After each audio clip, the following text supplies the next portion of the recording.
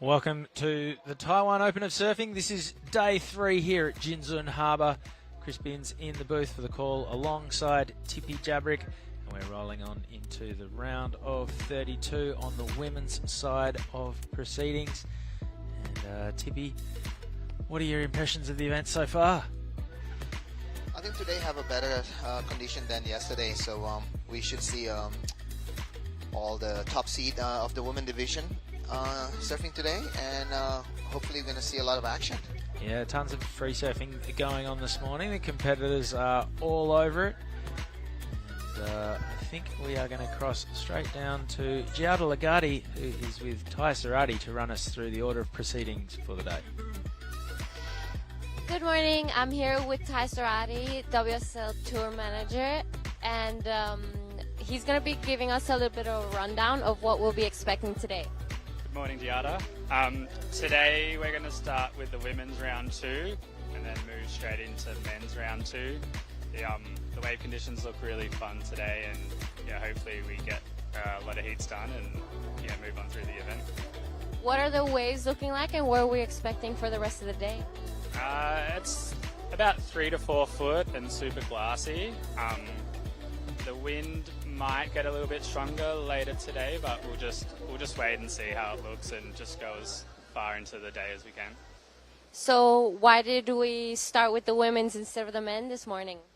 I think because the women are a QS 5000, give them the preference of the cleaner conditions in the morning, and I think, it should be a good day of surfing and can't wait to see the action. All right, perfect. Thank you, Ty. Back to you guys. All right, unreal. Thank you, Giada and Tai Sarati, who is our tour commissioner here in the Taiwan Open of Surfing. We've got pretty clean conditions on offer, plenty of swell. It's a short period, so there's just waves and waves and waves and waves. And in the water in the first heat, in the women's round of 32, is going to be Minamai Nanaka in red, Lin Yichen in blue. She's from here in Taiwan. Minamai is from Japan. Annie Dos Santos, who's from Brazil but lives in Australia. We saw her put on a great performance yesterday. Will be in the white jersey. And Anissa Flynn is the surfer in green. She's from Thailand. So, wow, multinational heat right there. Japan, Taiwan, Brazil, and Thailand all represented. Yeah, so this is going to be the first, I would say, first day that everybody going to have a real test of the event. Everybody can surf. Everybody have, different strategy, how to, advance. And one thing's for sure, Binzi, this event is a QS 5000 for the women's division. So this heat, this round is actually really, really important. Yeah, there's a decent amount of points on offer. You get, well, obviously 5,000 for first place, 3,042 if you can make the final. And even coming third in this round is 800 points. So, if you can get through this round, you're starting to look at something that is a keeper in your quest to get into the Challenger Series. So there are 3 tiers these days. The qualifying series gets you onto the Challengers, which is then your shot at getting onto the Championship Tour. And here is Lin Yin Chen opening up proceedings for the home team, the Taiwanese surfer in blue, kicking things off, and you can already see a marked improvement conditions today versus yesterday. Oh yeah, for sure. Because yesterday the chop was there, and today it looks cleaner. And I heard today we're gonna have a bit of a marathon going on, because the plan is to have the men's also on standby. Yeah, it's 8 heats in this round of 32 for the women's, and then there's 16 heats, round of 64 in the men. Here goes Annie Dos Santos, pint-sized goofy footer, who lives on the northern beaches of Sydney in Manly, but was born in Brazil, surfs under the Brazilian flag, has an American accent. She's a bit of everything. She's a great surfer, that's what we do know. Yeah, so Anne opening on that first wave will what will be the score on that one. We just have to wait for it. And still early in the heat. Here's a replay of Anissa Flynn from Thailand, from Phuket. Anissa is a goofy footer also, and also a goofy footer. There's a lot of goofy footer in this heat, actually. Right. That's not a bad way from Anne to open. Yeah, we saw Annie yesterday get through in the first heat of the day, so she's going to be surfing in the top of the draw through this whole event. And she got one of the better scores of the day for a big, powerful forehand bash. Just the one turn, but it was enough for a decent number. So we know she's got the weapons in her armoury. Opening score for Anissa Flynn from Thailand, 2.6. Annie Dos Santos opens with a 2.5. Lin Yi-chen, a 1.6. Minamai Nanaka from Japan. She's in the red jersey, so she is the top seed, is sitting patiently with priority. Yep. One more information for this event. This is a double region sanction QS, so it's really important for us in Asia and also for the Australian region. Right now, we can see Annie Dos Santos is also looking to punch through into top 5 into the Australian region. And Anissa Flynn, she's also sitting a little bit outside of the top 10 right now, Binzi, so she's trying to get her position up there also. And let's see. So this is the Thai surfer, Anissa Flynn. Good looking wave. So the left, the order of proceeding so far. 2 strong turns. Can she hold on to that? Not quite. That could be a keeper for her because, like, the first maneuver was really good. I have to say that was impressive from her. I think just the last maneuver, she got caught a little bit on that white water.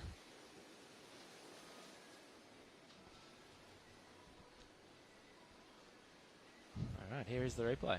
Here's another replay from Anissa. Nice rail surfing there from her, but unlucky for her that she landed a little bit out of position. The white water pushed her tail a little bit out of the wave and could not hold that rail. And she got 3.33 for that one, for one maneuver. So, yeah. Extends the lead. Extend the lead. Anissa Flynn from Thailand looks good with 20 minutes to go. Yeah, so plenty of waves on offer this morning. The competitors were all over it. And, yeah, some of the bigger name men are yet to take to the water, and they're licking their lips. They want to get out there. They've, you know, some of them have been here for 5 or 6 days now. Well, for sure. Keen to throw down for points. Yeah. And also, after this event in Taiwan, this is going to be our last event of the year. So there's a couple QS plan ahead before the cutoff in April 2023 for the Challenger Series cutoff. So we're going to see still a couple movers from the rank, actually. 5,000 point. And after that, we have to all travel to Australia, actually, for the double sanction plan, also for a couple series QS in Australia. So how does it work for Annie Dos Santos? She's surfing under the Brazilian flag. This is a co-sanctioned event between Australia, Oceania, and the Asia region. So can she get points for the Brazilian tour here? No. So how it's done is you have to pick your region in the beginning of the year. Even if you're from Brazil, if you want to pick Australia or Asia, it's up to you to register your membership where you want to be of the region. Right. So, for example, like Kian Martin, even though he's Swedish and Brazilian, he picked Asia because he live in Asia. He live in Bali, so that's how he choose his region. Gotcha. Yeah. It's a bit expensive to do a double region, I think. You know, you have to travel like 2 different continents, actually. So for Annie Dos Santos, that's probably taking the harder route, being Brazilian and going through the Australian leg where there's a lot more women's events and a lot more women competing. it's probably also, I don't know where the family live also, because she told us that her dad lived in Brazil or something, but I'm not sure because it's really up to how she live her life, where she live and where she serves. So she's a bit in the two world there yesterday from the interview. Yeah, well, she's great interview, so if she can win this heat, we'll put her on the grill again afterwards and get a bit more out of her. Yeah. I think she just loves surfing DY, maybe. That's why she picked Australia. So Minami is looking for this wave. Nope. She's still holding priority, still haven't have any score on her board. So still waiting for the right one, looks like it.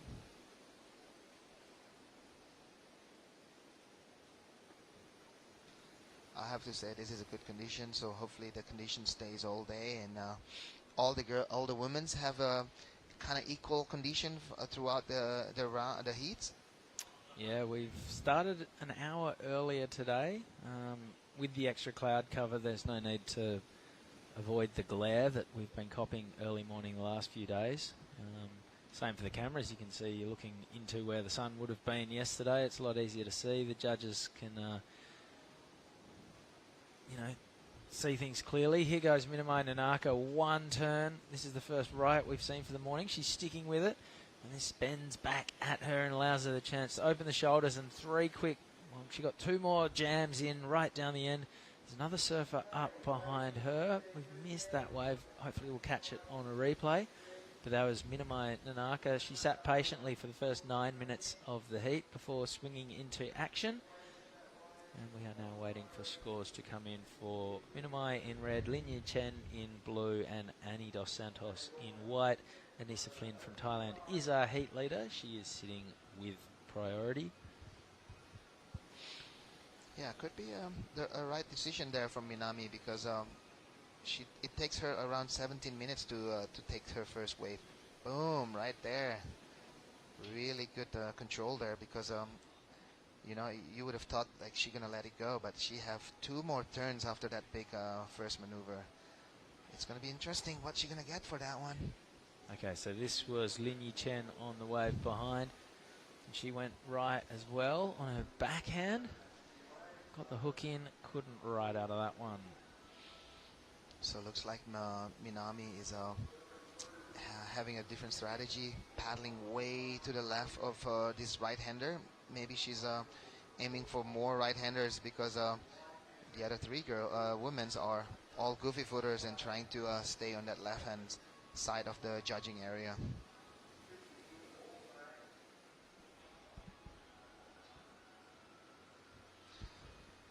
As we can see here, this is going to be the next heat. We're going to have, this is in blue, we're going to have...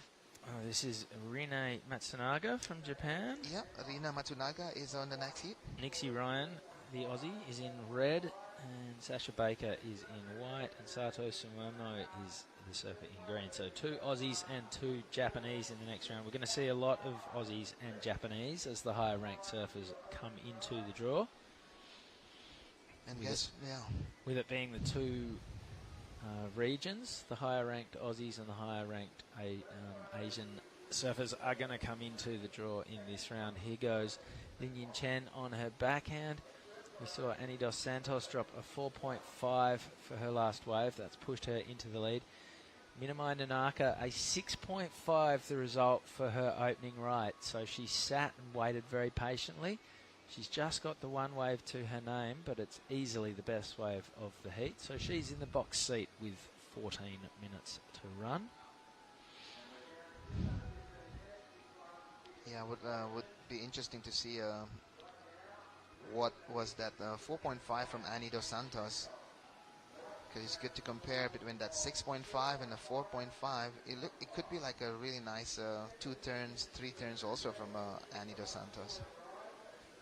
Having a look further down the line, Heat 3 is a cracker. Kalani Johnson from Indonesia, Elise Cooper, Willow Hardy, both from Australia, and Mai Sin Pan or Leanne McDonald from Taiwan. So one of Taiwan's best surfers up against one of Indonesia's best surfers and a couple of Australia's best up-and-comers as well. Yeah, for sure. Kailani currently sitting in the top 5 right now in the rank. And I'm pretty sure Willow Hardy is also up there in the rank. She sure is, yeah. We saw Willow surf in the Margaret River Pro earlier this year as a wild card, so she's already tasted championship tour heat action. Has Kalani ever surfed? Yeah, she did the Kramas event. Yeah. She did the CT back in 2018, 19, yeah. I know we're both biased, but let's bring Kramas back to the tour, please. Yeah, there's a lot of talks about, bringing a couple big events to Indo, G-Land was on the map last year, but this year, unfortunately, we have to take it off because certain reason, but the plan for a big event in Indonesia, they want to come back again for sure. I think Kramas should be on the map again. It's just such a fantastic venue, isn't it? Yeah. It's great for spectators, it's great for the internet, it's great for, the online and broadcast viewers. It's just like a studio. And it's just such a great combination of everything you look for when you surf. It's got the tube, it's got the face, it's got the ramp, it's got the big section coming out of down the end. Yeah. Yeah, I think Ramas is one of those iconic event that should be on the tour, like J-Bay or even like Trestles, it's such an amphitheater. To see the energy that close and the spectators can high-five Kelly Slater after his heat, without, I don't know, it's just an amazing experience. Well, I think the images I'll always remember are Steph Gilmore and Kanoa Igarashi getting thrown up the beach in the big chair, in the big chair with the crowns, and it's just fantastic. Pumping last day of surf as well. This is Anissa Flynn from Thailand. She's dropped down to 3rd place. She's only looking for 318 actually. So in this stage of a heat, it's all about picking the right one because there's no time to figuring out or going on a smaller one. It's all about picking the right one. If you're holding like priority, you should hold on it like Minami. She's not doing it right there. As soon as you said that, she's cashed in her priority on a dud. I know. So Minami holding priority on that one. So looks like she only going to drop a smaller score if I'm not wrong, because on that wave we only saw the part that she fall off. I mean, like she kicked out. So 10 minutes and 35 seconds right now. Annie Dos Santos is sitting first with a 4.5 and a 2.6. Minami actually with the highest score of this heat. Here we go again, Minami. Nice top turn there, Binzi. I really like the way all these Japanese surfers just attacking the lip with super low bottom turn. I think all the Japanese have kind of same technique of that low bottom turn. Yeah, I really like the way Minami's going about it right now. Her wave selection's been impeccable. Obviously, she had that one dud, but even on that, she didn't try to stick with it. As soon as she realized it was a burger, she jumped off and got out of there. Here's Annie Dos Santos. She's currently in the lead. She's not going to be for long when this next score comes in for Minami. And I think, this is the replay of what we saw from Minami. You see those really two well-placed turns just hooking hard on her backhand. Yeah. And that's going to be a decent number. There it is, a 5.5. So Minami in the lead, a 12-point total. The two best waves of the heat, a 6.5 and a 4.5. Annie Dos Santos is in second with a 4.5 and a 2.6. Here goes Lin Yi Chen. She needs a 5.17 to get up to second and keep her run alive. There's 9 minutes remaining. Yeah, super smart surfing here from Minami. Only catching 3 waves so far, and all of them been super, I have to say, productive with a 6.5 and a 5.5. It put her like really strong on the lead, because right now Annie Dos Santos is looking for a 7.5. So if she can get one single highest score of this heat, that would be a 7.5 and move her into first. So or she need to put a little bit more attention to Anissa, because she's only looking for 3.78. Still open for second and third, actually.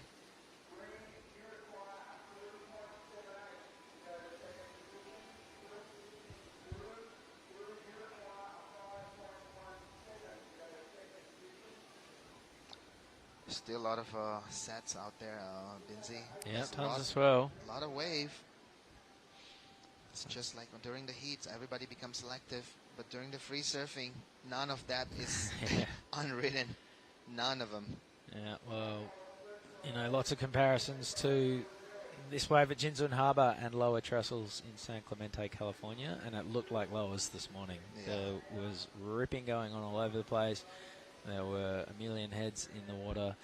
And, yeah, it looked like popcorn in a microwave every time a wave came through, because there were dudes popping airs all over the place. And, yeah, with the warm water, and it's so close to the beach, you know, guys are coming in and out, swapping boards, going back out, trying this, that, the other, and really getting tuned up, because we've got a big day of competition ahead of us. Looks like the winds, hopefully, are going to stay around this level all day long. This looks like Minami on her backhand, current heat leader. And this one might run for her a little bit as well. So she's got a third turn in. Yep, she's done. So out of there. Anything over a 5.5 will extend her lead with 7 minutes to go. That gives priority to Annie Dos Santos. For mine, it's a bit of a two-horse race. Annie hasn't really put her foot down yet. And Anissa Flynn needs to catch better waves than that if she's going to threaten the top two. Yeah, I have to say it's really impressive. Minami Nonaka's backside just super strong. Super low, super strong, just pushing it into the lip. I have to say that was one. No, that's going to be a 4.77. Doesn't change the situation.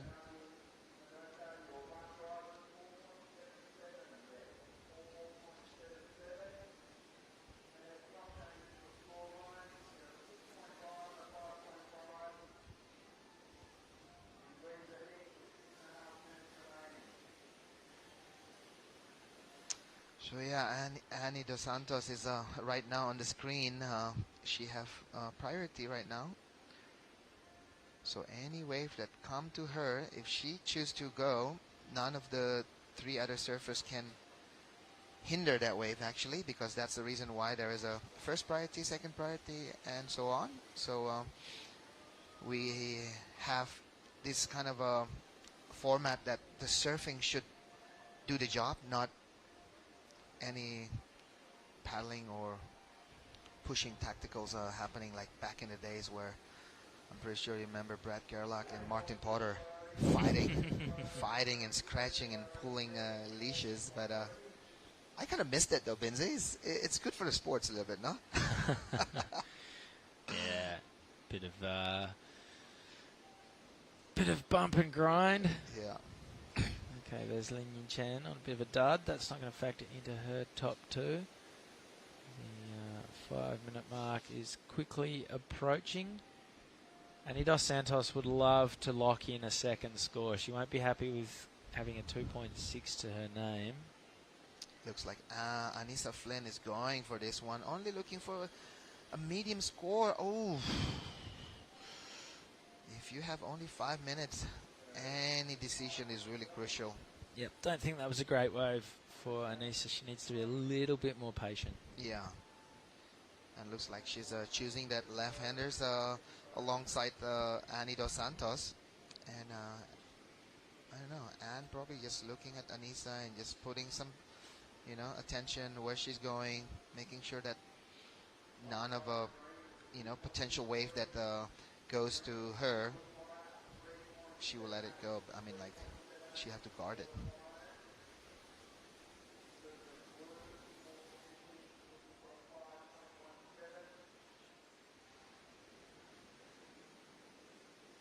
Well, plenty of swell around. We've got a decent set on the way. There's a lot of... And here's Annie Dos Santos flying down the line. Not sure if she got a turn in before that one. But this is definitely going to get rid of her 2.6 and tighten her grasp on second place, make life that little bit tougher for Anissa Flynn and Lin Yin Chen.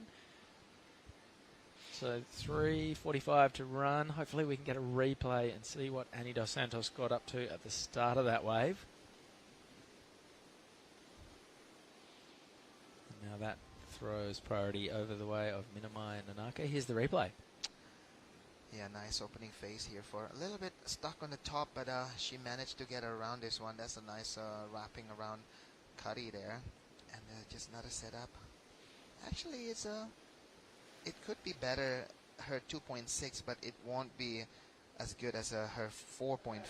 Yeah, a 3.37 the result. So, yeah, I think she definitely cost herself with the first turn not being super fluent. She'll know that. Yeah.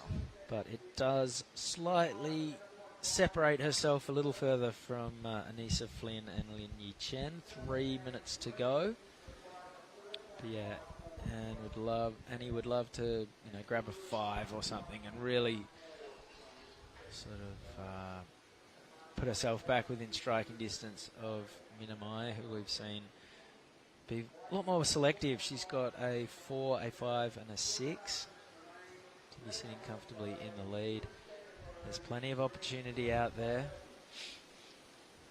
You know that the surfers in the upcoming heats will be studying all of these heats to try and figure out exactly where they need to be sitting. Minamai Nanaka, her wave selection has been fantastic, and she's got herself another good one. She's a slight half a second behind it.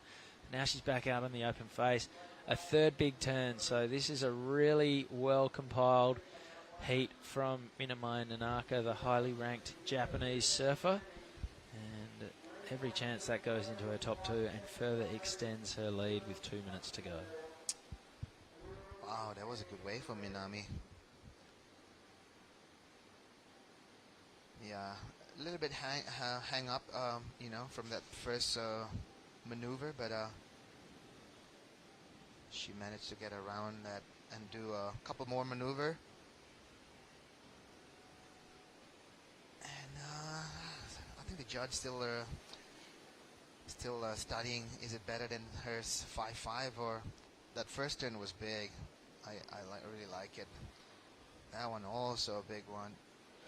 Ooh, could be around that 5.5. I think, Binzi. Here we go. Okay, this is Lin Yin Chen, and she's found herself a good-looking wave. This one's standing up. It's running a little bit mid-face. Needs to get up slightly higher up the face of the wave. Could be her best wave. That definitely could be her best wave. There you go, Minamai Nanaka, last wave 5.77, does go into her top 2, so she's building on her lead. 45 seconds to go. Annie Dos Santos needs a 7.77 for first. Anissa Flynn is chasing a 4.54 to get up to second and progress. She has priority. Wave selections let her down a little bit in this heat so far. 30 seconds to go. She really needs to pick a gem if she's to have a chance. There's some lines on the horizon, so 25 seconds to go. Will Anissa Flynn get one last crack at it? Yeah, if you're out of position out there, you cannot catch any wave, even though there's sets coming. But if it's not coming to you, it's a bit far. We'll see if Anissa can catch. Well, there it is. The heat is done and dusted. Minamai Nanaka takes the win for Japan. Annie Dos Santos takes the win, or takes second place. And the Brazilian surfer will be joining Nanaka in the next round. We're going to go to a quick little break, and when we come back, Heat 2 in the round of 32 will be underway.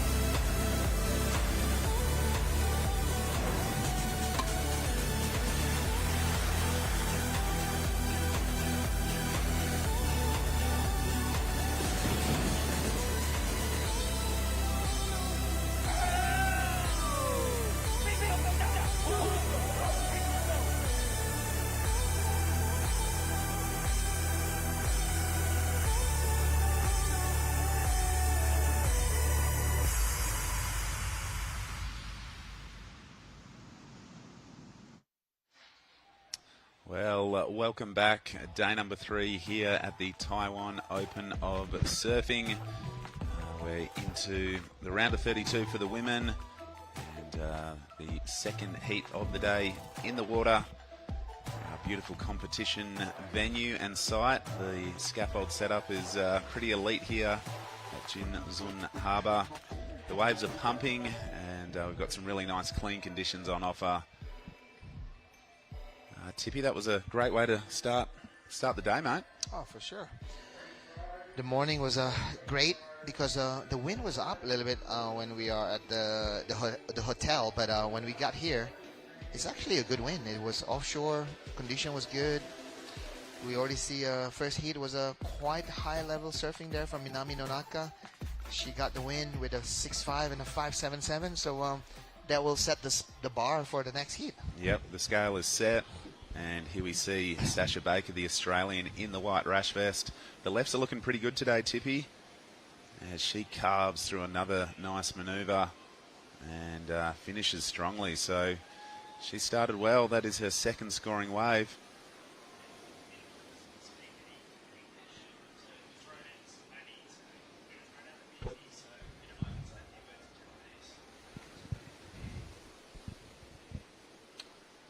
So yeah, that was a second ride from Sasha Baker. Her first opening ride was a 5.17, so she got really busy in the first 5 minutes. Yep, that's how you want to start a heat. Yeah. Here we go. This is the replay of her 5.17 actually, Justin. Yeah, strong first turn. Right in the pocket again. Whipping it. Super cruisy style. Yeah, I like it. And this is her second scoring wave. Still waiting for the scores to drop on this one. So mixing it up on her backhand, opting for her forehand on the second wave. And I think she's going to look at another pretty healthy score right there. So Sasha Baker will be feeling good with, pretty much 20 and a half minutes remaining in this one. She's off to a flying start. 2 Japanese surfers, 2 Australian surfers in the mix. And this should be a good one. Nixie Ryan has just come off a win down in Victoria, a QS 1000 event. She's definitely stepping it up here at a QS 5000.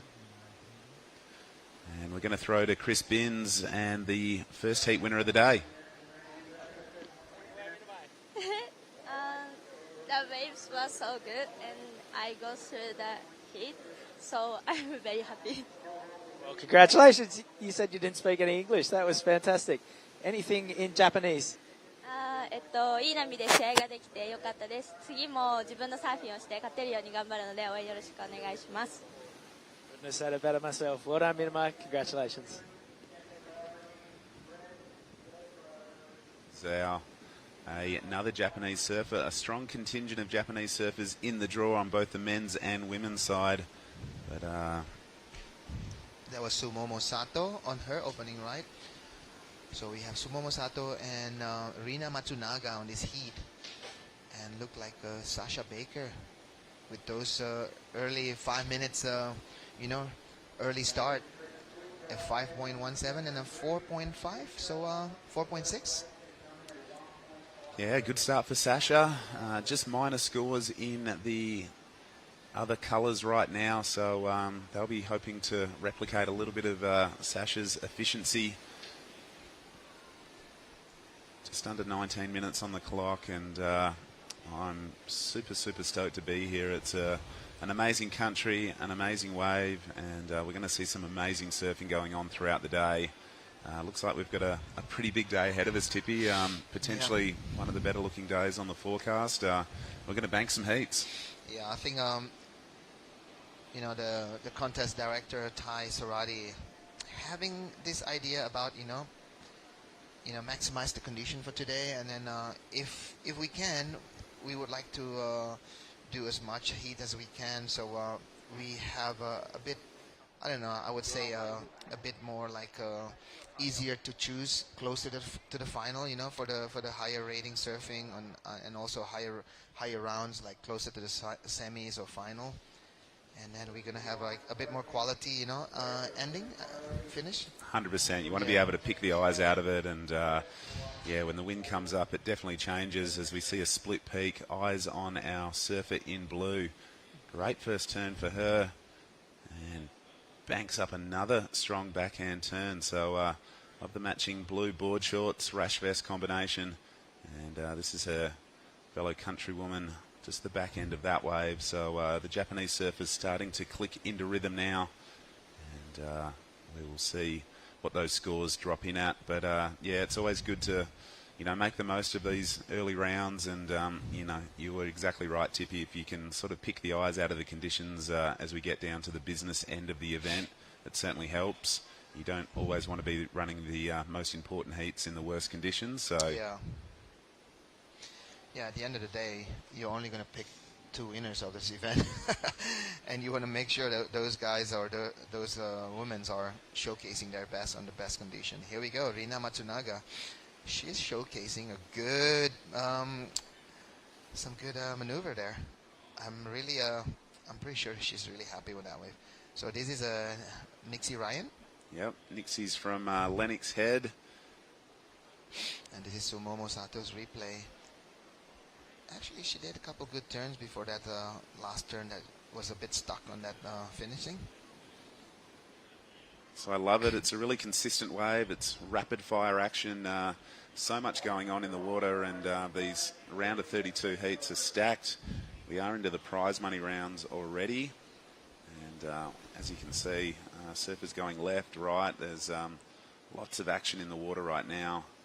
Yeah, that was Sumomo Sato also on screen, just finishing her 3rd wave actually. So here we go, 4.83 for Rina Matsunaga that left. I think that was her highest score right now. And then Sumomo Sato still waiting for her last score.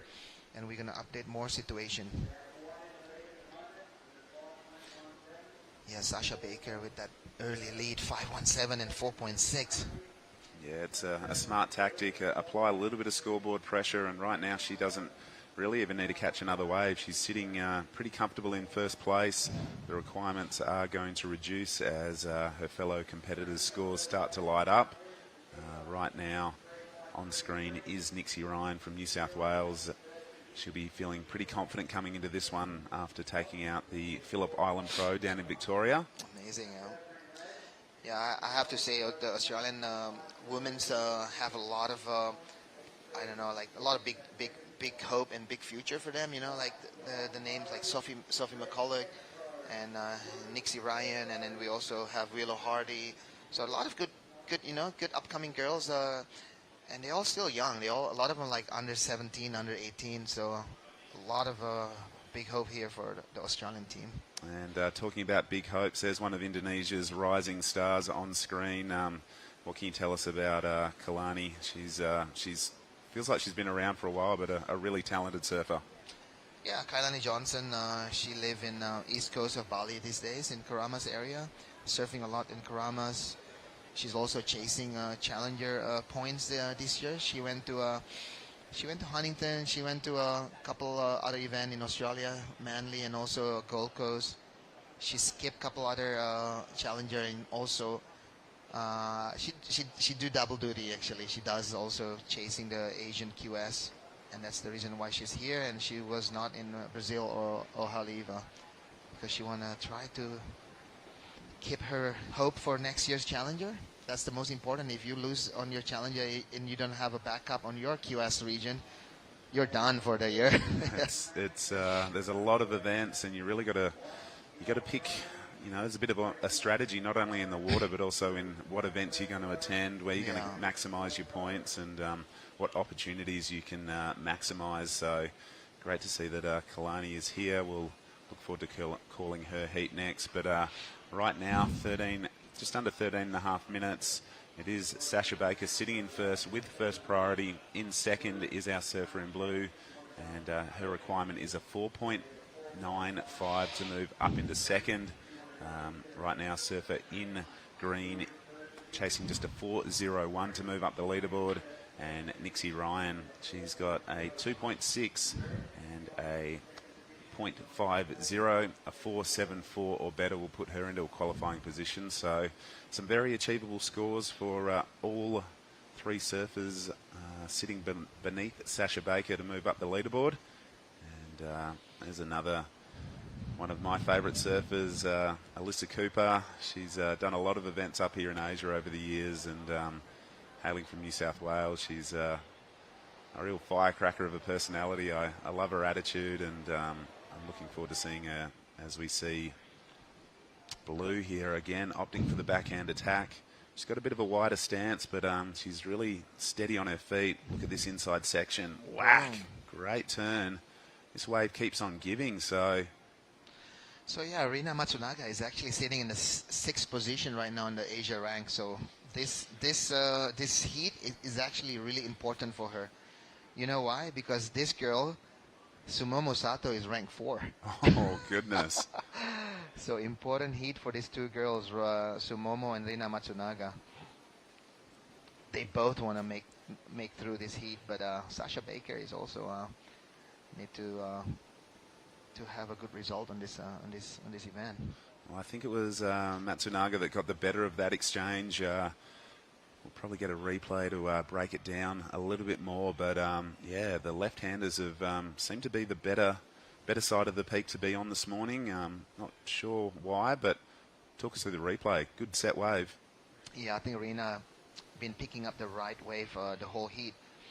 That first one was quite nice, but the second one is a bit stronger, and this one, I have to say, the exclamation maneuver of that wave. So 4 nice turn right there, Justin. Could be on her 4.5 where she got the first wave, 4.83. Yeah, well, she's definitely going to improve on the 2.5 as we see Sato's replay here. Not quite as steep as her fellow Japanese surfers last wave, but still grinding through it. And here we go, the two Australians split the peak. It's Sasha Baker. She's a tall surfer, really uses those long legs to get a lot of leverage out of her turns, and bounces off a little inside section there. So and we see Nixie Ryan kicking out. So I'm looking forward to the replays and really dissecting what the surfers are doing out here at Jinzun Harbour. The Taiwan Open of surfing. Day number 3, we're into some pretty critical heats, as my co-commentator Tippy Jarbrick was saying. A lot of girls looking to move up the rankings, and this is Nixie Ryan's replay. Yeah, this could be her best wave of the heat right now, Nixie Ryan. And guess what? She's also number 6 on the rank. This event is a QS 5000. You want that, that point.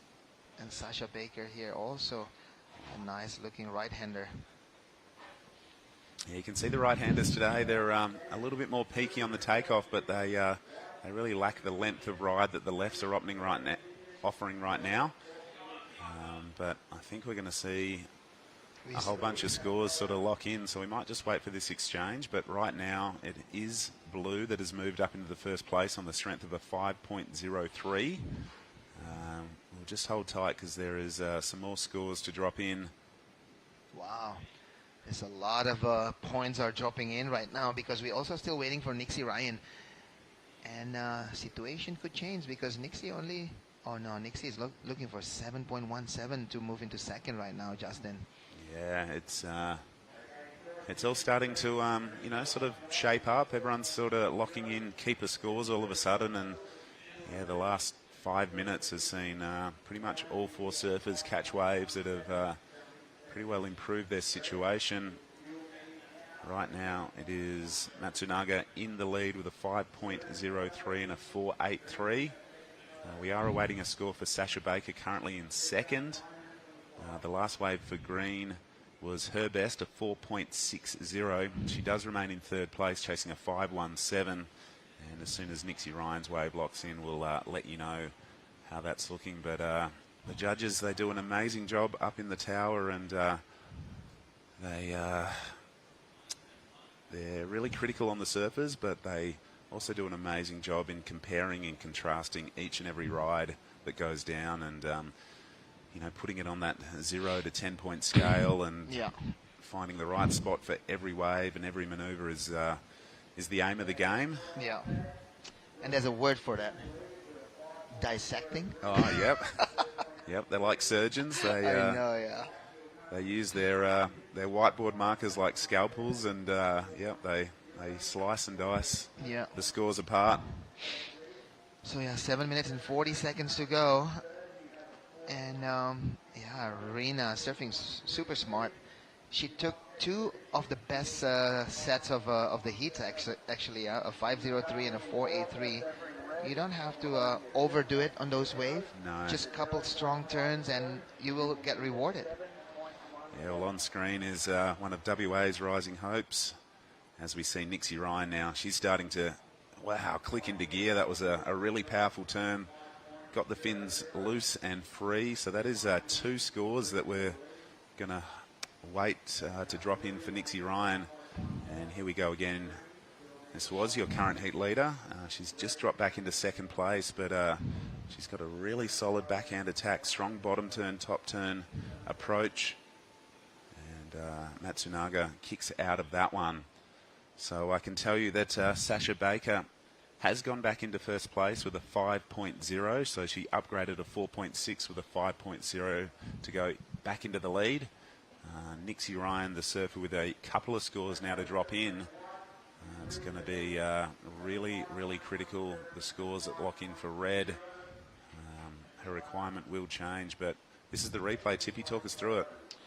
Yeah, I think this is one of the best way from Nixie, also linking up really nice. That tail slide there, that was really good.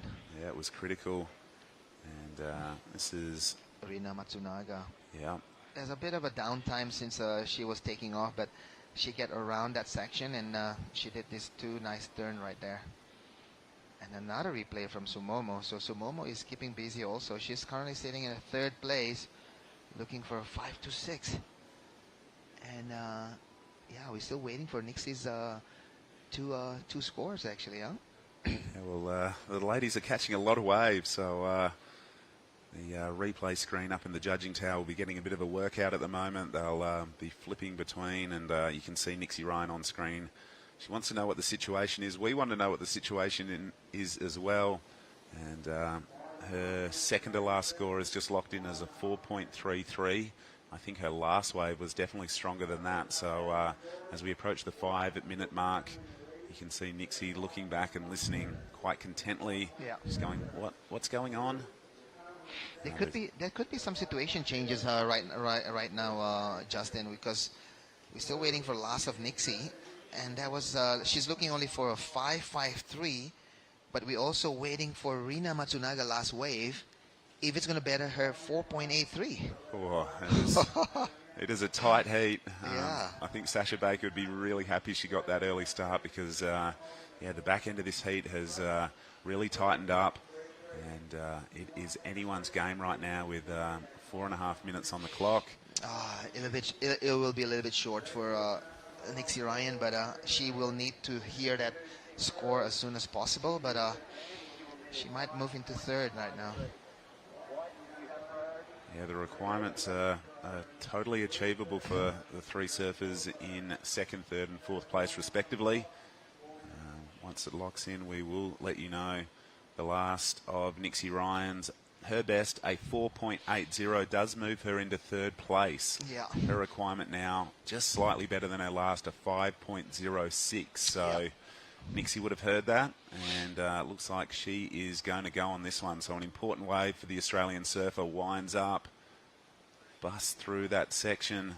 The wave is a little bit slopey. It doesn't have the steep vertical section that she wants. You can see she's putting a lot of body torque into these turns. Yeah. But I'm not sure if it's going to be the number she requires, as Sato here has dropped into 4th.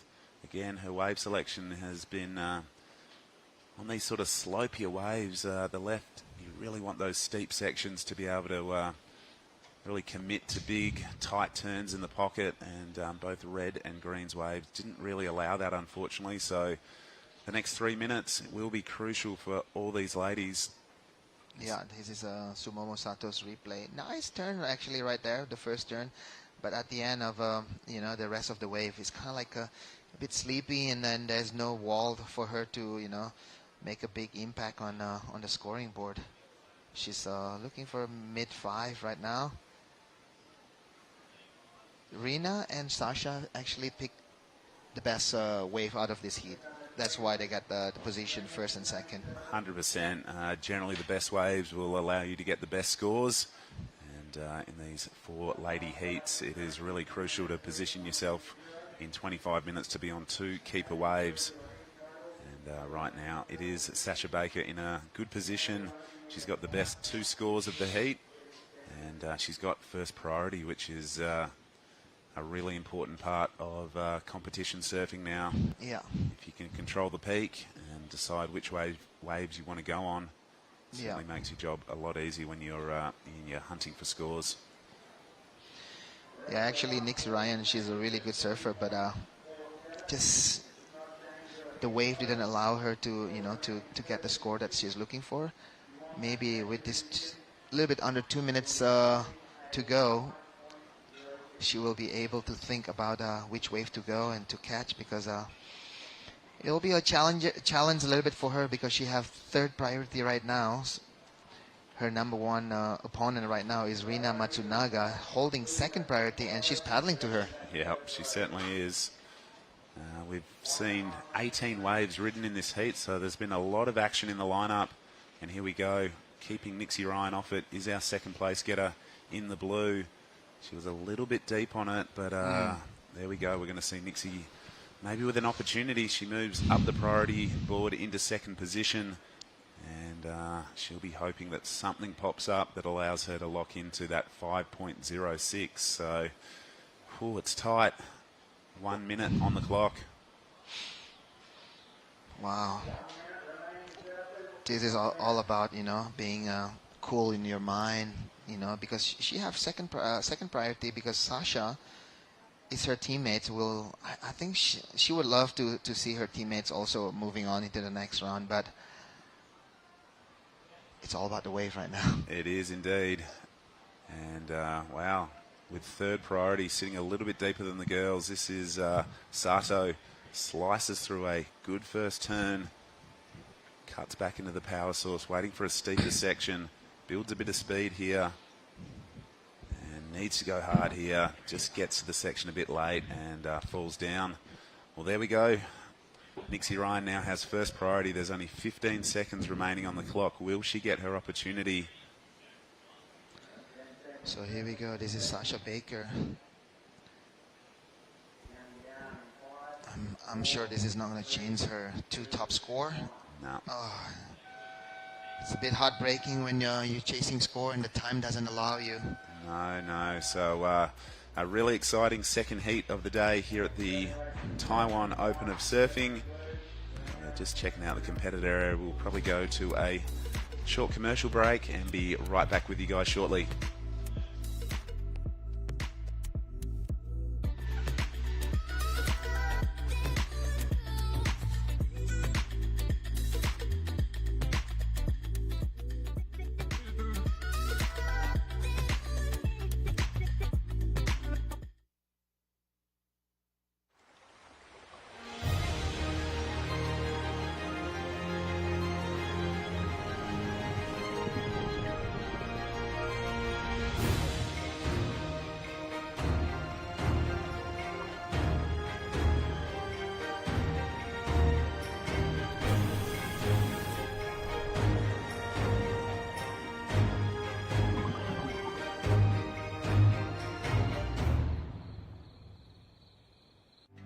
在台九线长长道路上，一旁就是那无尽的海洋。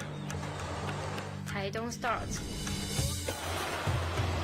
旅行是一场灵感的捉迷藏。台东是个美丽的地方，也是个很真实的地方。一起来寻找新的方向。台东 Start。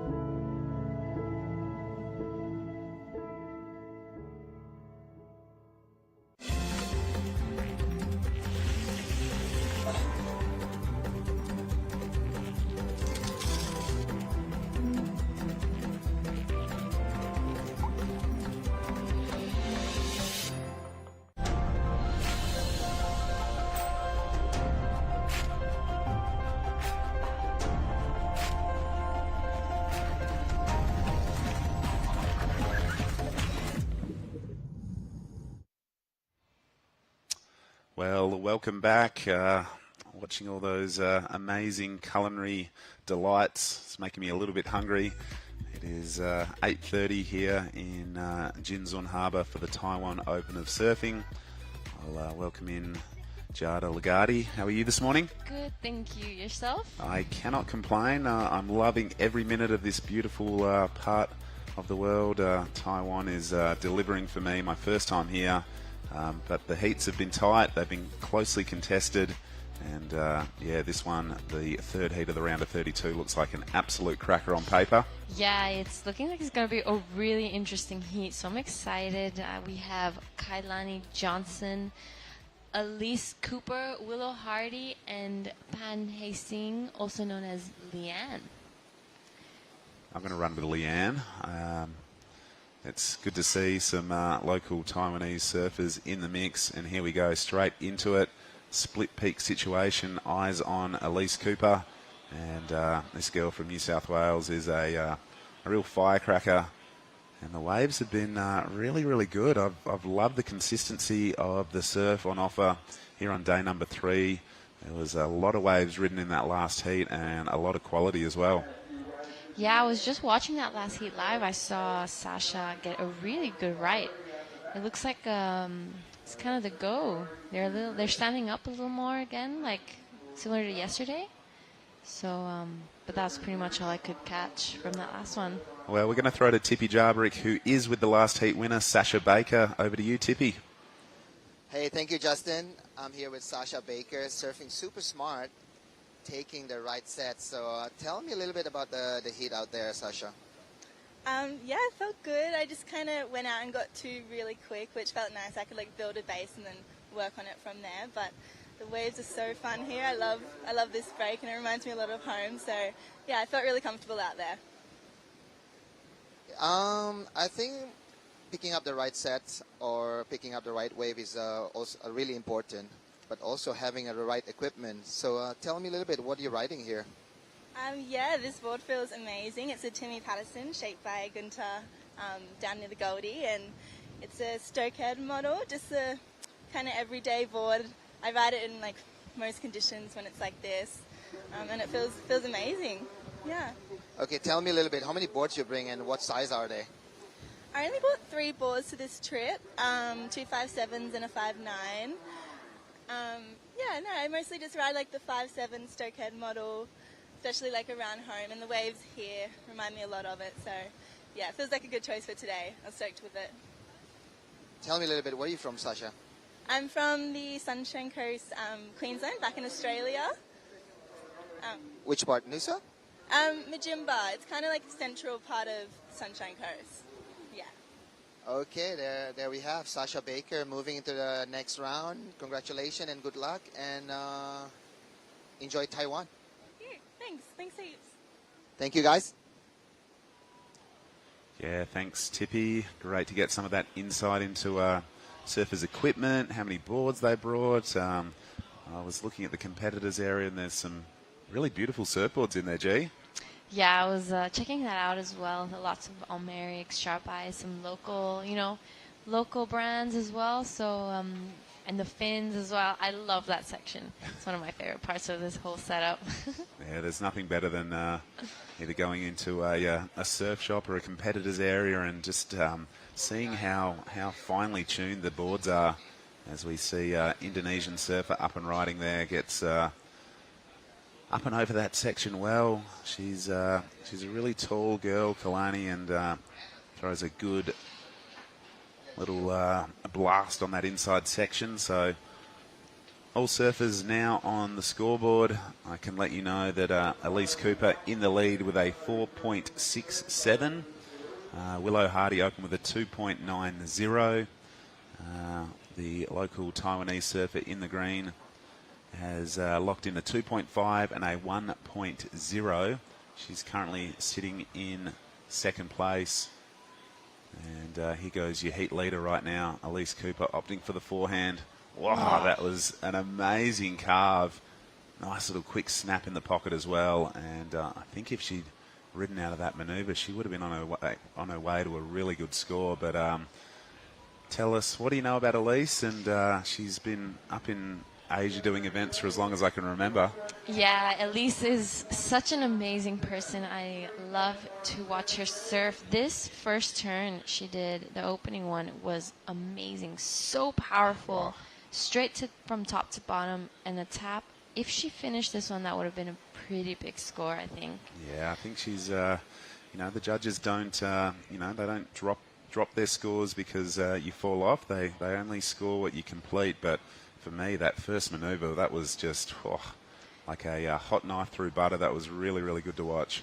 Yeah, that was definitely one of the best turns I've seen this morning. But here goes Kailani, Indonesian surfer on her backside. She used to live in Kramas, so she's really used to those rides. And seeing her in Nias as well was amazing. She has such a powerful backhand, so sharp and clean. But back to Elise, she got a 6, and I think that's mainly of her first turn. Yeah, as we see young West Australian surfer Willow Hardy. 2 nice forehand turns there. She opened with a 2.9, and she'll now have her second score on the board and improve her situation with 16.5 minutes. But yeah, I really like that score from Elise. A good score, 2 turns, but I think every bit of that number came from that opening manoeuvre. That was what the judges love to see. It had speed, power and flow through every part of it. And this is a replay of Willow Hardy's wave. A nice first turn and into the second, and it was a quick 2-turn combo, but it was nice. She's definitely going to be improving on her score, but I'm sure she's going to be looking to get a better wave, knowing what she can actually do. Yeah, well, it's just locked in at a 3.93, so enough to move her up into second position ahead of Kalani in the red jersey, who's just locked in a 2.40 to back up her 3.17. So right now it is a battle for second position, and if this lady can do what she did on her last wave, she'll be looking at another good number. A little bit of progression there, throws the tail, can't quite ride out of the second manoeuvre. This is the local Taiwanese surfer Leanne on her backside. This wave has a little bit of whitewash on it, so it's kind of bumpy and hard to handle, but rides off of that, I'm sure she'll be looking for something better. Yeah, 100% she will be. I think it's so cool to see the amount of local Taiwanese surfers in both the men's and women's draw. Such a good opportunity for them to be here on their local break and mixing it up with surfers from right across the planet. Tell us, how cool is it to see travelling surfers come through Bali, and it opens your eyes up to new techniques and how other people surf? Yeah, for sure, especially because Bali is such a hot spot for surfing, so everyone always comes and hangs out there. It's great. When I was younger, you see all your heroes surfing your home break, so it definitely motivated you to try surf it the way they can. Yep. And even like the local crowd that lives in Bali, they're all amazing surfers, and everyone's so humble and friendly. It's nice to see the pros kind of mingle with them as well. Teaches you a thing or two, talk about your boards and this, and they give you tips. So it's great. And I'm guessing it must be the same here for the locals. With this event coming down here, they all come and we teach them the same way they teach us. Yeah, it's such a cool thing. And it's been such a cool thing to be here in Taiwan, an absolutely amazing country, amazing culture, even better food. We gorged out last night, a bit of a team dinner at the hot pot place. I was still pretty full this morning. But what a cool country. Have you been here before? No, this is my first time. Okay, we're both first-time players here at the Taiwan Open of surfing. I think I'll definitely be coming back, though. Oh, for sure. And I'll be definitely trying to go back to that hot pot place from last night. Yeah. That was a full smorgasbord buffet. There was everything you wanted, from savoury to sweet to, some pretty interesting things you wouldn't see on Australian menus. But, it was just cool to sort of immerse into that local culture and, see how they do it. As we see Kalani up and riding here, a smaller inside wave, but it's got a bit of a good line on it. You can see a really pumping to generate speed, and that section was really well connected with her surfboard. So good surfing there from Kalani Johnson. Yeah, you can see all those hours spent in Kramath coming out. But yeah, I think the strangest thing from yesterday with frog legs. I definitely posted that up on my Instagram story. I was, yeah, I thought that was French cuisine, but obviously they don't mind it here in Taiwan as well. But that was some, bit like the hot pot last night, some red hot cuisine and some red hot surfing going on there from Kalani Johnson. She was in third place prior to that wave. Her requirement was a 3.67. Plenty of time on the clock. We've gone just past the halfway stage. I think 25 minutes is the perfect amount of time for these heats. And the consistency of the waves has been really good today. Yeah, what I see out there, it could be difficult to find your positioning because the waves are so shifty. Yeah. So unless, you know, without the crowd out, you kind of don't know where to sit. Yep. So it's important to kind of find your mark and stick to it. This is a local surfer from Taiwan, Leanne. Beautiful second turn as she looks for a finish, but this wave just doesn't give in. Yeah, I love this place. I've, you know, loved how friendly the people are. And, of course, a big thank you to the Taitung County Government and the World Surf League for co-hosting the 2022 Taiwan Open of Surfing. This event has been running for over a decade, and the success of each year is thanks to everyone's effort. Big shout out to the co-sponsors, PX Mart, Haesong Water, Corona, Red Bull, Quicksilver and Roxy, as well as Chai Lu, who are throwing out some really cool recycled water bottles. And that's one thing I've really noticed is how clean the area is. There's no rubbish on the beach. We're right here in Jinzun Harbour, and they seem to have a really good process of recycling their waste and, you know, making sure nothing ends up in the ocean. Yeah, I noticed that as well. You see no plastic on the beach. You don't see plastic anywhere. So I was really impressed. I think that's such a great thing from Taiwan to really take care of their environment. Yeah, it's been amazing. And here we go. This is Willow Hardy, young West Australian. Beautiful little carve in the pocket there. Throws it back into the whitewater. She's going to stick with this one and work it through to the inside. Nice little sort of variation there, little drop wallet sort of thing. And you can hear a few little hoots and hollers. There's a really cool little supportive bunch of Australians. And I know Willow's dad, Gene Hardy, is here, an amazing surfer in his own right. He charges. And he is so supportive of, you know, both his daughters' efforts. This must have been on the other side of the peak. We didn't see this one live. So Kalani, good first turn. But the right-handers, they've been just that little bit shorter. Yeah, and this is Willow's replay. A beautiful first turn and wraps it again for the second one as she throws in that variety of a little layback Larry, I guess, and finishes off with a little foam climb. Beautiful waves by both the riders. Unfortunately, Kalani getting unstuck on that second turn, so I'm not sure what the judges are going to score that.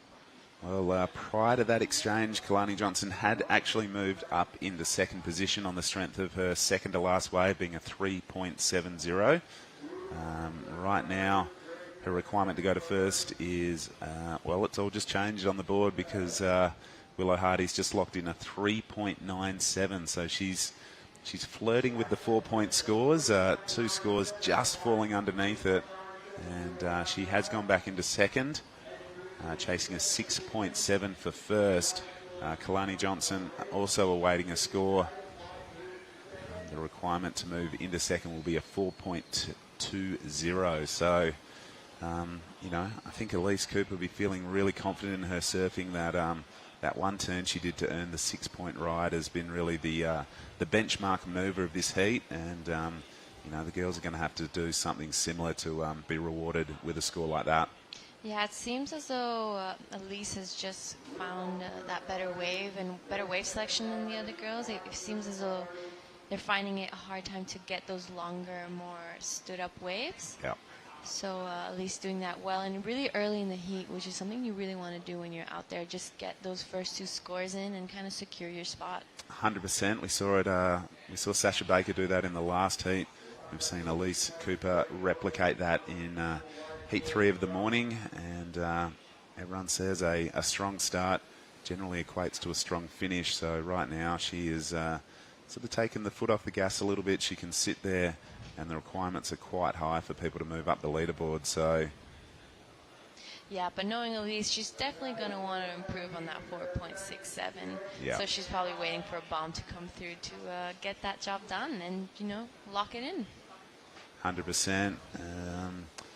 As we're seeing numbers lock in, there we go for Kalani Johnson, a 4.70 for her last wave. It does move her back into second position. So right now, red and white, a little bit of an arm wrestle going on between these two surfers.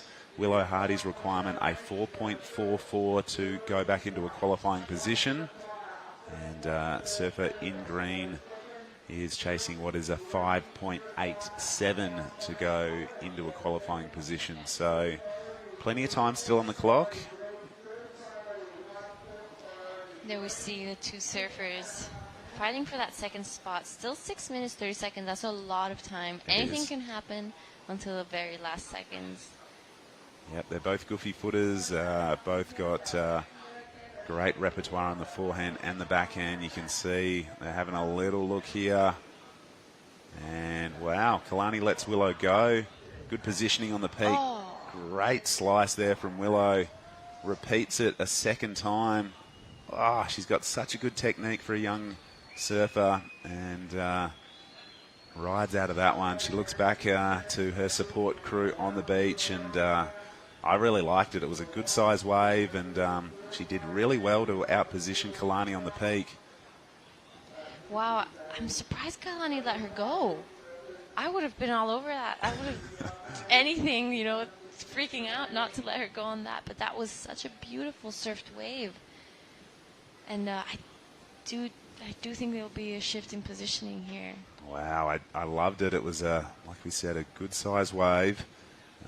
3 really strong forehand wraps from Willow Hardy. And as we approach the 5-minute mark, I wonder if Kalani will be kicking herself. It was definitely a bigger wave than the one she's taken off on here. Yeah, this wave is slightly smaller, but Kalani getting also her 3 turns in. Oh, stood up tall on that one. Yeah. Showing the judges like, I'm still in. I completed it. I was in control. Yeah. So I'm curious to see how this exchange is going to go. It's going to be exciting. So this is the replay. As we saw, a nice little drift of the fins there. And she really sort of powered through all of those maneuvers on a smaller wave. So, it's going to be interesting. It's exciting. I know there's probably a lot of West Australians back home tuning into this heat. So good morning, WA. Big shout out to the strong surfing community of Margaret River, who are right behind Willow Hardy, and they should be right behind this score, a 5.43. I think well and truly justified. So she has gone into second position. The requirement now for Kalani Johnson in third, a 4.71. She scored a 4.70 on her second to last wave, so she's definitely capable of that number. But yeah, a healthy score for Willow Hardy. She'll be pumped hearing that. And the last score, a 4.23 for red, so not enough to change the situation as we see your heat leader getting to work on her forehand, Elise Cooper. Finishing this off nicely, at least confident, in that first position. Willow looking for 5.25. Not a massive score, but still a score for today.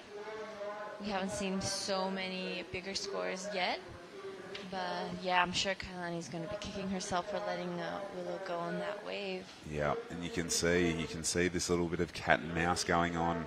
Willow Hardy does have first priority, so she can, I guess, sort of sit on red. It sort of happens the other way around as we see the replay of Elise Cooper. Beautiful forehand gaff. And the wave went a little bit foamy on the inside, but connected the dots. Not sure if it'll go into her top 2, but You can see these two girls, they're not going to let anything sort of go past. I think Kalani might have learned her lesson from that last exchange where she let Willow get that 5.43. Yeah, and I'm sure Willow's going to be sitting on Kailani for the rest of the time being. Yeah. She's not going to make it easy for her to catch that next wave.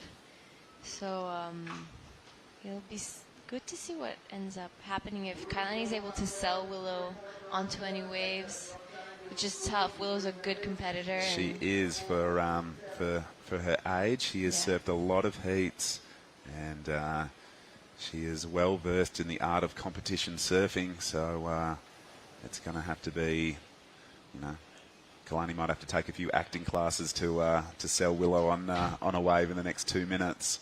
Yeah, and Willow really demonstrated that maturity in competition on going on that last one under priority as well. Well, this is a good-looking wave, and Willow is going to cash in, so taking her opportunity here, opting for the backhand. Really strong surfer, no matter which way she's facing the wave, and that's a good, strong finish. So Willow Hardy, she is going from strength to strength in the back end of this heat, and showing the world that she is really ready to step up to the challenge of the qualifying series. She's done really well on the Pro Juniors back in Australia this year. And, for me, she looks competition ready for events of this standard. Well, she's definitely going to be increasing that requirement for Kailani, as her backup is only 397, and we see Kailani on this wave. Whoa. Beautiful first turn and straight into the second one. Finishing this wave off really nicely, but doesn't complete it. So, wow, this is a great end to the heat. It is. I loved it. So we're going to see the replay first of Willow Hardy's. Both the girls on their backhand. And here we go. It was a strong finish, and the score has locked in a 5.97 for Willow Hardy. A 5.97. We're still awaiting the number for this wave for Kalani. But, yeah, Willow has clicked into gear, and her best two waves have been our last two. We'll tell you what the requirement is for Red. She's chasing a 5.98. A 5.98. It's got to be a lot better than her two scores in the scoreboard right now. So, with 15 seconds on the clock, who knows? This is going to the result will maybe come after the siren sounds, as we see a last wave here for our local Taiwanese surfer just to come in on. Wow, Willow going straight to first. Wow, you can see her sort of chatting to herself there. I reckon she's pretty pumped, and that is a really confident performance from the young West Australian. Still awaiting the score for Red, and it's a 5.40, so it does improve her situation, but she finishes in third. And there is your heat winner. She'll be very happy. I'm going to have a chat to her, so I'm looking forward to that, and we'll be back after a short commercial break.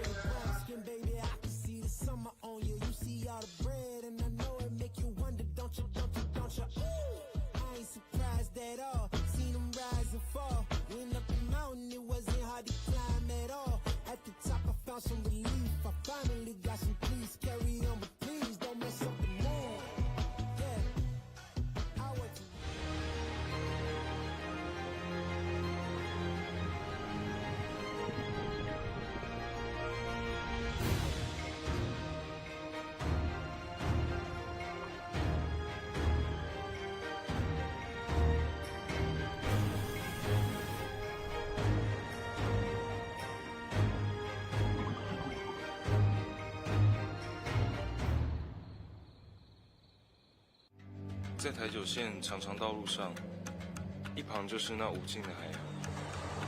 台东 Start， 旅行是一场灵感的捉迷藏。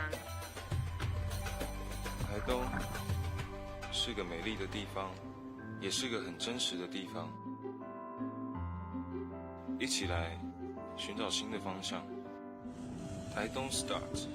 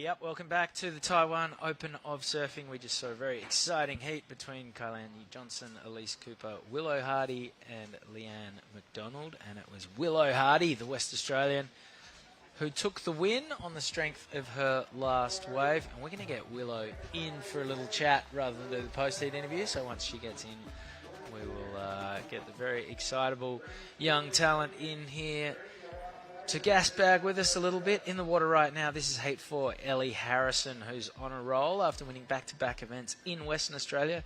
Ziggy McKenzie, who's an Aussie but lives in Bali. Nilby Blancata, who we saw yesterday representing the Philippines in style. And Sai Manawa from Japan. And wow.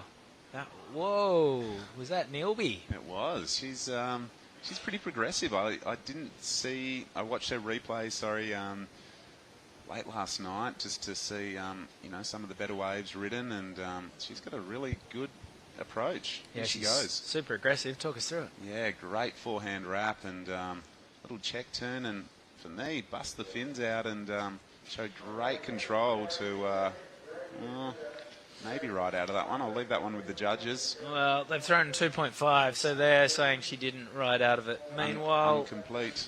Ellie Harrison has opened up with a 4.5. She is our heat leader. And Justin, you were at the two events that Ellie won in Western Australia. Run us through how they played out. Yeah, so the WA Pro Surf Series was a two-leg series of WSL events. We did a Pro Junior in Mandurah, which is about an hour south of Perth. Got really fun waves at Avalon Point. Mandurah is almost one of those towns you drive straight past on your way down south and no one really pulls in there, but it's a great coastal community. And Ellie Harrison, she has got nerves of steel. She beat Sierra Kerr with a buzzer-beating last wave with about 5 seconds on the clock, and she took that momentum and that confidence into the Cape Naturalist Pro, which was held at Yallingup, and she just looked unstoppable. I thought her backhand was good, but her forehand is even more powerful. She dropped a 10-point ride during that event, and she took out her first ever QS 1000 win. And here she goes now, the young Victorian. Just a quick in and out there, but that win saw both Ellie and Sierra qualify from the Australia-Oceania region for the World Junior Surfing Championships, and I think that is quite an impressive combination of just stock power from Ellie and a bit of progression from Sierra. I think the two Aussies are going to go really, really well over there. But yeah, great little sort of support network. Her mum and her grandma were in Western Australia soaking up the sunshine and all the amazing scenery, and I think she just felt really comfortable. And yeah, having a good support base on the beach certainly makes your life a heck of a lot easier when you're in the water. Yeah, and the World Juniors this year are in San Diego, I believe. That's true. So, and who's our team? So Ellie and Sierra will represent the ladies, and for the men, two lightning fast turns there from the lady in the red jersey. That's going to be a decent number. We'll extend her lead. And for the men, it will be Lennox Shell and Marlon Harrison. Okay, so Marlon Harrison surfing here as well. Any relation to Ellie Harrison? No, I asked that question, and I think they're staying together, but no relation. So everyone has asked that. Are they related? Pretty sure they're not. Marlon is from the Gold Coast, from quite a strong surfing family. Talk us through this replay. Yeah, she's got a really good forehand approach, and that was a nice little whippy snap off the top. So great surfing so far from Ellie, as we see. This is Sai Manawa from Japan, getting a little bit caught behind that one. And now Ziggy Aloha McKenzie is nowhere near that one. So last score for Ellie Harrison still to be locked in. The judges might just be looking at some replays, because I think that's going to be one of the better numbers for the day so far.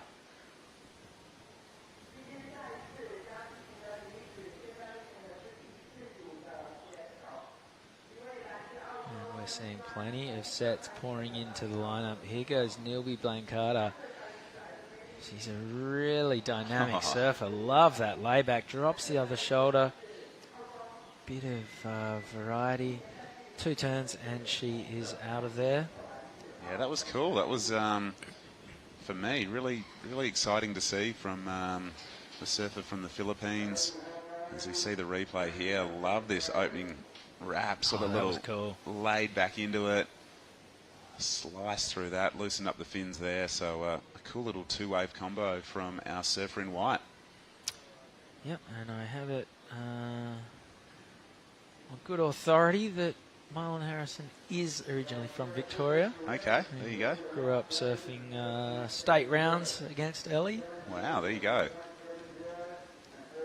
And Ellie's last wave has come in at a 4.7, so that's the best wave of the heat so far. Wouldn't be surprised if Nilby challenges that with her last wave. The first layback was strong, then the carve maybe might pay the price for the fact that she didn't have that section coming at her where she could seal the deal with the third turn. And a 4.67 the result, so just 0.03 shy of Ellie for the best wave of the heat. But yeah, the judges really enjoyed when you punctuate your wave rather than kicking out. Yep. I do like to see a strong finish on the wave, as we see our Japanese surfer here opting for a backhand. Goes up and goes down.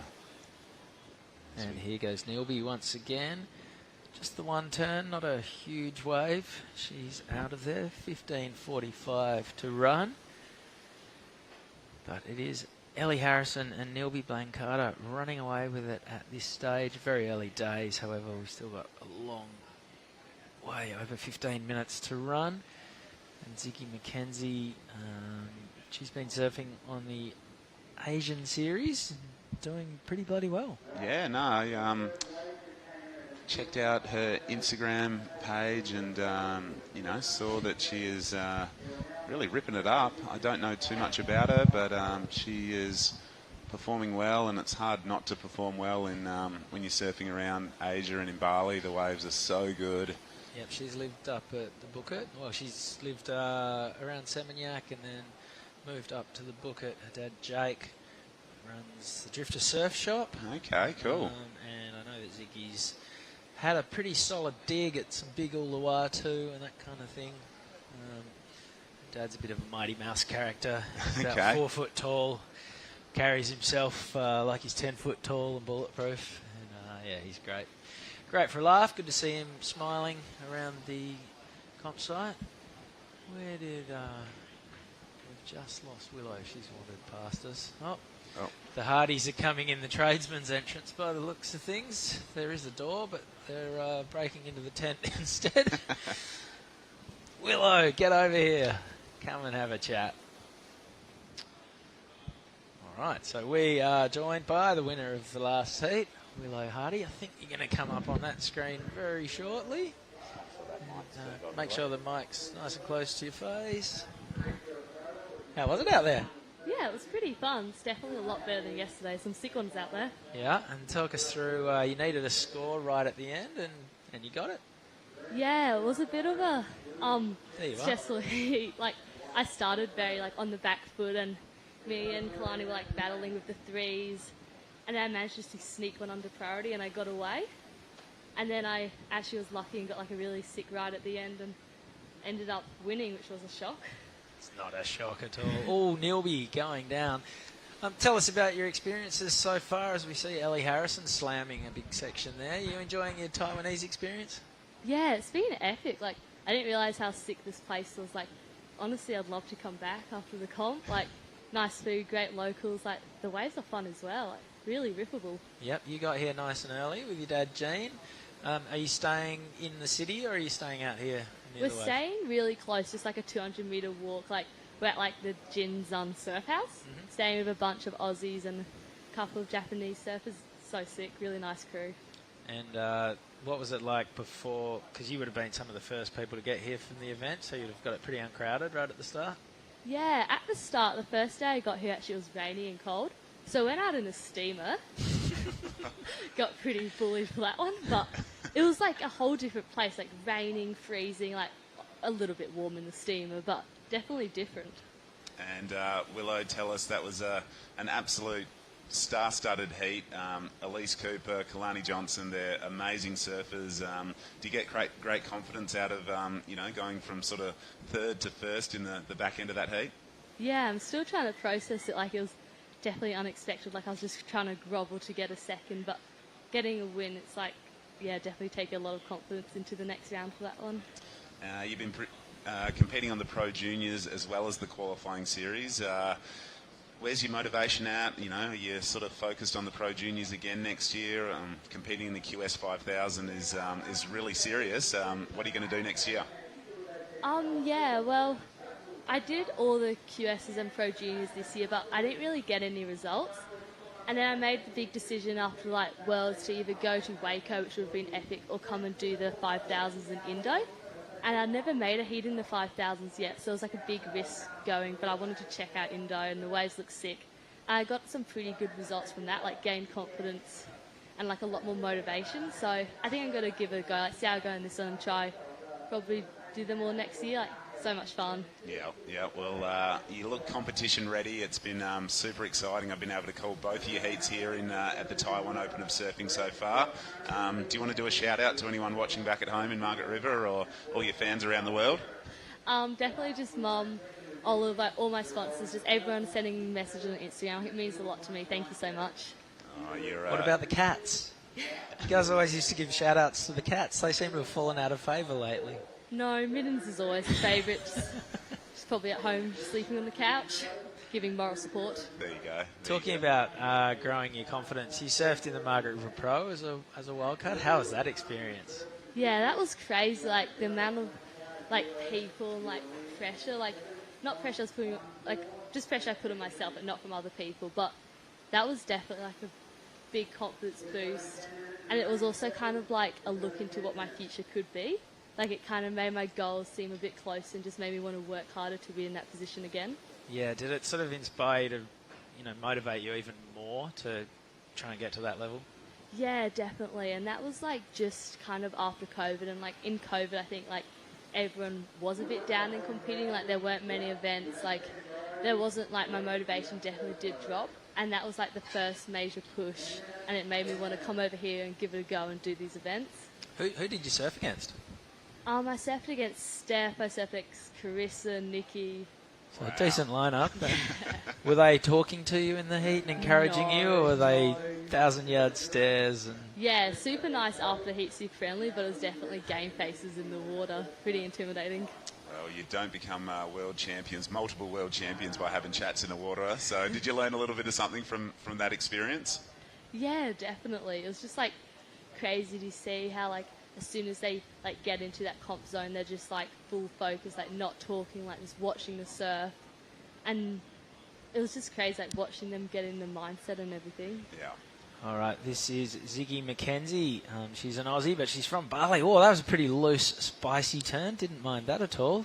She's finally got a decent number on the board with 9 minutes to go. Ellie Harrison's in the lead with a 4.7 and a 4.5. Scored a calm, but she fell off. Not sure that'll go into her top 2. Nilby Blancada is in second. She's got priority.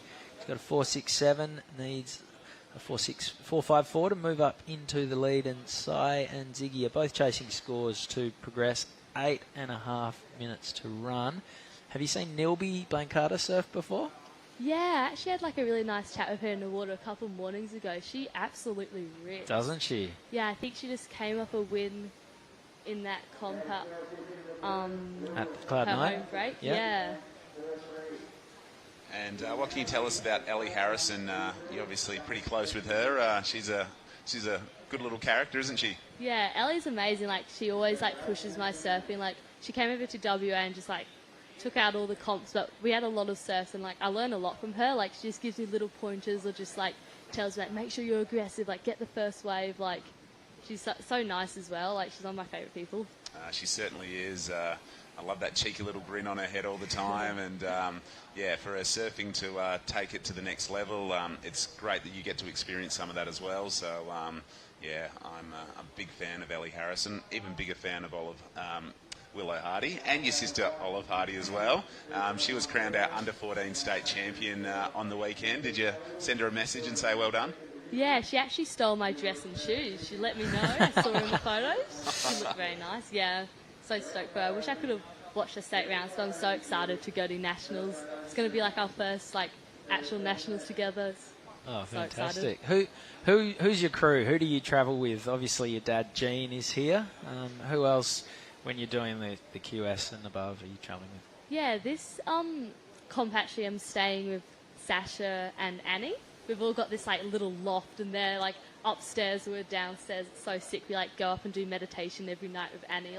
I never stayed with them before, but it's just, this is what it's all about, staying with different people and learning from what they do. It's been so much fun. Yep. Me and Annie went down, met the locals, and did some tie-dye and bracelet making yesterday. Oh, good. Immersing in the amazing culture of Taiwan. I love this place. It's my first time here. Chris, you've been here a bunch of times. Sure have. What's your dumpling count up to? Oh, I'm managing to smash 10 at a time, but I get pretty full after that. And are you team dumpling or team bao bun? Definitely team dumpling. Yep. Yeah. Talk us through this wave of Ellie. Go on. Well, that's a sick first turn. She really drives through those first turns. Whoa. Oh, hopefully she can get a little close out. She surfed that wave so well, definitely to the potential and more. Yeah, I think that might be the best wave of the heat so far. 3 really strong turns, just engaging the rail, throwing tons of spray, looking fluent from start to finish. You know that's what the judges are chasing. So just under 6 minutes to go. Ellie Harrison is looking pretty good so far. And what's your old boy make of this place?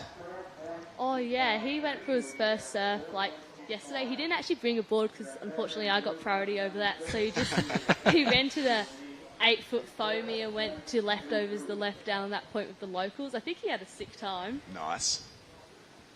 And forgot his board shorts actually. I know, your mum told me about that. I said I've probably got a pair that I can lend him. I forgot to bring them today, but yep, he's renting a board, borrowing board shorts. Sounds more like something a kid would do, not a dad would do. He's a bit forgetful lately because he was saying the reason he's got stitches in his face is he forgot his wetsuit for the Margaret River Classic last week, so he had to surf in board shorts, and then normally he'd wear a helmet, but he couldn't surf in boardies and wear a helmet, so he took his helmet off, and then sure enough he'd clocked himself in the head. Yeah, he's been super busy with work, so it was just awesome that he could actually find the time to get away. I don't know how to do these comps without a parent here. Is that waking me up every morning? Willow, we've been making me fruit salad. Oh, the fruit here. Have you tried the pineapple? Yeah, it's amazing. Very sweet. Yeah. I indulged in a bit of that last night as part of a big old banquet we had. I'm still pretty full to the gills after that feed last night. But, yeah, Binsy's been a great resource. He knows all the good restaurants and the good coffee shops. So I've been very lucky to be, sharing this experience with him. And I feel like Team Western Australia is holding it down here in heat number 4 of the round of 32. Ellie Harrison has just locked in a 6.0 to strengthen her first place. But it's been so cool to, commentate every one of your heats, Willow, and, see that last performance was really clutch. So I'm stoked for you, and I wish you the best of luck in the rest of the event. Oh, thank you. It's so nice having you guys here. It feels like a bit of home's come away with me. All right, Ziggy McKenzie quickly in and out of that one. So Maniwa, she's doing that pretty nicely. She needs a 4.65. It's not going to go up into that range. 3.5 minutes to go. And if you were in this heat right now, would you be looking to sort of, obviously first Ellie would be feeling pretty comfortable. Nilby really wants to get a second score. Do you get busy or do you sit and wait? What's your read on this lineup? There's lots of waves. Well, seeing that Sai has lessened her requirement, I'd probably go sit near Sai with only 3 minutes remaining, but I'd also keep my eye out for a good wave. I think, yeah, she'd have to play a little defensive now, but also I'd be trying to improve on my 2.97 because she could easily do that. She's such a good surfer. It's quite different, isn't it, when you surf a wave like this where there's 2 peaks, so there's essentially 4 waves available, and there's just this short frequency period where there's waves and waves and waves. Does it change your mindset a little bit? Because you don't want to sit with priority for 15 minutes because your competitors will have caught 10 waves each by that point. Yeah, definitely. Like some of the best waves, like are like the little insiders. Like you just kind of have to look for the ones with wall. I think like it doesn't really matter the size. That was a sick one by Ziggy. Ziggy. She needs a 4.22. 2 crisp turns. What did you think of that, Justin? I liked it. She's a really pint-sized little surfer, and she sort of fitted those 2 turns in. Like Willow was saying, it was a smaller inside wave, but she's still got the manoeuvres done and the critical part of the wave. She's definitely going to say goodbye to that 0.57, which has sort of been holding her back in this heat a little bit with 2 minutes on the clock. Well, Nilby's got priority. She wants to get rid of that 2.97, and I think she'll be licking her lips at this one. Or maybe it's going to break on her head, so no good for the Filipino surfer. Here goes Ellie Harrison. This is basically a victory lap. She's looking... commentator's curse right there. As soon as I said it, she dug the nose in and went for a little swim. But, okay, where is that last wave from Ziggy? It's a 3.67. It's not enough. She needs a 3.98. But Nilby Blancata, with 90 seconds to go, will not be feeling comfortable at all. So here she goes. She really wants to put this one beyond doubt. It's a good-looking canvas out in front. Strong first turn. She goes the layback. We've already seen that from her once. Gets a bit of drift out of the tail. The layback again. So 3 turns. The last one she's sort of forced a little bit. But we saw her get that score earlier for the 2 turns that were quite similar. The 4.67. Yep. I think it's going to go in around a similar kind of region and probably make things just that little bit tougher for Ziggy with 1 minute to go. Willow, tell us, you've been surfing out here a few times. How is the right and the left of the peak? How are they different? I think the rights are definitely a bit steeper. Yep. And the lefts are a bit like longer and fatter, but there are a couple of sick ones. I feel like for me it's easier to find the lefts. Yeah. I think 'cause I've been surfing it in my free surf, but then like the rights seem a bit more random, but they're definitely like better if you can get onto them. Well, you got a score on your forehand and also your backhand, so you're looking super comfortable out there. We're getting down to the back end of this heat, still waiting for that score of white to lock in. Yeah, 20 seconds to go. Ziggy's currently chasing just under a 4, but she'd love to lock in something a bit bigger. Nilby going to have another look at this one. So time is going to run out, and I think it's academic right now that Nilby Blancata will be joining Ellie Harrison in the next round. Oh, well, her last wave was a 5.6, so definitely her best wave, and that has assured her of second place. So Ellie Harrison and Nilby Blancata through to the next round. Up next in Heat 5, Paige Harab, Shito Matsuda, Mia Huppets, and our own Gia Lagarde, fresh from the commentary box. So don't go anywhere. We're going to have a quick break. We'll be back with more action from the Taiwan Open of Surfing right after this. Change my number on you. Yeah, that's how you react when people took a slumber on you. Pretty brown skin, baby, I can see the summer on you. You see all the bread.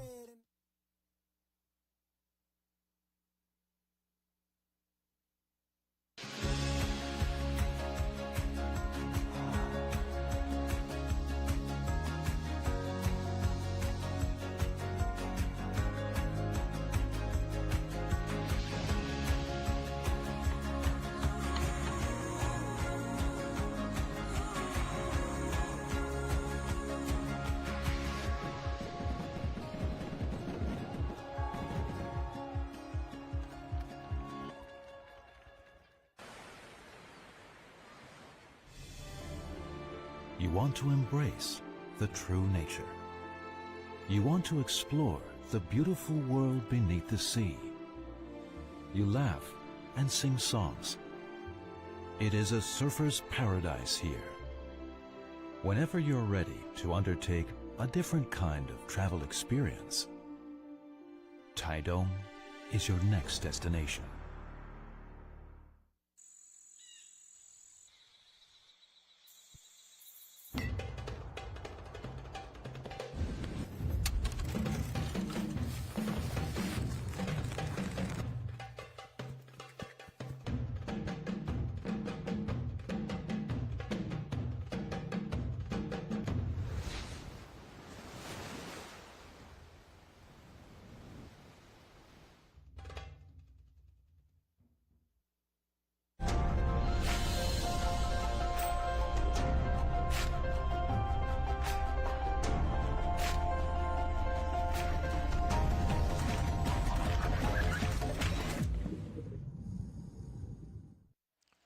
Welcome back to the Taiwan Open of Surfing. We're into the second half of the second round, the round of 32 here on the women's side of the draw. Our own Giada Legati is in the lead with a 3.67. Shino Matsuda from Japan is sitting in second with just a minor score. Paige Harab and Mia Huppets yet to open their accounts. And this is Mia Huppets right now. Victorian surfer who's relocated to the Gold Coast these days, lives in Burleigh, and that's going to be a minor score for her as well. Great to have a chat with Willow Hardy in that last heat, the effervescent and bubbly Margaret River West Australian, and she was the winner of Heat 3. Justin Majax is roaming the sidelines at the moment, trying to find Ellie Harrison. Ellie Harrison and Nilby Blancada did it very nicely in the last heat to go through first and second. Here is co-commentator Giada Legati. She would love to have hung on to that last turn, but that will extend her lead. All right, we are going to cross down to Justin Majax, who's talking to Ellie Harrison. Yeah, thanks a lot, Binzi. I'm here with Ellie Harrison, a lady I've been hanging out with a little bit lately at surf comps. Ellie, congratulations for taking that win out. How are you feeling being here in Taiwan and competing? Thank you. Yeah, I love it here. It's so nice. The waves are pumping. The food is amazing. I found it a little bit tricky out there, but I managed to get a couple. And yeah, it was a good heat. Everyone got waves, so... How cool is it to see your little buddy Willow Hardy making heats? You're making heats. There seems to be a really good vibe with the young female Australian surfers going on. You're all sort of support one another and cheer each other on during your heat. What's going on? Is it just good to have your mates here at a surf comp?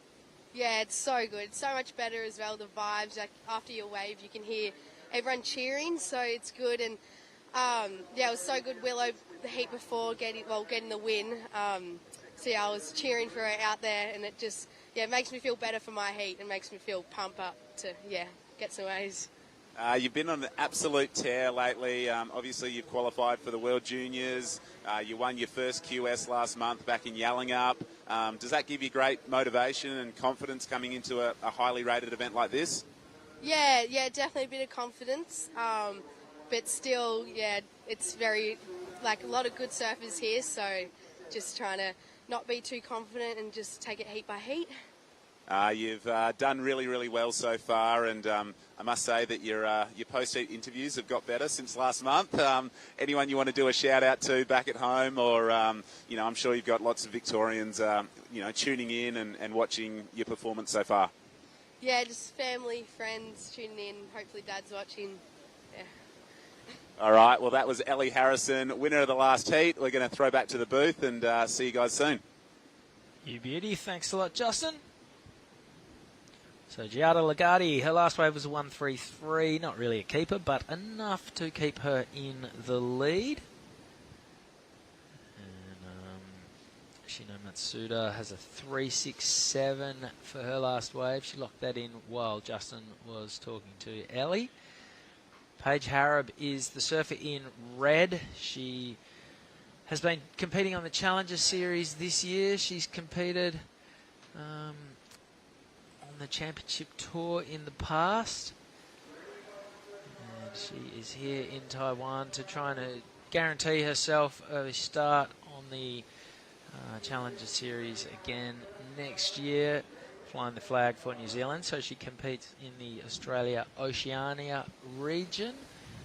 This is a co-sanctioned event between Australia, Oceania and Asia. And speaking of the Asian region, I've got the big boss man himself from the Asian Surf Co, Tipi Jabrik, alongside me. Selamat pagi, Tipi. Hey, morning, Binzi.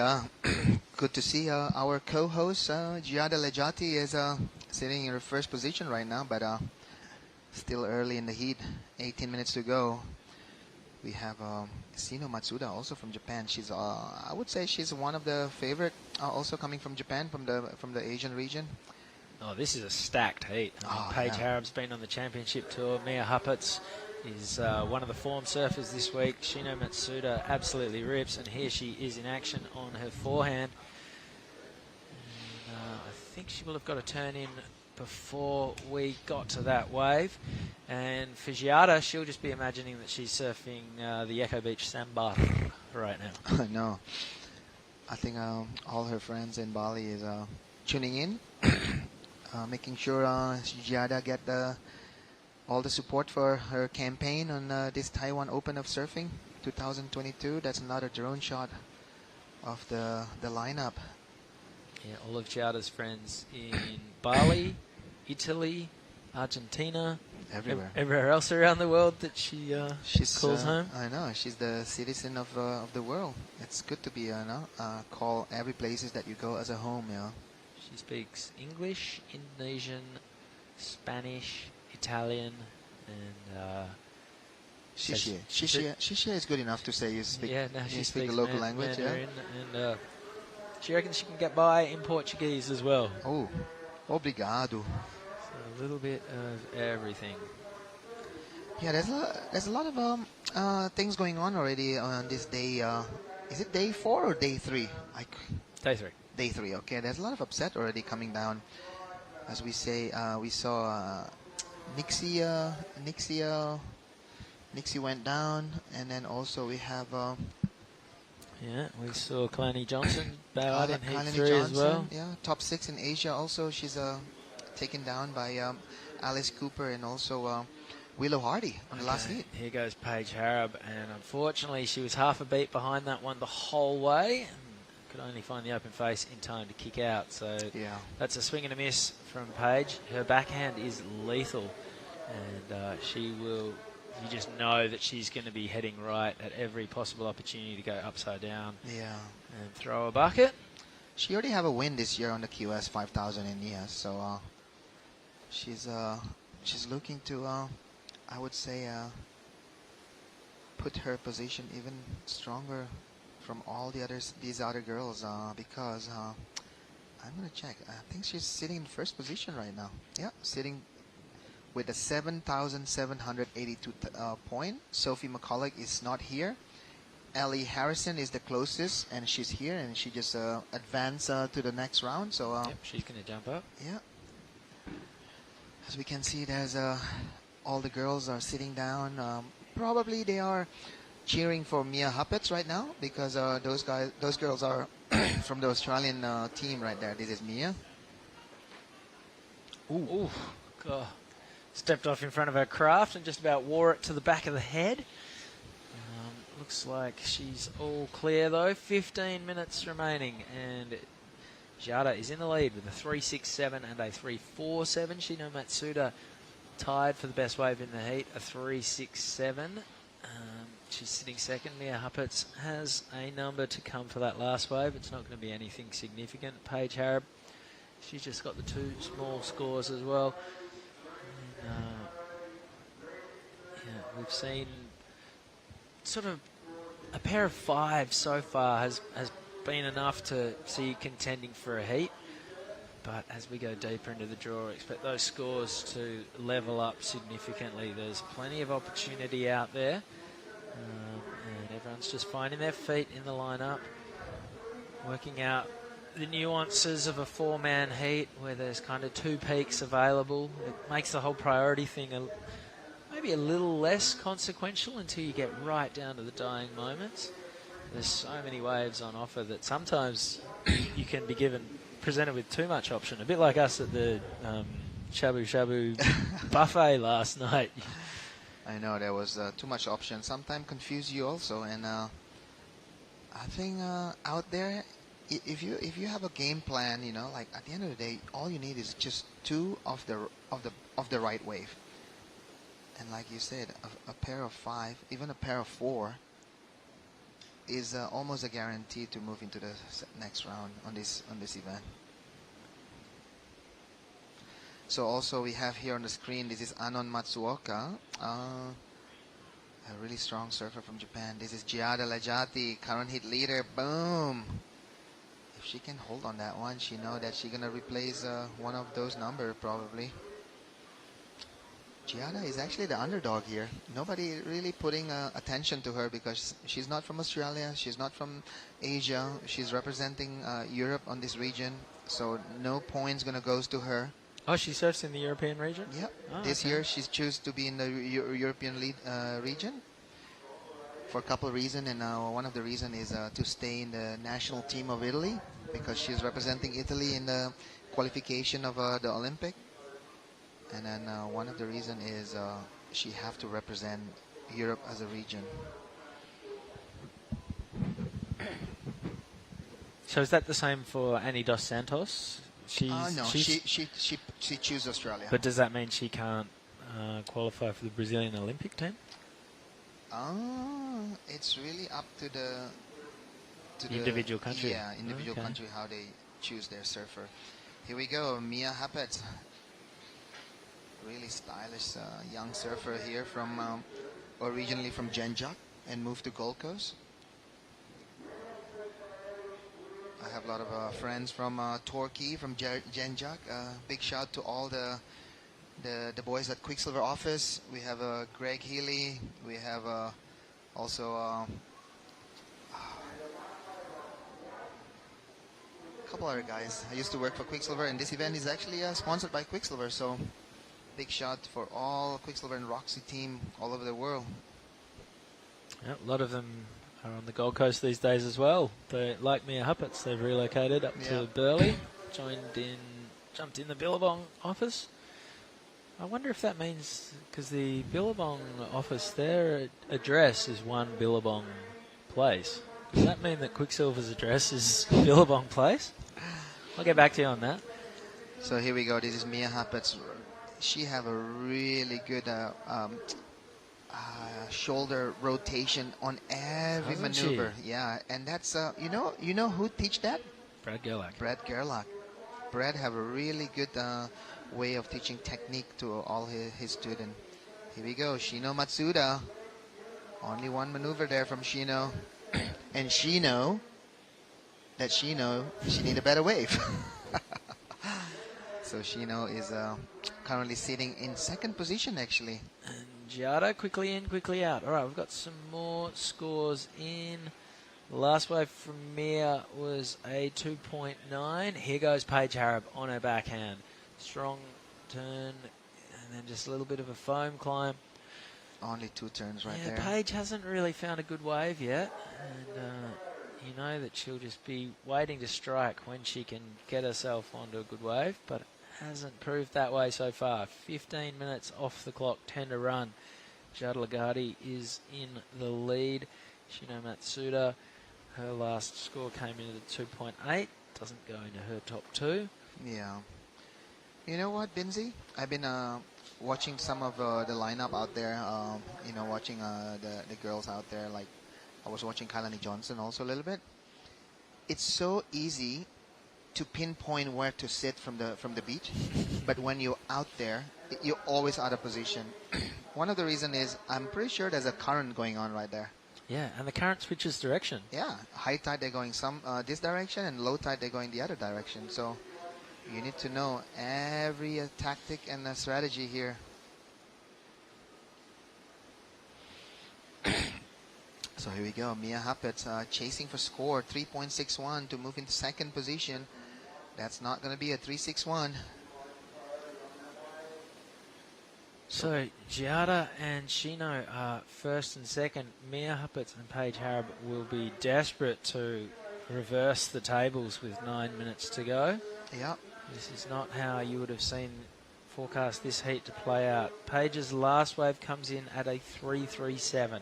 She needs a little bit more than that to get up to second. Here goes Shino Matsuda. That's a good-looking first turn. Plenty of water on the second carve as well, and a third big blast. And she gets a little section that bends back at her and gets the exclamation to finish off with. Here goes Paige Harrop. She's decided to do it on her forehand. Big turn. Threw plenty of water out of that one. Opens the shoulders, engages the rail, and unfortunately catches that edge and goes down. Not the result Paige was looking for on that wave. 8 minutes 15 to go. And some scores to come in for, I'm guessing Shino's last wave didn't go into her top two. So Wow. Paige's wave is the only one still to come. 8 minutes remaining. Yeah, I think the judges are really being selective in giving the score right now because I have to say a lot of the surfers have been surfing way inside and a lot of the sets are unridden. So here we go. That's Giada Lejati up in the screen, and this is Mia Huppets. Oh, and she's bogged her rail as well and gone down. 7.5 minutes to go. The girls are looking a little bit off in this heat. It's a look at the scoreboard. It's all threes, 2s and 3s. Someone just needs to find themselves a really good wave and tee off and put themselves well out in front and set the pace for the rest of the field to try and catch up. Yeah, there's not even a 4 on the scoring board right now. Everybody have a mid-3 on their highest score, and the difference separating all these 4 girls is actually 3.5, 3.6, and that's it. If you get a 4, guaranteed to move into possibly first. Any of these girls. Yeah, all right. We've got some good-looking waves approaching. Mia Huppets is in position for the first of them. And that's a strong turn. All right, is Mia on her way to a decent number? 2 turns. Okay. Spectators liked it. All right, the Aussie contingent has got behind their girl. Are we going to get up into the 4-5 region? And, well, it's a quickly thrown score, and we've seen an interference from Shino Matsuda. Not sure what happened there, but she has lost her second scoring wave, so that'll be a priority interference against Shino. And unfortunately, she's gone from second to last in an instant, and life is pretty tough for Shino Matsuda right now. Last score for Mia Huppets is still to come. Wow, that was a bit of a big error going on there from Surfer in Blue from Japan. The one thing that plays in Shino's favour right now, though, is that the scores are so low that even with an interference, if she was to absolutely cane a wave, she could still get up to second. Is it going to be her second score off the scoring board? It looks like it, yeah. All right, here goes Paige Harab. She's now in third, and it's actually benefiting her position right now. Paige is near a 2.8 actually. Yeah, and Giada, we missed the start of that wave as well. 5 minutes 10 to go. Shino was sitting in second position before. Here goes Mia Huppets. That was a strong turn. She's got a little bit of speed. What's she going to do with it? Another nice open face carve. She thinks she's at the Burley Rock Break right now. And she found that wave to her liking. I think that might be the best wave of the heat. We just saw Shino Matsuda get the best wave of the heat, a 4.07. But she needs a 6.17 at the moment. She only can have one single score of a 6.17 if she want to advance. Yeah, the situation's pretty simple for Shino. There's no maths involved.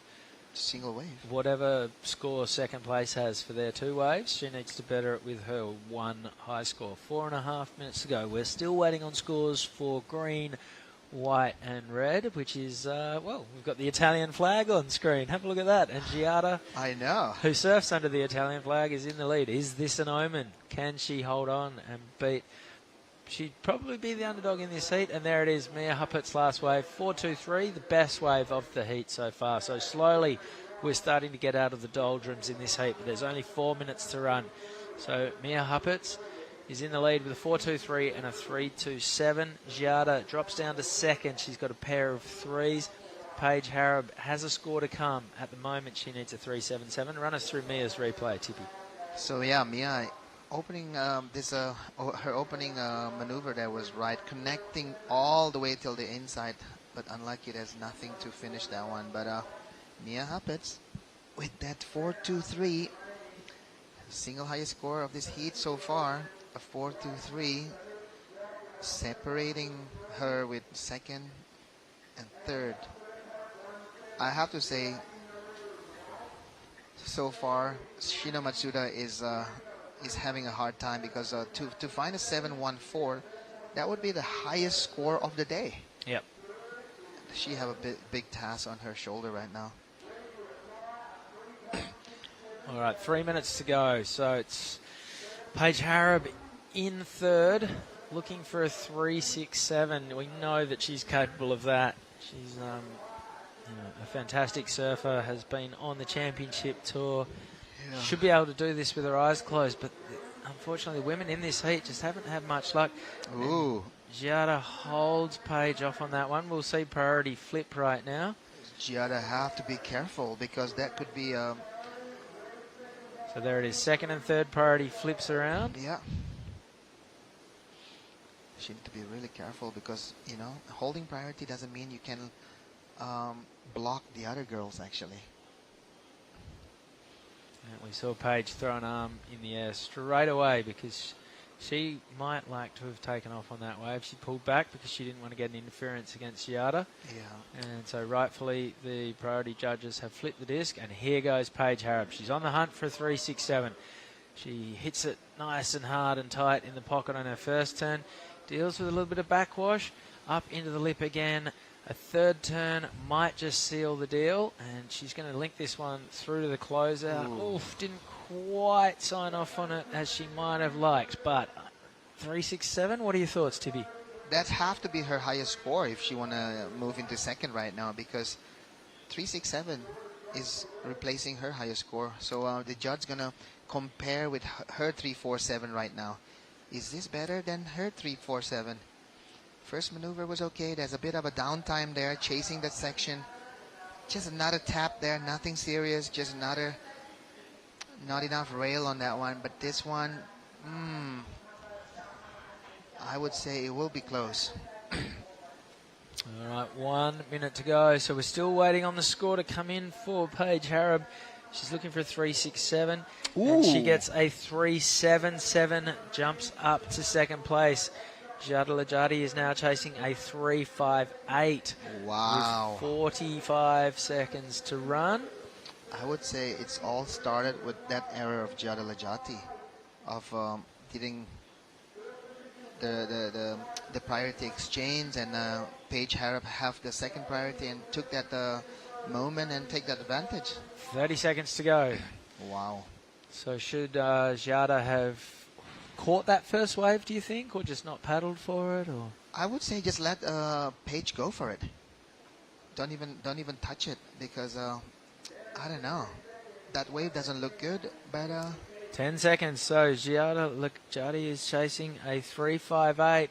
Can she She's go got this her one? opportunity. Ooh. She's going to have to get spicy on her backhand. The first turn was strong, and she cracks it a second time as well. Hangs on. So 2 turns versus Paige's sort of 3.5 on the wave in front. But Giada's first turn was strong, and she got a good finish. She needs a 3.58. The judges have been throwing their scores pretty quickly this past few days. We're still waiting on a score to come in from Mia as well, and Paige. Not sure what Paige did. We didn't see her wave. Wow. So scores are still to come in. She's looking for a 3.58. Her requirement is actually under what Paige Harab needs a previous wave, and she got a 3.77, and this one she needed 3.58. She did pretty good first maneuver there, Vinzi. Yeah, well, it's score's starting to drop in now. It's looking like it might just be under for Giada. One more judge, and it looks like it's not going to be enough, but let's... Paige Harab's last wave was a 2.93. That doesn't factor in, so her scores are locked. So all eyes are on the green column. Giada Lajati is chasing a 3.58. She's walking up. As we see all our competitors making their way up the rocks. Come on, judges. One more score to go. Mia Huppets has extended her lead, a 4.6 for her last wave, and Giada's last wave, a 3.3. It's not enough, so Mia Huppets and Paige Harab are through to the next round. Don't go anywhere. We'll be back with more action from the Taiwan Open of Surfing right after this quick break.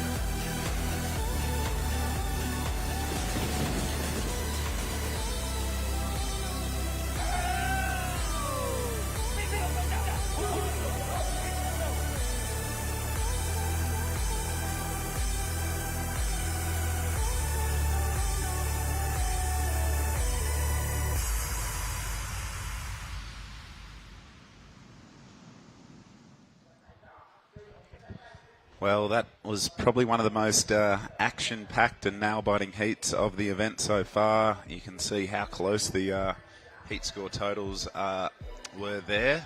And there's the heat winner, Mia Huppets, taking out another win for the Australians here in the round of 32 of the QS 5000. Tippy, unfortunately, our co-commentator, Giada, just couldn't quite get it done in that one. I know, it was super close. She only looking for, mid 3. She got a lower 3. Oh. That was a bit of a heartbreaking for Giada, but the good thing about it, she can work more focused now. Talking about this event, getting insight about what's going on, around the event, and then share it, to the broadcast. 100%.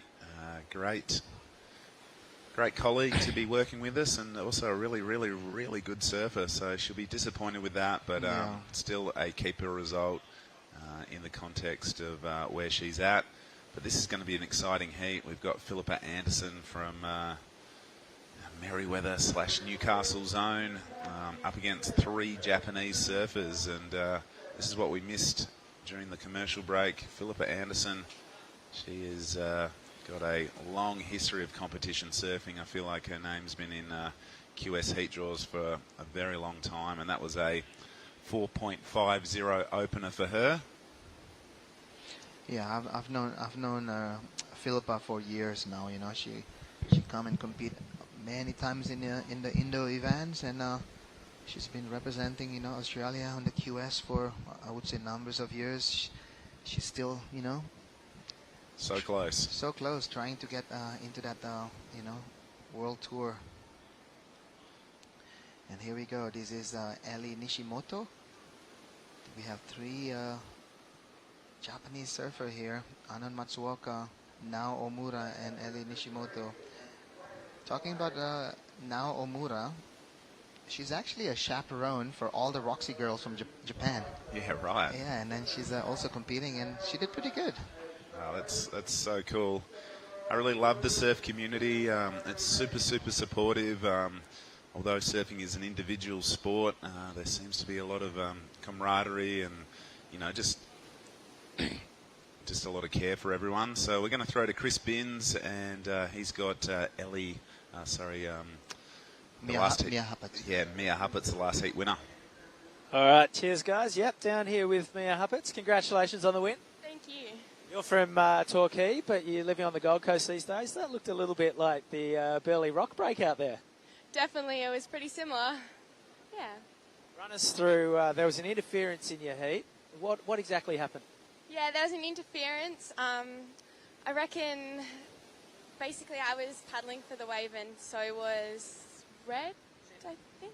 Yeah, and she just slightly, I think she might have crumbled the lip a little bit, but it could have gone either way. It was a close one for sure.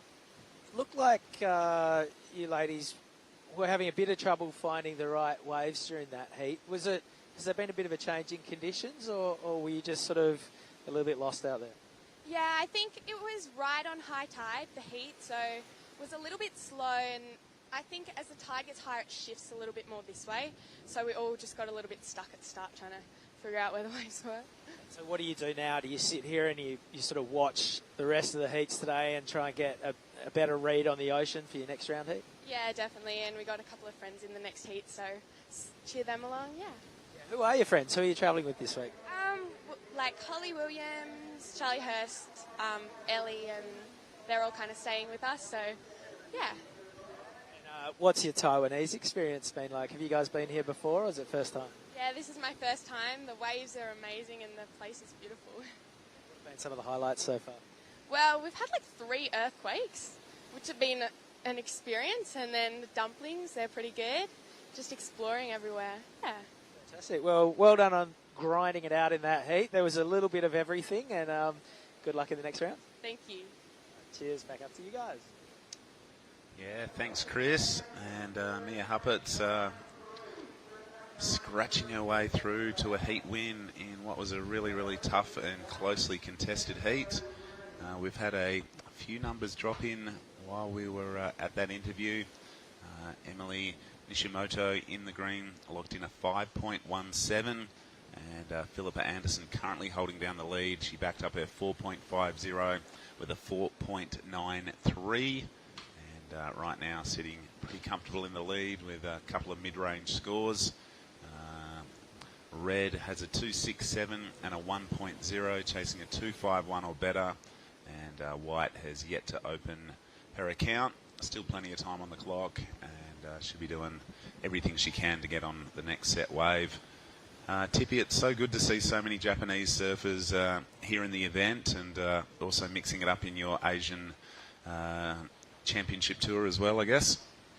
Yeah, for sure, because if we see where we are in Taiwan, and that's part of a Asian region. And here we go. This is Ellie Nishimoto with a single wave of a 5.17. If I'm not wrong, if I see her boards is a 303 surfboards, I would guess she's from Shikoku. There you go. Yeah, an island off Osaka, where we used to go there chasing typhoon swell, and yeah, Shikoku Island is amazing. So also on the screen we have the next heat. That's gonna be in red. That's gonna be Holly Williams. Yeah, pretty stacked next heat. 3 Australians taking on an Indonesian. So Taina Izquierdo. Yeah. Yeah, so far it's been like quite equal between the Aussies and the Japanese who move on into the next round. We haven't seen any... oh, we have one Filipino also moving into the next round. That's really good. And then one New Zealand, actually, yeah. Yeah, Paige Harab, former championship tour surfer. She's actually won at Margaret River back in the day. I recall that event vividly. Yeah. And, yeah, so good to see her continuing her surfing journey here in the beautiful Taitung County.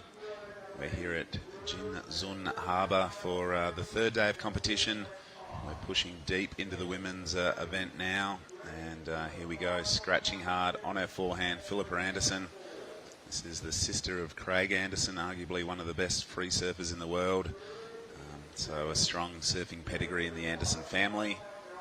Yeah, Ando been making his name, pulling in into big barrels in Indo. So I'm pretty sure Ando is watching his sister here, Philippa. You'd think so. You know, they seem pretty tight, and yeah, they've obviously, their surfing journeys have taken them in different directions, but at the end of the day, if you've got salt water in your veins, it's an amazing thing. You always get drawn back to the ocean. It's a constant source of enjoyment for many, many people across the country, and certainly across the planet as well. Any idea how many surfers you might have in Indonesia? I would say more than 1,000, yeah. Yeah. Because we did a bit of a survey how many surf clubs there are in Indo, and each of them, you know, have maybe like around 100. So wow. So here we go. Ellie Nishimoto trying to get her first place back again, and Anon Matsuoka at the back. So whoa, a bit of a clapping going on. Is it for surfer in green, or is it for Anon? So we'll see the full replay on that one. Yeah, I sort of like what Green did. I think we saw mostly the back end of that wave, but she's got a really good style on her. There was a couple of really... Here we go. This is now Omura. I think this is her first opening right, actually. She's been really patient, letting go almost halfway of the heat. I think it's... I would say we should get a couple Japanese on the microphone on this event also. Get their thought and view about, you know, who they are. Oh, that's the reason why they were clapping and cheering there, Justin, yeah? Yeah, really good exchange, and this was Green's last one as well. I love this turn coming up. Held her rail really strong. It wasn't a big wave, but 2 good turns. So that was the hooting and hollering going on. So all 3 Japanese surfers getting the the most out of that last set. Nice. And, they'll all be applying a little bit of scoreboard pressure to our current heat leader, Philippa Anderson, the Australian. So can't wait to see the numbers that are going to light up on the screen. It looks like everyone's waiting on numbers, in fact. Yeah, I think it would go, into the range of 4 and a 5, all of them. Yeah. It's super, super cool, and we've got a real international flavour to the judging panel upstairs. It's great to see, you don't have to be the world's best competitive surfer to have a role in the surf industry these days. You can judge, you can commentate, you can. There's so many roles and opportunities that surfing provides to so many different people, and it's great to see. So this last exchange will be, really, really exciting, and I can't wait to see the numbers once they lock in.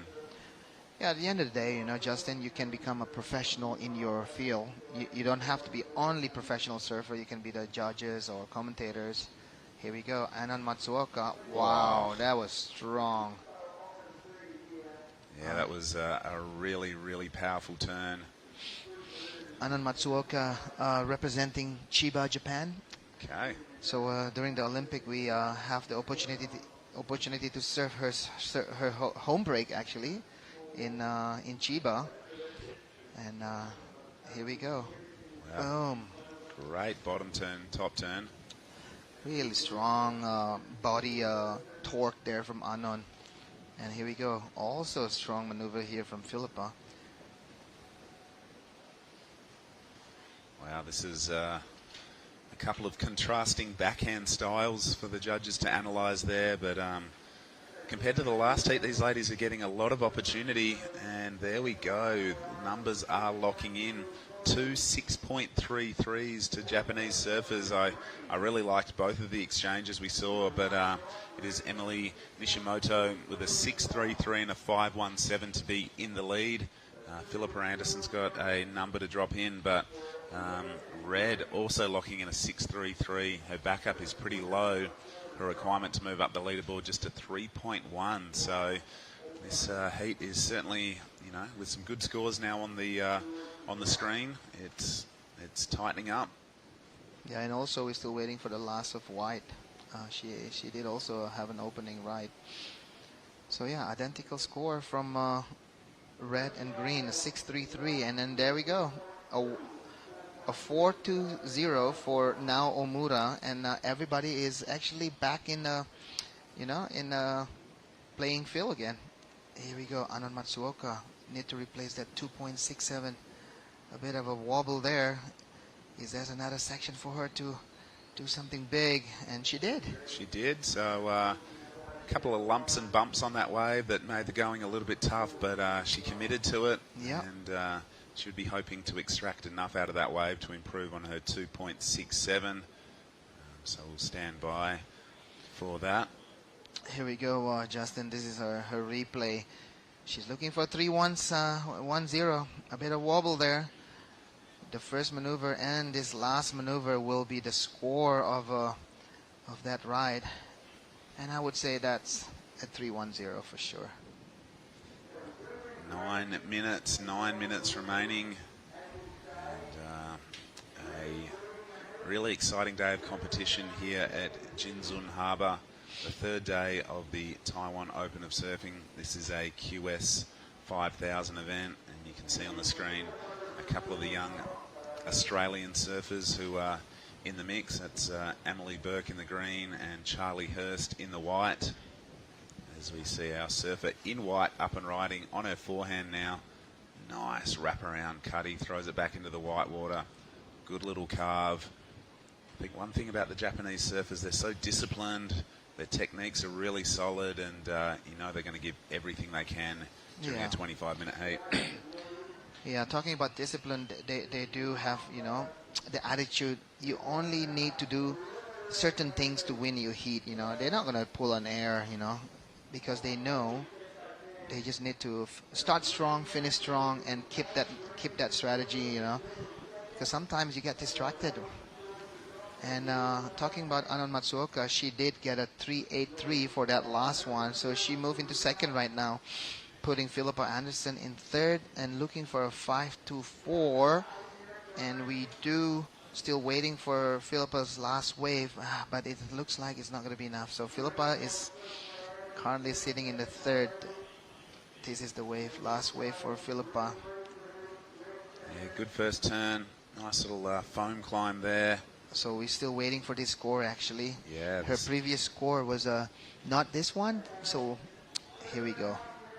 A 4-1-0, Justin. Not enough, Justin. So she still need to go back out there and find that another lineup, because she's still looking for a 5-2-4 right now.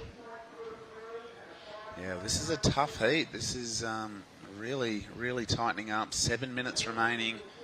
All four surfers are starting to, hit their straps and are locking in some good numbers. Yeah.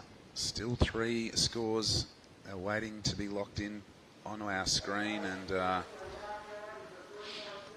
yeah, now Omura is also waiting for her second wave, and everybody is looking for mid-5, and also now is looking for closer to 6 point there.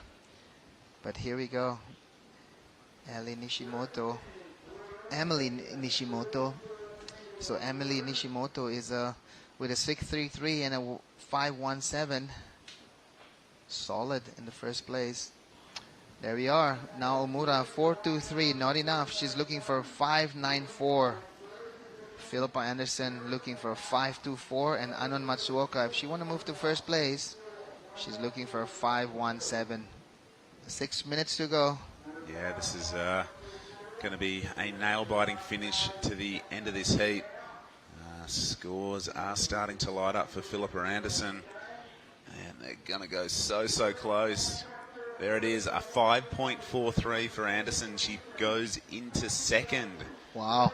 Oh, this is so close right now. You can see the totals between first, second and third. About 1.34 separating 3 surfers, so super tight. This lady's got a little bit of work to do in 4th place. She's got a good wave. Nice first turn. Oh. Almost hung on to it, but yeah. Looks like she's missed the grip of that the deck of the boards. A bit of a wobble there. Is that Emily Nishimoto there? I think it was, yeah. So they'll... A bit of a mistake there, trying to go on that closeout wave probably, and trying to kick out, but the whitewater pushed her. So 5 minutes remaining in this one, and talking about grip and traction, the water's pretty warm, Tippy. What wax have you been using? Actually, just my tropical wax from home. It works, yep. And then you just put some full wax on top of it, and it works pretty good. Nice. Yeah. Talking about wax these days, there's a lot of way to wax your board these days. But I saw you have a double-decker grip. Yeah, I got a front pad and a back pad, so just mixing it up. I actually like it. I wasn't the biggest fan of the front pad for a while, but certainly helps me plant my feet in the right spot. And yeah, you still wax it though. You still put a bit of wax on it for sure. Definitely do. Yeah, so here we go on the screen again. Families and friends are watching. I would say they're watching Philippa Anderson right now. Yeah, and I think a lot of the girls are hanging out to see the girls in the upcoming heat, but also probably to try and assess the conditions, because the tide has filled in, the lineup has changed a little bit, as we see White carving through a really nice turn. Great technique. You can see the upper body rotating. That was now Omura, and situation is not favoring that on her side, because now she's looking for a 6.13. She needs to get a better wave, better score, as a 6.13 is going to be, It's a good score in today's conditions. It's, for sure. We haven't seen too many good scores lock in, but the ones we have been clear exclamation marks by the judges. So you got to surf hard to get there. As we see the replay, nice first vertical turn, good carve in the pocket. She's actually a really good surfer here, Naomura. Kick out on that one. Didn't see any opportunity to keep pushing on that one. So I think that might be her best score. I personally liked it. She didn't. There was no downtime. Every turn flowed out from one into another. Yeah, it's going to be on the higher range of 4. She's looking for a 6. And still not enough. Nah, it won't be a 4.47. A 4.47 does improve her situation. The requirement now has just dropped under a 6 for Omura, but she will need to connect on a good set wave, as we see. Ooh. Yeah, using her priority. So a bit of a tactical play coming in there from Philippa Anderson. She's an experienced competitor, and you could see that she wanted to keep Red off that wave. Her requirement is quite low, just a 4.03. Yeah. So Philippa, pretty smart move there, just keeping Red off that one. Yeah, and it's really favoring her because Anon also went on that wave. Because of that situation, Anon are a bit of on the inside because Philippa also did go on that one, but have a better shoulder to paddle back because Anon have to duck dive on a one wave. Yeah, well, it's going to be interesting to see who gets the higher priority out of Red and Blue with 90 seconds remaining. Priority judge will be watching really, really closely on this one. Looks like Philippa's maybe a little bit further out, but you can see that Red is kicking hard to challenge for that. And yeah, Red gets it. Wow, they give it to Red. Oh, so maybe that is could come back to backfire for Philippa Anderson. 1 minute on the clock. This is super, super close.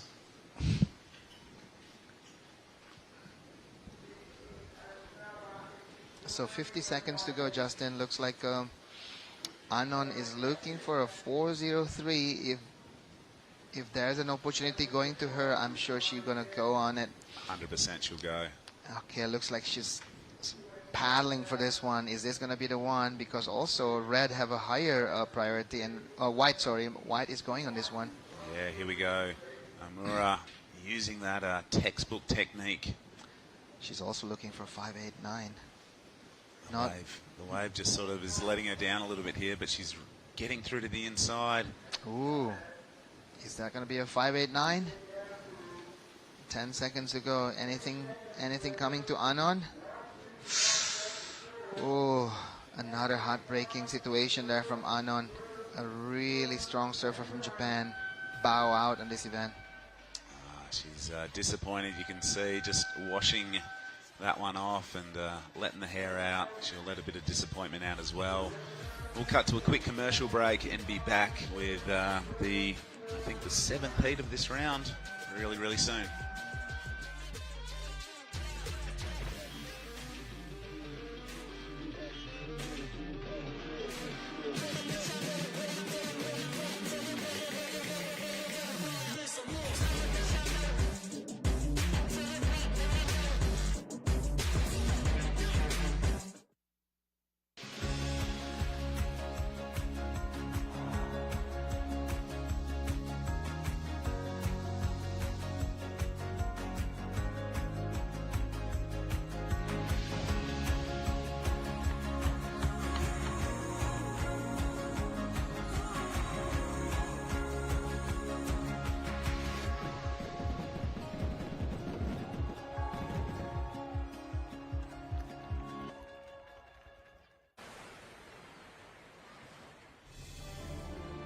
You want to embrace the true nature. You want to explore the beautiful world beneath the sea. You laugh and sing songs. It is a surfer's paradise here. Whenever you're ready to undertake a different kind of travel experience, Taitung is your next destination.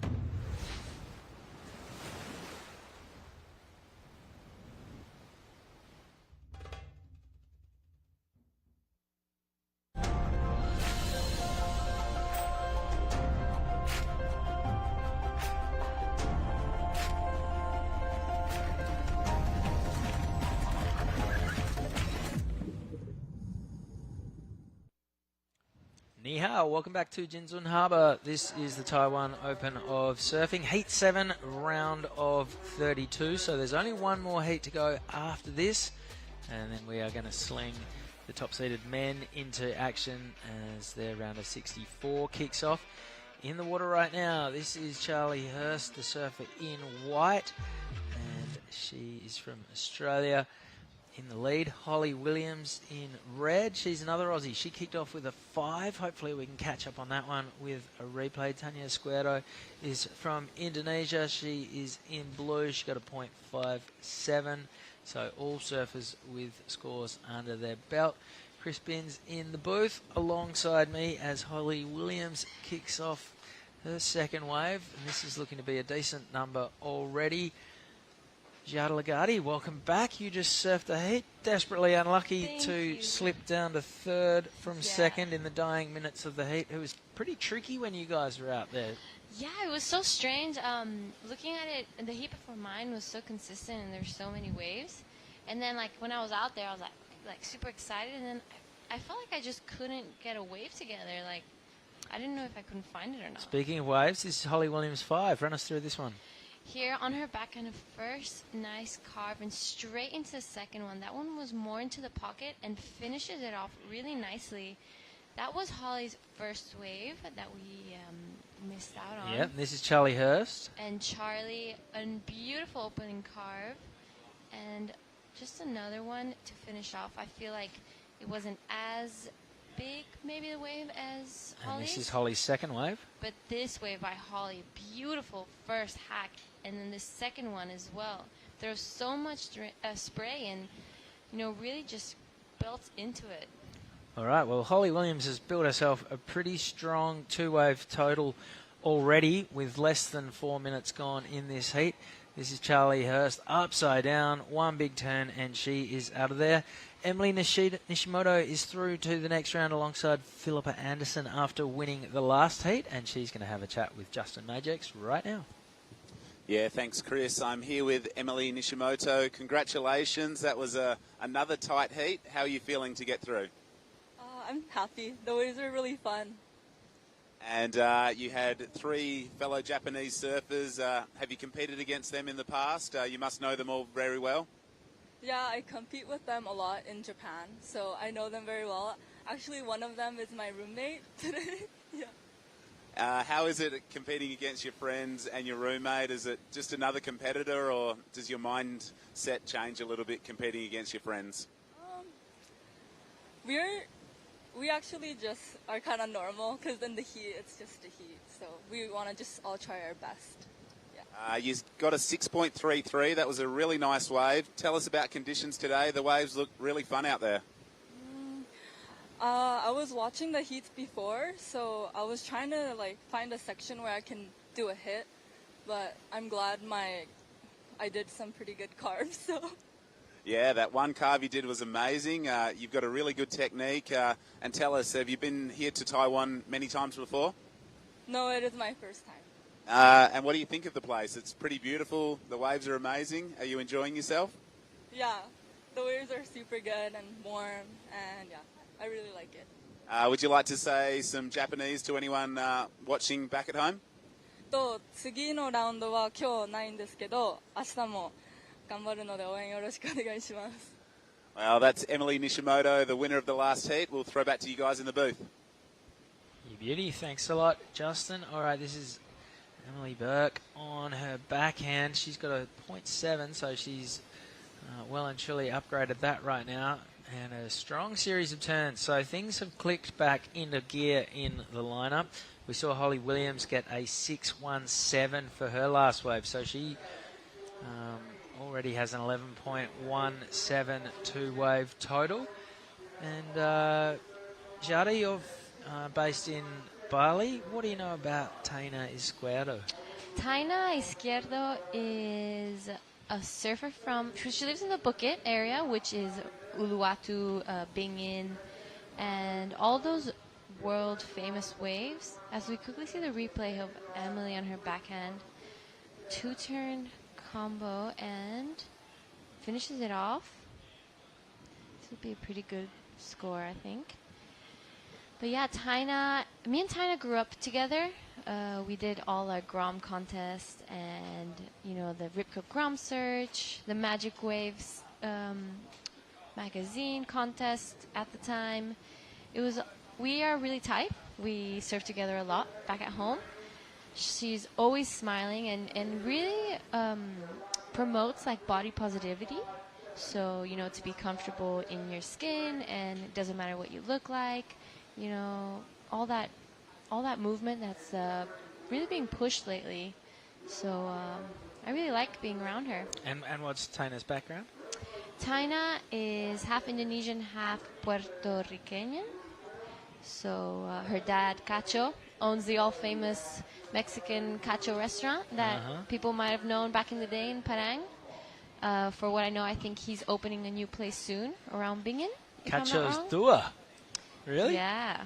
Okay, here she is, Here the she lady is. in question, Taina Escuero, working her way down the line. One turn, had to hit the eject button before things got a little bit too ugly for her.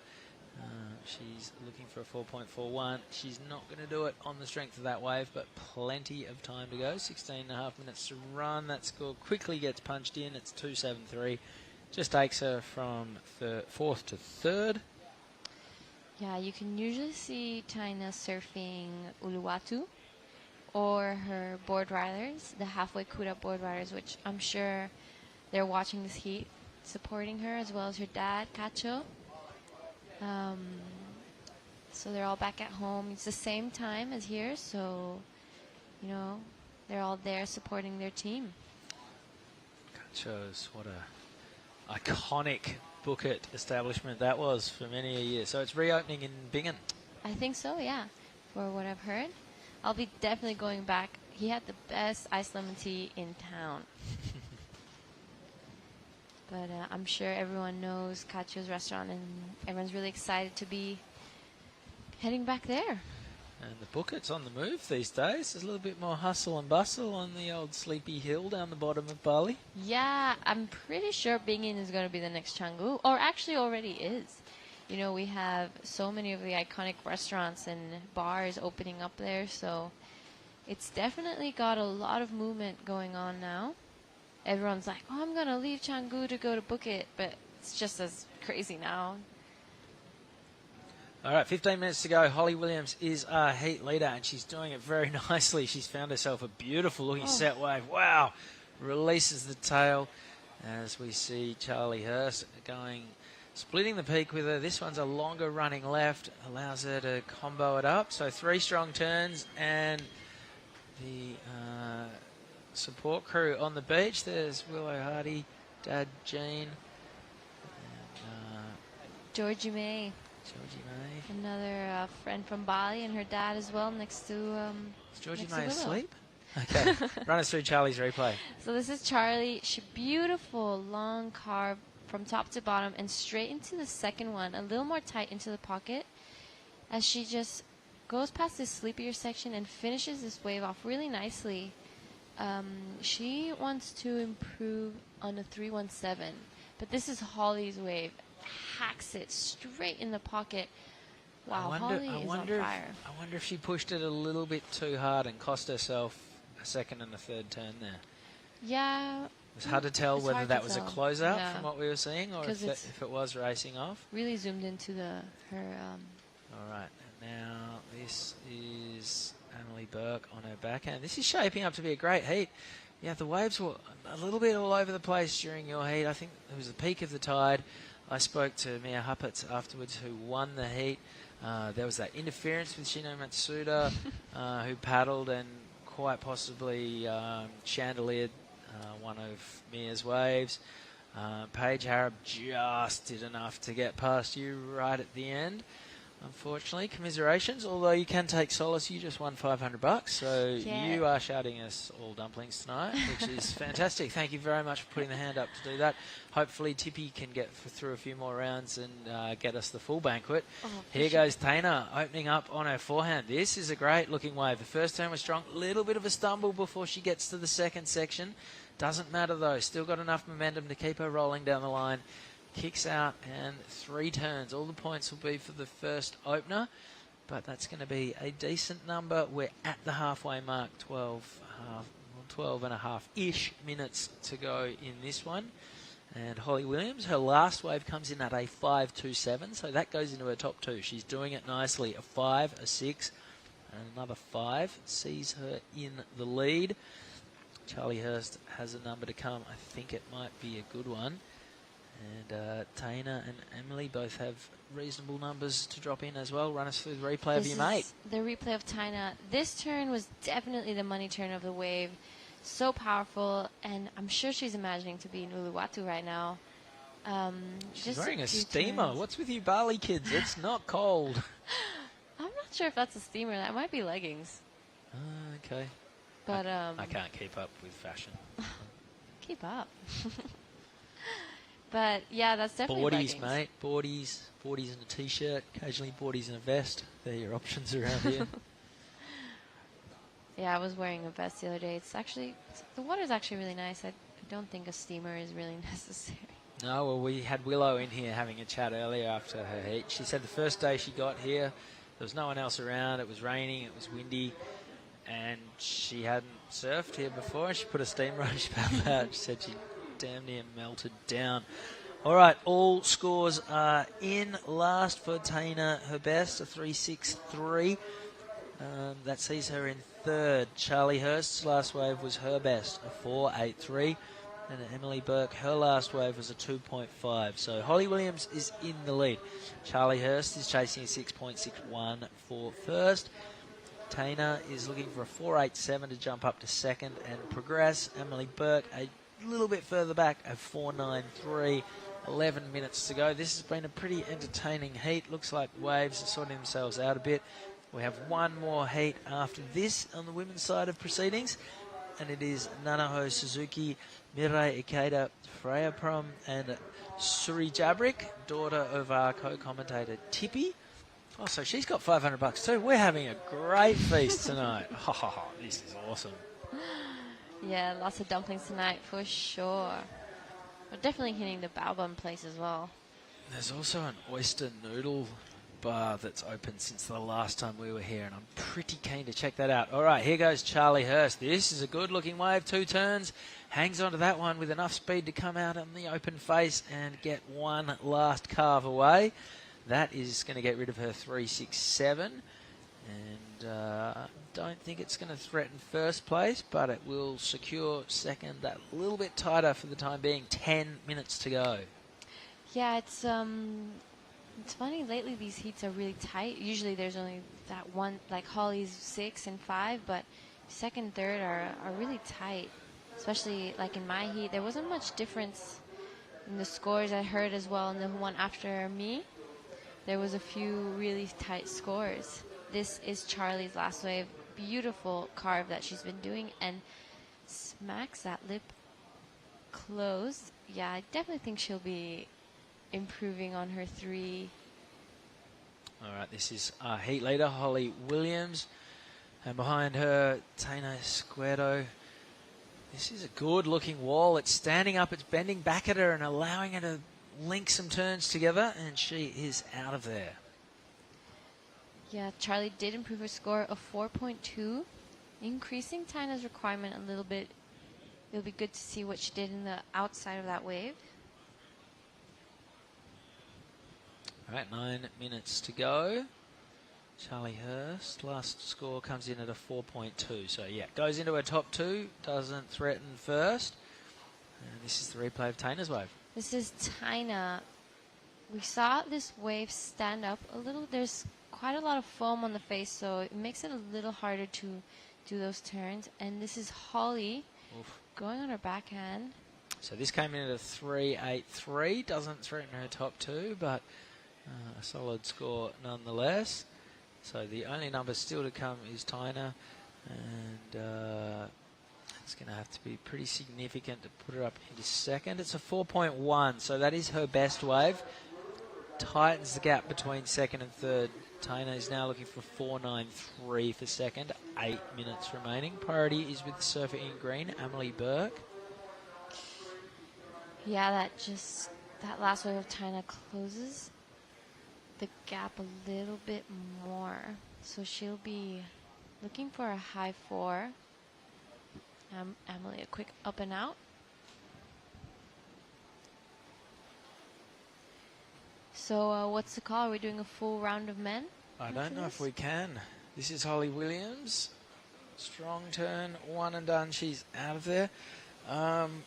I don't think we'll have time to. There's 16 heats in the next round of men's. So if we can get through half of that, that's a 16 heat day. That's pretty solid. Yeah, I'm sure we'll get Ty Sarati, contest director, tour manager, in here at some point to detail what he's thinking. He'll be keeping a close eye on conditions. We spoke to him earlier and he was suggesting that it's going to stay pretty much like this all day long. Here goes Charlie Hurst on her backhand. One big turn, places it pretty nicely. Comes out of it with enough speed, but unfortunately the section races off without her. So one and done for Charlie. She looks a little bit gassed, a bit tired, staying a bit too busy. So that was her 5th wave, a 2.83 the result. 6.5 minutes to run. Yeah, there's definitely a lot of waves coming through, so if you want to be busy, you can definitely be busy out there. Now, there's a lot of water moving around as well. Was there a bit of a current in your heat? Actually, no, there was no current. It was pretty top still. of the tide, slack water, possibly. It was quite still. It'll start ripping out shortly. I think it's about a 3 o'clock low this afternoon. And all right, here goes Tina on her backhand. Leggings, you suggest. Strong turn, big bucket of water. Unfortunately, nothing more. But that first turn was a goodie. Is it enough for a 4.93? Might just be a little bit short. But, yeah, if Tina can get one of those walls that stands up nice and steep and allows 3 or 4 of those turns, that's going to be a really big number. So she'll feel good with that turn. The board looked really strong underfoot. She'll be happy with that one. 5 minutes 40 to go. 2.67 the result just for that one turn. Holly Williams' last wave was a 3 just for her one turn. Charlie Hurst a 2.83 for hers. We see the next and last heat of the women paddling out. Yeah. The all famous rocks.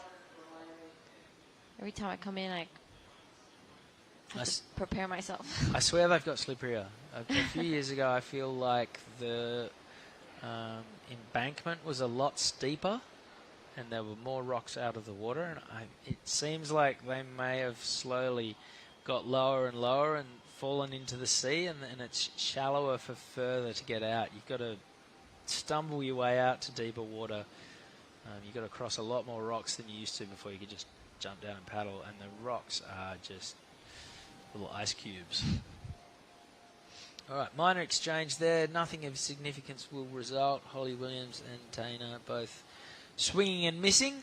4.5 minutes to go. Holly Williams is in the lead with a 6.17 and a 5.27. This is the 12th year of the Taiwan Open of Surfing. Massive thanks to the Taitung County Government for hosting us once again. World Surf League obviously bringing this event to life. And thanks to all of the sponsors, the PX Mart, Haesong, Corona, Red Bull. There's a great clip out with Red Bull athlete Jarvis Earl, who'll be coming up in a few heats' time, and a couple of the local surfers here that Red Bull have put out. That was really cool to see. Quicksilver and Roxy are involved, and Chi Lu are the low-key smash hit sponsor of this year's event. They've got these cool slides made out of recycled bottles that all of the athletes were given, and all of the athletes are very pleased with themselves whenever they're lounging around the event in the world's most comfortable slides. Hopefully they've got a few spare sets kicking around for the commentary team. Oh yeah, I saw a couple boxes out there. Size 9, just saying that's sample size. There should always be an abundance of size 9s. I saw a few boxes of those shoes out there, of those slides. There's definitely a few more, I'm sure, if you ask nicely. Or just steal somebody else's and then recycle them. Yeah. Then there'd be recycled slippers made out of recycled bottles. Reuse, recycle. Yeah, reuse. Reduce. Re-own. Rehome. 3 minutes to go. I'm not sure what that boat is out the back. That one likes to float around. Well, all boats like to float around, but this one particularly likes to buzz around our event. Yeah, I've seen it there every day. Yeah. Maybe it's just out there. We do have water patrol on hand. You see the occasional jet ski. They generally sit way off in the channel. Pretty low-key. Not any mad need for rescues or survival at this event. But there's definitely lots of water patrollers on skis, and our surfers' safety is always guaranteed. 2 minutes remaining. Yeah, 2 minutes remaining in this heat. There's been lots of waves ridden. Holly still at that top with a 617 and a 527. Wow, those waves are incredibly ridden. And this is Tina looking for a 493. Quick up and out. Yep, nothing happening on that one. 90 seconds to go. And it is Holly Williams who's been doing it very nicely. A 6 2.5s and 2 3s. The tail of the tape for our heat leader. Charlie Hurst, she's got a 4.83. She needs a 6.1 for the win. Anything over a 4.2 will make life that little bit harder for your mate Taina. She's currently chasing a 4.93 to vault from third to second. 1 minute to go. We've seen a few, high pressure finishes so far today. Will we get a last set or two in this last minute to settle this one in a rambunctious fashion? Or are we just going to see time and tide tick away? 40 seconds. This is Emily Burke paddling. She's just coughed up priority. Here goes Charlie Hurst looking to consolidate second or even mount a challenge for first. Not going to happen there. 30 seconds to go. Holly Williams, heat leader, rolling into action on the wave behind. She's got a great pace to her on this wave. Love that style. Well, this is a victory lap. She's locked the knees in. She's styling her way through the inside. She feels like she's done enough. I feel like she's right. 10 seconds to go. Can Taina find a wave? Here is the surfer in blue. Last roll of the dice time. She needs about a 5. Strong-ish first turn. A little bit flat. Cracks it again. Noise coming from the grandstands. They're cheering their girl on. She's going to stick with this one. Every little fraction of a point counts right now on the hunt for that next round. Tags the end section. Stands tall. Not much noise from the grandstand. They were cheering her on at the start and they quickly lost interest. Is there enough interest there for the judges? She's looking for a 4.93 and it is a 4, so just short for the surfer from Bingen. And that's it. Holly Williams and Charlie Hurst through to the next round. Don't go anywhere. We're going to have a quick break. Back with the last heat, Heat 8 in the round of 32, right after this.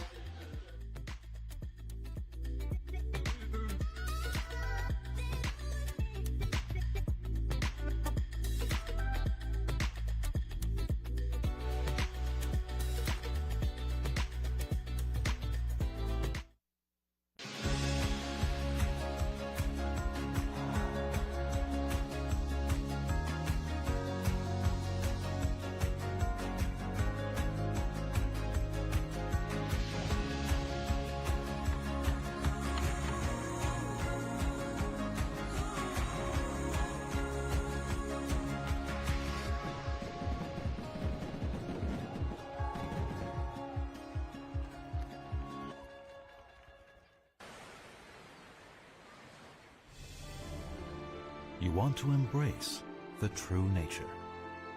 You want to explore the beautiful world beneath the sea. You laugh and sing songs.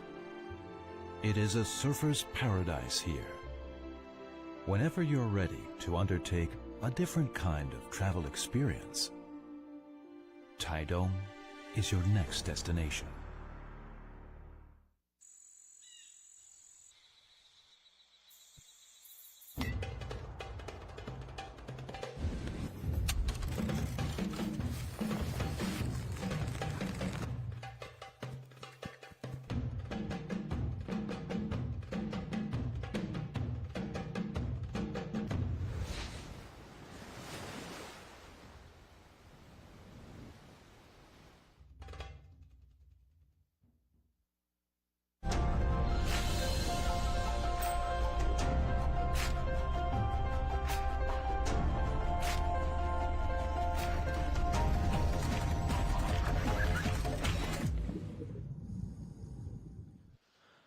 Welcome back to Jinzun Harbour. This is the last heat of the round of 32. Women's side of the draw at the Taiwan Open of Surfing. Nanaho Tsuzuki is a surfer in red. Mirai Ikeda, also from Japan, is in blue and leading the heat with a 2.67. Freya Prum is the surfer in white. She's an Aussie. And Suri Jabrik is flying the flag for Indonesia in the green jersey. 22 minutes and change still to run. Tell us a little bit about Suri Jabrik. Well, bestie. Suri Jabrik, part of the Legion board riders, so I'm sure everyone's tuning in right now to watch. She is Chippy Jabrik's daughter and the coolest 13-year-old around. She loves to surf, always excited. I remember as soon as we got here, she was like, let's surf, let's surf, let's surf. So big things going to come from Suri. So young still, so I'm happy to be able to see her compete, actually. Yeah, all right, that was Freya Prum opening her account. And we saw Freya smash a couple of turns yesterday to progress. She's been doing the Challenger Series. She's one of a couple of competitors who flew straight in from Rio to get here after Sakurama, so that is a long slog of travel. Oh, long, so long. That's a lifetime. It's like 3 days away. You're literally spending 3 days in an airplane. Yeah. All right, Holly Williams won our last heat, and she has won herself a conversation with Justin Magix. Thank you, Chris Binns. I am here with the last heat winner, Holly Williams from the Sunshine Coast in Queensland. Tell us how you're feeling after taking that heat out. Really good. I was pretty nervous going into this heat, just like conditions and everything, but coming out I'm feeling on top of the world, so yeah, good. You were just saying how fun the waves are. It looks like the lineup sort of sorted itself out a little bit. Tell us about the waves and how you found it out there. Yeah, prior to like sitting on the beach in prior heats, I was feeling a little bit lost where to sit, whether I sit on the right or go to the left. And once I got out there, I kind of just picked up a left and then shot back out to the right, and they were my two kind of higher scores. And then I picked up a right under prio, which I was happy about. But the waves are fun. Like, what more could you ask for a QS? So definitely rights, lefts. You banked some really good numbers. Couple of Aussies in the heats. It's cool to see so many different nations here competing. How'd you feel about surfing against the Aussie girls and an Indonesian surfer as well? Everyone on the QS, like it's a 5,000. Everyone's kind of at the top of their surfing. So I'm glad 2 Aussies got through. Unfortunate 3 Aussies can't, but that's surfing, and I guess that's how it is. So I'm glad 2 got through. And tell us, the Taiwan Open of Surfing, a highly rated event, but also a really beautiful place. Your first time here? Yeah, first time in Taiwan. Definitely a trek getting over here. My flight got delayed 12 hours, so emotions were heightened on the 12th when I wasn't here yet. So it's good to be here. It's a beautiful place, and I definitely come back. And are you staying just behind us here, or are you back sort of towards the city? I'm staying at the Jacaranda House with a few fellow Aussies and some mums and dads, so it's been awesome, that little crew there. And tell us, the food as good as the waves or better? Oh, 100%. Food, waves, what more could you ask for? Well, congratulations to Holly Williams, and we'll throw back to you guys in the booth. Unreal. Thank you, Justin. Holly Williams, confident in the water and on land. We might have to get her in the booth for a bit of a chat. I think so. Great chat. Yeah. All right. While those two were having a little gas bag against the media wall, Freya Prum locked in a 3.27 and a 0.63 to move into the lead. Nanaho Suzuki a 0.4 and a 2.43 to sit second. Mirai Ikeda has a 2.67 and Suri Jabrik a 0.93. So you can pretty much get rid of all those waves. A whole heap of not much so far. 18.5 minutes to run. Yeah, all these girls out there are very, very capable of getting rid of those scores. They just need to find the right wave. All right, here we go. This is Naho Tazuki. Not going to add to her total with that one. Ikeda has found a good-looking bowl behind that pink sled. Runs itself through 3 quick turns, fluently done. And I like the looks of that one. And here goes Suri Jabrik. Here is my Suri. Go, girl. Finding herself a wave. And it runs all the way to the inside. And she just falls off that turn. And right behind her, Freya Prum. Well, I wonder if she got a turn in before that, because she got the finish. And you imagine there might have been a turn or two to get to that point. 17.5 minutes to go. Scores to come in for 3 of our 4 surfers. Yeah, this heat, is much more active than the other ones we've seen already in the first half. A lot of waves ridden. So it looks like that lower tide is starting to bring us a little bit more action into the lineup. Hopefully it'll stay like this and the wind will stay down for the men's. Yeah, well, we're starting to there's all sorts of calisthenics and aerobics going on outside our tent at the moment, so some of the men are starting to get ready to swing into action. Round of 64. Heat 1, Kian Martin, the Swedish, Brazilian, Indonesian shredder, is in the red jersey. Fellow Billabong team rider Micah Margerson is in the blue. Hiroto Arai, Japanese weapon, is in the white. And Made Joy Satriana, flying the flag for Indonesia, will be in the green jersey. Wow, what a great heat. Yeah, that is a cracker. Wow. And it's only heat 1. It's only heat 1, but for guys like, I think 3 of those surfers, Kian Martin, Micah Margerson, and Hiroto, won't have surfed yet. So Made Joy is the only one who has surfed. So these guys, this is the 3rd day of the waiting period. A lot of people have been here for almost a week now, and the men will be itching to get the jerseys on and get out there. They will have watched and watched and watched for hundreds of heats to this point, and we are ready to go. Yeah, this is day 3 of the event. So, yeah, I've been waiting a while and watching the waves, and it's been so epic, so I'm sure everyone's excited to start. All right, this is a replay of Freya's opening wave. Wow, that was a big, strong opening turn. So she got a 5 for this. It was just the 2 turns, but all of the points will be for the first one. And then this is Suri Jabrik. We're still waiting on a score to drop in. First turn was pretty flat. What was great about this wave was it just kept running and running and running. Yeah, it went out all the way to the inside, and it actually kind of bowled up for her. Unfortunately, just coming unstuck. So Freya on her last wave getting a 5. I'm pretty sure most of those points came from that turn.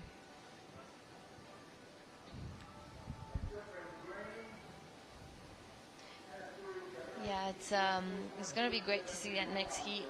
Kian Martin and Made Joy actually surf together a lot back at home, so... Is it Made Joy or Made Joey? Joy. Made Joy. Like joy as in happiness. Gotcha. And sometimes you just call him Joy? I just call him Joy. Just happiness. No Made. Satriawan.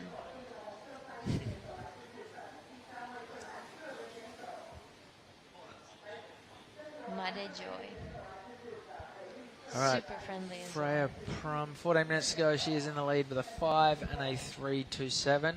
Now that is Hiroto Arai, who's on screen. Hiroto competed in the World Juniors, although I don't think he competed here in Taiwan. I I think I remember Hiroto competing when it was in Australia. He's been around for a long, long time. Great surfer. Fantastic natural footer. What else do you know about Hiroto? God, I remember he... so the World Juniors were in Kayama for 2 years. 1 year was won by... I'm going to say Finn McGill, and another year I think was won by Ethan Ewing. And Hiroto was competing around that era. He was sponsored by Red Bull for a little while. I remember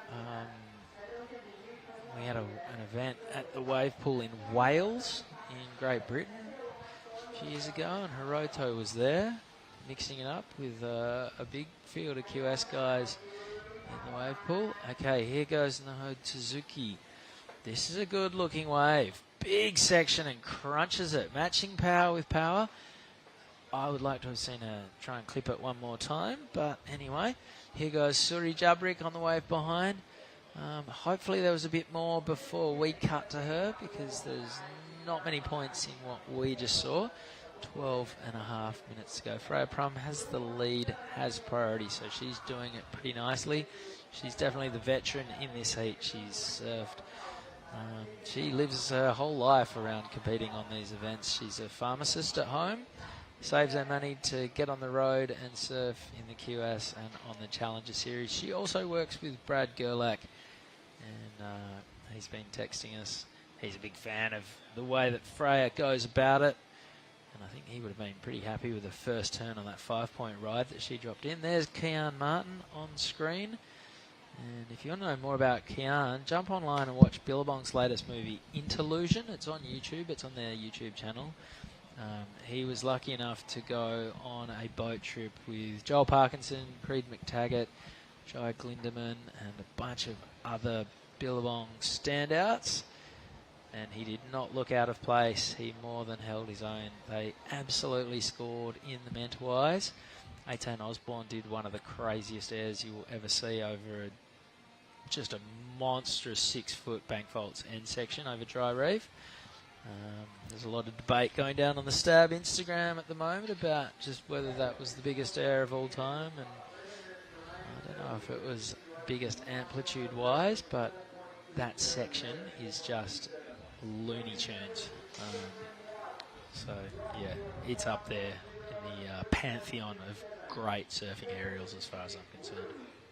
I actually haven't seen that clip yet, so I'll have to check it out. Well, Kian does a pretty incredible air of his own on that same section at Bank Faults. Yeah. It's a big old straight air, and it looks sick, and he more than earned his place to be on a trip, and he said going on a trip with 2012 world champ Joel Parkinson was worth the price of admission as well, and seeing Parko's Grom Froth after all these years was pretty inspirational. So, yep, let's see how Kian goes. He's coming in as the #1 ranked Asian surfer in this event. I'm sure Davi, Kian's dad, is watching, and all of the surfer bar crew in Canggu. Everyone's behind him, and Kian is such a, I would say, an icon at Sandbar. You know, it's hard to be there and not see him with Davi walking down the beach and their little brother Kawan, and of course his stepsister Hayano. All a beautiful surfing family. So Davi, if you're listening. All right, here goes Mirai Ikeda on her backhand. One turn. Can't find the open face again, so all of her points will be on that opening salvo. 9.5 minutes to go. A little bit of a sleepy last few minutes. This one opened up with a bit of a flurry of activity, but not much since then. Yeah, that was actually a very good first turn. If she was able to link one or two more, that would have actually been a pretty good score coming in for our surfer in blue. So Nanaho Suzuki's last wave was a 4.27. That was her best. Mirai Ikeda, she got a 3.57 for that turn, so that does put her up into the lead. Freya is now looking for a 3.65 for first. And Nanaho Suzuki is looking for a 4.01. Here's the replay of Ikeda's last wave. Wow, that turn was straight into the pocket, and she hit that section really well timed. Beautiful style as well. This is Nanaho Suzuki. Just one turn as well. I'm not sure if she did anything before that. But something I noticed about Nanaho, even in the free surf, is that she really keeps her center of gravity super low when she's surfing. So it's really good to keep her balance, and it's really quite rare to see her fall off of a turn. But an amazing surfer, and she's been killing it in the mornings and afternoons that we've all been out there. Yeah, I'm sure a lot of these Japanese ladies will be taking inspiration from Amuro Suzuki, who won a World Junior title right here, and she won it on the strength of her powerful, big backhand Rio. She just spanks sections, and again, it's that super low center of gravity, drives hard off the bottom, transfers plenty of power into the lip.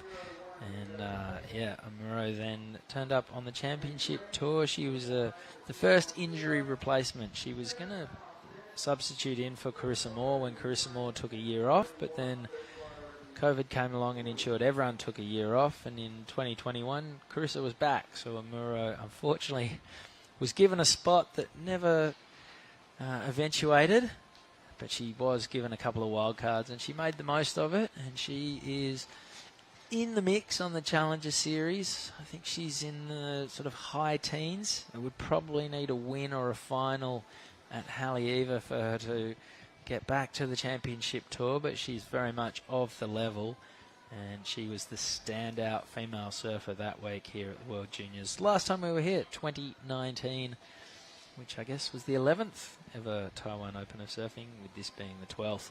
6 minutes 45 to go. Mireille Ikeda has a 5.07 and a 3.57. Freya Prum is chasing a 3.65 for first. Nanaho Suzuki needs a 4.01.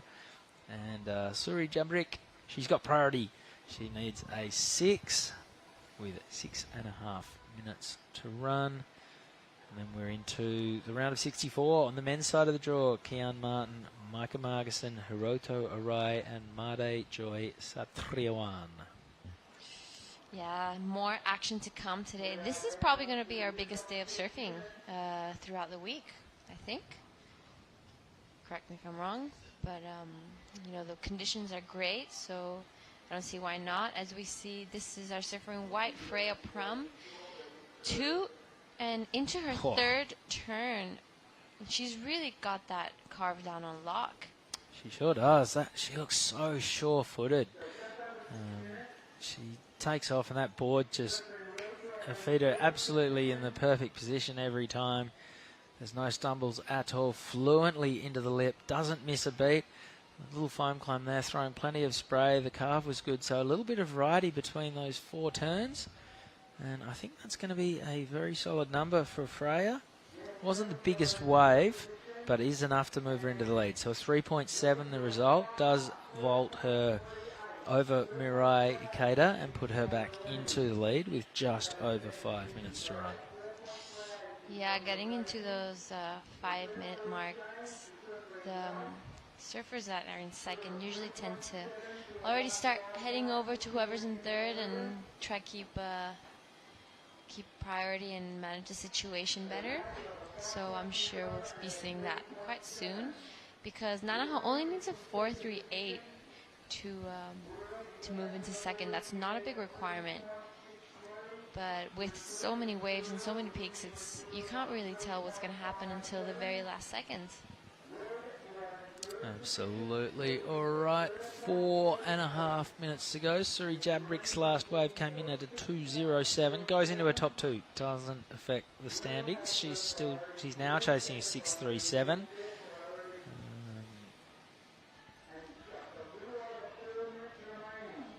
4 minutes 15 to go.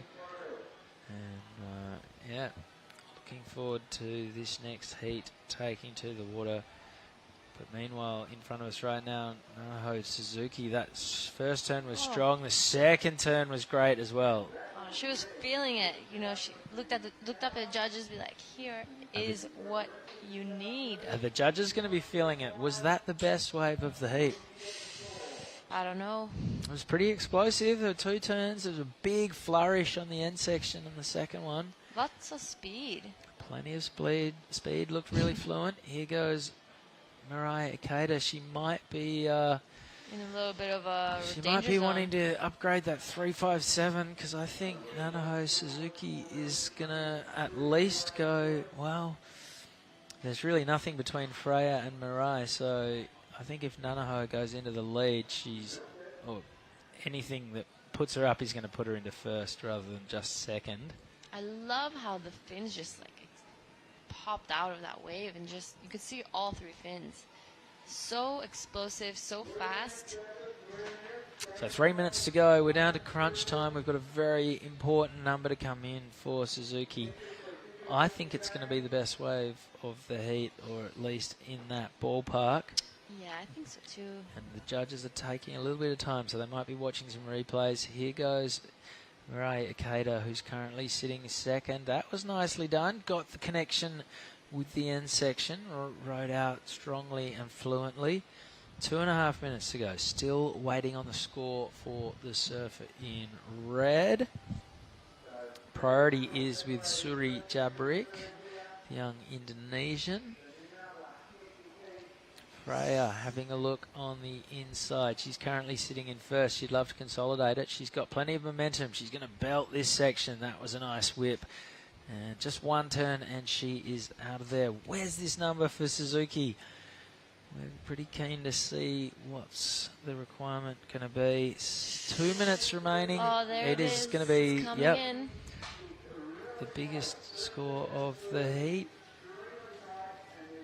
And it's going to put her into the lead. There it is, a 6.83 for Suzuki. Does indeed take her from third to first. Freya Prum drops down to second. She needs a 6.11 to take the lead back. Mariah Ikeda needs a 3.63 to move up to second. And Suri Jabrik is now chasing a 6.43. And yeah, just a little bit of something different. You know, we haven't seen much of that today. The first turn had a little bit of drift, a little bit of slide, a little bit of flare, and then she came out of it super strong and got her fins out. Big kind of tail whip over that end section. And the judges, they want to incentivize surfing that, you know, if they want to see more of something, they'll throw big numbers at it. And other surfers aren't idiots. They'll be sitting there watching the heat and they go, okay, that's a score. Maybe I should go out and do that myself now.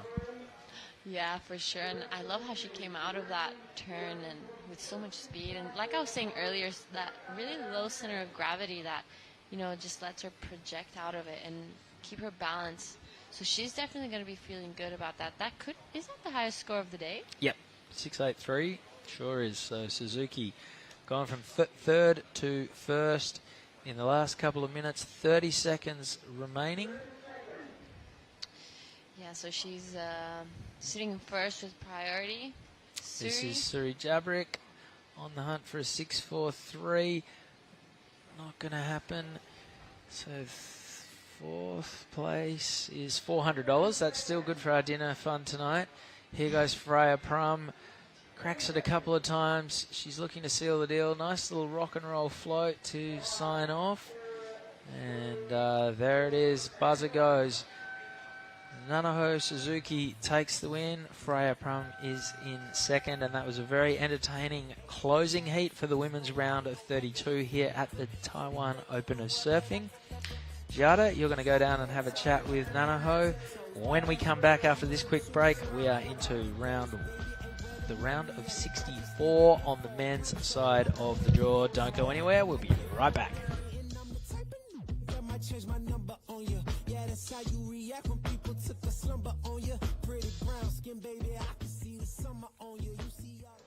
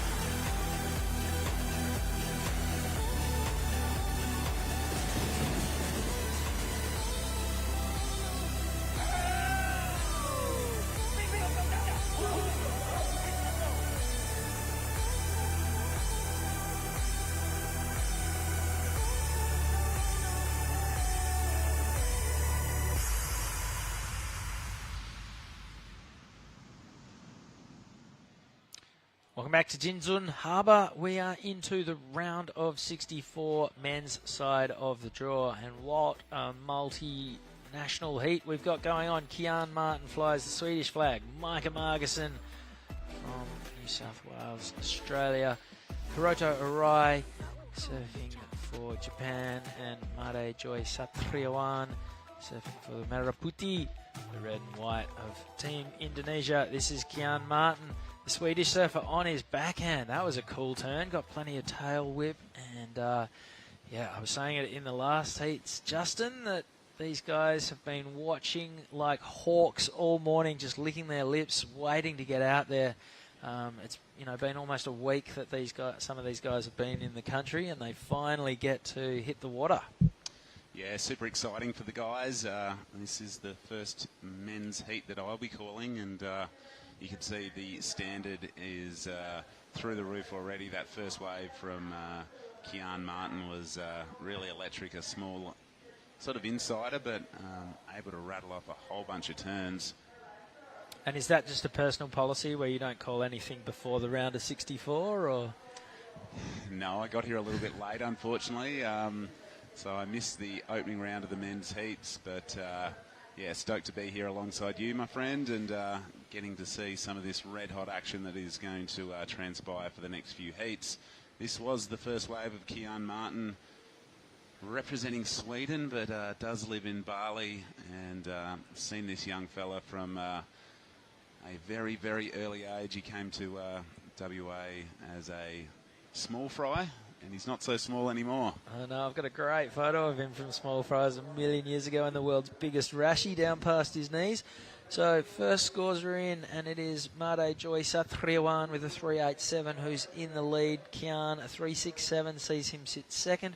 Hiroto Arai is in third with a 1.73.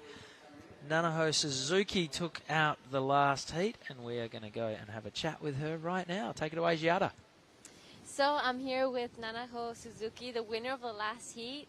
Wow, a 6.83, that's the highest score of the day. Tell us a little bit about what you were feeling out there and what you felt after that wave.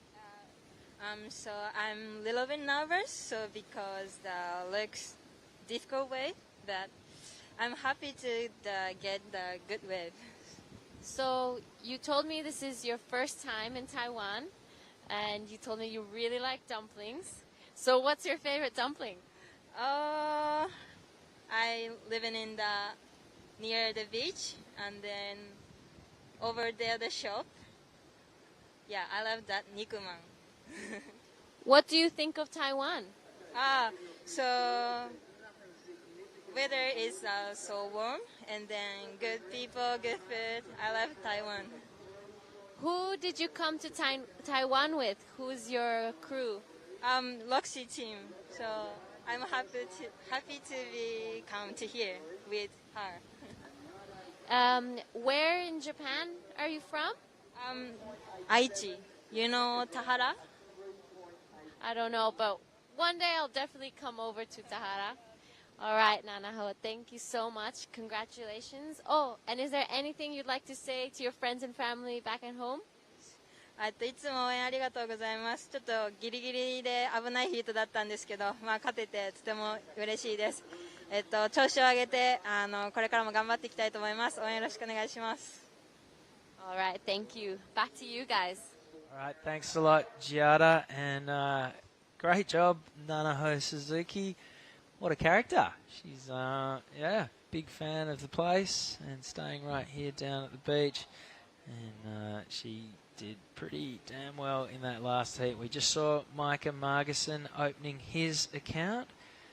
And I'm sure we'll catch up with a replay of that. Here goes Made Joy on his forehand. Strong first turn.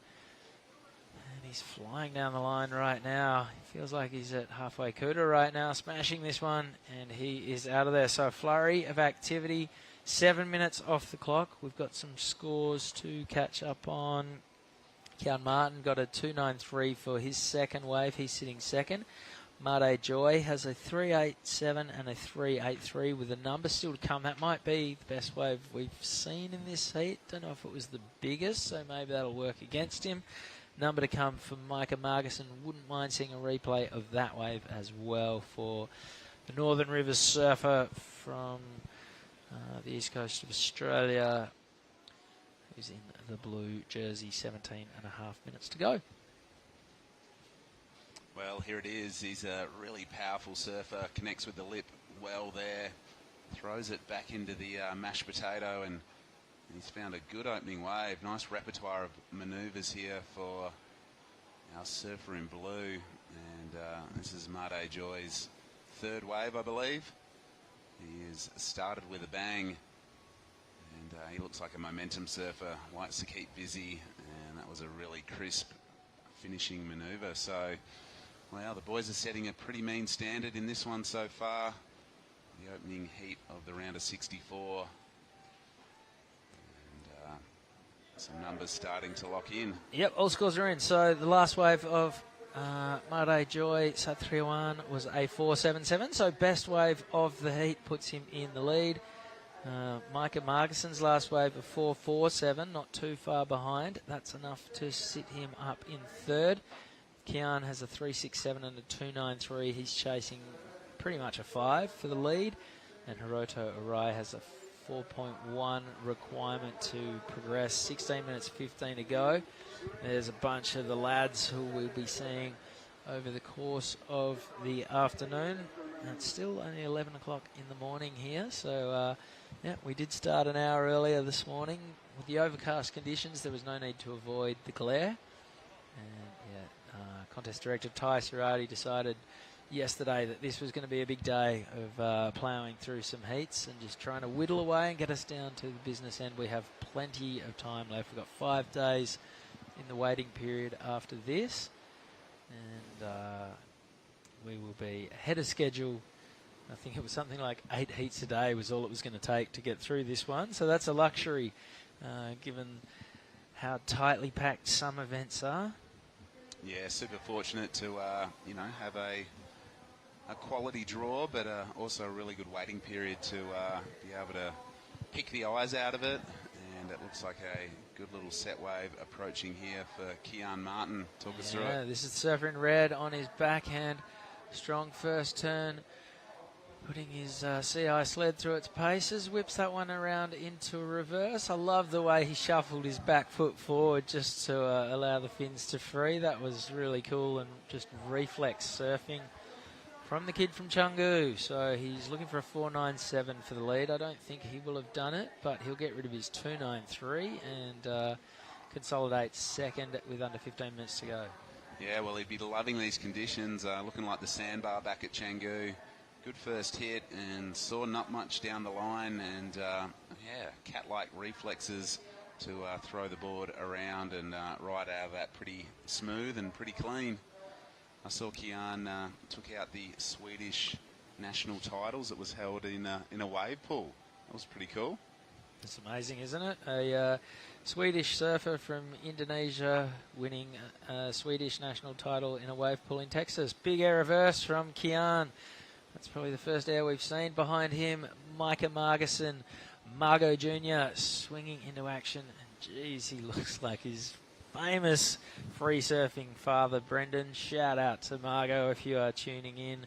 One of the greats of surfing in the 90s. Sons of Fun era Billabong.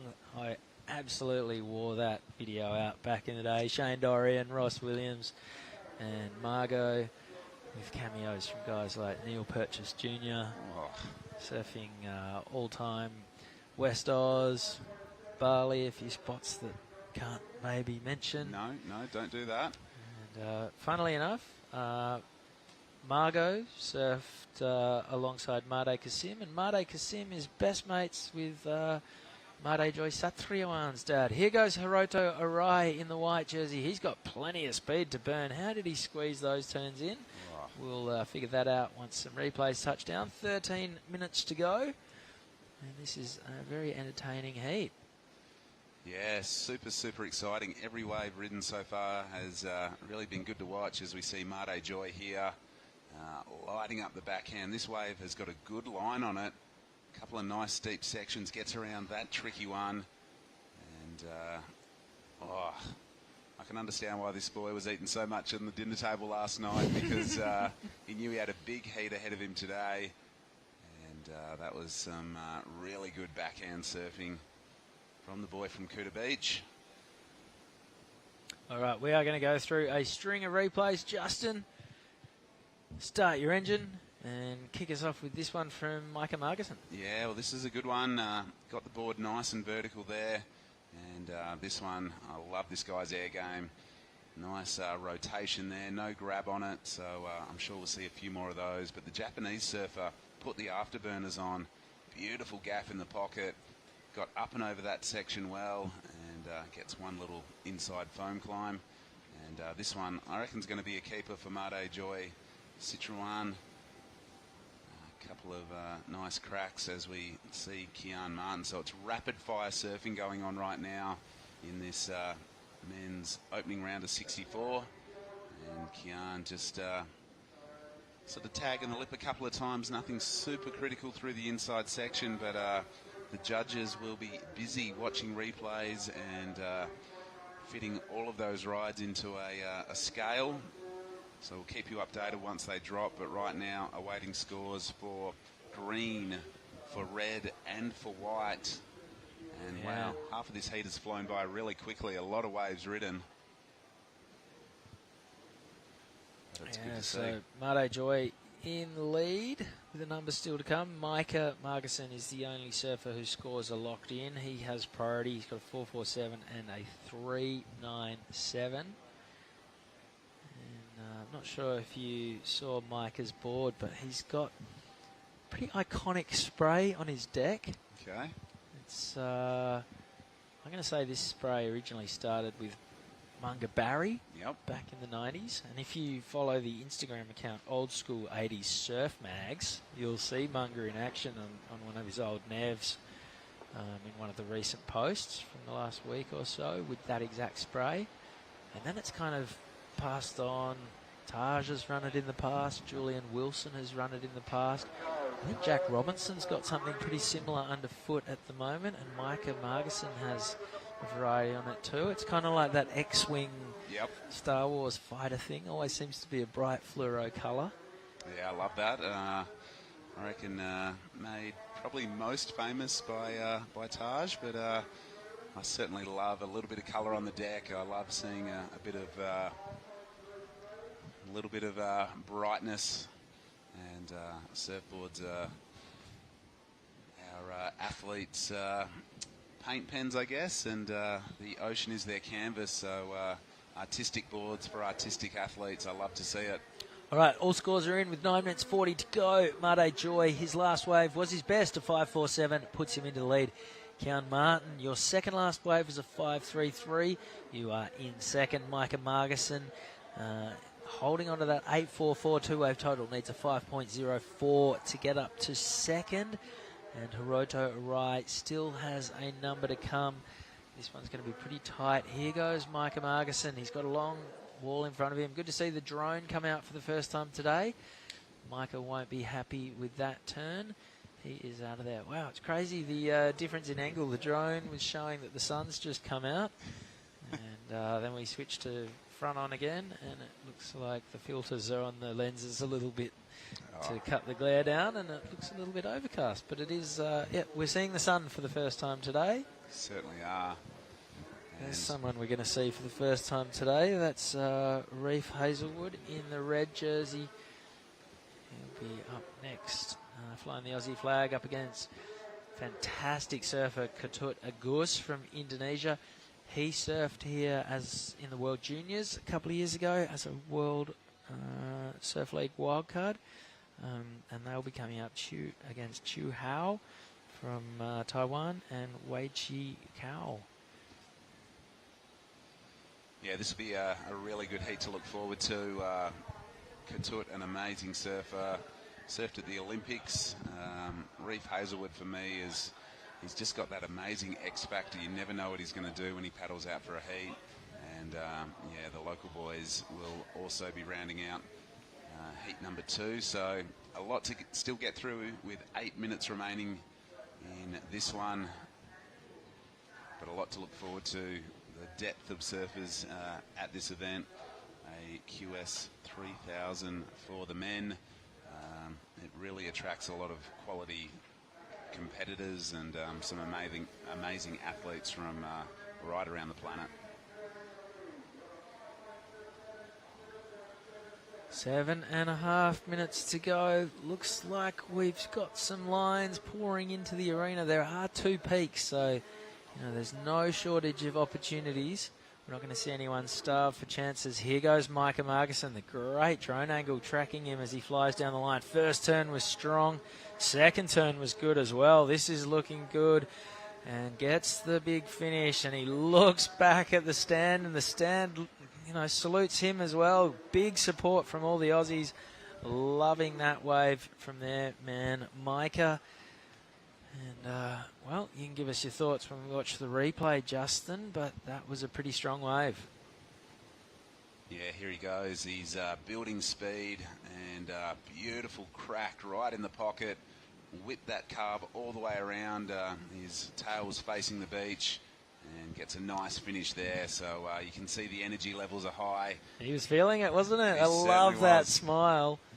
There was nothing cocky about that. That was just joy and elation as he dived off over the back of the whitewater. That's our setup. So the drone is up. We're hidden behind that blue shipping container on the left of the main grandstand. There it is. Micah Margison, last wave, a 6.5, puts him up into the lead. Made Joy drops down to second. He needs a 5.51 for first. Kian now needs a 4.92 for second. Hiroto Arai yet to get a second wave. He's just got the 5.13 so far. He needs exactly the same to move up to second. 5.50 to go. I reckon we've got fireworks to come in these last 5 minutes. Here goes Kian Martin. He will not be happy down in third place. Releases the tail on that first turn. I think he knew he sort of cheated on that first turn, which was an indication there wasn't a whole lot on offer. He got out of there. Didn't want to bother wasting any effort sticking with that one. 5 minutes 30 to go. That's going to be a minor score for the Swede in red. So Micah Margison, he would love to lock in another solid score to back up his 6.5, a 4.47. He won't be happy with that in his scoreline at the moment. Well, there's the surfer in red coming up, and I just love to see this new energy and vibe going on with the Australian surfers. They seem really, really supportive of each other, and a great little vibe around the contest venue and in the water in the free surfs. The boys are right behind their fellow countrymen, and it's great to see the spirit and camaraderie of surfing well and truly alive. Yep, 4.45 to go. Yeah, we saw all the Aussies. Lots of camaraderie at the opening ceremony a couple of nights ago. Shout out to our sponsor Corona for providing the fun times, and lots of singing on stage and just great heart, just great spirit from all of the Aussies. They're travelling as a pack. They're really getting behind each other, and we saw Reef running down and getting the pre-heat high fives on his way out. 4 minutes 15 to go. Priority is with Made Joy. He won't be happy with the 4.77 as his backup. I think I can see a situation where all 4 of our surfers get a second keeper score in these last 4 minutes. 100%. So it's going to be a bit of a shootout. Hiroto Arai has the most work to do, but all 4 of these guys are well and truly in the mix with 3.45 to go. Micah in 4th priority. He's got a little less to... he's less invested in the waves that are coming in, so he can afford to sort of move around and just take a gamble on anything that pops up in front of him.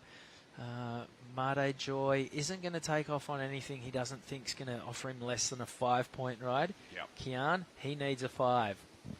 So that's where all the pressure is at the moment, is between Made Joy and Kian. Hiroto, he needs a little bit more of 5.12. So there's really nothing in it.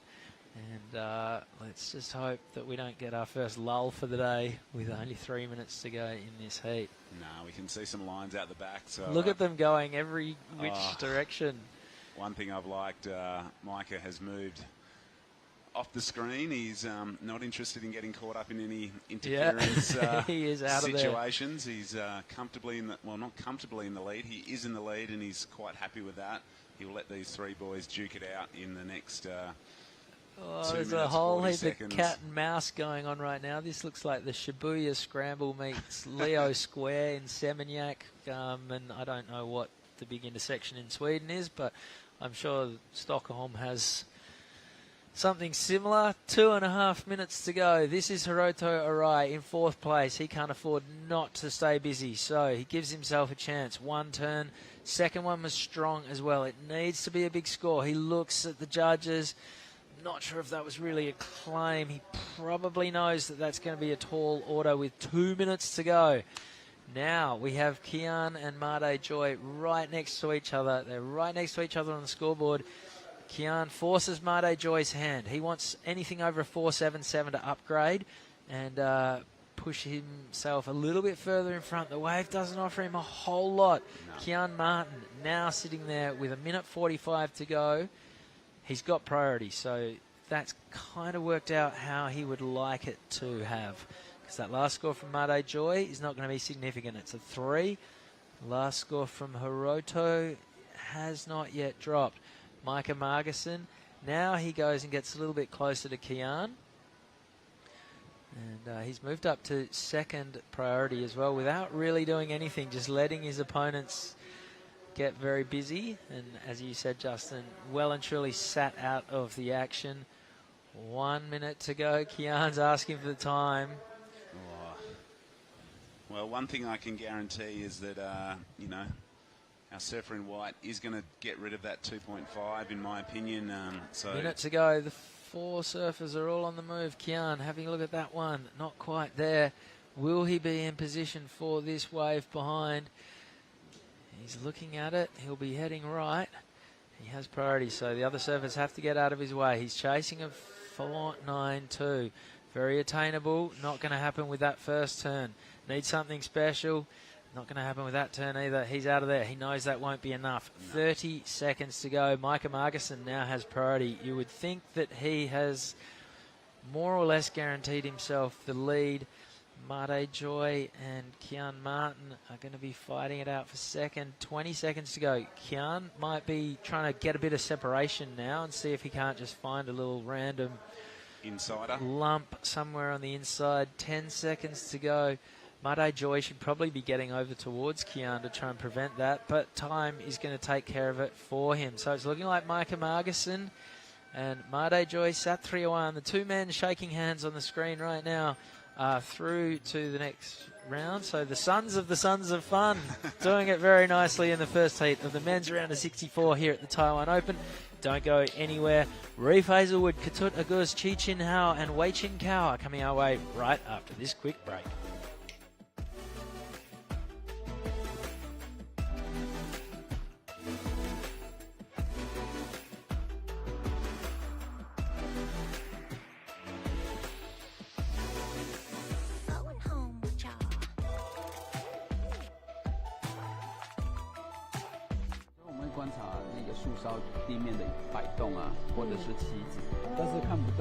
最快最好玩的方法，你看口水它移动的方向，它就是我们地面风的速度跟风方向。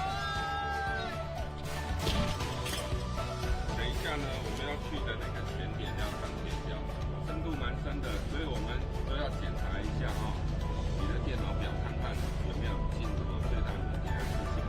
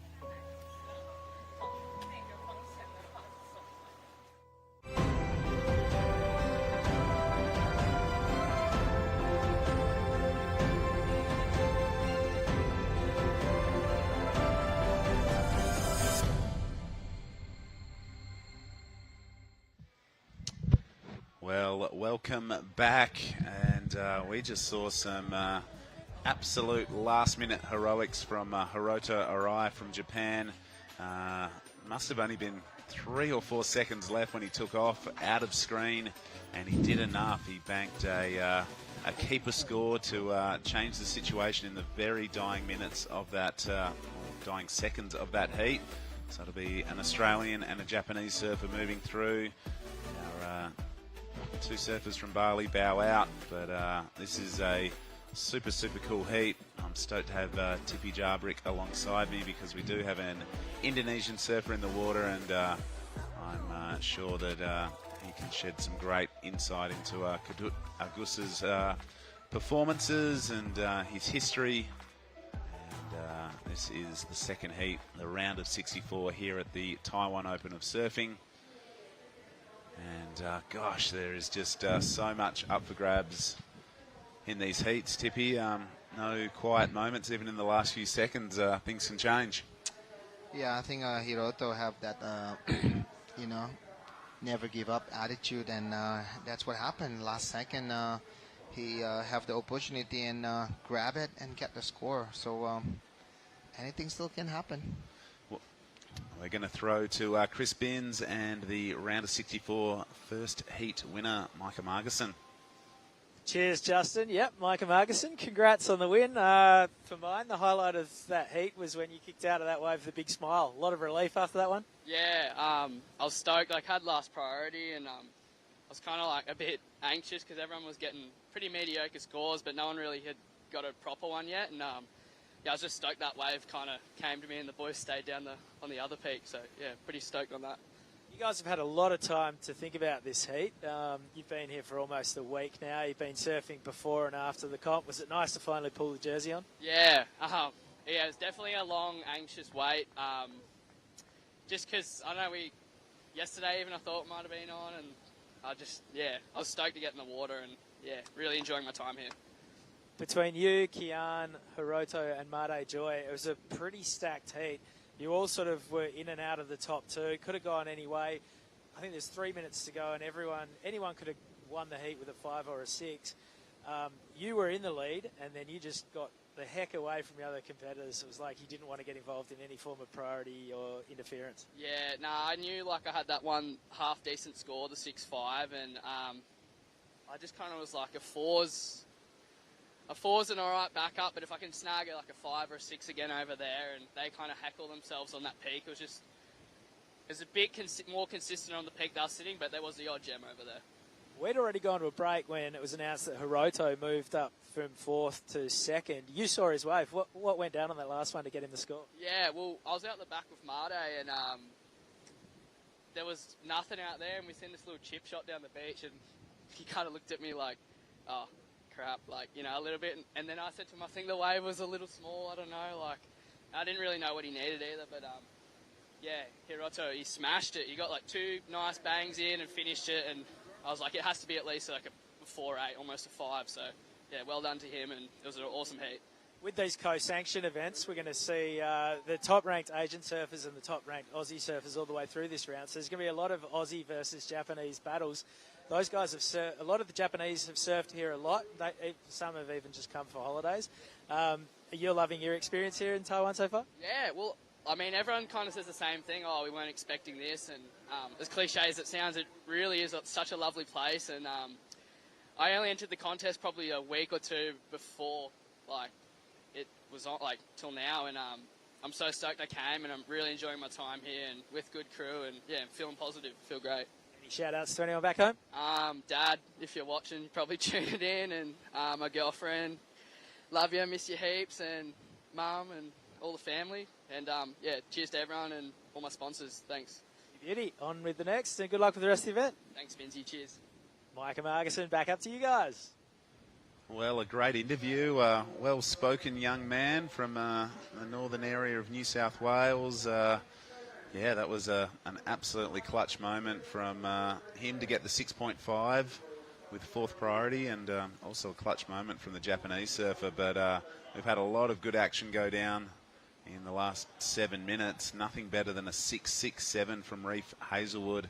I'm sure we'll get a couple of replays of that shortly. But wow, you can just see that the bar has been lifted, Tippy. The performance level has lifted, and the round of 64. There is no easy heats in this one, mate. Oh yeah, for sure. 667 so far is the highest score of the day. Actually, it was Micah with a 665. Sorry, 6.5. But this one a 667 from Reef Hazelwood.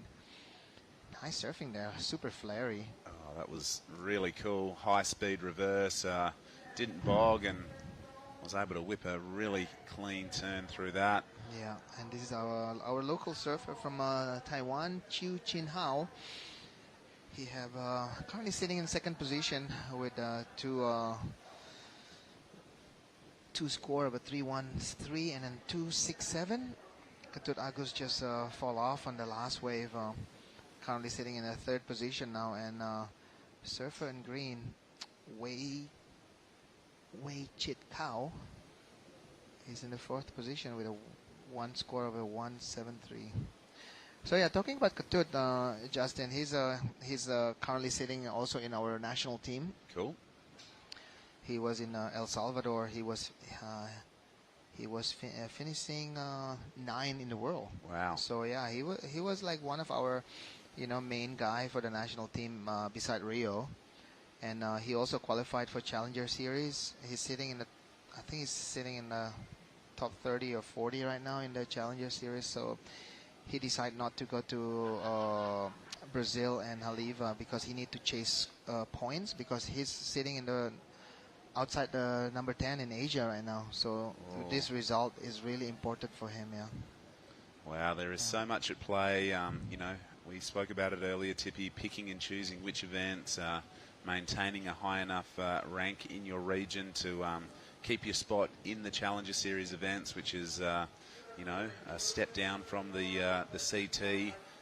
There is so much at play, and with 3,000 rating points up for grabs here in Taiwan, I can understand why Katut is here and doing his very best. He was sort of injured during the lead up to the Olympic campaign, wasn't he? Yeah, he had a small injury, but he recovered super fast. He's only like 22 years old, so he's pretty young. And for him, for that age to recover, if you have the... here we go, this is Katut. You can see he's super fast, lightning fast. Oh, just unable to stick on that maneuver right there. One thing for Katut, he's known for his speed, and he's super flary. He can do, a lot of airs. But the downside of all those maneuvers, when you have that much speed, you need to control it. Yeah. And that's what happened just now. If you don't have the last, I would say, touch of that control, the judge gonna, not gonna give you the highest score that you could deliver on this wave.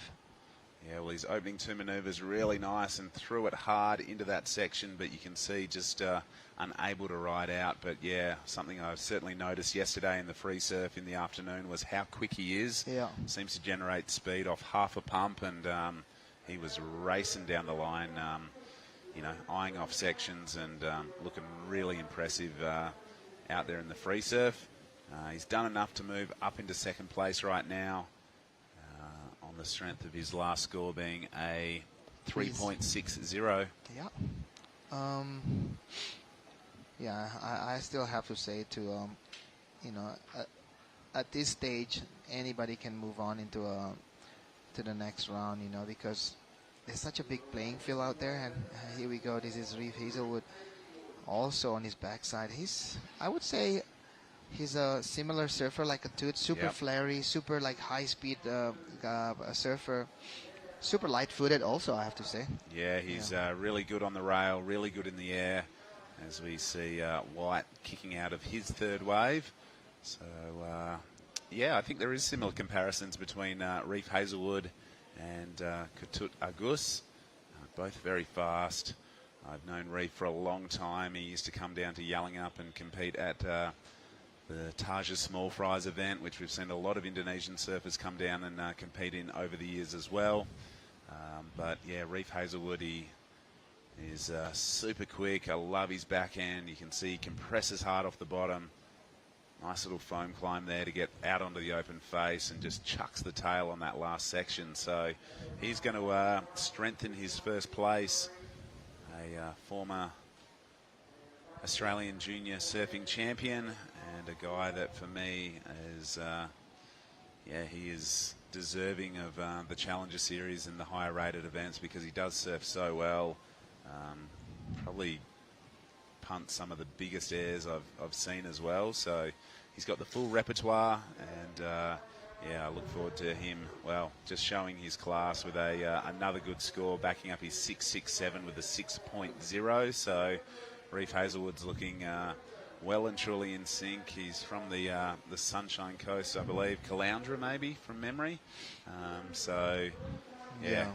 He's from that side for sure because I don't know. I only been there once in the 90s for the 4X QS way back, and I heard the wave is it creates a lot of guys that can surf really good on a good wave. Yeah, I have to say it that way. There'd be some similarities, I reckon, to where he's from. I'm pretty sure Joel Parkinson hails from the same part of the world, now resides on the Gold Coast, of course. But here we go, local surfer on his backhand, throws it up there once, races through to the inside. Wow. And he's got a bit of speed as well. This is a pretty fast heat. They might have to get the speed cameras out here and see who's going the quickest. Yeah. As Katut blasts a solid end section maneuver on that one. Yeah, Katut got to be careful here because, Katut only have a 3.6 for his highest score, and then also surfer in white also have a 3 point something. So it's pretty even situation right now for Katut and also our surfer from Taiwan. Here we go, a replay from Katut. A little bit slip on that one, but able to get back. And this is the replay of our surfer from Taiwan, Chiu Chin Hao. Only looking for a small score of a 3.31 actually. Could be an interesting situation here because Katut also have a score. It's all about, building houses could be, because I would say Reef Hazelwood is already on his own house right now. He's on the top story. Yeah. He's laid the foundation. He's built a few bricks up, and he's sitting pretty up in the penthouse with a really nice two-wave combined total. And you can just see his competition experience shining through. 2 good waves. And pretty much now, I don't even think he'd have to really catch another wave. But, of course, he'll prove me wrong because he's going to opt for his forehand here. He's just going to go loose on this one. Oh, super fast there from Reef. Boom. Ooh. That could have been, goes to his top score right there, I would say. He's got really good wave selection, and you can just see that he's able to get to those sections. He's connecting the dots really well. So whether it's on his forehand or his backhand, Reef Hazelwood is lethal. He is lethal. Yeah. And this is the replay. You can see just gets up and over, flicks the tail nicely. Nice little jam there, and you can see really punches that section, but just caught a rail coming out of that turn. Wasn't able to ride through the transition. Yeah, he's reminded me of a smaller version of Conor O'Leary. Okay. Yeah, the way he served, like with super straight, arcing back, waiting and just for the lips to to do something on the lip. Either it's like a big maneuver or big air.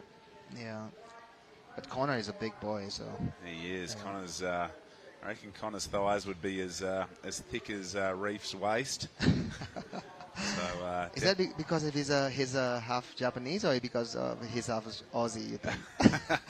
Or just because of a good food? I think he's a powerful surfer, and I like to say you can't run a V8 on 2 strokes, so you got to have a strong foundation, and it's the same with Jack Robinson. If you see Jack Robinson, he's got the biggest thighs on him ever. I really noticed it at G-Land earlier this year, just how thick his legs were now, and the power he can get out of his turns. Yeah.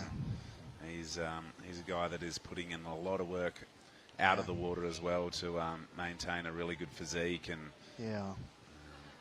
working hard. Yeah, he's transforming from those days as a freckle blonde Grom into like a I would say like a CT like world champ material, 100%. Yeah. He is, he's been, I guess, the highly touted West Australian surfer for many, many years. And it's just so good that everything's starting to click. He's got confidence in his equipment, in his ability, and I think he's finally found his place on the championship tour. Yeah, I think the difference between him and the other guys is it's how hard you want it and how focused you are to be in that level, Yeah. Because sometimes you see like the different when like guys who have like the talents, they don't have to have that focus as hard as other guys. But Jack Robo just putting a lot of energy for those, because I can see he wanted to be there. Yeah. It's not like it's an accident he's there. He's just that good. So here we go. Yeah, this is our surfer in green. He's on a pretty wide-looking board, but unable to ride through that maneuver, unfortunately. Yeah. Just on approaching the 7-minute mark, but yeah, there is so much that happens out of the water now to be the complete surfer, Tippy. You got to take care of your body, but also your mind, and I think that's something that Jack Robinson has really mastered, is just his zen-like focus. And we saw it at G-Land earlier this year. His buzzer-beating moments, just knowing that with no time left on the clock, that you can back your performance in and you can get the job done. Yeah, it was crazy. We all was there, remember? Yeah, I do. And then I think I remember it was like a couple seconds ago, Philip Toledo was leading, and there was one set, and he was holding priority for a while, and that one set, I think he was able to communicate with the ocean that day and saying like, hey, give me one more chance. Yeah, he definitely willed that wave to him and claimed a back-to-back championship tour victory. But yeah, that was another epic event in this beautiful Asian region. The waves are so good no matter where you go, but here in Taiwan I've been super impressed with the quality of the surf on offer. It seems a really consistent break, and yeah, it's a really good competition venue. Yeah, here we go. Surfer in white. Chin Hao is looking for a 410. Really nice style, actually. Yeah, he's doing well. I think he'd be happy with his performance. Obviously, he's got a couple of really experienced competitors in red and blue, but he's just been chipping away, doing his thing, and that's all you can ever ask when you're in a heat of this standard. So with 5.5 minutes on the clock, it is right now Reef Hazelwood leading in a comfortable position. His last, here's the replay of White's. Nice opening slash on that one. Nice little foam climb, and punches that section nice and hard. So do you know who is the most famous Taiwanese surfer, Tippy? Who's got the biggest profile? Or I would say Rory McDonald, Yep. Yeah. So yeah, Rory McDonald been representing Taiwan in a lot of level, Yeah. He was doing a lot of QS, a lot of ISA event. He's also nurturing a lot of the younger generation here. And I would say Taiwan is the next big thing in Asia, because they have the event. They've been consistently running like a event like this. This is only to be able to have the whole round of 80 was stacked with Taiwanese, so it's for them. Yeah, it was good to see. I missed the opening day of competition, unfortunately. It's quite a mission to get here from Western Australia, but I'm stoked to be here alongside you, and seeing my first men's heat in the water right now is super exciting. You know what's so funny about mentioned about that? Taiwan and Western Australia have the same time difference. I know, I haven't had to change There's my no watch. difference. There's no difference. It's good. It's the same time. So I'm not feeling jet lagged, although it was a... you should be feeling at home. Yep, 3 flights to get here. I certainly didn't have to change my watch, and I think I've slipped straight into the Taiwanese culture. I'm just loving it. It's such a cool and vibrant place. The Taiwan Open of surfing has really opened my eyes up to different parts of Asia.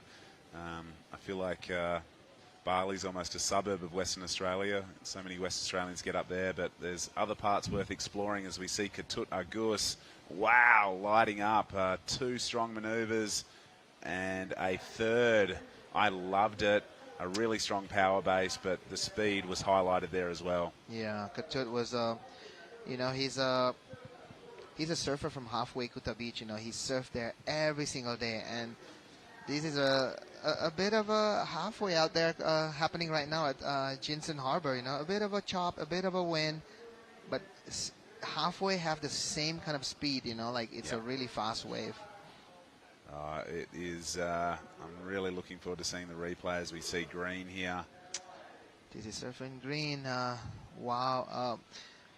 Wei Chit Kao, surfer in Green. Yesterday he made his heat against a couple other Taiwanese compatriot. He's got to be happy with his efforts to land here. He's not quite in the prize money round, but this is the replay of Ketut Agus. He just found a beautiful wave. That section was amazing, and bang, stamps his authority with a really strong finishing maneuver. Wow, that was a strong one. It should be one of the higher score of this heat also. If it's not equally, you know, one of 6s that Reef have, could be close by. It was definitely good surfing in my opinion, and you know, he's there we go, an 8.0. Excellent surfing.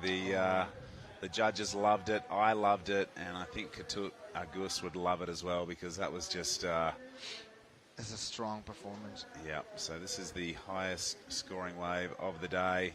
That turn right there was just textbook. And one thing for sure, I think the judge liked there's no lag of a transition between one turn and the other turn, so judges like that. Yeah. Yeah, they don't like when you do like a lot of like check turns between turns. Yeah. And that one shows what other surfers need to do. Yeah, sending a very, very clear message, the judging panel, that that is what you got to do. You got to find a good wave, and you have to execute multiple maneuvers with speed, power, and flow. And for me, I was saying good surfing, and the judges have probably just given me a clip around the ears and said, "No, Justin, that is excellent surfing," and I agree with him watching the replay. Yeah, to impress the judge, you need to tick all the boxes of the judging criteria. Yeah. At the end of the day, you know, you cannot get that high score without a good performance. That's it. He was showing glimpses, but just found the right wave and just really connected so strongly on the backhand. So, do you think Ketut's got a strength? Is his backhand as good as his forehand, or vice versa? He's equally dangerous. His forehand and his backside. He tend to do more throw more airs on his front side. Yeah. But on his backside, he just tried to throw like a lot of like like those tail slide and pull the fins out. Yeah. Well, that was a super exciting heat. We've seen an excellent score from Ketut Agus and 2 good scores from Reef Hazelwood. They will move through the next round, and we'll take a short commercial break, and we'll come back with an interview with Reef Hazelwood.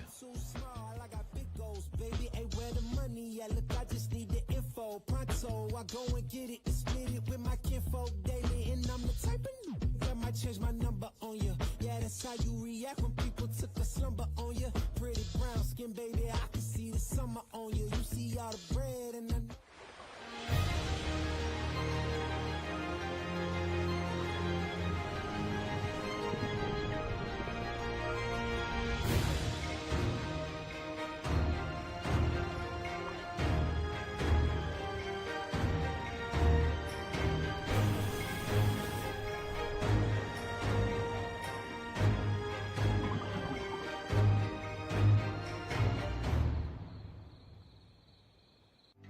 在台九线长长道路上，一旁就是那无尽的海洋。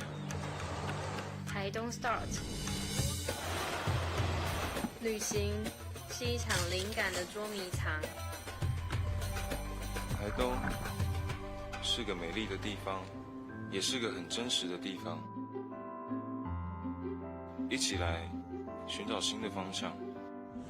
台东 Start。Well, welcome back here to Jinzun Harbour for the Taiwan Open of Surfing. I'm here with Giada Lagarde, and we have a truly international heat going on. We've got a surfer from Hawaii, we've got an Australian, a Japanese, and a Filipino surfer. So the international flavour of this competition continues in the third heat of the round of 64. The sun is coming out. It's heating up a little bit out there. Not only the surfing, but the temperature as well, G. Oh, yeah, for sure. I was standing out there just watching some heats, and I had to literally look for shade because it was just way too hot. And then I see everyone like slowly taking their jumpers off because it was really colder this morning. Yeah. But now it's just boiling.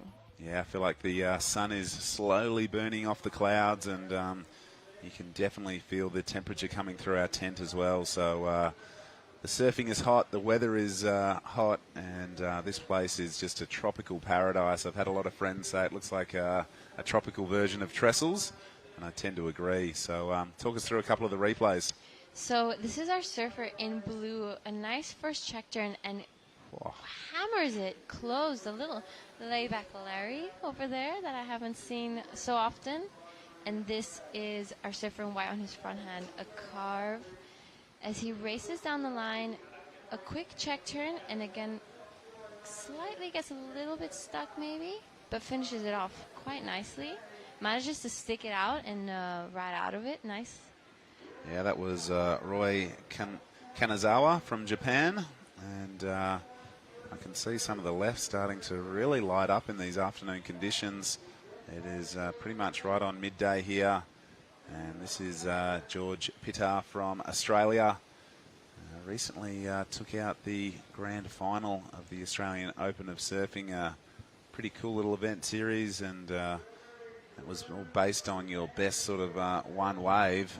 And wow, we missed it, but I hope we've got a replay of it. His first wave, an 8.33. So I'm sure the boys will be able to.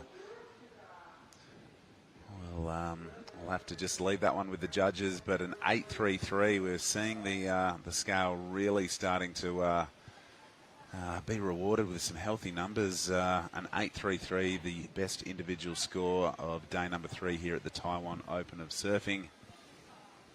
Wow, that's a great way to start heat. If you can start with an excellent score in the first 5 minutes, your confidence should just go through the roof. And applying scoreboard pressure to your fellow competitors is, it's a little bit of a mental tactic, I reckon. They just hear that score lock in and think, oh my gosh, what am I going to have to do to better that? As we see our surfer in white. Wow. This is Filma Alapeo from the Philippines. Wow, that was actually a really well-ridden wave from our Filipino surfer. And this is George Pittar, starting off with an 8.33 and finishing that off beautifully. This guy's on fire. I want to have what dumplings he's been having. He is surfing really fast, really smooth, and really powerful. He is going to strengthen first place because his backup score prior to that wave was a 3.63. And that finishing turn alone for me was worth at least a couple of points. So I reckon he's going to extend on first place. Yeah, for sure. That was such a great wave. I'm kind of like blown away. Only 6 minutes in. He must be feeling really good about himself right now. Really confident, and that is the best way to start a heat. Especially putting a little bit of pressure on his opponents. You know, hearing that from your competitor is not so great for your confidence level. No, it's certainly not. So just 2 maneuvers, but they were really precise. That end section was critical. So we're awaiting a score for red.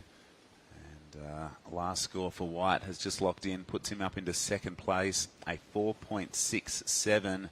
But right now, George Pitter, hold the phone, has just locked in a 6.07. So he's going from strength to strength. A couple of really healthy numbers. A two-wave combined total of 14.40. That is pretty much first place locked and loaded for me. The battle is now on for second place, in my opinion. Oh, I agree. He could have might as well just sit out there and try just get another 8. What do you think's changing out there, Jada? It looks like maybe the tide's dropping, or I don't know, the waves are just starting to line up a little bit better. Yeah, I think maybe with that tide going down, it gives a little bit more bowl to the wave, so it's just easier to hit it more into the pocket and maybe a little bit more vertical. And the wind picked up slightly, but actually, maybe an unpopular opinion, I think it's actually better to hit it off the top with a little bit of texture on the wave. Yeah, I'm with you. And here we see this guy is from Hawaii. It is Johan Hederman. And, yep, the Hawaiians, as we know, true water people. And that's a funky, fishy-looking board that he's riding. And that's his second scoring wave, so it will improve his situation. He was in 4th place prior to taking off.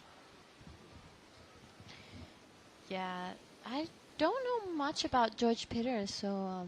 Yeah, he's definitely been around the Australian ranks for quite some time. I do remember seeing his name at a whole bunch of Australian junior surfing titles, but it looks like he's sort of elevated himself to the QS ranks, and as I said, he took out a pretty cool event in Bondi Beach maybe 4 to 6 weeks ago. The Australian Open of Surfing was a grand final event, and I think he banked himself $10,000 for the win. So a great way to be able to afford to travel to WSL QS 3000 events here in Taiwan.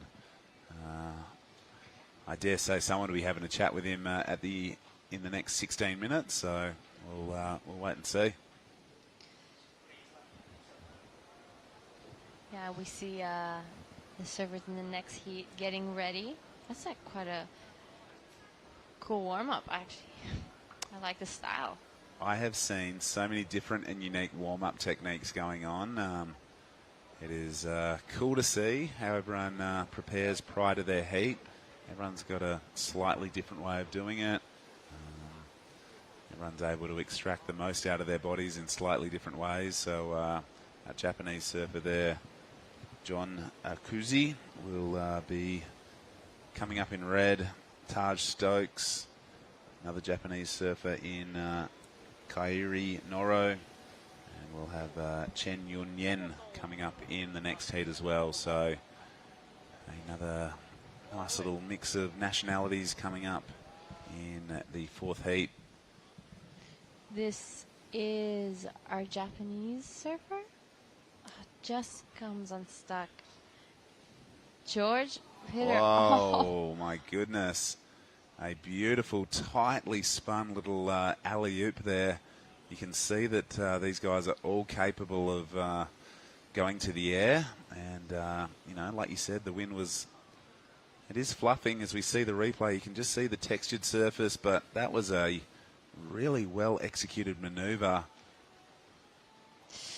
It'd be good. It's interesting to see what the judges are going to score that, because we haven't seen too many airs just yet. No, but that was technical. It was it was it was a hard manoeuvre, and I'm with you. I want to see what the judges are going to throw for that, because it was a functional manoeuvre, and well executed. So hold the phone, George Pitter. He has, I guess he's been waiting for his opportunity probably for a while now, and it's all just unleashing here for him.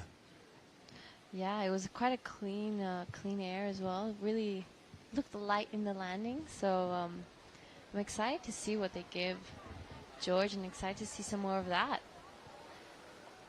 Well, super stoked to welcome in Reef Hazelwood, our last heat winner, into the booth.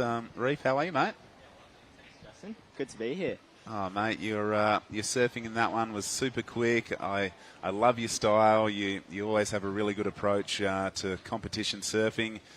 Tell us, first time to Taiwan? Yeah, first time, and absolutely loving it.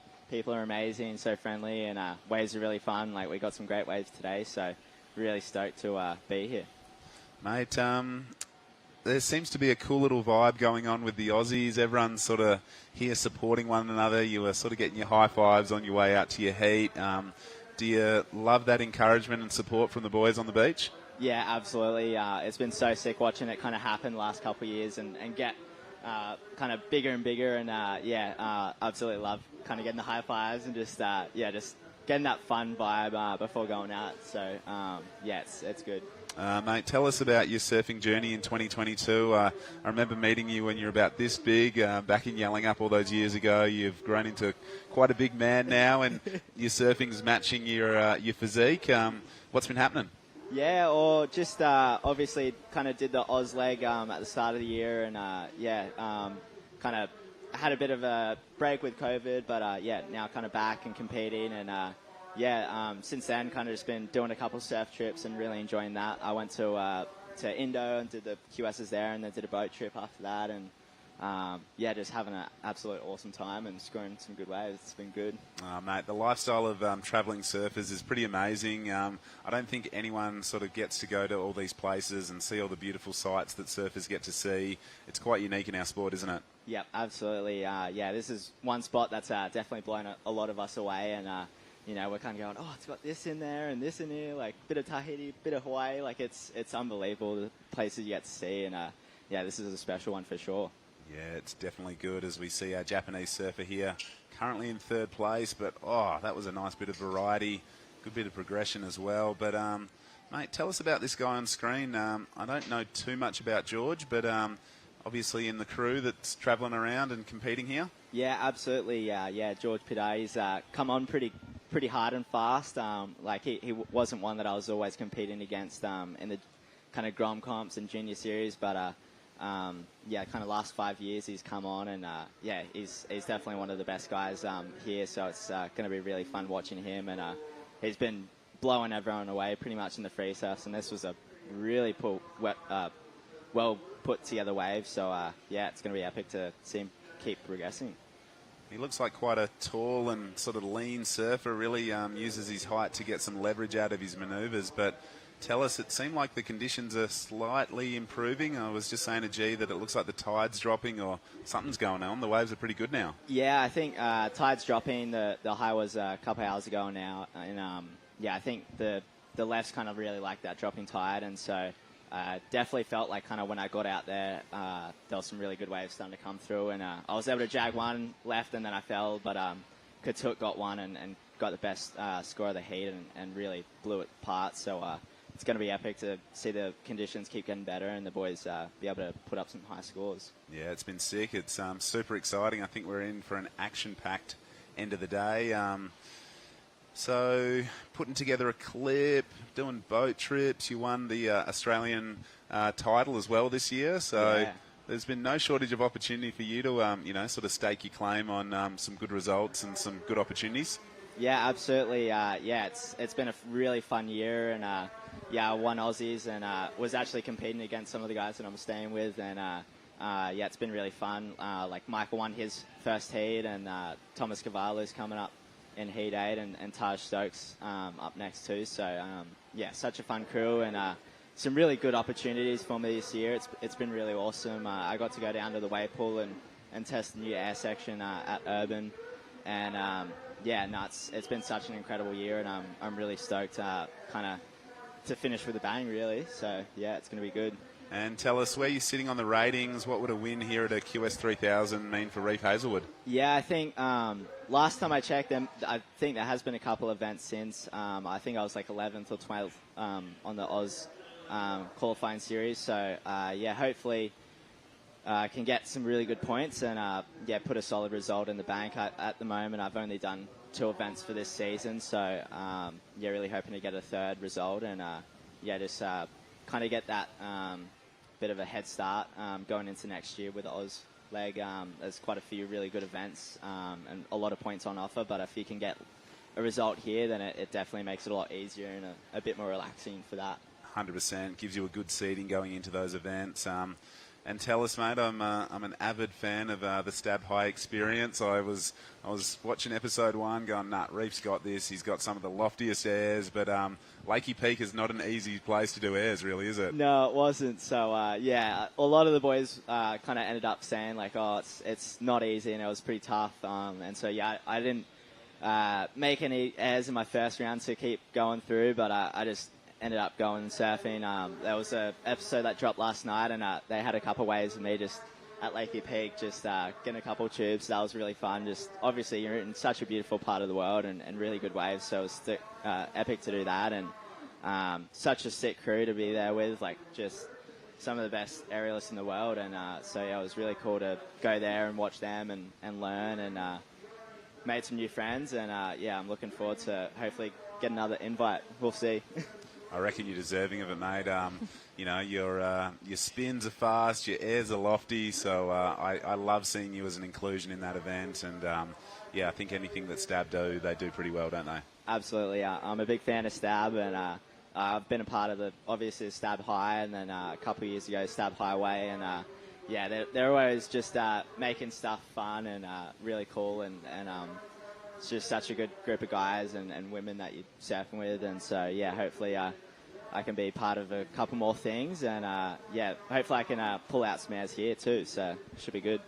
Yeah, well, we'll give all the listeners, we're delving deep into what Reef Hazelwood's been doing, but G, do you want to give us a bit of an update on the scores? It looks like George Pitter has improved his situation in the red, going from strength to strength. Yeah, it looks like he got a 6.67 on that last one, so it was actually a really well-surfed wave, and our Japanese server a 5.83 and a 4.83, but George is so high up in the lead. Second place is a 9.17, so he's looking pretty comfortable out there. He certainly is.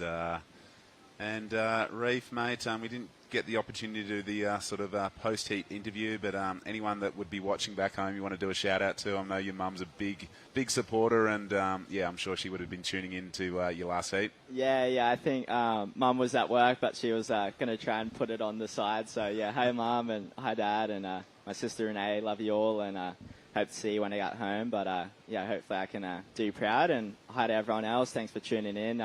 Got some good waves, so keep watching.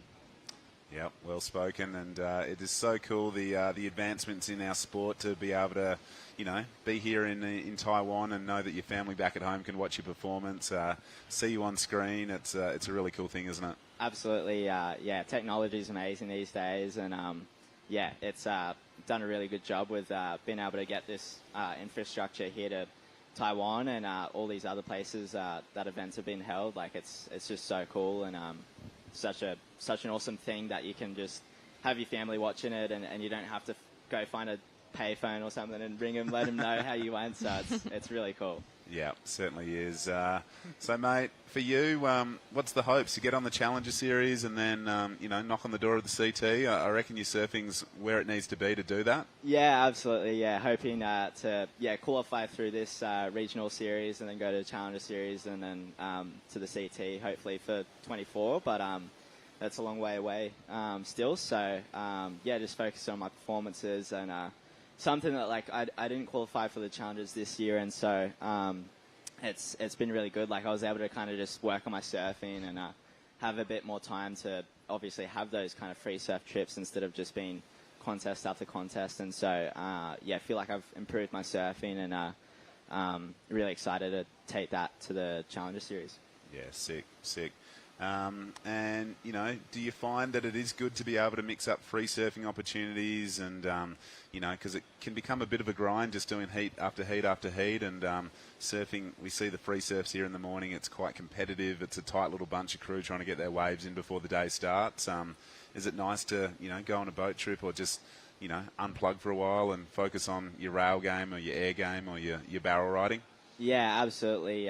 Like with the boat trip that I did, it was just so fun. Everyone, like, you know, with competitions, you're competing, and so then like with that, like everyone was just having the best time. And if someone else got an incredible wave, you were just absolutely psyched for them. And I mean, you still have that little bit where you're like, okay, I want a better wave, but you at the same time, you're just so stoked for them, and it definitely sharpens yourself up. And so it's been really good to have those opportunities, and definitely kind of moving forward and hopefully getting to the Challenger Series. I hope I don't kind of lose that time to be able to do those trips, because I want to obviously keep improving my surfing, and so I want to be doing more trips, and obviously keep putting out edits is one thing that I love doing, and love working with filmers, and just really trying to put like a bit of a kind of art piece together. And I see it as, well, I kind of see it as art, so trying to do that is still a massive passion of mine. No, you're so right.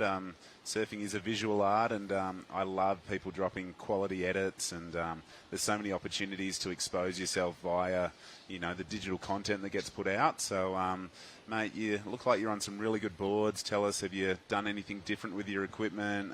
Epoxy, PU, what are you riding out there? Yeah, so that heat I was riding a Rook 15 epoxy channel arm board, and feeling really electric. I have a couple other PUs that I have here, but epoxy is just feeling really lively, and like it's got some power in the waves, but it's still just can be a little bit flat sometimes, and so the epoxy just really kind of has that speed to get through those sections, and just feels like I've got really good pop, and I love that feeling. Yeah, no, your one wave where you spun through that backhand rotation was super quick, didn't bog a rail at all.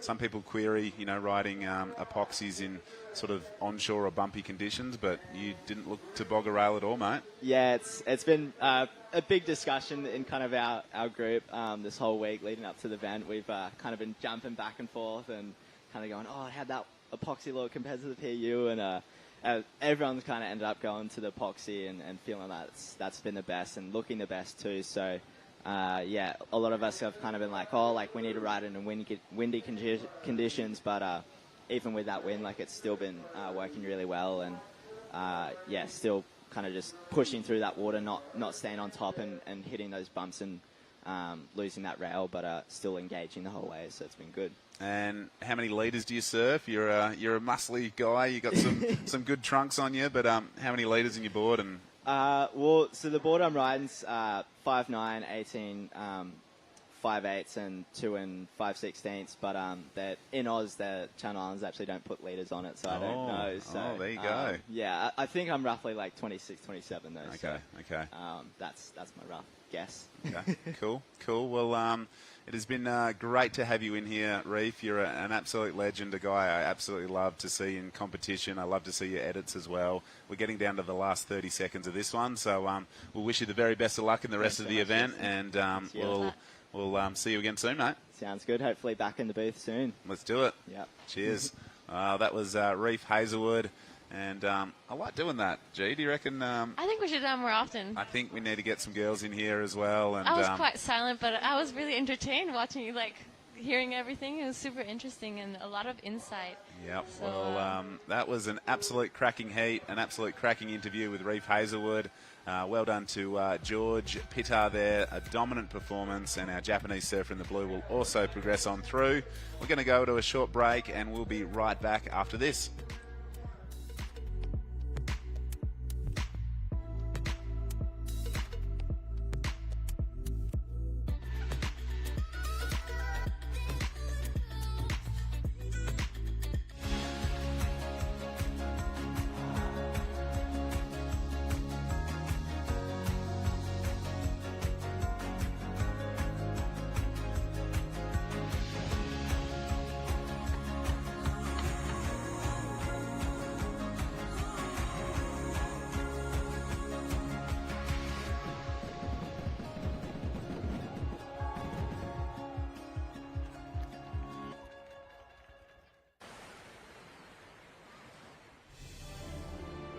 You want to embrace the true nature.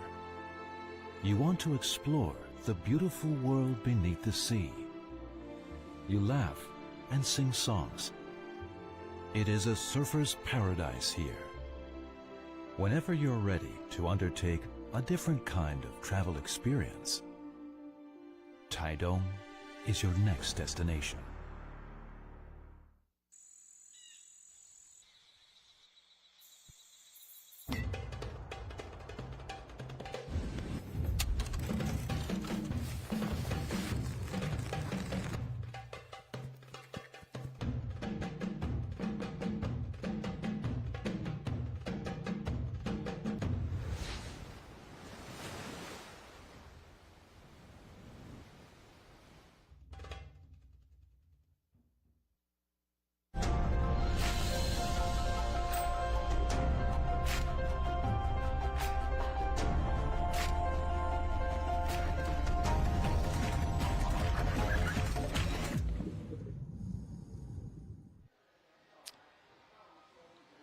Welcome back to Jinzun Harbour. This is Heat 4, round of 64 action. In the water right now, the surfer in green is Cheng Yu Yen from right here in Taiwan. Kari Noro from Japan is our surfer in white. They're currently in the lead. Joe Azuki, the Japanese big shot, is in the red jersey, and Taj Stokes is the surfer in blue. Alongside me, Chris Pins, is Giada Lagardi. Hey, Vince. Lakey Peak's finest son, Oni Anwar. Oni? What's up, Binzi? Jada, how are you guys? Very well, mate. Happier now that you're alongside us. What have you made of the action so far today? Today I've been, what's up, everyone? So I went back to the town. Keep it in front of your face. Okay. And just hang around, enjoying the food, watch the boys surf. The girls first. And watch Jada's hit live on my phone in my room. And I fall asleep and wake up like, come on, Jada. And I fall asleep again and wake up. So, yeah, it's amazing. It's all right. You didn't miss much. I know. Sorry. Bad luck. But it's a tough one out there, look at this wave. All right, you have 3 banks. Yeah, this is Joe Azuki, Japanese surfer. He's unbelievable. He's been around the QS for years. You'd have surfed against him a lot, Oni? Yes. And this is Taj Stokes on his backhand. And maybe he got something done up the top because there wasn't much on offer down the bottom of the line. Tell us a little bit about what you know about Joe Azuki. Joe Azuki been around in the Kiwi. He started really early. I saw a couple of times, made a Challenger series. And here's a replay. It's really smooth stern, this one, huh? Yeah, it's really good surfing. You know what? I like to see the rivalry of Australian and the Japanese. That's they cool, look huh? really sharp. Here we go, the replay. Yeah, talk us through it. Yeah, I love how smooth into the next turn, like one turn. There's a really short wave, so you got to make the most of that one. So it's not easy to do, which, as he is read, is Joe Azuki is experienced surfing really small wave in Japan. Coming here, they'll be like so stoked, And then there's as I talk about Giada's wave, a really tough condition out there. They have like 3 different banks, so to sit.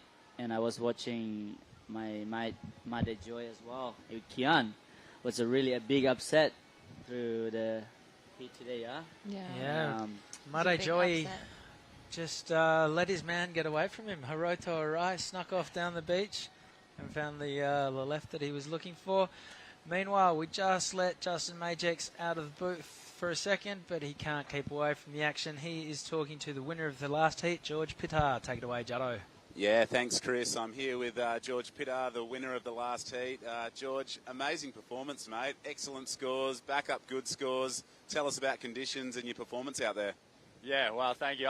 It's so nice to start a heat that way. When that left came, I was like, this looks like a good one, and it just kept going. I was so happy because I was a little bit nervous. We'd waited a couple of days to get going, and to get waves like this on the day, Ty's made a good call. It's so fun out there, and a lot better than Australia. But I'm loving it over here. Been hanging out with a lot of the Aussie guys, and yeah, we're just having a ball. This place is epic. Mate, you've just come off a pretty big win back in Australia at the Australian Open of Surfing. Is that funding the trip, or tell us about that experience? Yeah, that was so nice to have that contest and that series going on, to get back in the contest mode again.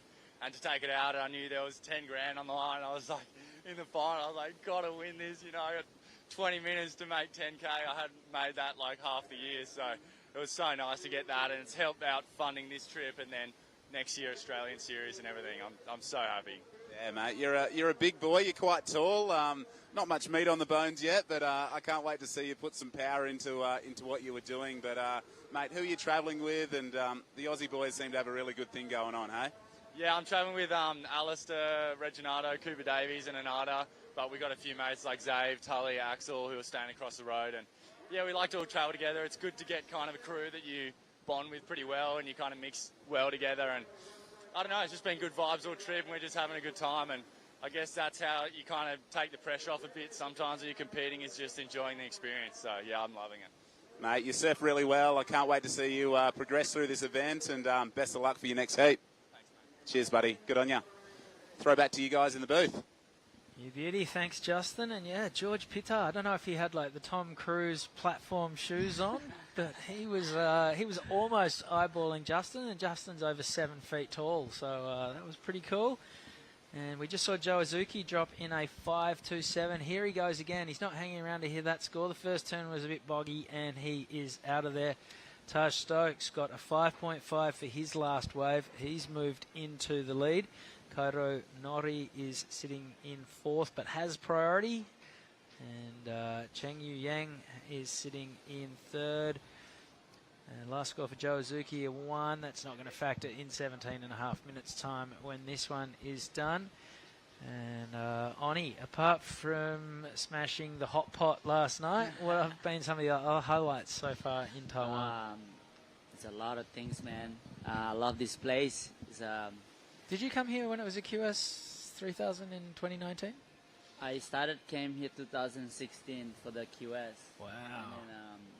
And that was my first one, and I won that QS. And then from then on, I was like, yeah, I want to go there all the time because not because of the wind, but actually the food, and it's such a beautiful scene. It's like Hawaii here. It's amazing, you know, all this mountain behind you. When you go surf, while you're waiting for a wave, you don't have to look at the ocean, but you can look back into the beautiful mountain. Like it reminds me of Tahiti or something. Yeah, it's beautiful, isn't it? Yeah, yeah, for absolutely. Sure. Then like the air as well here is amazing. You know, like you can feel like you're in the jungle. Yeah, it's great. We saw a monkey when we were driving here this morning. Yeah, we saw one monkey this morning on the way here. Yeah. Wow, I didn't see that. I didn't even know they had monkeys here, honestly. First monkey for the trip. Without giving too many secrets away, there's a lot of water moving around out there. When you are looking back at the mountains, do you have any landmarks that you're trying to line yourself up with? Because, you know, being in position is pretty important out here. Honestly, that's a really good question because I look from the beach, like, yeah, I'm going to see that wave. And as I paddled back, I'm like, whoa, where was that bang? I was like fully lost. And I've been here so many times and I still get lost. So that's what I was telling myself before. I think I just need to come here as a new experience again, you know. You can never mark this place as you were local here. So as I say, hey, Oni, you've been here before and I've done it, but I'm trying to figure out the mark because I think what you say is the 10 you set up here is always changing. He's Jaga. So I've been hanging around with him. Yeah, good luck, Jaga. He's coming next heat. Yeah, Jaga Bartholomew. He's really another guy that would look Justin Majex in the eye. He's a big boy too. Yeah, he's a big boy, and I grew up with him in the Gold Coast. It's really cool to see him here, and yeah, looks like he's surfing against another Aussie and Japanese. What's he listening to right now, or is he tuned into the webcast to listen to you? Yeah, he's listening to me talking full of blah, blah, blah. He's listening to some good, more like techno and stuff. Okay. Yeah, many different type of music. So yeah, he's I love it. I love his music, and we've been like driving together back and forth from the town to here. So we share a lot of secrets, and it's good. So you know, it's crazy how fast these guys are growing, man. You're watching them like from a grommet from a 13 years old to like 21. Talking some, I'm being a legend now soon. Yeah? Hanging out with Binzi, and he's a Japanese guy. Yeah, this is Roy Kanazawa. He's surfed in plenty of these competitions over the years. the Japanese in Taiwan, they really feel right at home. They come over here on holiday just to surf in this part of the world. I remember the QS in China a few years ago. The final day was all Japanese surfers. You know, there's so many just great guys in these sort of smaller, shorter period swells. They're just lightning all over the you know, place. like I think the Japanese are coming really strong now after the Olympic in the last Olympic. So in Kanoa, here you go, Joe Ajuchi, Japanese surfer. Bam, look how sharp that thing is. Right into the next one.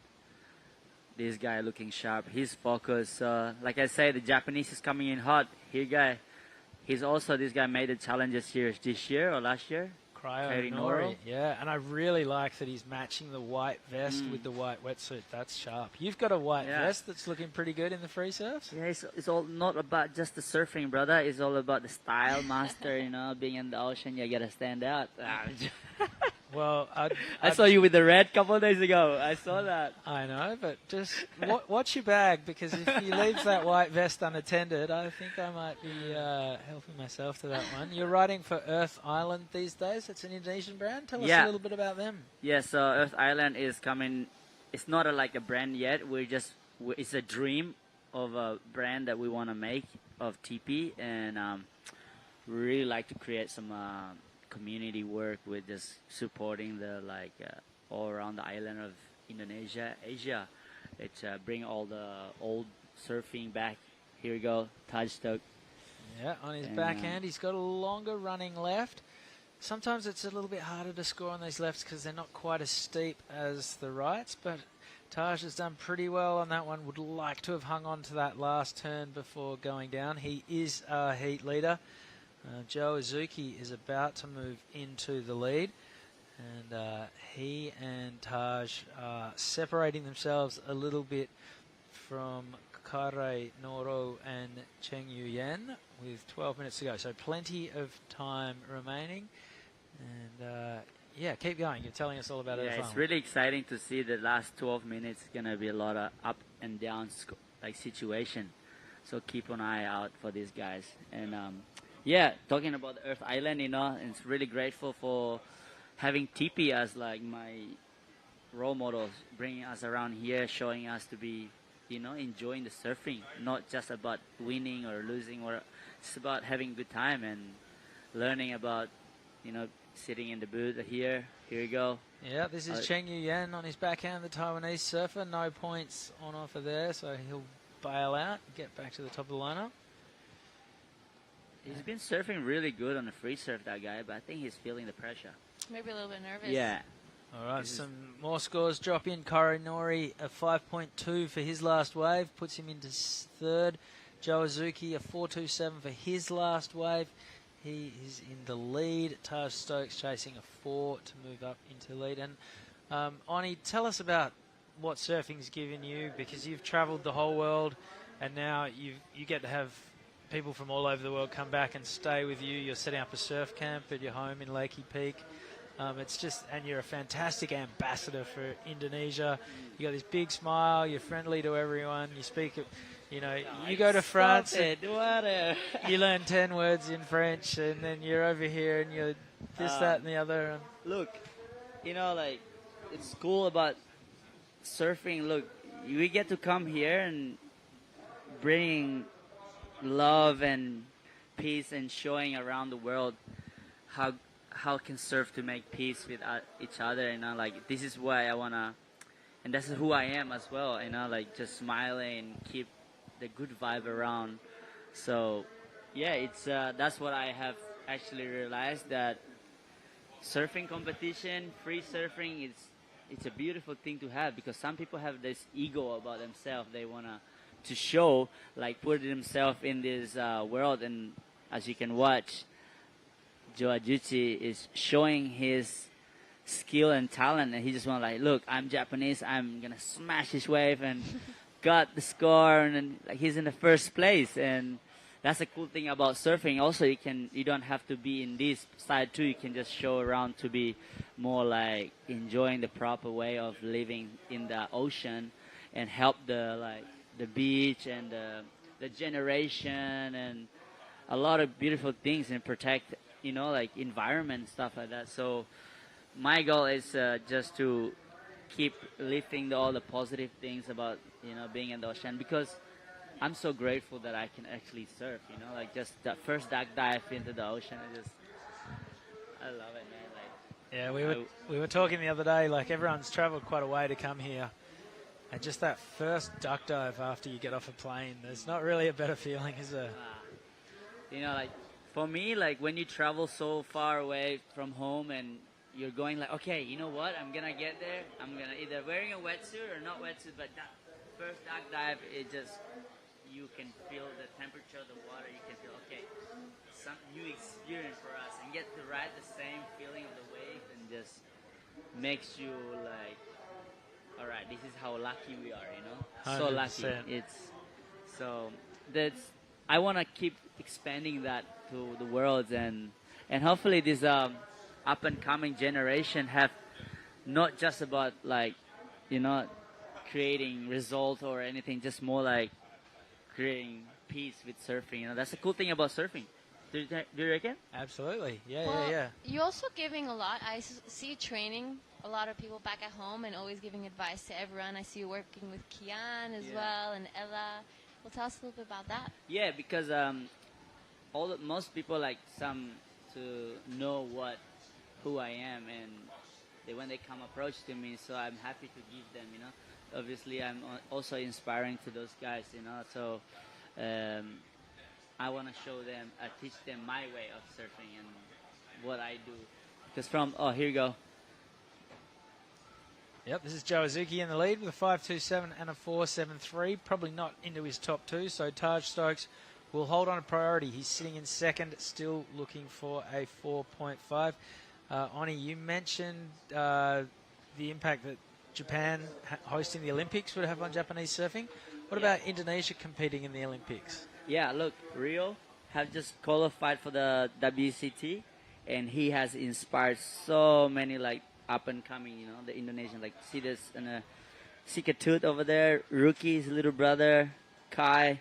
So we got a whole gang over here, and that's because surfing has been coming more professionally, and these kids are really fit and not as back in the days, how the surfing back now. Like even Taiwanese, these guys is trying to put his name into the surfing world too. So hopefully we see more of that.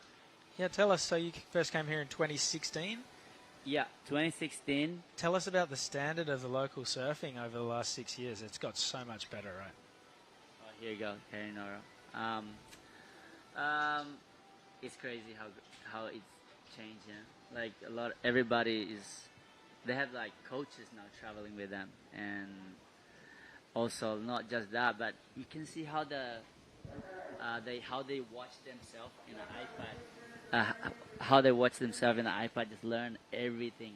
So there's a wave pool as well now that people like learning how to do crazy airs, and I think this surfing is next level now. Like even you from China, oh, that's a nice turn right here, but the wall just disappeared.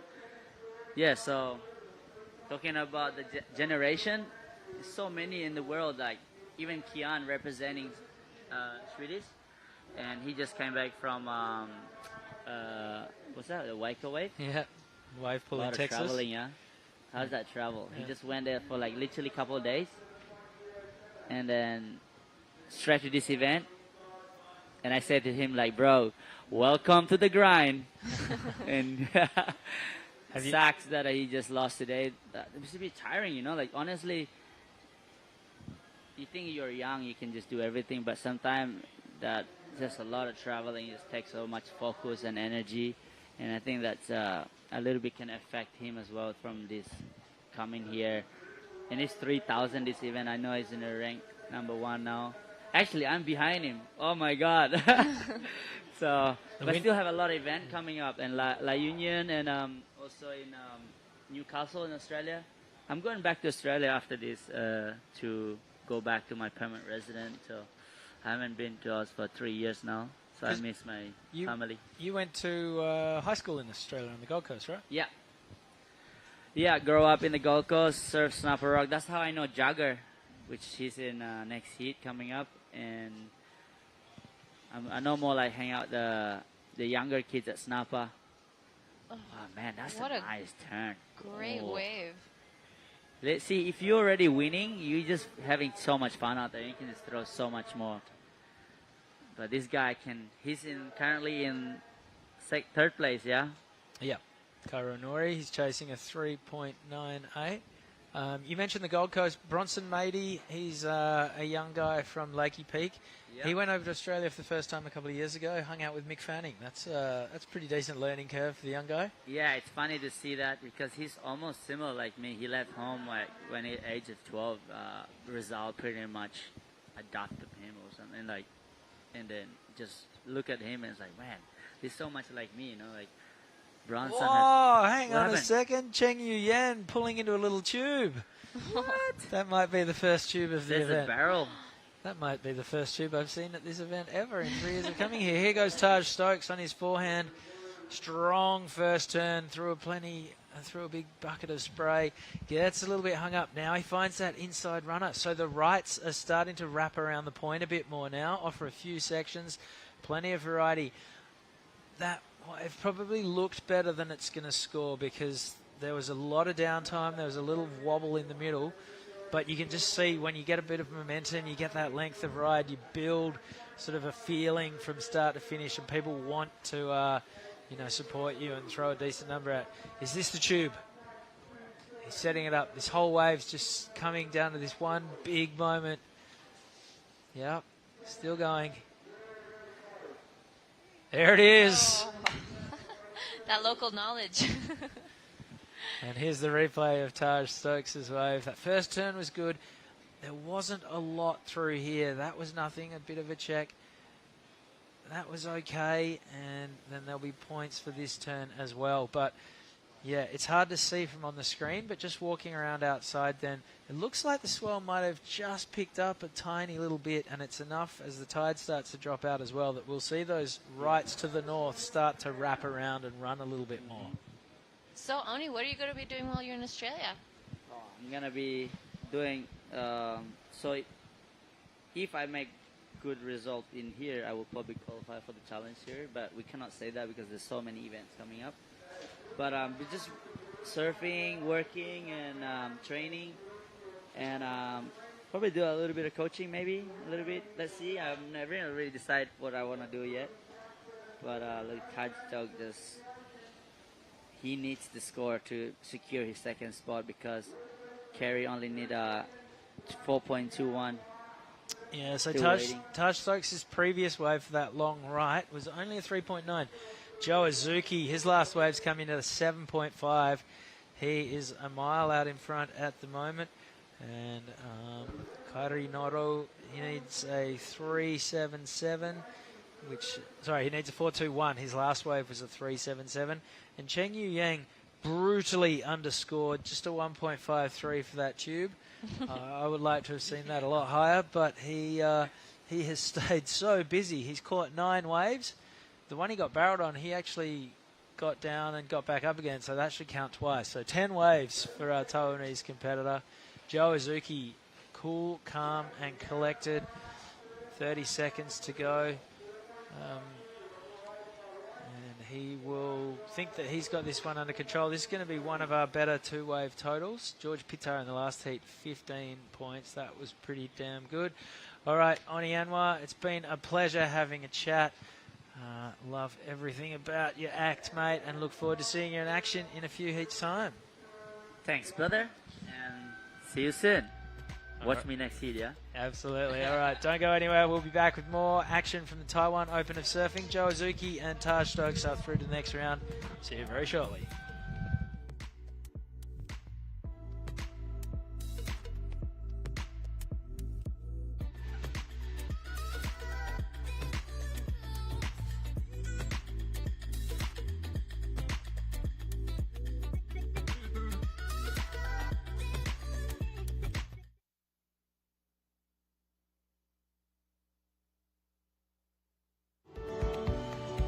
有时候我们会观察那个树梢地面的摆动啊，或者是旗子，但是看不到最快最好玩的方法。你看口水它移动的方向，它就是我们地面风的速度跟风方向。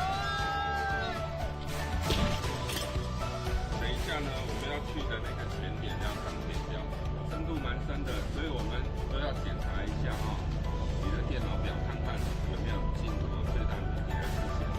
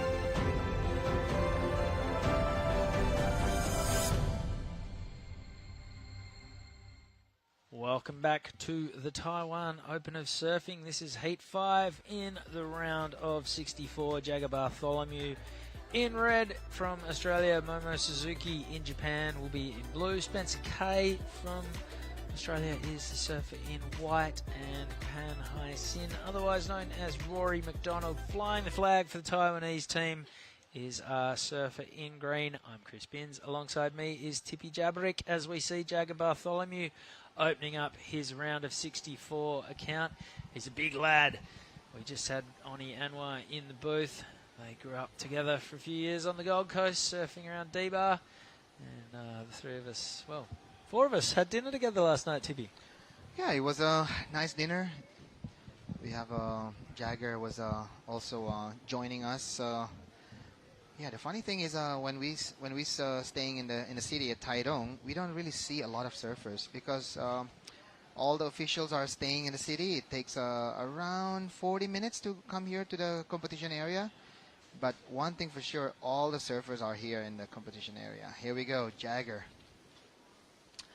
Yeah, nice wrap around there. He's a big boy, so he needs a, kind of like a bigger size, but that wave looks like offering a good score for him. Let's see what will be the score for opening right for Jagger. All right, we just saw Joe Azuki put together an incredible heat in the previous heat, and he is down to have a chat with, I think it's Giada.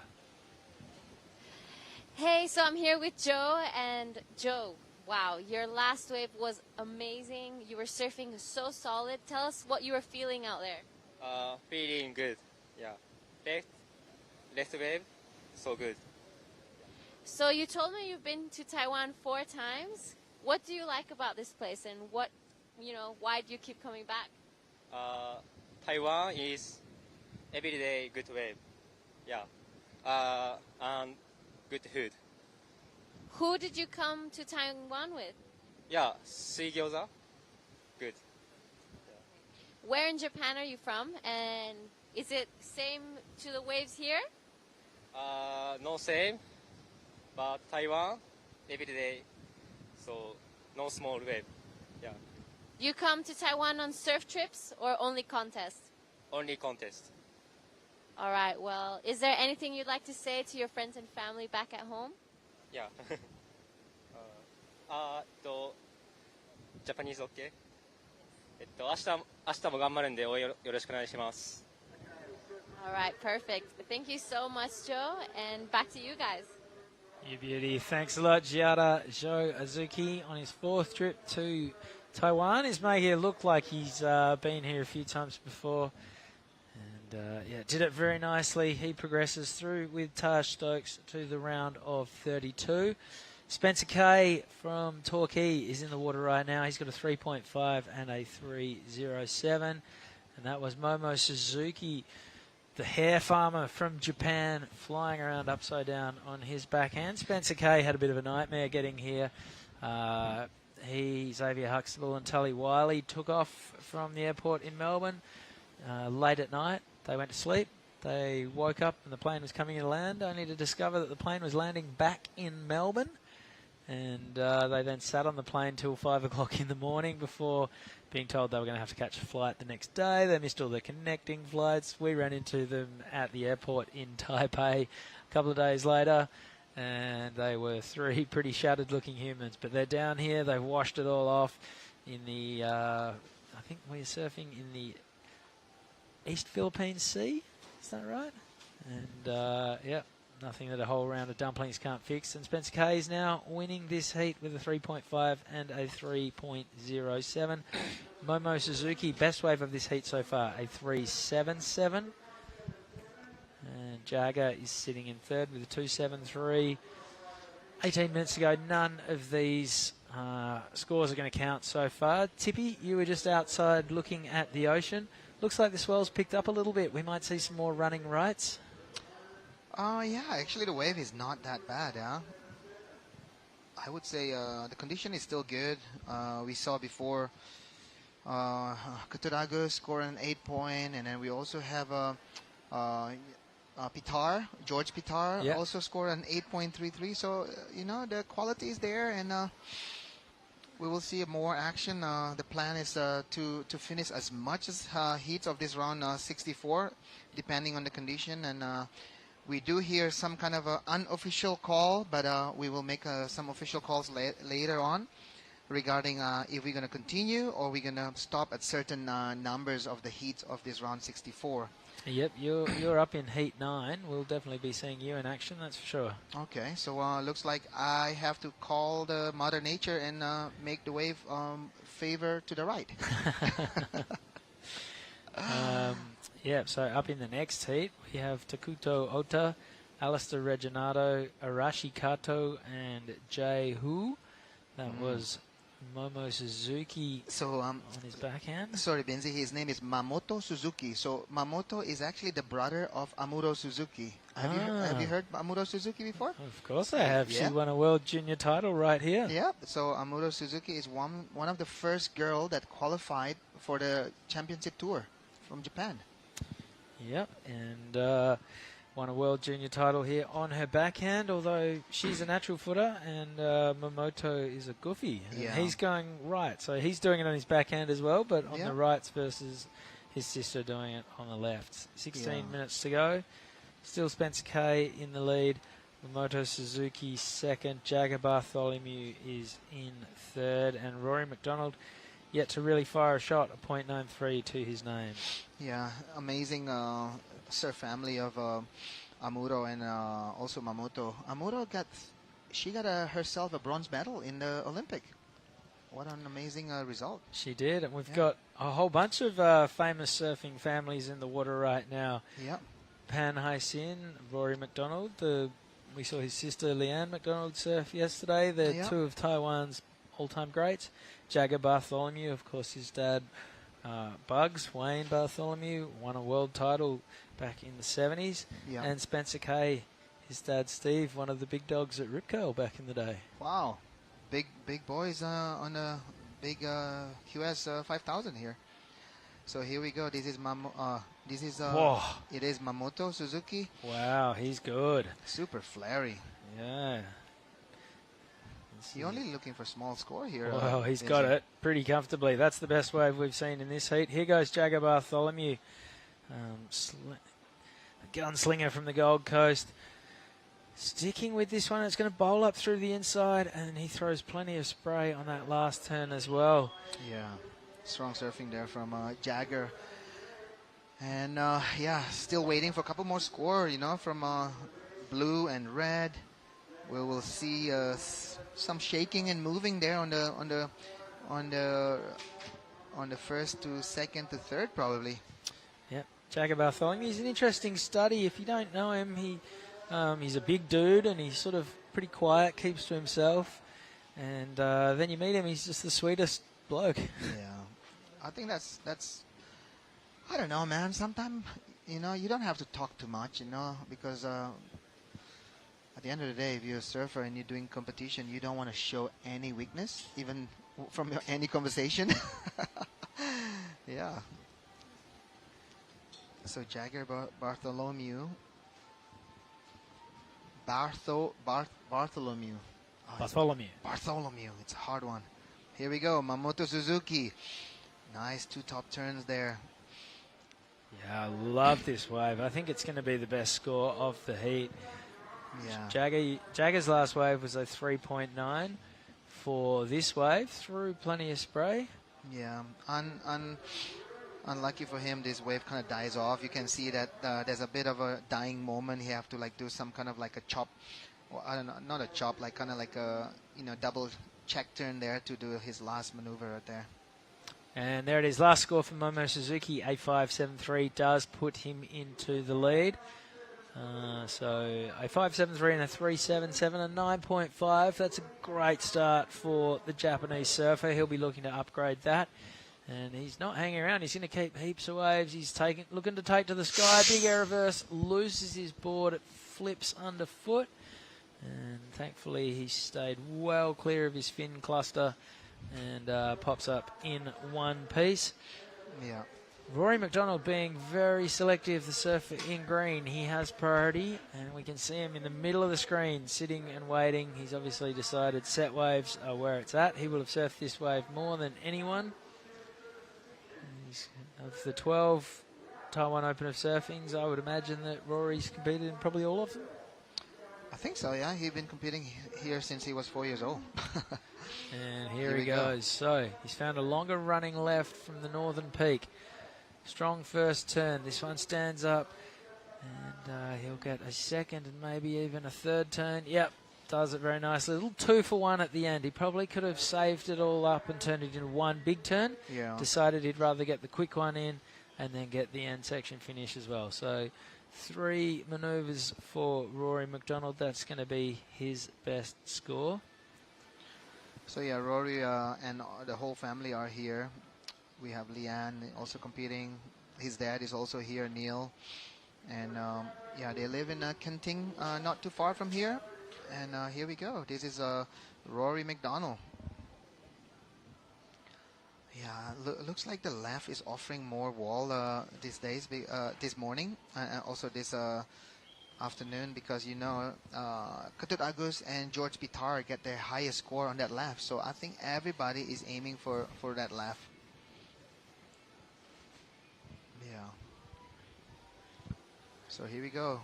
Jagger up and live on the screen right now. A surfer from Gold Coast. Nice top turn there. Strong one. Ooh. Just overcooked it a little bit. Here goes Spencer Kay. That was a strong turn. Got vertical through plenty of water. Second turn was a little bit flat.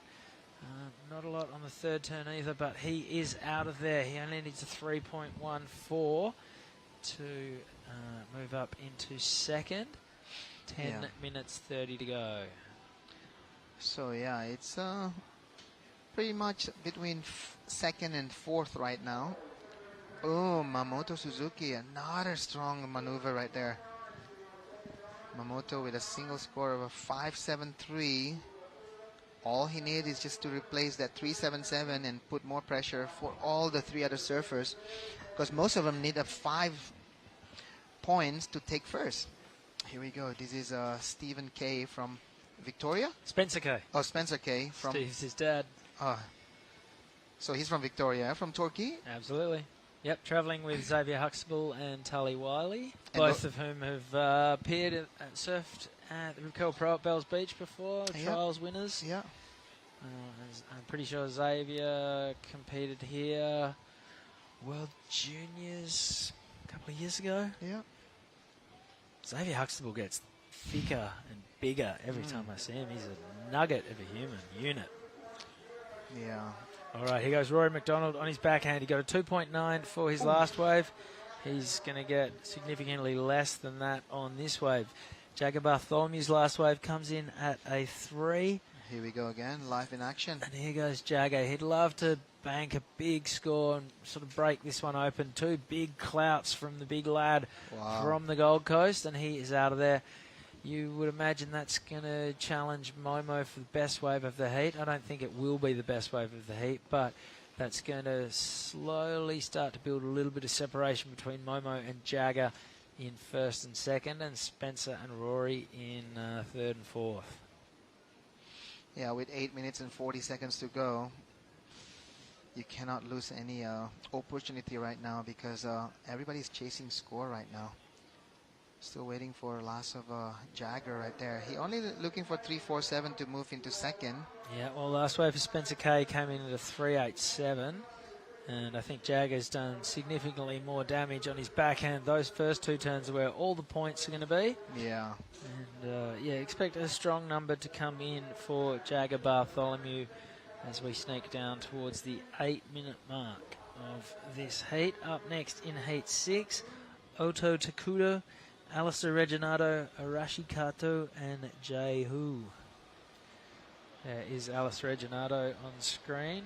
Incredible surfer from the Sunshine Coast in Queensland. Yeah, this is Alistair Reginato on screen right now. And Jay Hu, well, he's about 2 foot tall. He's a little pint-sized future star from right here in Taiwan. Really excited to see him in action. Right now, Mamoto Suzuki, I love his style. He's just flinging himself at every section, looks super loose. Almost a bit like Rizal, the way he's just sort of got, he's tall and angular and throwing his board into some cool positions. What do you think? Yeah, I think some of the backside guys are, having a similar style, and the big idol for all goofy footers. I'm pretty sure it was it's Rob Machado. That lanky, stylish, super snappy and fast on the lip. I think I would say he looks like Rob Machado, and I know Rizal served a lot with Rob Machado back in Momentum times. So yeah. Interesting style from Mamoto for sure. Sitting in first place right now, 5.73 and a 3.77. Well, not for long in the lead though, because Jagger Bartholomew's last wave is about to put him up into first. There it is, a 6.5, best wave of the heat for those 2 big backhand stabs, just spearing his board up into the lip. And the judges liked it. They said, you know what? If you're going to do different turns and throw a bunch of spray in the process, we're going to give you solid numbers. So Jagger Bartholomew has a 6.5 and a 3.9. He is in the lead. Momo Suzuki, he's got a 5.73. That's a very respectable score today. He needs a 4.68 to move up into second place. But Jagger and Momo are slowly starting to build a bit of separation between Spencer Kay and Rory McDonald, who are in third and fourth respectively. Spencer is looking for 5.64. And Rory is looking for a 6.6, 6 minutes remaining.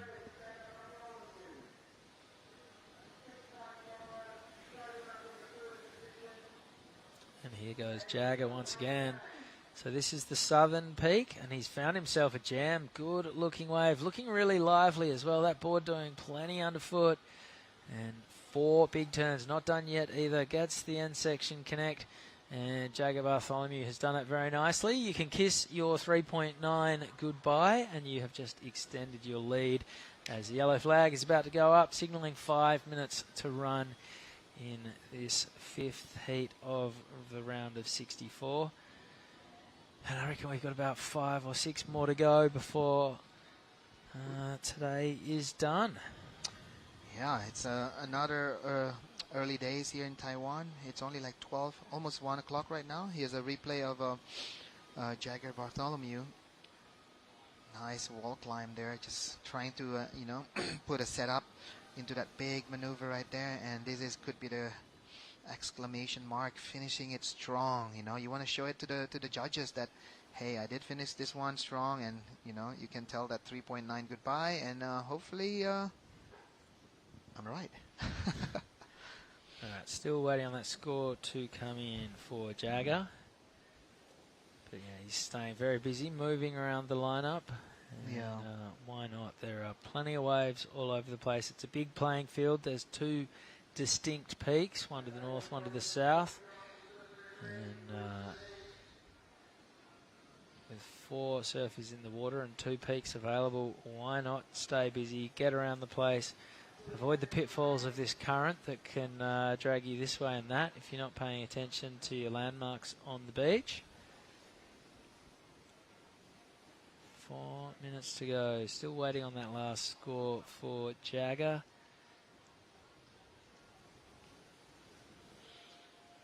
Conditions they're definitely picking up. A little bit of a pulse, Tippy, possibly as the tide is running out. Yeah, I think condition is still good. As we can see before, a lot of people trying to get the left, but Jagger deciding to go right on that one. And the score should be coming anytime soon. And there it is, a 4.1. So it does go into Jagger's top 2. Momo Suzuki is now looking for a 4.8 for first. Spencer Kay still chasing a 5.64 to get up to second. Rory McDonald chasing a 6.6. Here goes Jagger again, as we said, staying really busy. Beautiful fan of spray on that first turn. Gets out with the open face carve. Now he's got a white watery section to deal with, but it stands up and he punches it nicely before signing off with one last little blast on the inside. So very fluent and busy surfing from Jagger Bartholomew. He's doing it pretty nicely. He's put some scores on the board, and then slowly, little by little, he's built on it. And he's now finding himself in the luxurious position where he can just stay active and catch waves. At this stage, he'd be thinking he doesn't have much to lose. He's got everything to gain. So, yeah, great wave. Talk us through it, Tippy. Yeah, first maneuver was really good. Second maneuver was there. That third maneuver also there. But I have to say the first 2 maneuver was the one that putting all the points and putting the thick, like putting all the numbers for his scoring potential. 4.53, better from his previous score of 4.1. And now Mamoto is looking for 5.31. Spencer looking for 5.64, and Rory McDonald looking for 6.60. So putting more pressure on the 3 other guys. Yeah, Rory McDonald on the move right now. Needs a 6.6, very attainable for Taiwan's #1 surfer. Minute 40 to go. Spencer Kay has priority. He's looking for a 5.64. There's some whistles coming from the deck, and it looks like there is a set inbound. So will we see the deck shuffle one more time? Here goes Rory McDonald on his backhand. He's got a great looking wall. He's flying. Takes to the sky, loses that one a little bit, and unfortunately wasn't to be, but I like that, laying it all on the line. Here goes Spencer Kay. That was a long, drawn-out turn through a bucket of spray. Now gets a vertical section. Bashes that one. Got a little bit stuck, and that cost him. Ended up slightly late to the lip on his last turn. He was looking for a 5.64. I'm not sure if it would have been there, but the fact that he went down makes that more or less official. 1 minute to go, and it is Jagger Bartholomew and Mamoto Suzuki who are sitting in first and second, out the back with first and second priority. Spencer Kay and Rory McDonald will be sniffing around on the inside now, seeing if they can't seagull a scrap that somehow stands up and offers them an opportunity to lock in a score from nowhere. But 30 seconds to go, and Jagger Bartholomew on the move once again. He's already caught 7 waves. Is he going to sign off on this, or is he going to get his way over to Spencer Kay? Well, he wanted to let his presence be known. Here goes Spencer chasing a 5.64. Wasn't to be. 10 seconds. Here goes Momo Suzuki. Oh, I like that. Drops the other shoulder. Little layback snap. Foam climb, and he is out of there as the siren goes. So it's not yet official. We're waiting on a score to drop for Spencer and Momo, but I think it is more or less a done deal. Jagger Bartholomew definitely has the win. Momo Suzuki's last wave goes into his top 2. A 4.43 makes Spencer Kay's requirement a little bit steeper, and it's not to be. So those are our two surfers through the next round. Heat 6 is coming up right after this break. Don't go anywhere. More action from Taiwan Open of Surfing right after this.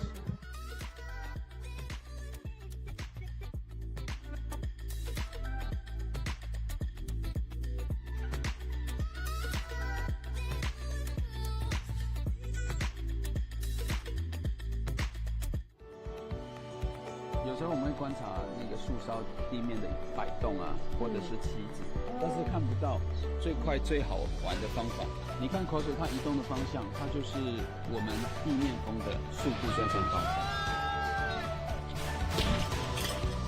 等一下呢，我们要去的那个前点要上天标，深度蛮深的，所以我们都要检查一下啊，你的电脑表看看有没有进入最大的电压。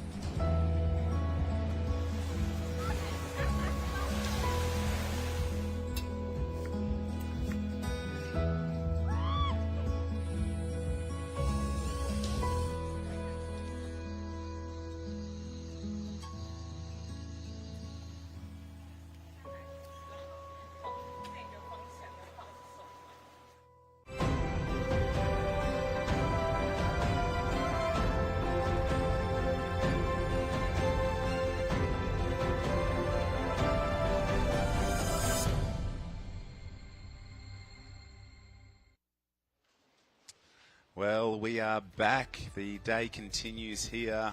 It's been an amazing day of competition thus far. We're into the sixth heat of the men's round of 64 here at the Taiwan Open of Surfing. And again, I've been blown away by this beautiful place. The performance levels have been through the roof in this men's round. We kicked off this morning with the women's round of 48, I believe. And it has just been non-stop action since 7:30 this morning. Heat number 6, we've got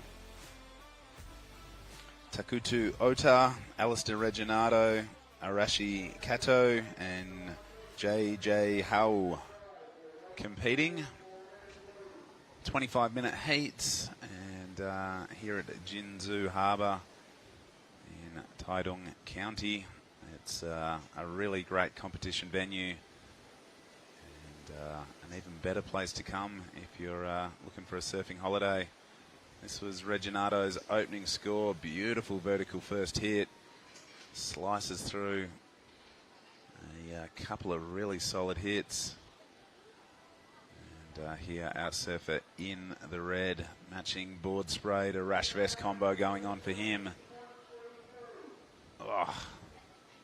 Over pushing it right there. Yep. So still early in the heat. Hit this one, hit number 6, Alistair Reginato. Early days, 6.33. Yep. What a strong opening right there from Alistair. Are you familiar where Alistair is from? Yeah, I'm pretty sure he's a Gold Coast boy. Nice. But we're going to throw to Chris Binns, and he's there with the son of Bugs, Jagger Bartholomew. Over to you, Chris. Yeah, cheers, Justin. Jagger, got the win. Made it good-looking heat. You sort of just build on your scores to the end. You don't seem too impressed. What's going on? That was a terrible performance, bro. That was terrible on my behalf. I always, like, my first round heats are like the only ones I got to get past, then I'll just go on a roll. Like, it's like a momentum builder. But yeah, that was a bad performance by myself. Well, I think you're being a bit harsh on yourself, but run us through it. What do you plan on doing differently next round? I think just getting that first heat out of the way and then just build momentum as the comp goes along, and then tomorrow I'll just, like, it's like that first heat, and then after that first heat I just switch all the mistakes, and then my mind just goes into a different mindset, and then just everything just gets sharper and more technical and more stylish. Your boards look really good underfoot. You're throwing plenty of spray. You're a big lad, and I think it sort of makes your wave stand out, so you're going to get scores.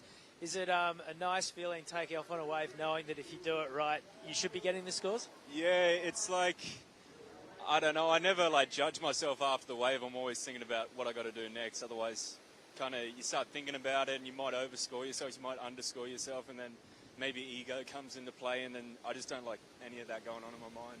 But yeah, I got magic carpets all day long. These mayhems are damn good, yeah. And you've been surfing a lot when the comp's not on. Does that give you a lot of confidence? Because this is a really shifting lineup. Do you feel like you're tapping into a bit more knowledge when you're out there? Yeah, absolutely. It's our job, like, to just really, I don't surf anywhere but here, as any competitor should. Just getting to know the break a lot better, and it's like, when you're out there, it's like a big footy field. There's like almost 4 different takeoff spots, so like your preparation needs to be key. You're hanging out with Oni Anwar from Indonesia. He's one of your old buddies from back on the Gold Coast. What do you think of being an event like this with Oni? No, Oni's such a good dude, yeah, and it's we're both staying in the city, so I wake him up at like 5 in the morning, and then we just head off and get down here and get the job done, yeah. Most of the surfers in the field are staying right here, but yeah, you guys are in the city. Is that your food fans and you love the dumplings too much, or what's the thinking there? Yeah, these Chinese pancakes are not doing me too good out there, yeah. Yeah, I know it's kind of nice staying in the city because I got a car, and like on the way here you just kind of collect your thoughts, and like I know the scenery is really beautiful around here, so just grateful to be here, yeah. Well, we're grateful for you as well. That was a great performance. We'll see you in the next round. Thanks, fella. Back up to you guys. Yeah, some great insight as we see Reginato on his second wave. He is, wow, almost a carbon copy of his opening wave, but our surfer in blue, he's taken a lot of junior scalps down over the years, Tippy, but I really like that little bit of insight from Jager. Obviously a really composed competitor, and you know, with a dad like Bugs, I'm sure that he would be filling his head with deep thoughts and insight, as we see probably one of our smallest and youngest competitors in the field. This is Jay Hu, a local surfer from here. Ooh, that's a nice claim there from Jay. The little Wolverine claim, I love it. And here we go. Just a replay from Alistair. Looks like he's going to be comfortably sitting in the first place now with a strong score of a 6.33, and waiting for that one. It could close number from his first one, but I'm really impressed with Jay. You know, he made into this far. You know, he looks like he did advancing from yesterday or the day before, and here we are. You know, on the big boys heat with Alistair and two Japanese surfer, little Jay Hu. Yeah, I saw him putting on his competition vest, and they tried about 3 different ones on to find the smallest one to fit him. But you can see what it means to him, that little Wolverine claim made pretty famous by the soccer star Cristiano Ronaldo. So great to see young competitors mixing it up here on the international stage, and yeah, he's got his work cut out for him. There's a pretty stacked draw, but just such a good opportunity to learn and refine your craft from a young age, Tippy. Oh, for sure. Wow, look at that. And identical numbers from Alistair Reginato, a 6.33. Yep. That could be his lucky numbers, 2 6s, and he got him sitting in the first place. Ooh, unlucky there for Jay. Looks like he's thinking too much ahead already before he's finishing his takeoff position right there. Boom, Takuto Ota. nice strong style there from Takuto. Currently sitting in the second position right now, and this guy is not a stranger on this QS league. Arashi Kato is been doing this QS campaign since he was a Grom, probably like, I would say like around 8 to 10 years now. Yeah, I've been hearing his name, Arashi Kato. Yeah. Wow, it's really good, and we don't get to see too many Japanese surfers down in Australia, but as we see the replay of this guy's got a really strong, powerful foundation to his surfing. Drives up and over the foam, releases the tail, nice little check turn, but you can just see the power and speed that he's got flowing through his manoeuvres. Here we go, Arashi Kato. Before we have Takuto Ota. It'll be interesting because both surfers are displaying a good surfing there. Yep, I liked it. And here we go, Reginato. A couple of 6.33s under the belt. He's opting for the forehand this time, and he is repeating the dose. That, for me, was better. That was really good surfing. 3 wave, and all of them is a strong wave. So I don't see any weaknesses on this heat from Alistair. He's just taking all the box, going left, 2 6s, going right. Might, get a better score. Who knows, Yeah, I've been to a lot of Australian junior titles over the years, and, Alistair Reginato is a name that I remember. He was always a slightly bigger, more powerful build than most of the sort of under 16 and under 18 boys, and he looks like he's fitting into the qualifying series competition just absolutely perfectly. A really solid foundation to his surfing, and I'm going to be interested to see what the number locks in at. Right now, a 4.93 has locked in for Red, strengthening his position in second. The last score for Kato in white was a 4.30. So a little bit of an arm wrestle on for second position. Yeah. As we can see on the background there, that's Hinata from Gold Coast. Yep, he's a burly boy, I'm pretty sure.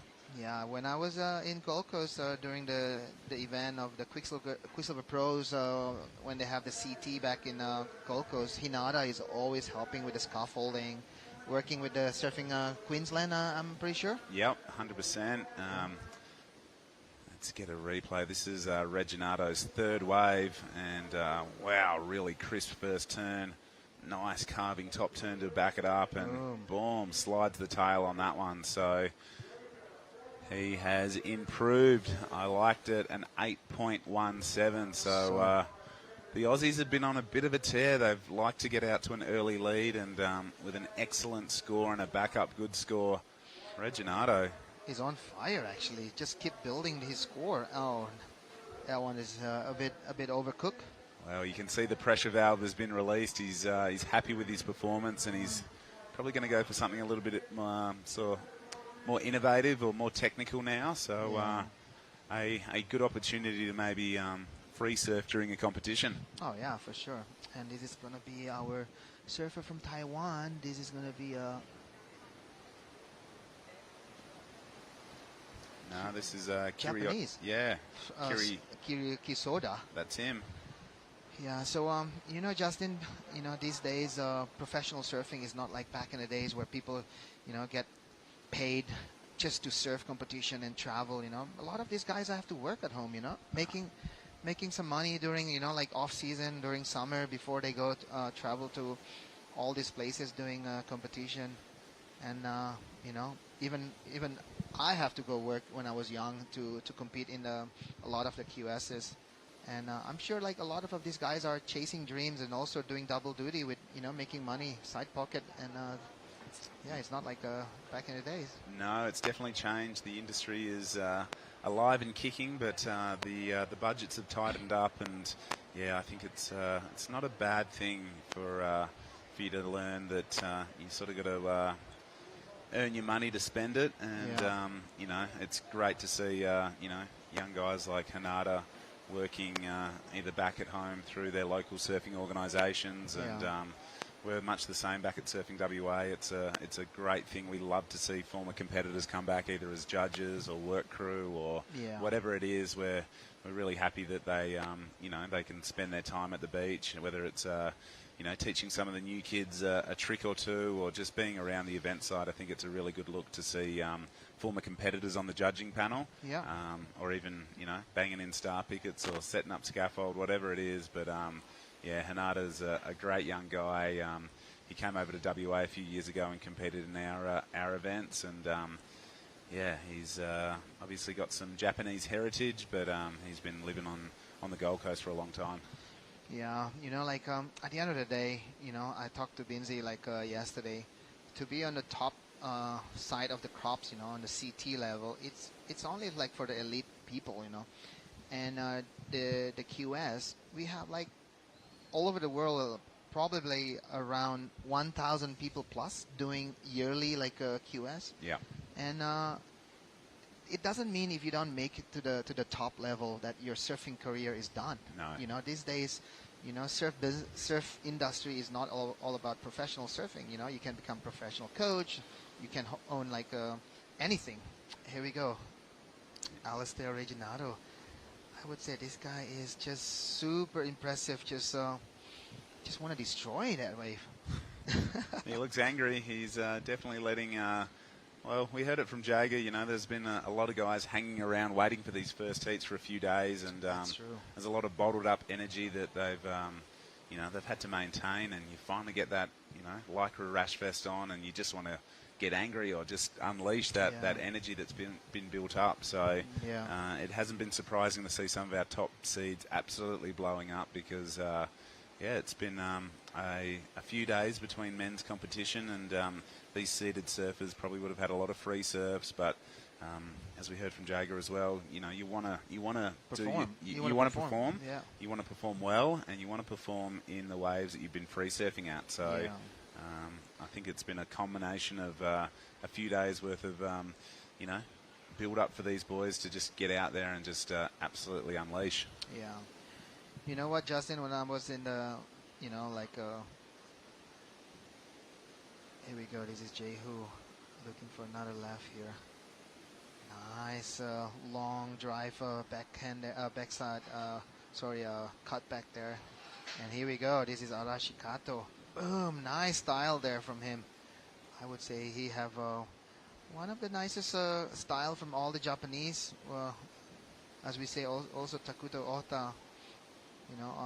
I have to say all the Japanese have a polished style these days. They certainly do. I've been impressed by both sides of the draw. The men's and female side of the draw is littered with Japanese surfers, and they just have a lot of opportunity to just unleash their samurai swords on the waves here at Jinzon Harbour, and I really like their approach. They're disciplined. They just put their head down and go to work once the heat's on. Yeah, this is Takuto Ota on the screen right now. Ooh, unable to get that one around. So on the next heat, we're going to have Ryuki Waida. He's the younger brother of Ryo Waida. Ryo Waida already putting his both feet into the CT next year. So congratulations for him. And what was I going to say before? That's Ryuki Waida in red, getting ready. We have Joy. Giving him some support.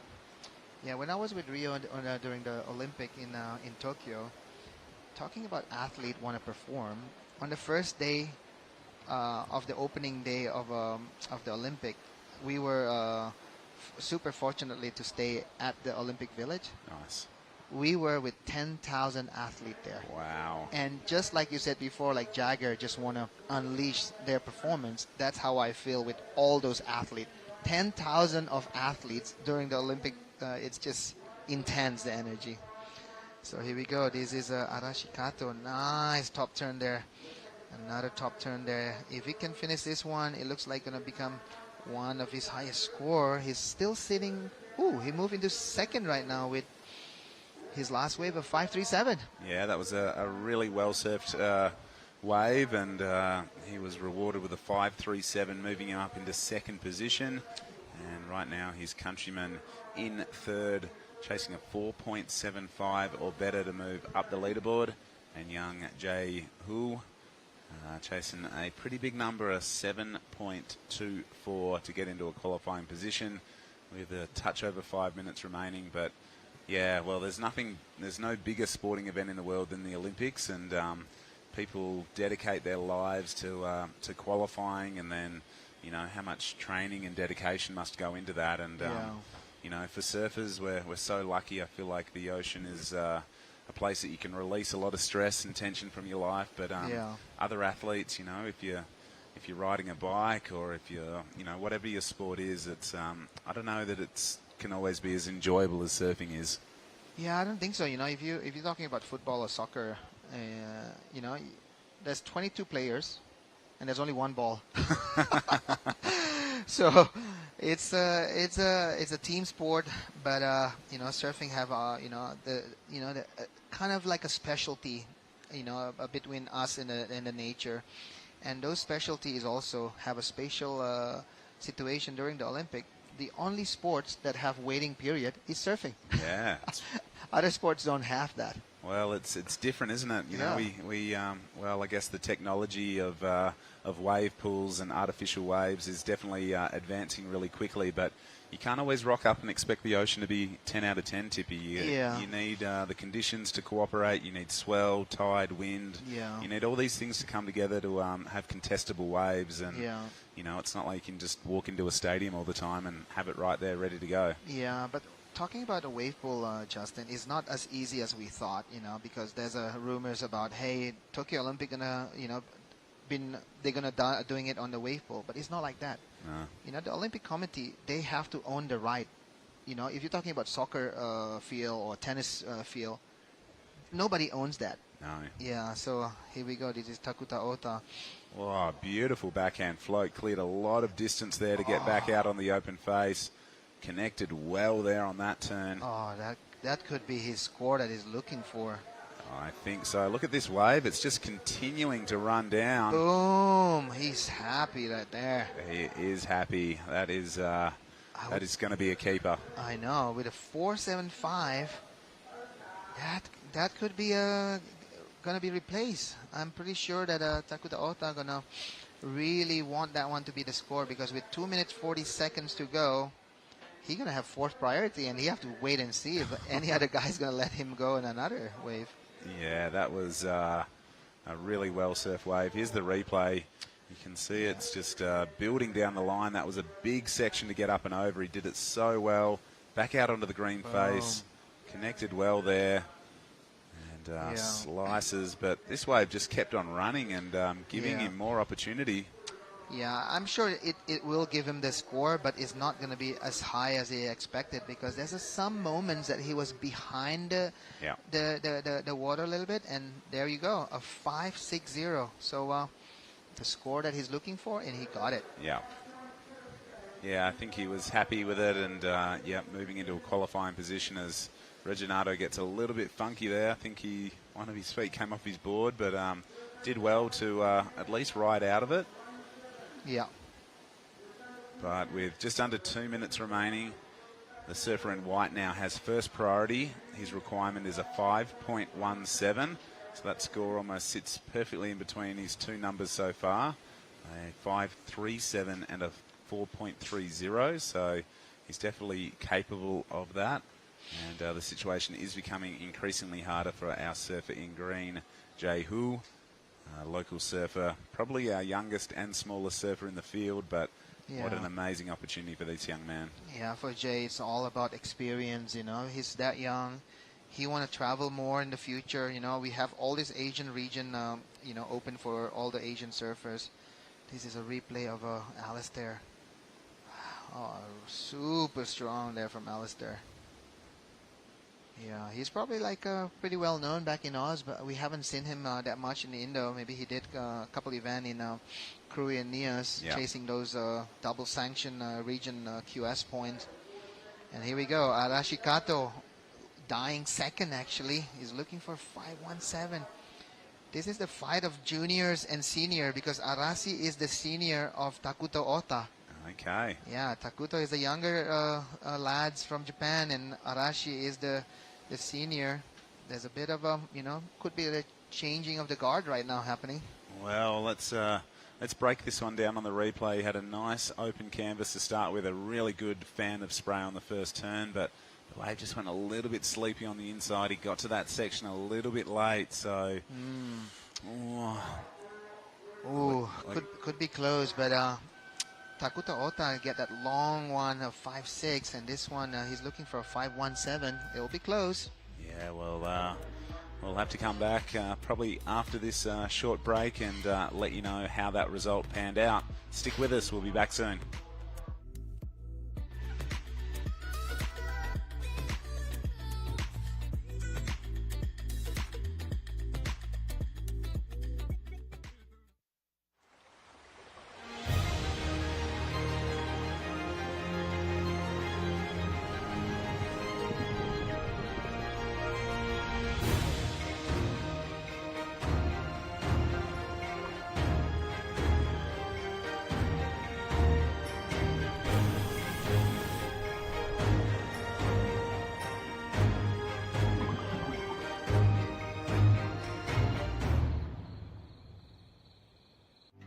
在台九线长长道路上，一旁就是那无尽的海洋。台东 Start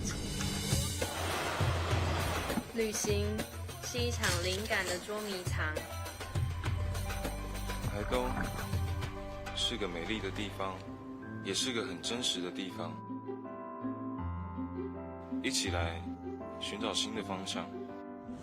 台东 Start。Well, welcome back here to the Taiwan Open of Surfing,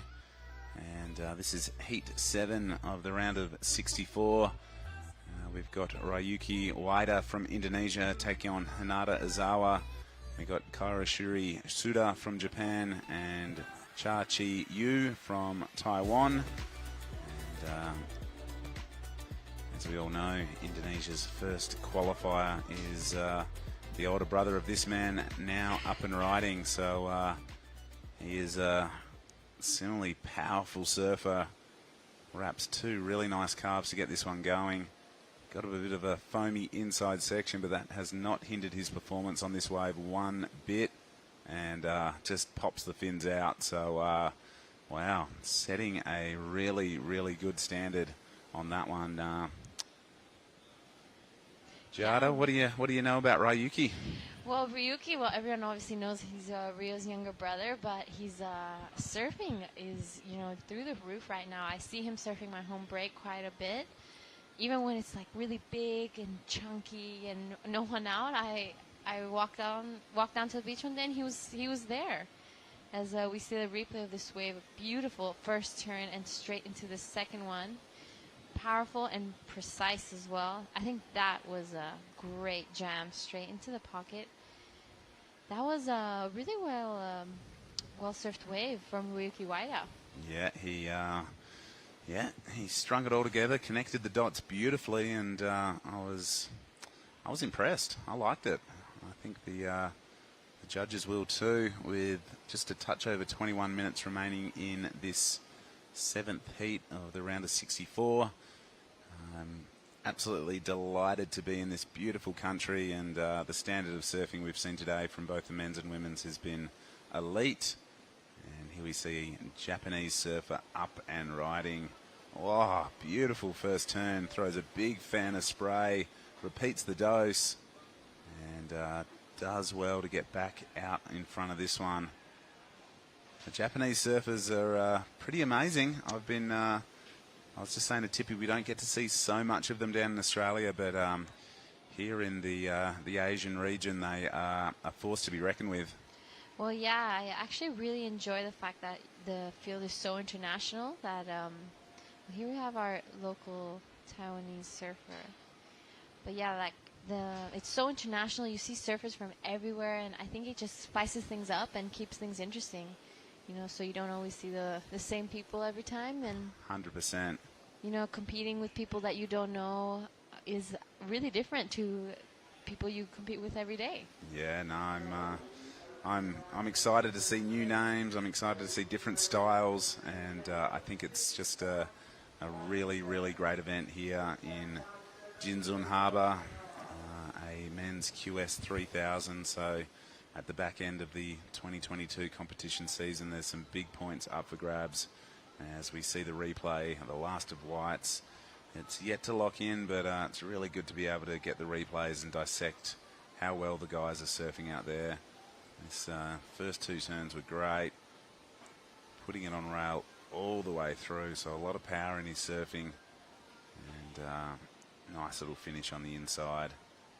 This is the local surfer's wave replay on his backside.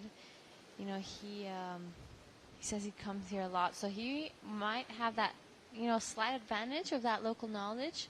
This wave is quite tricky to read, and it shifts so much, so, you know, he'll be happy with that extra bit of knowledge. 100%. So, yeah, Kairashiri Suda has just locked in a 6.43. And here goes the local lad in the green. I've noticed a lot of the local guys seem to be, and girls for that matter, seem to be on sharp eye surfboards. They seem to be the flavour of the month. So one of those under your feet as well? Yeah, I got them a few months back. Really great boards. I'm with Onboard Store actually, so I do have that selection of maybe changing to Channel Islands sometimes or Christensen.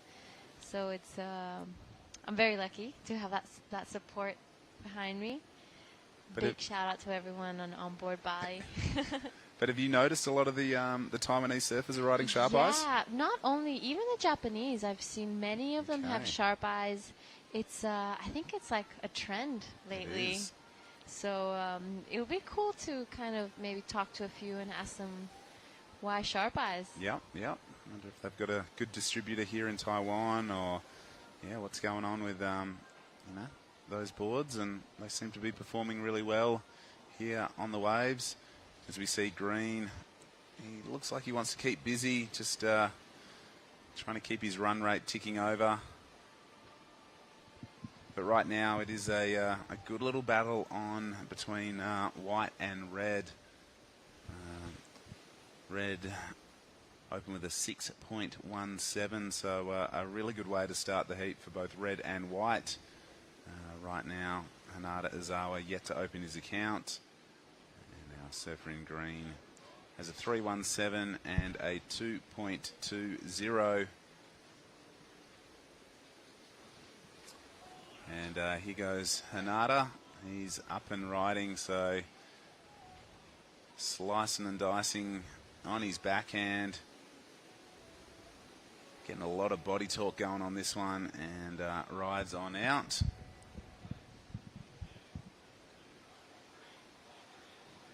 Talk us through this one, G.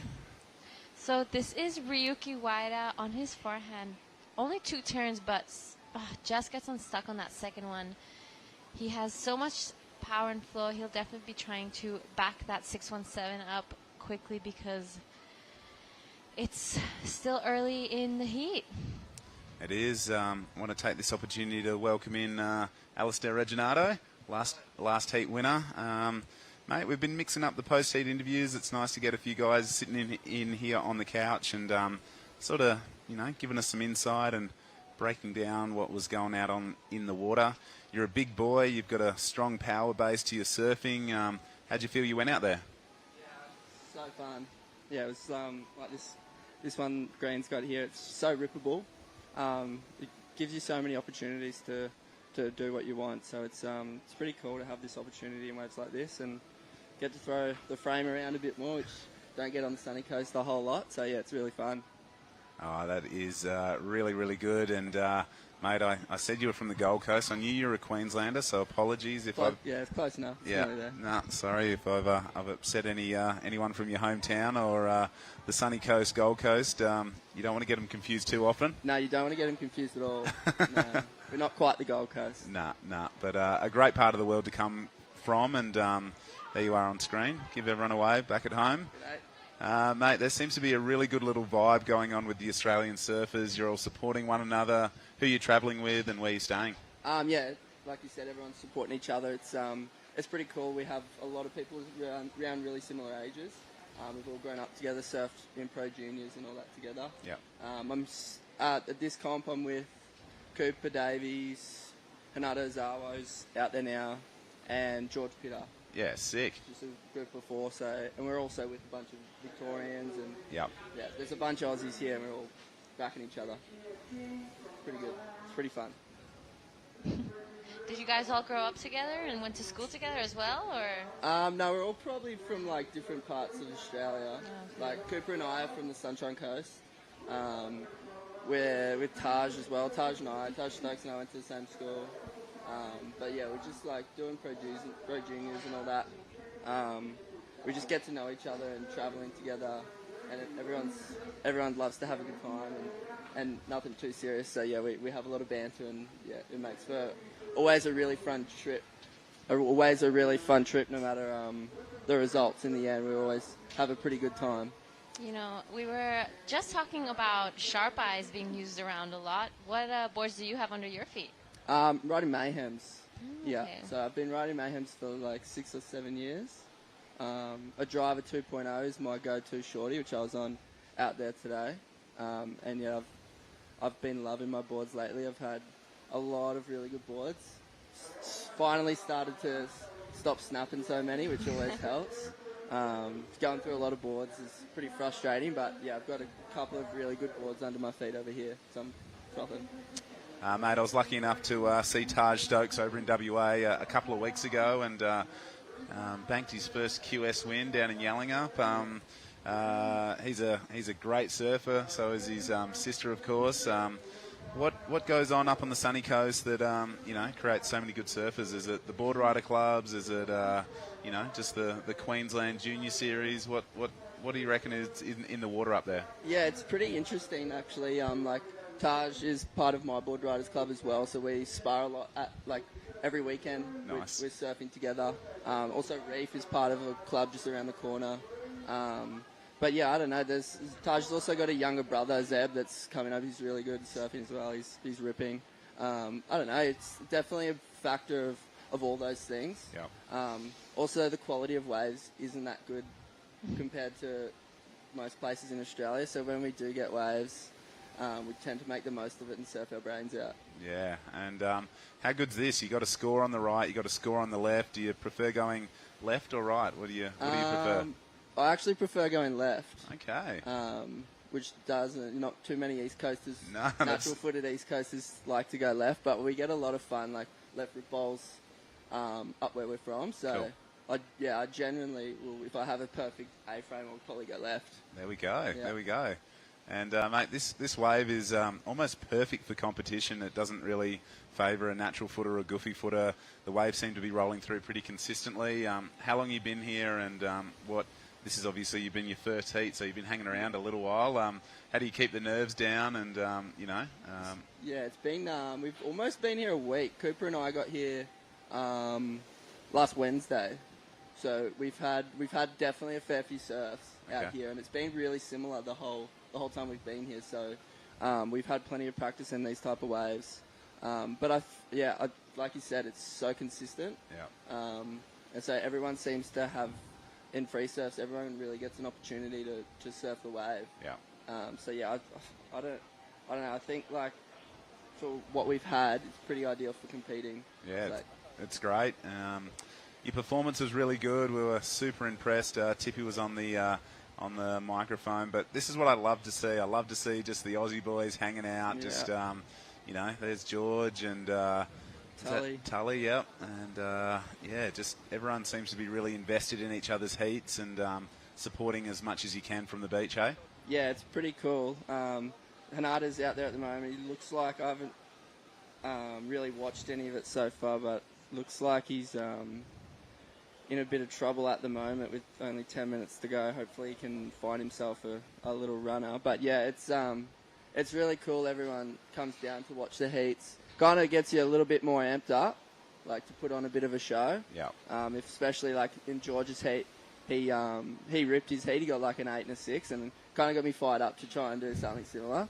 And it was like, I can't let George just steal the show. Absolutely blow the back out of it and no one else. So yeah, it definitely gets me fired up, and the boys love it. Yeah. There's plenty of cheering going on. Oh, here goes your boy, Hanada. Talk us through this one.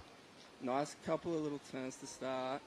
Good finish. That'll be a good booster for him with only a 3.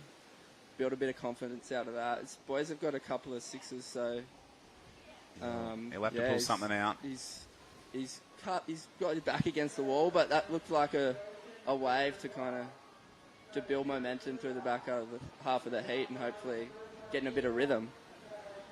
Mate, so what do you do between events? Is there, Tippy and I were talking about, sort of crew having to work and do other things. Do you lifeguard? Do you surf coach? How do you fill your time? I work at a surf shop. Oh, sick. Yeah, so I work at like a rip curl store in my hometown. Perfect. So when I'm home, I'm working like 3 to 4 days a week, filling in the time between surfing and training. When there's no waves, I'll probably work a little more. Okay. And when it's pumping, I probably won't work at all. So nice. They're really flexible, and it's a good little store to come in and out of when I need to and make some money. Yep. But yeah, it is pretty hard with the QS. Just trying to get funding to get to these places, but we get the new regional series makes it a lot easier. We get pretty scheduled time off. Yeah. So you know what you're in for, which is really good, and it's a little bit cheaper, I think, with the new series. I think it's a good idea, and I think the pathway is a little bit more clearer cut as we see Red, the Indonesian surfer. His brother has qualified for next year's CT, and with surfing like that, I reckon he's probably not too far off it either. That was pretty insane. That was a good combo. That was very, very good. I think goodbye 2.53 and hello a better number. Yeah. For our surfer in red, who has actually slipped down to second. Looks like White has backed his 6.43 up with a 4.40. Hanada's locked in his best wave as we see the replay here. Talk us through it, G. On his backhand, very similar style to Rio. Everyone usually gets confused by him, but those 3 turns so sharp in the pocket, and he really didn't miss a beat. He didn't waste any time at all. So what are you doing to prepare for your next heat, Alistair? What was that, sorry? What's after this? What are you going to do after the day off? After today? I'd say we'll go smash a bunch of food. We've been down here since the first heat of the men's. The boys are getting pretty hungry, and there's so many good little spots to go eat. So I'm saying we'll go have an absolute feast and relax for a few hours. Sick. And maybe have a little surf late this afternoon. But yeah, definitely go smash a bunch of food. How good is the food here in Taiwan? I must say, everyone that's been here said, be prepared for some amazing food, but they weren't lying. No, I couldn't believe it. I had no expectations, which was probably the right way to come into it. But yeah, every little place we've been, like they look super traditional, and the food is, like you said, it's unreal. We went to a little dumpling place yesterday. Oh, that was a nice rev. Nice and clean there from Wader in the red. We're awaiting a couple of scores for him now, but the food has been good, and you're a big fella as well, mate. You must smash 10 to 12 dumplings in a sitting. We ordered 120 dumplings last night. Way. Between Cooper, George, and myself. No way. And there was none left. Oh my goodness. Yeah, I think we had a fair few. All right, you definitely won that contest. I tried, I cannot keep up. Yeah, Cooper has hollow legs, I think. He just can, he can eat put it away. Yeah, he can eat just about anything. If he's hungry, he'll eat a horse. Oh, my goodness. Well, it's good to see that you boys, just between the three of you, are supporting the local economy just in dumplings alone. Yeah. As we see our local surfer here in the green. That was probably one of his better waves. Still looking for a 5.14 to make it up into a qualifying position.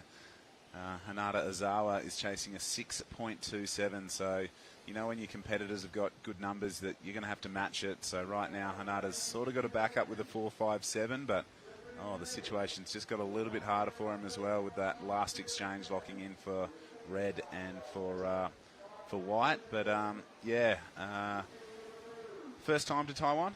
Yeah, first time. Cooper and Hanada came, was that, I think 2019 the last one was? Yeah. So they've kind of done most of the organising and the directing, which has been nice to kind of take a step back and relax a little bit more. Perfect. But yeah, it's the wave, this wave especially, and we've surfed a couple of other little waves. It's so fun, just like, so the amount of swell that this place gets, you just wouldn't even think about it. Like, never think to come to Taiwan for a surf trip, but it feels like you're almost guaranteed some fun, rippable waves. Yeah, I know. It's sort of been around this sort of 2 to 4 feet range the whole time we've been here, but Chris Binns, our co-commentator, has been here a bunch of times, and he said he's seen it big, and there's a whole bunch of little spots that light up with a bit more swell, so a pretty amazing point break further up as we see Green throwing it up vertical, but can't ride out of that one. And how's your Mandarin going? Are you got the Google Translator out, or? Yeah, we've done a fair bit of Google translating. Yeah, we're not the best at it, that's for sure. I've even been to I'm like almost 2 months in China before, as a surf coach, and I'm still no good. Okay. Still as bad as anyone, as the worst of them. So yeah, no, we probably need to work a bit harder. Actually, we've been pretty lazy with our Mandarin for sure. Yep, no, that's I don't know. I think Australians do get a little bit lackadaisical when it comes to learning new languages. So. 100%, for sure. Yeah. Come on, just because we don't know a million languages, G. Come on, take it easy on us. Australian is a language in its own. Exactly. Yeah, honestly, I most of the time can't understand what many people are saying, especially Western Australia. I feel like the accent's really deep over there. Oh my gosh! I reckon country Victoria would have to be. I'm not sure. Worst of it. I haven't heard country Victoria. Actually, try and listen to Zave and Tully have a conversation. It's pretty good. Actually, yeah, they were recently in Canggu, and many times I was talking to Xavier, and I'd just be like, yeah. Like just nodding, nodding. Yeah. But zero idea after asking him like 3 times. Sorry, excuse me. I was just like, all right, just roll with it. Oh well, we're getting down to the back end of this heat. It's looking a little bit tight right now for Hanada Ozawa in third place, chasing a 7.19. But here he goes. Oh, a bit of a dodgy wave that one, unfortunately. But you've got a brother as well, I believe, Alistair. Does he surf and compete, or what he doesn't compete. Yeah, I've got an older brother. He's he's 5 years older than me. Okay. He lives over at North Stratty. Oh, sick. Yeah, he's a primary school teacher over at the little primary school at Dunwich. But yeah, they're spoiled over there. Oh. They get the best waves. I saw a video today actually of Point Lookout, and it was as fun as it looked like this, but as blue as the water gets and clean, and they're spoiled for waves over there, so he never really comes home. Well, mate, I'm on a little bit of a sort of month-long trip as well. Get home from this, and I'm off with the WA junior team to the Aussie titles there on North Stratty. So I've been there before. It's an amazing place, and that beach is just as good as it gets, I reckon. Yeah, it's probably like one of my favourite beaches in the whole world to surf. Yeah. Off that little South Rock, it gets so fun, and I've done the Aussie titles at North Stratty before, and it's the funnest event, especially with the little community they have. It's so good to have all the states and all the teams head over there. 100%. Were you there the year that we went to Cylinders? Yeah, that year I was there. There you go. Did you win an Aussie title that year? We got second. Okay. I was in the school team, sort of like the tag team, but I got to surf that day, which sick. was good enough. I was pretty frothing. God. It was so pumping. Well, here goes your boy. Talk us through this one, mate. He needs a pretty semi-big score. It's a pretty good start, but pushing it a little hard, I think. Probably wasn't the wave for a 7, so I needed to go a bit harder surf than he out of needed his skin to get it, but it's a pretty tough one for Hinata. It's a pretty stacked heat, actually. The pretty good scores from red and white. 100%. Had his work cut out for him. Well, we're getting down to the pointy end. 30 seconds remaining. It is right now. Ryuki Ueda leading in the red. Japanese surfer holding down priority in seconds, chasing a 5.51 or better to take the win. The boy from Hinata's from the Goldie, from Burleigh, is he not? Yeah, he is from the Burleigh boy. Yep, he needs a really good number in the next 10 seconds. I'm not sure if he'll get his opportunity, and our local surfer in the green has been chipping away. But I think that'll be the result. So we'll count this one out and say thanks to you, Alistair, for jumping in the hot seat and joining us, mate. You surfed really well, and we look forward to seeing you in the rest of the event. Thanks, guys. Thanks for letting me sit in the cool little room you got in here. Yeah, It's you're nice. welcome back anytime. Unreal. All right. Thank you. Cheers, buddy. We're going to go to a little break, and we'll be back with heat number 8 of the Taiwan Open of Surfing right after this.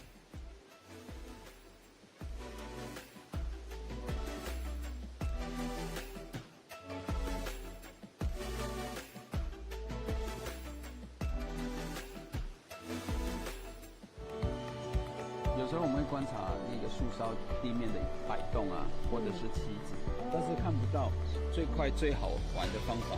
你看口水它移动的方向，它就是我们地面风的速度在变化。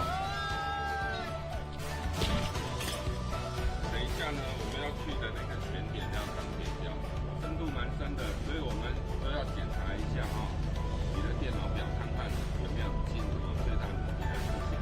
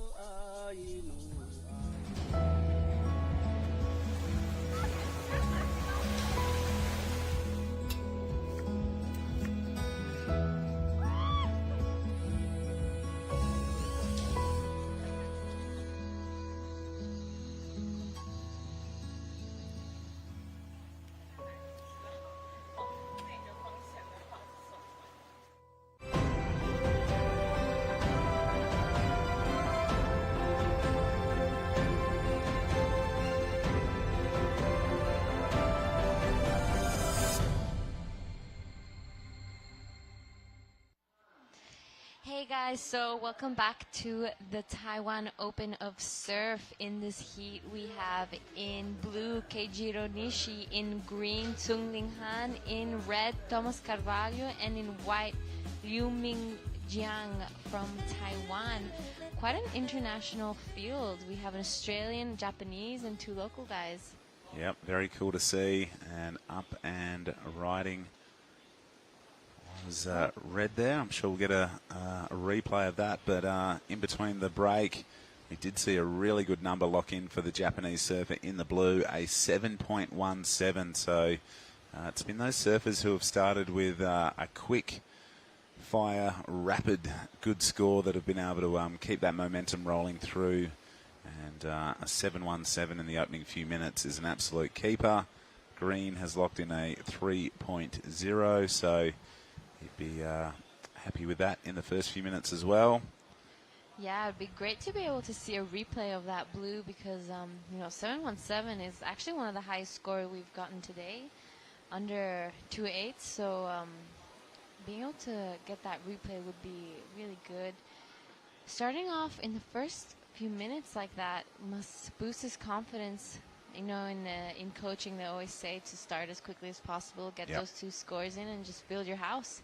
I'm pretty sure his house is almost half built. It is indeed. The concrete foundation is down. The chippies have put the walls up, and he just wants to put the roof on it with another good score. We can see Thomas Carvalho has locked in a 3.33 to move into second position. So just a couple of sort of mid-range scores for red and for green at this stage, but I'm loving the conditions. I'm loving everything I've seen so far here in Taiwan. A really amazing setup, really friendly locals, great food, great temperature, great scenery. Is there anywhere else you've been to that compares to this place? Honestly, this place is like a mixture of so many places put together. Yep. Everyone I've asked or talked about, they're like, wow, it kind of reminds me of Fiji. I've heard Hawaii. I've heard a little bit of like Indo as well in there, a little bit of Japan. But, the wave kind of reminds me of Bali, Canggu, my home break. And then also Trestles, California. So it's kind of like a mixture of everything, and it's so special and unique in its own way. Yeah. So it's definitely a place that I'm looking forward to coming back to, and I'm sure many of the surfers are as well, as everyone came with low expectations. And this is the surfer Keijiro Nishi. Opening with a 717 and quickly putting that roof over that house. That was great surfing. Well, we're going to throw to Tippy Jarbrick and the winner of the last heat in the red, Ryuki Waida. Over to you, Tippy.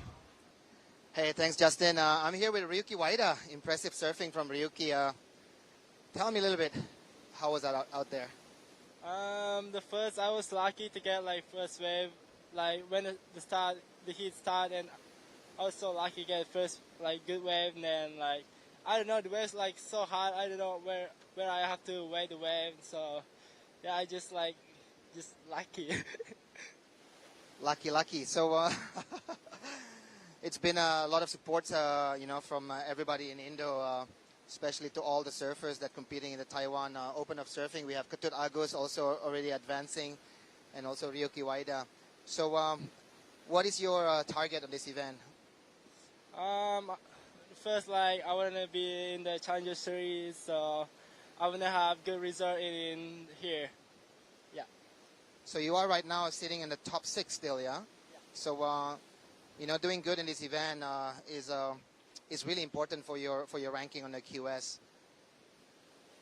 What is your plan here? You want to win it? You want to just get the score? Or what is your plan in your mind? Yeah, for sure, I want to win it. And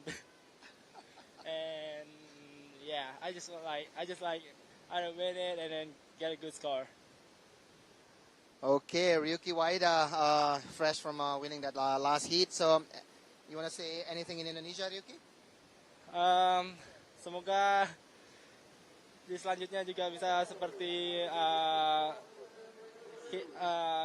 hit barusan, dan ya terima kasih untuk dukungannya juga. Thank you.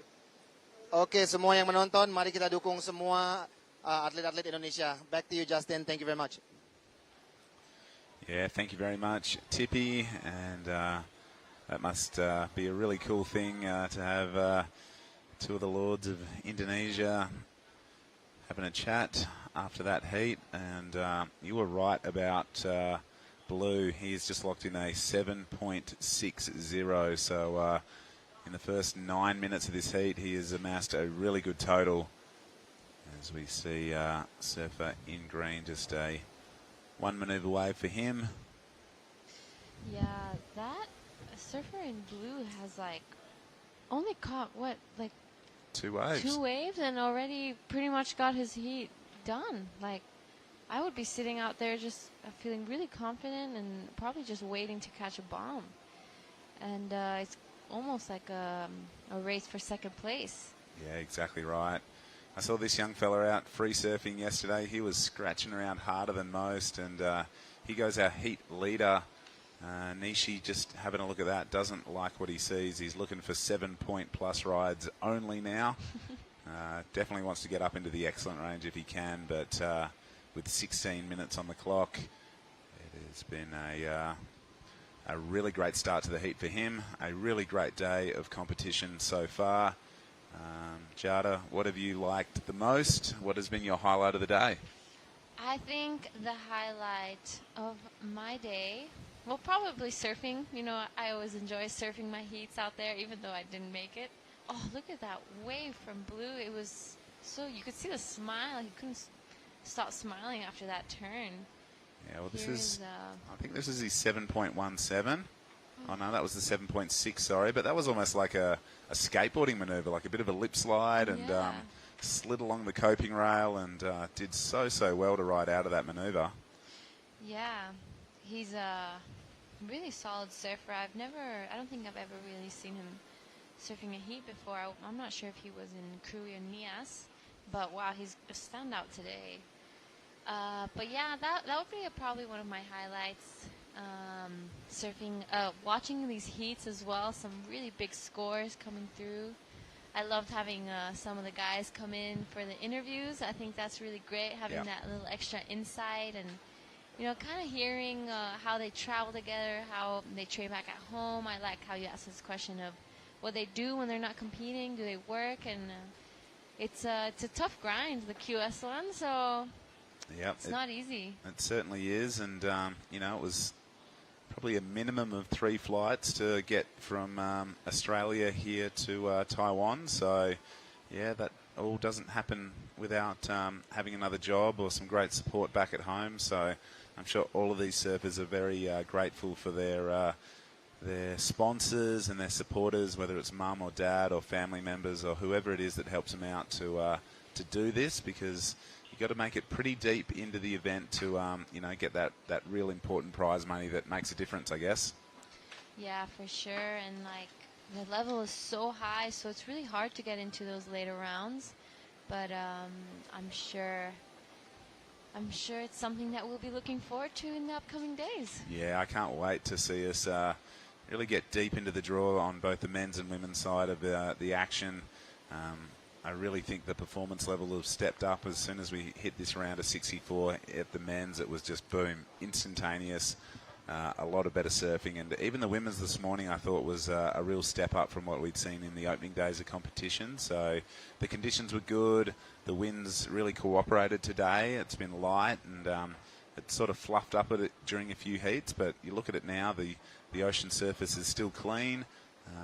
The lips have just got that little bit of texture on them, but I heard you say before, I reckon that makes it just that little bit more rippable. Yeah, I think so. Like, sometimes some of my favorite times to surf is around like 11, 12 o'clock when there's that, you know, just starting to get onshore. There's not a lot of people out. Everyone's having lunch or breakfast or went to work, and you're out there, and just it's so much easier to just get right under that pocket and throw a little bit more water up, and you know, it's more texture, so I feel like you could kind of hold yourself a little more. Yeah. I can find when it's too glassy, I get a little skittish. Surfer in green, just a 1 maneuver wave there as we hit the halfway stage of this heat number 8. Right now it is all one-way traffic with our surfer in blue representing Japan, just having the absolute ownership of the lineup. And it looks like he's scratching for this one. Can't quite get into it. Has to give priority to our surfer in red, Thomas Cavallo from the Gold Coast. He's another guy I recall seeing at a lot of Australian junior surfing titles. Won't be happy with falling on that one. He's stuck in 3s at the moment and pretty much in a combination situation if he does want to move into first place. Yeah, Thomas Carvalho. Funny, I think, if I'm not wrong, I think he has a Brazilian last name. He does, well and truly. Has that rivalry, the Brazil-Australian rivalry, all mixed in one. That's pretty amazing. I think he's a bit like Ander Santos. got some Brazilian roots, but has been happily living and calling Australia home for a very long time. He's a powerful surfer, and he just needs the right opportunity to unleash and get his surfing to do the talking. Yeah, he, I'm guessing, is still trying to find that rhythm in this heat. The Surfer Blue has everyone comboed for now, and we're like under halfway, so he must be feeling really, really confident. And as we said, he probably just wants something better than a 7. Yep, I'm with you on that. So just under 11 minutes, and the surfer in red needs 2 new scores if he's going to move into first. A little bit of scoreboard pressure behind him, however, with the 2 local surfers not needing big numbers.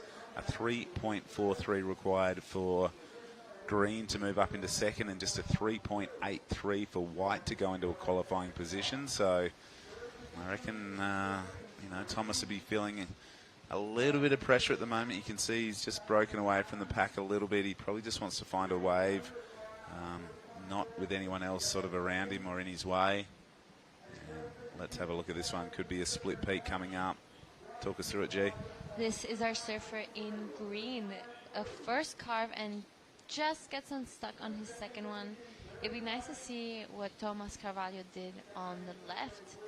But I enjoy watching this split peak action, so there's a lot of opportunity for everyone, and there's not that just one wave coming through. Yeah, I reckon it's good, and we've heard from a lot of competitors saying it sort of moves around a bit, but I really like to hear from Alistair, the winner of the last heat, or the second last heat, just saying how he really enjoyed, he prefers to go left, and that's a rare thing from a surfer from the east coast of Australia. Generally, they all prefer surfing the right-hand point breaks over there, but good to mix it up on your backhand, and the lefts out there have really been offering some good scoring opportunity today.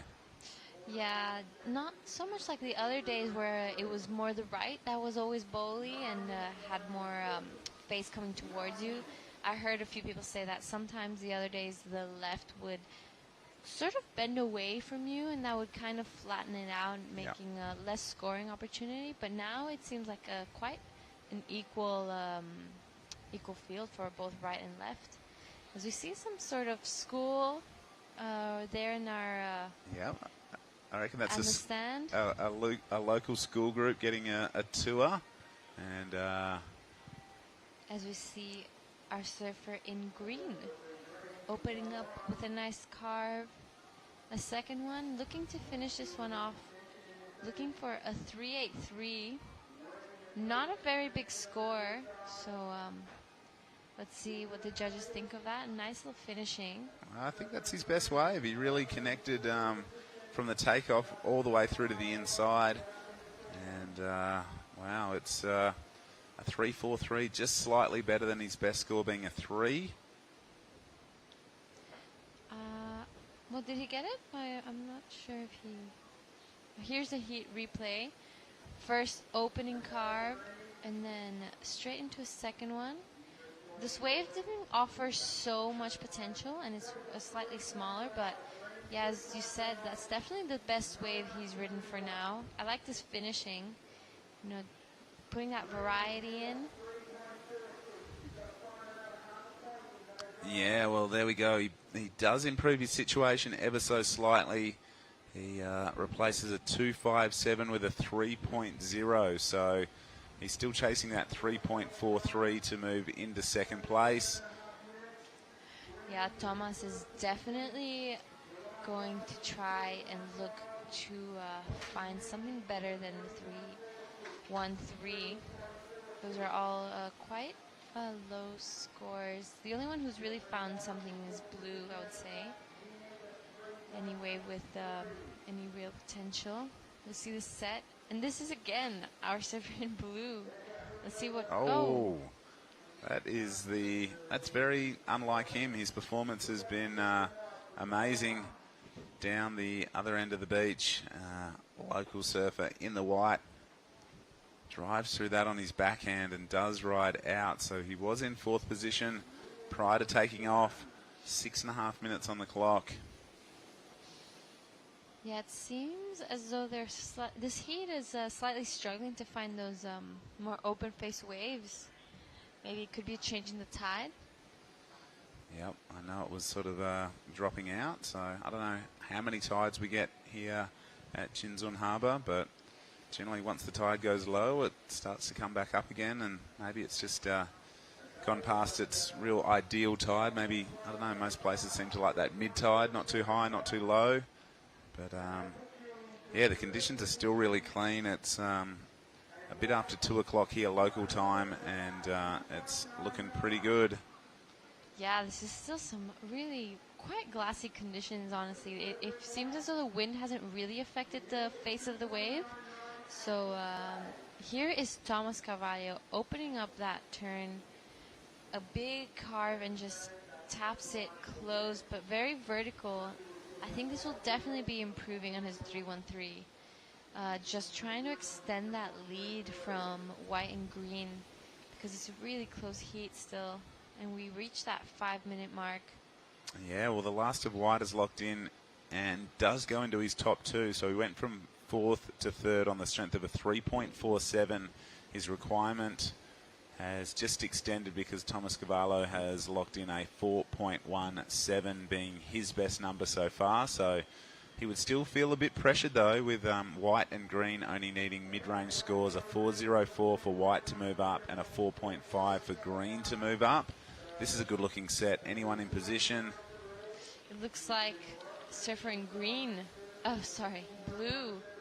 Beautiful first turn and locks in another one. Straight to the source of the wave. Wow. So much power and flow in this guy's surfing. This is probably one of the longest waves I've seen ridden today. That looked really effortless. He made it look really easy. Even that was really hard surfing as we see red now.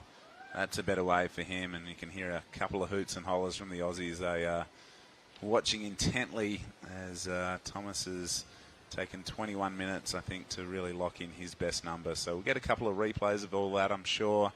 But, yeah, Nishi, I love the matching rash vest board colour. It's pretty on the eyes, and his surfing is definitely attracting the attention of the judges with some healthy numbers. And this is the last of red, so a bit of an open slash. Another good sort of manoeuvre. That one got a little bit more vert. Finishes strongly there.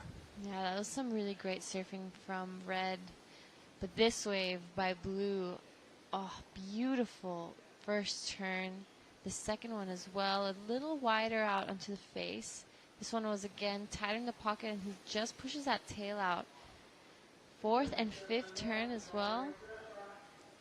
Not so much variety, but still beautiful surfing from our surfer in blue, Keiichiro Nishi. Let's see if he's able to get anything higher than a 717. Yeah, well, it's going to be an interesting number as we see white keeping busy and getting a couple of good rounds of applause from the local Taiwanese support crew on the beach. Yeah, it'd be great to know what that school was, you know, learning a little bit more about surfing and spreading the word, and see if maybe any future Taiwanese professional surfers come out of there. Yeah, 100%. Or, you know, never know, maybe a new beach marshal, a new judge, a contest organiser.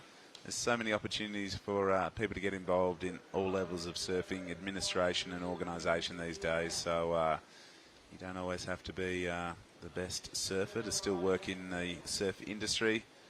As we see a replay on the last of whites, this was a really good looking wave for him. Stayed out on the green face and threw up a series of pretty good backhand turns. So I'm going to call this as his best wave, and it's still going. So you're right, the lefts are really running far today. Yeah, and not only far, but with that wall that we were saying that they didn't have the other day, because, you know, to get those higher scores, you need to get it more into the pocket and more water sprayed, and that usually tends to happen when the wave has a little bit more wall to it. Yeah. Whereas if it doesn't, you tend to just do more flat turns and it gets a little bit repetitive. But today it's really like trestles, you know? Both right and left have scoring potentials. Yep, I agree 100%. Wow, so there is the best wave of the heat locking in for Nishi in the blue, a 7.67 to back up his 7.60. And Thomas Carvalho in the red, a 5.50. This guy is not going to go down without swinging. He's locked in. Well, his best score has not locked in just yet. Well, Thomas Carvalho's last wave came in at a 5.5, so yeah, that does increase his lead a little bit over white, but blue is just on another level today. Definitely maybe the most consistent surfer today. I think so. And there we saw red with 30 seconds remaining in this one. Heat number 8 has been a bit of one-way traffic with blue absolutely dominating from start to finish. Leaving his other 3 competitors having to pick up the scraps and trying to manufacture scores out of limited opportunities. Yeah, that the other three surfers were definitely struggling a little bit to find that same rhythm as blue, but I'm pretty sure, well, definitely blue first and red second, leaving the 2 local surfers just out of the mix. Well, we'll be counting this one down already and putting up to a quick ad break. Yep, we'll be back soon.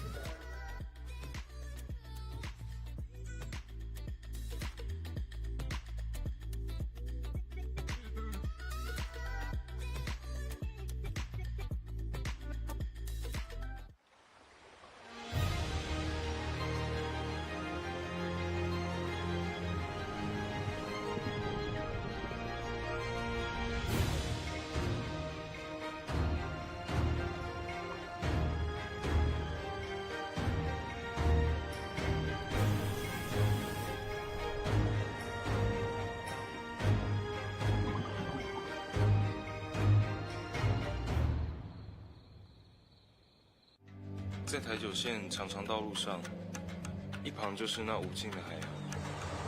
台东 Start 旅行是一场灵感的捉迷藏。台东是个美丽的地方，也是个很真实的地方。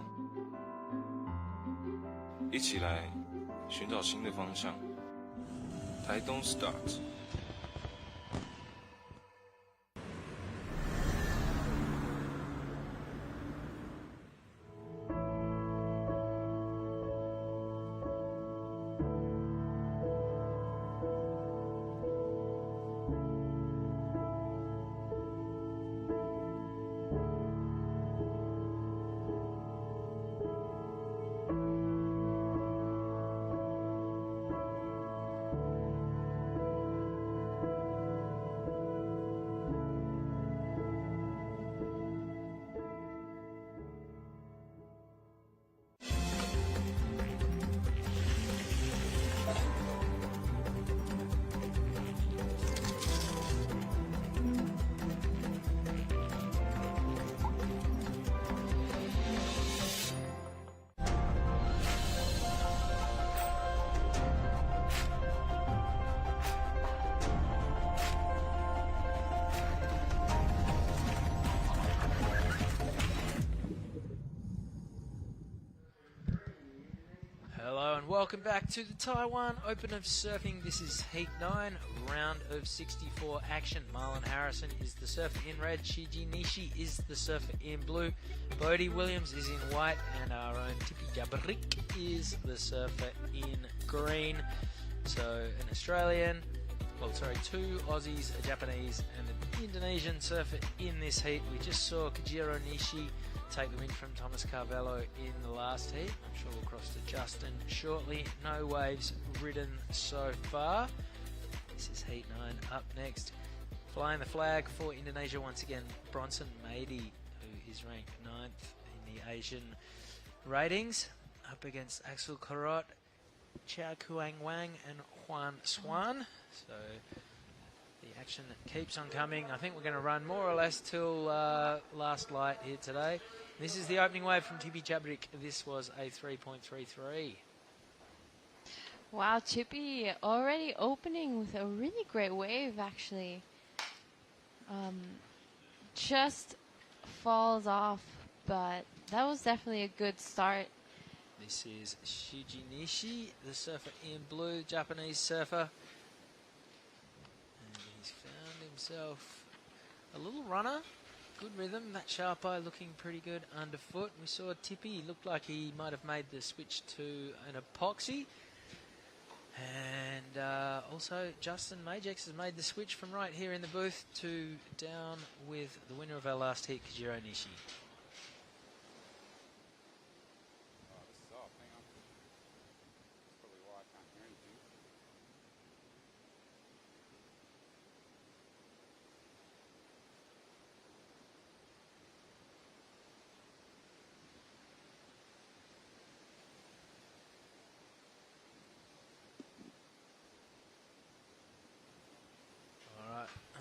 Sure where Justin's at, but we just saw that was Bodie Williams on his backhand in the white jersey, getting his first score on the board. Shuji Nishi had a quick in and out. Here goes Tipi, floats up and over that first section. That was nicely done. The bigger surfboard looking the goods, and that's 2 turns for Tipi, and he is out of there. That will extend his lead with 5 minutes washed off the clock. And Justin is back. Justin Majex, take it away. Yeah, thanks, Chris Spins. I'm here with the last heat winner, Kaijuri Nishi. Congratulations, a great performance. Tell us about conditions out there and how you went. いやー、結構いい波乗れたんで、そのテンポで良かったです。His English is not so good, so I'll let you talk in Japanese. Do you want to say hello to anyone back home or anyone tuning in? そうですね、多分応援してくれてる人はいっぱいいると思います。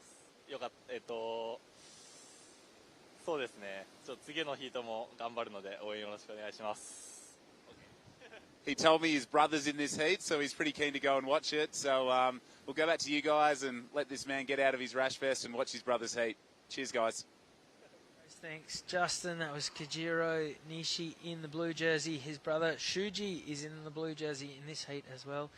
And Xiada, you're a bit of a fashionista. What do you make of Kajiro matching the blue jersey with the blue surfboard? That wasn't bad at all. I was actually loving that. We were talking about it with Justin. I think I definitely think it should be more of a thing, you know, to have matching surfboards with board shorts and shirts. So maybe it depends what color rashi you have means what board you're going to ride. There's Shuji Nishi quickly in and out. We're waiting for a score to come in for Tipi Jabrik's last wave. And Shuji Nishi's opener. 18.5 minutes to run. Opener for Shuji Nishi was a 4.1, puts him into the lead. Second wave for Tipi Jabrik was a 3.93. That takes him back into first. Bodie Williams' opener was a 3.73, and Marlon Harrison, who is currently rated 1 on the Australian Oceania rankings, is yet to open his account. That's him in the red jersey on the left of screen, sitting patiently waiting. 7 minutes have elapsed. Yeah, Marlon, I remember him taking out the 5,000 in Nias. He surfed amazing the entire event. Kept calling him the last-minute winner because he would get a massive score at the last minute of every single heat. You know, it would be either a really deep barrel or some really good turns, but he was absolutely killing it the whole time. As this is our Japanese surfer in blue, opens up really nicely and finishes off really strong as well. Yep, 2 strong turns from Shuji Nishi. Not the biggest and best wave, but that's going to be a reasonable second score. And it seems to be the order of play today. Get a couple of, a 3 and a 4 under your belt, and then add a 5 and try for a 6, and slowly get to around about 12 points will more or less guarantee a win in this round, at least a second to get you through to the next round. Watch for that sort of par score to raise as we get deeper and deeper into competition. There it is, last wave for Shuji Nishi, a 4-3-3. So he's got a pair of 4s to sit in the lead. Tibi Jabrik has a pair of 3s to sit second. And here goes current Aussie ratings leader Marlon Harrison on his backhand, hooking hard. He put that one right in Shuji Nishi's face. There's no points for it, but there's plenty of satisfaction. And this is a great looking wave. The guy in the red jersey sat and patiently waited. Now he gets his chance to sink his teeth into a long running left, and he's done so very nicely. It's going to take an 8-4-3 to move him into the lead. That's not in the equation, but anything over a 5 will well and truly put him in the mix at this stage of the game. 16 minutes remaining in this heat, and we see Marlon matching the red board shorts with the red vest. Jada, you approve of that? Talk us through the replay. Yeah, Marlon listening to my fashion advice as he opens up the first. I feel like that was maybe a little bit better turn. I see his turns improving the more he goes down the line on this, but I think the money turn is definitely this finisher. He goes straight into the pocket, so sharp, so quick, and finishes out really nicely. Standing up, showing the judges like, hey, I did it. I made that turn. And he was fairly quiet throughout the whole first part of the heat. As we see the setup, looks like trestles. Yeah, all right, opening score for Marlon Harrison, a 5.5, so that is the best wave of the heat so far. Now just needs a 1.76 to get up into second, and 3 would put him into the lead. Here goes Bodie Williams. That first turn was great. Up and into the lip on the second encounter. Throws a big sheet of spray on his final turn, and he is out of there. So Bodie Williams, a second score. That's going to really tighten things up between all 4 of our surfers with 15 minutes remaining. So this is an even affair so far. Marlon Harrison slightly with the upper hand. Talk us through this one, Jada. This turn was amazing. I haven't seen one of those in a really long time, actually. I think that was really special. He threw variety in there, a lot of spray, and even though the wave didn't give him so much potential, he really did everything he could on it. So, all right, Tibi Jabrik getting into this one and getting out of it just as quickly. Shuji Nishi, last score a 187, doesn't factor in. Bodie Williams' last score was a 4.23, puts him up to second. So, yeah, and there's less than 3 points between first and fourth at this stage. So, plenty of action still to play out. 14 minutes remaining in Heat 9. And it's slowly starting to get a little bit darker. 2:30 local time. Sunset's usually around 5:30, so still plenty of time to run. Yeah, this is probably going to be our longest day of competitions as the wind really is not so strong throughout the day. It's 2:30 and it's still quite glassy. The wind hasn't really affected the face of the wave, which is the most important. There we have all the support team, taking care of each other, cheering each other on. I think that's one of the parts I love the most about these contests is everyone come down to see each other's heats.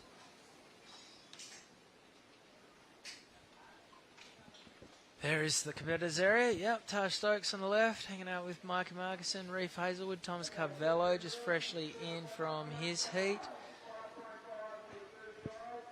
Last score for Shuji Nishi, nothing to write home about. Same for Tippy, 12.5 minutes to run. Marlon's sitting in fourth, but with only one wave, doesn't need a very high score at all. A 2.46. He's been fairly quiet throughout this heat, so he'll be trying to get into that rhythm to be able to build a little bit more on his score.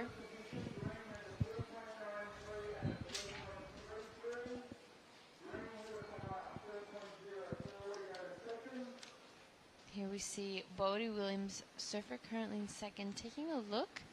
And here is Marlon again. Beautiful first turn and straight into the second one. Short wave, but that's definitely going to be moving his position. Only looking for a 246. I personally think he got it. And right behind him, Bodie on a set wave. A cars to the pocket. A second one, same as we see this wave stand up for him. Beautiful turn and fourth and takes it all the way down into the inside. Throws some spray. That's definitely going to be improving on his score. So we hear the beach, everyone on the beach cheering him on. We'll be seeing those replays again. And you can talk us through.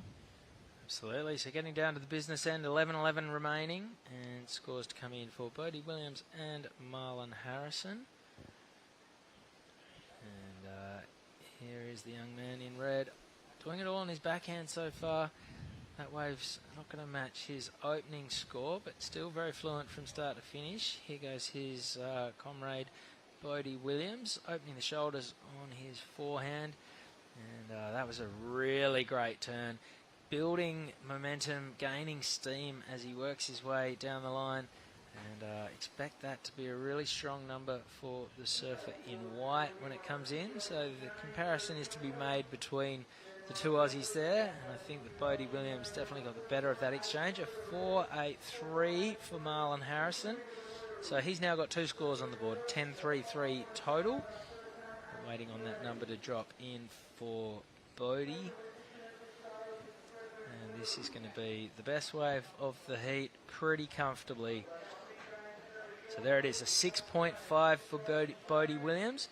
And the Aussies have gone from third and fourth to first and second. Here goes Tipi Jabrik, the Indonesian veteran and our co-commentator, just styling his way down the line. So with under 10 minutes to go, Shuji Nishi is now sitting third. He needs a 6 to get up to second place. Tipi Jabrik is sitting in fourth. And here goes Bodie Williams again. So the Aussies, they've got two scores on the board each. Now they're going to put the foot down and see if they can't really start growing their totals. Here's Shuji Nishi.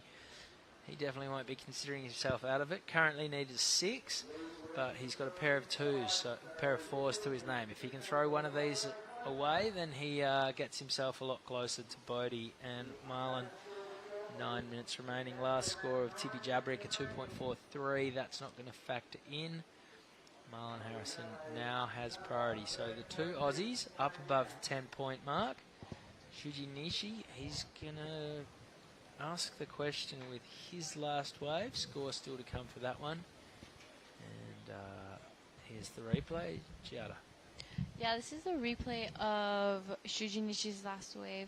A little bit stuck in the back on that one, but really nice turn here. Gets through that flat section as he tries to get into the inside, and I think this is probably the best turn of that wave. I'm not sure if that's going to be the requirement he needs. He needs to do exactly that, but on a wave twice the size. I agree, yeah. And he also took off a little bit behind it, left himself some work to do before he could start banking points. Yeah. So the intention was good, the execution not fantastic. A 3.63 the result. So yeah, needs to do a little bit more than that. But that's fine. 8 minutes remaining. Bodie Williams still out in the lead with a 6.5 and a 4.23. Marlon Harrison has priority. He's looking for a 5.24 for the lead. And here goes Tippy on his backhand. The epoxy chili. The first turn was okay, and he realised pretty quickly that wave didn't offer him a whole lot more down the line, and he is out of there. Yeah, we've seen Tippy do a little bit of a board swap. He's not using that red board that he was using yesterday. It'd be great to know afterwards, asking why he changed. Maybe the epoxy might be a little bit more suitable for these waves.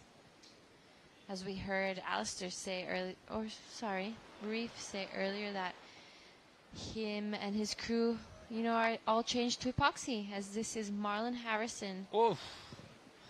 looking pretty frisky there. The first turn was great, had that little bit of release, little bit of tweak, and maybe got a little bit excited, tried to repeat the treatment on his second turn, pushed it a bit too hard, and blew the back out, but unfortunately couldn't stay connected to his craft. But why not? You're sitting in second. You've got to kind of take a few risks every now and then if you're going to push yourself. And that was what Marlon Harrison went for there. It's just going to be a minor score with 6 minutes 40 remaining. This is Axel Gross Karot making his way out to the lineup. The old school Quicksilver trunks. Quicksilver throwing back to the 90s at the moment. Yeah, next heat is looking pretty exciting. With this wind, I'd like to see if Bronson Mady is going to be pulling out any of his airs. Oh, I'm sure he won't need to be asked twice if half a ramp presents itself. Look for the Lakey Peak kid who has moved to Bali in the last few years to take to the sky, for sure.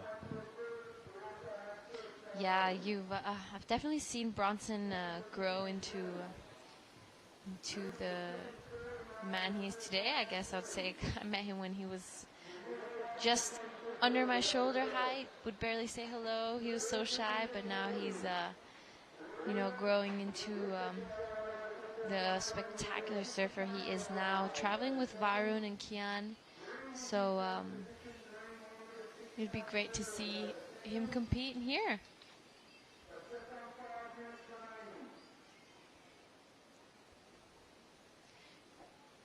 Tippy and Suji Nishi looking for quite big scores to get into that advancing position. You know, we reached the 5-minute mark, and this is Bodhi, a beautiful finishing maneuver here. It would be great to see the replay and see what he did in the first part of the wave. Really finding those better sets, and right behind him, Marlon on his backhand. So we'll see if Marlon will be improving on any of his scores or Bodhi. All right, inside the last 5 minutes, yellow flag is up. And, Bodhi and Marlon. The Cornella at the moment for Australia. Shuji Nishi and Tippy Jabrick looking to fight back for the Asian League. And, this is a co-sanctioned qualifying series event, so that means that the Asian Series and the Australia-Oceania Series are both able to come here and earn points. 6.2 the result of this wave for Marlon Harrison. And, stuck with it all the way down the line. Was happy with what he did early on. That's put him up into the lead. So he's got a 6.2 and a 5.5. Bodie Williams, he's still got the 6.5 and a 4.23. He'd love to ditch that 4.23 from his scoreline. Make life a little bit tougher for Shuji Nishi, who's currently chasing a 6.41. And Tippy Jabrick, who is on the hunt for a 6.8. 3.5 minutes to go. Priority is with the surfer in blue, Shuji Nishi. He needs a 6.4. You know that Bodie Williams, sitting right there in white, won't be feeling like this is a done deal at all. He'll be keeping a very close eye on Shuji Nishi. Doesn't want him to get away too far and sneak a wave. But at the moment, Shuji has priority. So the ball is very much in Shuji Nishi's court. Once we see some sets pour in, it's up to him to make the call. He's got right of way on whatever wave he wants. And sometimes that can add a little bit of pressure, Giada. You know, if you don't have priority, there's not really much to lose by taking off on a wave. You're not going to cough up priority. If nothing comes of it, you can kick out and go again. If you've got priority, you've got some thinking to do. Yeah, you definitely don't want to be making any of those priority mistakes, especially in the last few minutes of the heat. You're going to be wanting to get that best wave out there and not giving it over to whoever is above you, like in a better position. Otherwise, you will not be getting another opportunity to get the score you need. So here we see Suji Nishi's looking to see if there's anything coming out the back. 2 minutes on the clock, so we're down to crunch time. Suji Nishi has priority, currently needs 6.41. Anything above 4.23 from Bodie Williams will make that requirement a little bit steeper for Suji Nishi. Yeah, Tippy just paddled for a wave. He needs a big score to get back into this heat. We start seeing 90 seconds, a little bit of cat and mouse. All the competitors keeping a close eye on each other. Oh, and this is Bodie Williams on his backhand. He'll be looking to get rid of that 4.23. And with surfing like this, he's going to go really close. God, how did he squeeze those last two turns in? Lightning fast surfing from the man in white. Almost looked like on that second last turn, he just about dug his nose in. And, yeah, strong through the legs to drive his board out. And I think that's why he clipped the whitewater one last time, just to show the judges that he was well and truly had his board under control through those turns. Did he upgrade his 4.83? That will make life a little bit tougher for Shuji Nishi and Tippy Jabrick if so. And it was a 4.83 from Bodie, so it's added another half point. Shuji Nishi now needs a 7. Tippy Jabrick now needs a 7.4. 30 seconds remaining. Yeah, that was a really great wave surfed from Bodie. So many turns in such a short period of time. Okay, here goes Shuji Nishi. He's looking for a 7. He's going to need fireworks.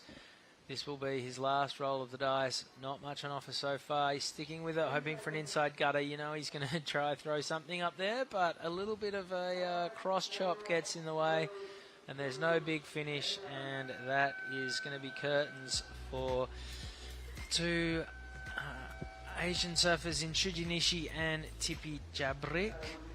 Marlon Harrison and Bodie Williams going 1-2 for the Aussies. Up next, Heat 10 will be coming our way right after this break. Don't go anywhere.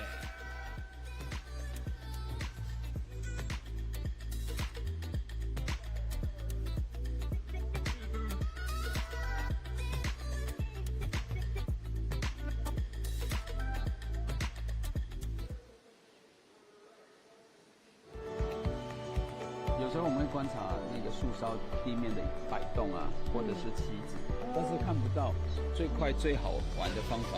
你看口水它移动的方向，它就是我们地面风的速度跟方向。等一下呢，我们要去的那个前点要上天桥，深度蛮深的，所以我们都要检查一下哈，你的电脑表看看有没有进入最大明显的出现。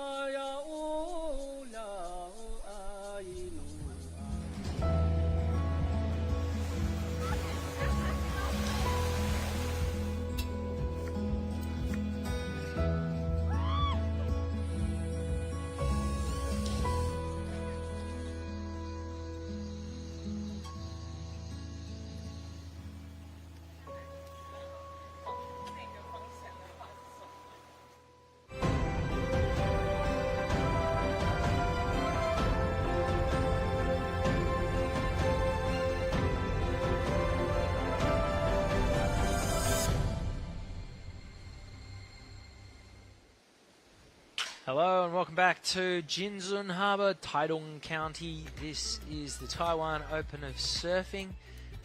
A little bit of a light onshore ruffle on the face right now is not going to bother Bronson Mady, Axel Rose Kuroda, Chi Kong Wang or Han Swan one little bit. We are into round 10. We have 2 more heats after this one. 12 heats are on the agenda for a very entertaining day 3. I think we're going to get Marlon Harrison to come and join us on the salmon couch for a little bit of a chat. Yep, I would like that opportunity. Learn a little bit more about the fella and a great performance in that last heat.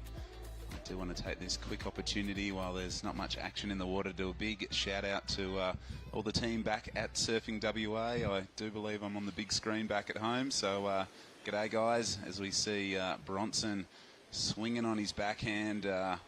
A really, really exciting surfer to watch, whether in free surfing or in competition. Yep, Bronson's already got a 6.33 to his name. Hopefully we've got a replay to see where that came from. And now he's about to build on that with a second score dropping in. And meanwhile, Han Swan from Taiwan. Okay, here's Bronson's opener. Got the big tail high air rev. So, yep, I told you these guys would be licking their lips. This wind would not be bothering them one little bit. There are ramps for days. And that was a very nicely put together wave for Bronson. And to be honest, it wasn't much of a wave. So once he picks off a set or two and gets a steeper section, expect fireworks across the remaining 20 minutes and 40 seconds of this heat. Chi Kong Wang has a 1.2 and a 1.37, and this is Axel Rose Kuroda on his backhand. I don't know too much about Axel, but I have heard his name come up in some of the post-heat interviews. He's one of the boys travelling with the Aussie pack, and yeah, good to see him still down here supporting the crew. Speaking of crew, back at home, big shout out to Brooke, Laney, Timmy, Matt, Rayleigh, Kat, Shazza, everyone in the office. Hope you're not missing me too much. I've been eating everyone's dumplings over here for you, so hope all's going well back at our brand new headquarters. And looks like some live action here with our surfer in green, laying a good opening turn. Oh, a little bit late to the party on that one. Gets chopped down at the knees. 19.5 minutes to go. That's going to be a second score for the surfer in green. A second score drops in for the surfer in red. Bronson Mady, a 4.83, so an 11.16 total already. He'd be feeling pretty comfortable, and we'll look to cook up some higher scores over the back end of this heat. And that's Axel Rose Kuroda in the blue jersey. In front of us, he has priority. Bronson has second prio. 19 minutes remaining. Up next is a fantastic heat. Yuji Nishi. He's a great Japanese surfer coming up against Kobe Clements, Keiki Yamanaka, and Wasan Saresai, who is the Thai surfer. So cool. Thailand being represented in this heat as well. Yeah, I just love reading all these new names and seeing all the nationalities that are just littered through the heat draw as we see blue up and riding here.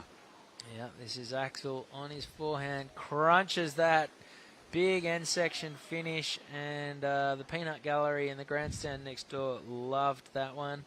So a big turn from Axel meets with a big response from his mates. What are the judges going to make of it? Talk us through it, Justin. Yeah, well, I liked how he just built speed, got out onto the open face, but this was the money turn for me. Just crunched that section, patted the dog just a little bit to make his way on through. And here we see some live action from White. All right, this is Chi Kong Wang on his backhand, and now Bronson takes to the sky, throws his fins to the beach, rides out of this one backwards, if you don't mind. Oof, does that count as incomplete? Yeah. Where are we going with that one? Well, let's ask our next guest, because Marlon Harrison has wandered into the booth. He's still dripping wet. Don't electrocute yourself. But, mate, congratulations on your heat win. Let's hold that this far from your face the whole time. And tell us about what Bronson just did on that last wave. Are we calling that a make?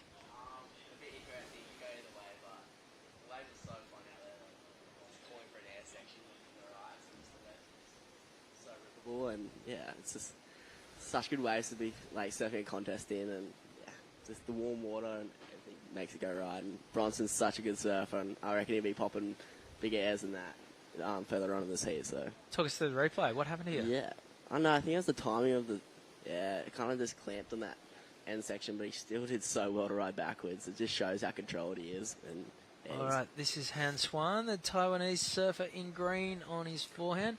Marlon, your heat just then, you and Bodie controlled that one pretty nicely. So a 1-2 for the Aussies. Were you guys ganging up and working as a team, or were you dog eat dog out there? I don't know. I guess it's free for all, but Bodie's one of my good mates, and it was just such fun waves, and we're just talking out there saying, like, this is, you know, so like mind-blowing that we get to serve a contest out here for 25 minutes and just so fun and just All right, this is Axel Rose-Carota. Tell us about this guy, because I don't really know a whole lot about him apart from the fact he's got a very famous name. This man is a manly breed. He's built different. He's one of my best mates, and yeah, he surfs so good. And that last one, he belted it, so hopefully he gets a good score. But yeah, 5.2 for his previous wave, so he's in second. Bronson's in the lead with a 6.33 and a 4.83. Numbers still to come for Axel. A 5.97 will put him into the lead. It's probably not going to be there. And mate, how long before the event started did you get here? I got here like 4 days, but our boards didn't arrive for the first day, so we're kind of just mind surfing it and just visualizing. Yeah, fully visualizing it. It was pretty funny, but kind of just when I hit the 3 days for the contest, I kind of just surfed all day, every day, and just explored the scenery. And it's so nice around here, and just get to go to the ceremony. It was awesome to watch and participate in, and yeah, this place is awesome.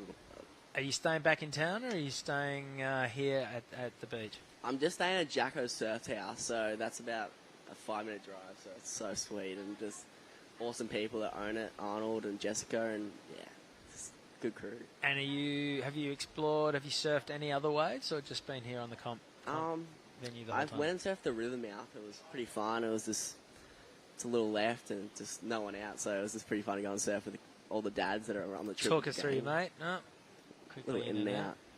I feel like what Axel's doing is pretty good, just keeping busy and kind of getting in that rhythm, and yeah, Bronson's on the next wave. Oh, just about took Axel's head off with that little tail whip.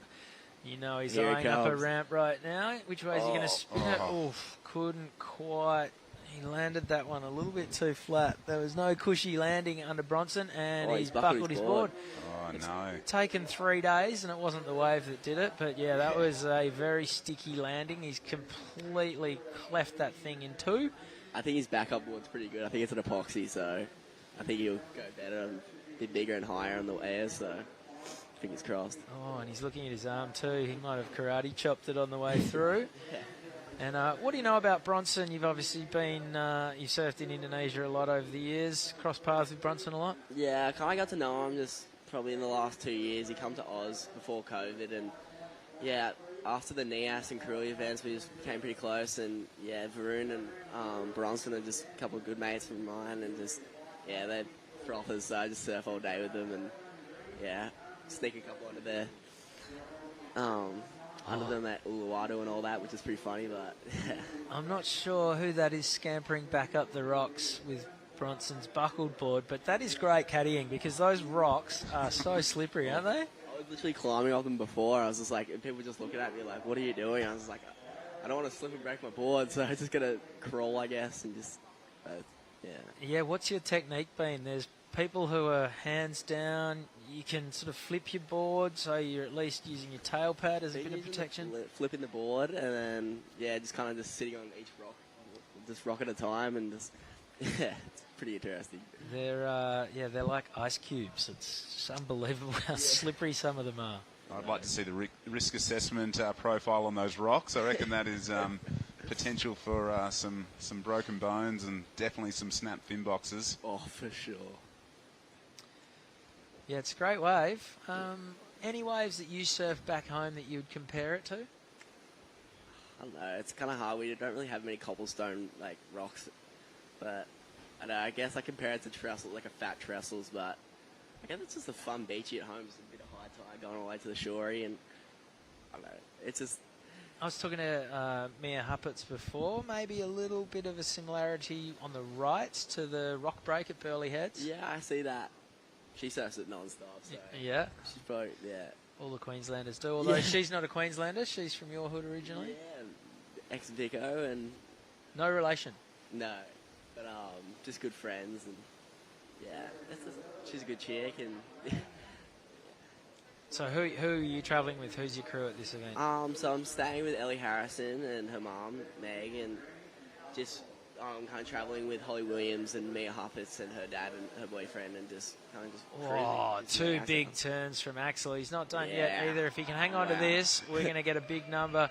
We can hear the spectators next door to us really ramping that one up. Will the judges be as excited by it? What do you think, Justin? Yeah, I loved it. I thought he was going hard on the backhand. A couple of nice vert hits there, and it's just been solid surfing that's been rewarded all afternoon long. And I think he's going from strength to strength. He just wants to bust out of the fives and hopefully get up into the good range now. And there goes Chi Kwan Wang. Have you been here? This is your first time here? Yeah, a lot of my friends have been here and they just talk so highly of the place, and I didn't know what to expect when I was coming here, and then rocked up and it was like paradise, and fell in love with it, and just So Oni Anwar first came here in 2016, and there was barely a local surfer in the draw, so it's great to see the standard of the local surfing's just really picked up over that time, and it's all thanks to events like this that show people where the standard's at. and give them the opportunity. But watching the round one for with all the Taiwanese, they were ripping, and I was so impressed, and I kind of just knew I wasn't surfing, so I just came down, watched all the heats, and I was just cheering on everyone. It was so cool, and they're so nice, and just you get to introduce yourself, just learn little bits, a bit of she and all that.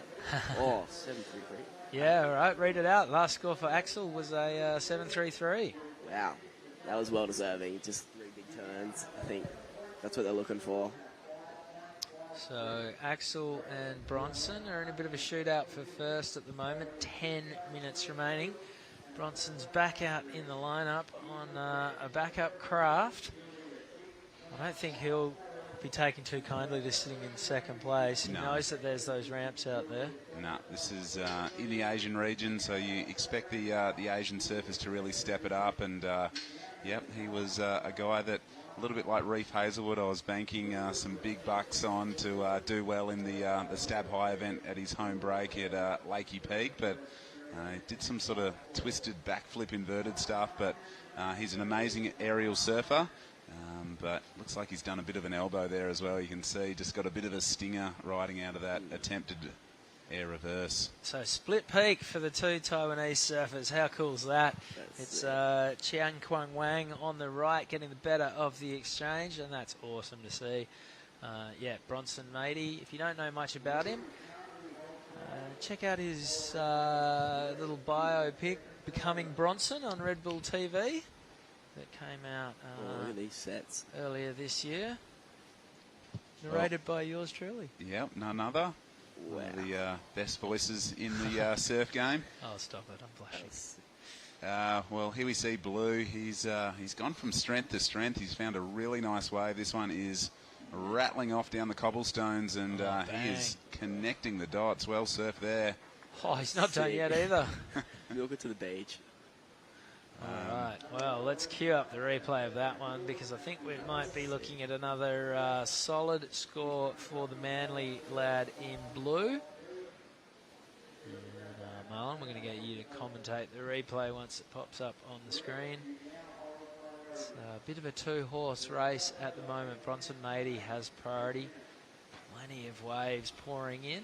This quick period swell. There's just waves all over the place. 2 peaks as well, so you can always try and get some separation. Talk us through it, Marlon. This was sick. Just that first turn, just as vertical as you can be, and just he really connected really well. Just back end of the half of the wave, and look at the speed on it. And even the last turns, like this one, was just cherry on top. So well, but really well surfed. And, nicely done. Score comes in at a 607, so a 13.4 total. That's very, very handy by today's sort of pass score. Bronson now looking for a 7.08 to get into lead. He keeps checking his elbow, so he must have changed it on the way through when he buckled his last board. Yep. And maybe that'll sort of fire him up to take off and take out some anger on an unsuspecting section. He might have his opportunity right now. He's looking down the line. Expect fireworks. He's got a ramp. You know what he's aiming for? Well, it's a floater. Okay, so completely cooked that one. Now we see the air rev. Oh, wow. And, of course, he puts it down on the bolts and rides out of there. Kept plenty of distance from his board that time. And that's going to be a decent number. So he's on the JS, he's on the Hi-Fi, he's gone the epoxy, and of course he is the latest member of the JS Industries team. Wow, I didn't know that. Yep, and JS are about to open a couple of stores in Bali. I was up there, and looks like we're going to get the replay of this one. You could see what he was thinking from the get-go. Did pretty well to adjust when that section didn't really offer what he wanted, but look at that, fins pointing back towards the beach, as easy as you like. That's a pretty stock standard air for Bronny, but he's got to be one of the best aerial surfers in Indo for sure. Yep, he competed at Red Bull Airborne at Karamas a couple of years ago, back when Red Bull Airborne was still a thing, and mixed it up with, who won the one in Bali? Was it Ian Craig? No, Jack Freestone. Ah, true, yep. Marlon, I've got a question for you. This location used to play host to the World Juniors. Mate, you've qualified for next year's event. You've had a red-hot crack at this year's competition. How does it feel to take that series out and know that you're going to head up against the best junior surfers in the world in a few months' time? Yeah, it's pretty amazing. Like all the Asia crew, I was seeing that Kian qualified as well, and we were just talking before, like it's gonna be so exciting being at San Diego. I know it's always been one of like my dreams to just compete at World Juniors, and yeah, the event's so high reward, and first and second get into challenges next year. And I think the surfing's just gonna be pushed even more, and yeah, I look forward to competing, and yeah, I really want to push my surfing towards that, and yeah, it's just very exciting. And over this last year, just like the junior pros has just been kind of my number one goal, and I feel like I achieved it. I was really happy that I won the Australasian ranks, and yeah, and watching the Mateus win World Juniors not long ago, and yeah, out here as well, is just like the surfing's so high quality, and yeah, I just really want to push my surfing to that, and yeah, put them up against the best. Yeah, that is a really good challenge, and congratulations for taking out the series, mate. Thank you. Speaking of the best, Bronson Matey's just dropped one of the best scores of the day, and an 8.5 for that air rev puts him back into the lead. So it's definitely a two-horse race between Bronson and Axel at this stage. Marlon, when you say that the World Juniors is in San Diego, it's a big old county. Have they told you which wave it's at or where it is exactly? It's at Cardiff, so it's a left-hand reef break that Rob Machado used to surf. It's like straight at the front of his, and yeah, I've been watching clips of it. It's pretty sick. I'm really frothing for it, and it's in the winter time, so it might be a bit cold, but yep. So North County up near Encinitas, hotbed for all sorts of surfing talent. Yep. Seems like every action sport athlete in the world lives there these days, whether it's snowboarders like Mark McMorris or skateboarders come from that area. So, Encinitas is where it's at. Here's Bronson. This is an 8.5. Probably most of the points are for the reverse rather than the floater. That was beautifully done. That is going to be the photo on the press release. 100%. In a couple of heats' time, you would imagine. That was stock standard too for him. Marlon, another question. Your sister's a great competitor. What's Piper been up to? Where's she been at? She used to do a lot of these Asian events. What's she doing? So she came to NIAS in Cruy, and she got a couple good results there, and then she just got stuck with university at home, and she's studying paramedics, so kind of had to do those exams and then the surfing. But I think next year she's going to give it a red-hot crack, and yeah, I think this event was just touch and go, and it was just last minute, but she really wanted to go, but I guess she's had to do uni instead and just become a paramedic in the future, I guess. Oh, Axel, that was another nicely put together wave. 3 turns in rapid fire succession. Here goes Bronson on his backhand this time. He's not going to find a section yet, but that foam climb can't get him out in front onto the clean green face. 2.5 minutes remaining. And run us through some of the highlights of your year, Marlon. It'd be definitely winning NEAS, that QS 5000. It was the waves were amazing, and I'm still speechless talking to people about it. And I just got to meet so many people that trip, and it was just like lifelong friends now. And was that your first time to NEAS? Yeah, it was. And my sister won the couple of years before COVID, and she was telling me all the stories and the myths about it. And yeah, I didn't know what to expect, and I didn't really get many waves in the free surf, so just getting to surf a 30-minute heat out with two guys at NEAS was just a dream, and I couldn't believe it. And that was definitely probably the number one highlight. But competing at World ISAs in El Salvador and competing for Australia and got a silver medal for the whole team, and just being a part of that was awesome. And just representing your country is, it's a once in a lifetime, and it was very cool to do. And and then doing the Pro Juniors, that'd probably be the third one. It was pretty unexpected this year. It's just like doing all those Pro Juniors I did not expect, and then winning one and get second and third, and just like you kept building off those results. And in between that, I was finishing off high school, so I guess that's probably my one to end with. Just finishing high school is definitely one of my just goals, and very happy to do. And well done, mate. And did you have finishing exams, or was it sort of everything spread out over the course of your year? No, it was pretty funny. It was like 3 days before I flew out for Taiwan, I finished my last PE HSC exam, and just got that out of the way. I don't know how I did, but fingers crossed I passed. So this is your schoolies week? Yeah, it is, and I know. Thanks for inviting us along. No worries. Hope Justin and I aren't considered toolies.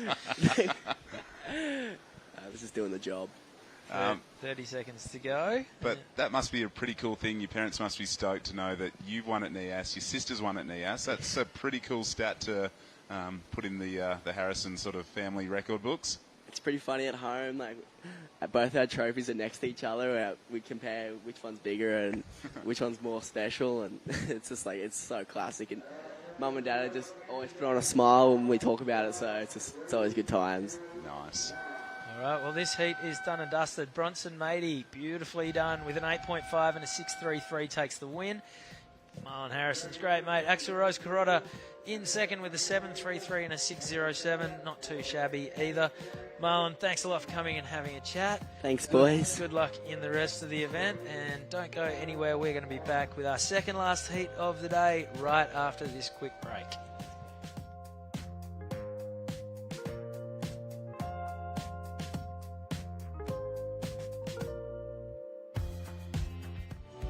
有时候我们会观察那个树梢地面的摆动啊，或者是旗子，但是看不到最快最好玩的方法。你看口水它移动的方向，它就是我们地面风的速度跟方向。等一下呢，我们要去的那个前点要上天标，深度蛮深的，所以我们都要检查一下哈，你的电脑表看看有没有进最大的电量出现。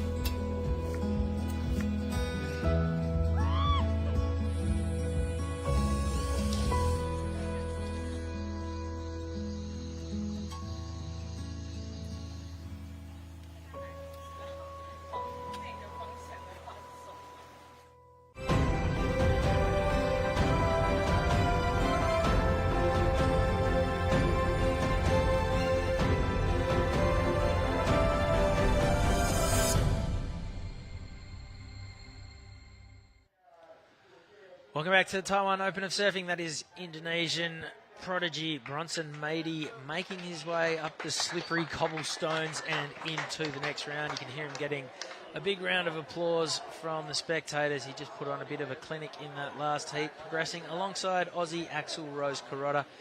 And we're going to send Tibi Jabrick down to have a chat with Bronson pretty soon. In the water right now, one of my favourite surfers, Yuji Nishi from Japan, 5'8" for this kid who's just a big cuddly bear. He's so funny and smiley, and he's been a competitor here at World Juniors in the past. Love the way that he goes about it. Kobe Clance is the surfer in blue. Keiki Yamanaka from Japan has opened up with a 6.67 in white to move into the lead. And Wasan Sarasai from Thailand is our surfer in green. Yuji Nishi's dropped in a 5.83 to move into second. My name's Chris Binns. Alongside me in the booth, my good mate Justin Majex. And here is Yuji Nishi eyeing off a ramp. He's seen Bronson Mady, decided he wants to do the same. That section was a little bit flat and nothing consequential came of it. And Justin, what did you make of that last heat? And what did you make of the chat we just had with Marlon Harrison? What a legend of a kid. Yeah, really great heat. Really good human. Yeah, I was lucky enough to interview Piper back in the day when she won at NIAS. So here we go. This is the replay of the opening score for Red. It was a 5.83. So good start for him.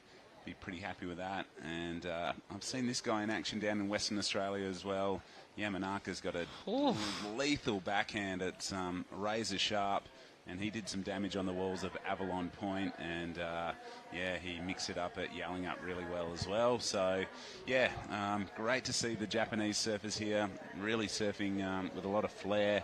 He opened with a 6.67. So one thing I love about the Japanese surfers is their really strong technique, and yeah, they just don't seem to put a foot wrong at all. So one guy who did put a foot wrong on one wave and he snapped his board was Bronson Mady, but that was about it. The rest of the heat was an absolutely dominant performance, and Bronson's having a chat to our very own Tibi Jabrick right now. Yeah, thank you, Justin, and also Chris. I'm here with Bronson Mady. The reason why we have everybody here is only one reason, because you scored that big air.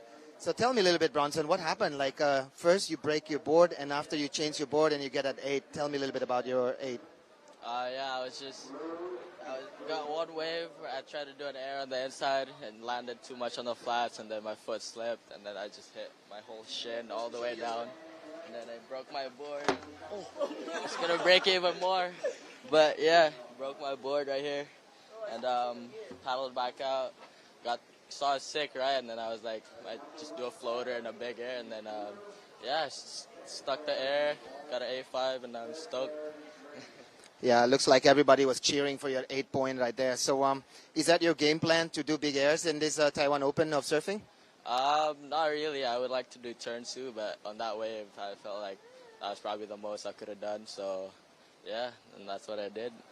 Yeah, we're here with a lot of support from the Taiwanese, all the boys here, and also from Philippines, from Cloud9. Yeah, Bronson. Give it up, Bronson. Woo! Next one. Yeah, how cool's that? Great little fan base down there.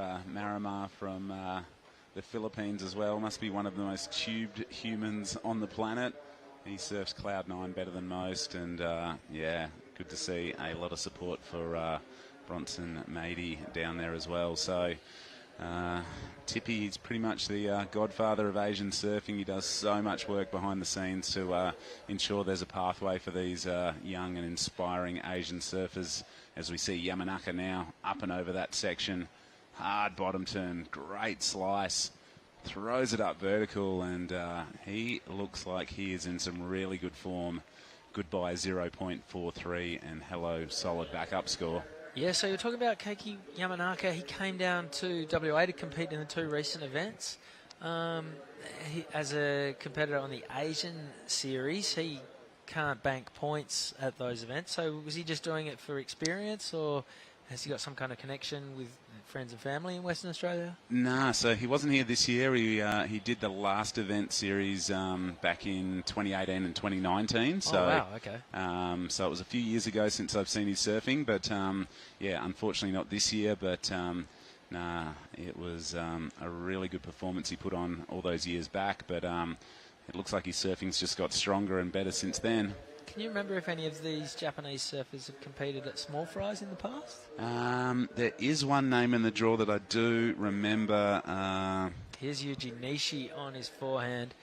He throws plenty of water. Wow, that turn was really explosive and dynamic. He is our heat leader. He's about to upgrade that. Here goes Wasan Sarasai from Thailand. I love the way this guy goes about it. He's from Phuket. He runs a surf school. He's flying down the line. Great style and flow.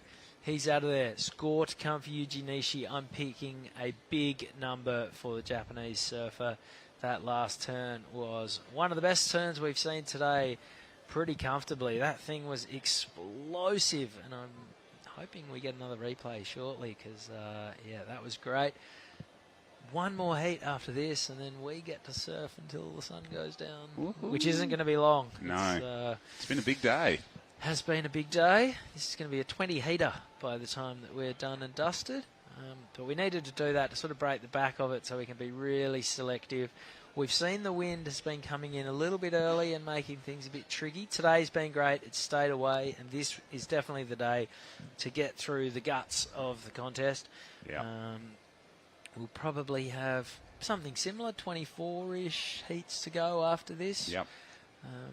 Maybe 30-odd, and that's fine. We've still got 5 days left in the waiting period. Yep. And we'll have plenty of time to make sure that the heats that come are all coming in great conditions. Yuji Nishi is about to rocket out a mile in front. 7.67 for that last wave. Pair that with a 5.83. He's comfortably in the lead. Keiki Yamanaka, a 6.67 and a 5. He's not too far behind. A 6.84 would see him in the lead. Here's the replay, Justin. Yeah, beautiful opening slice, and this turn, so progressive.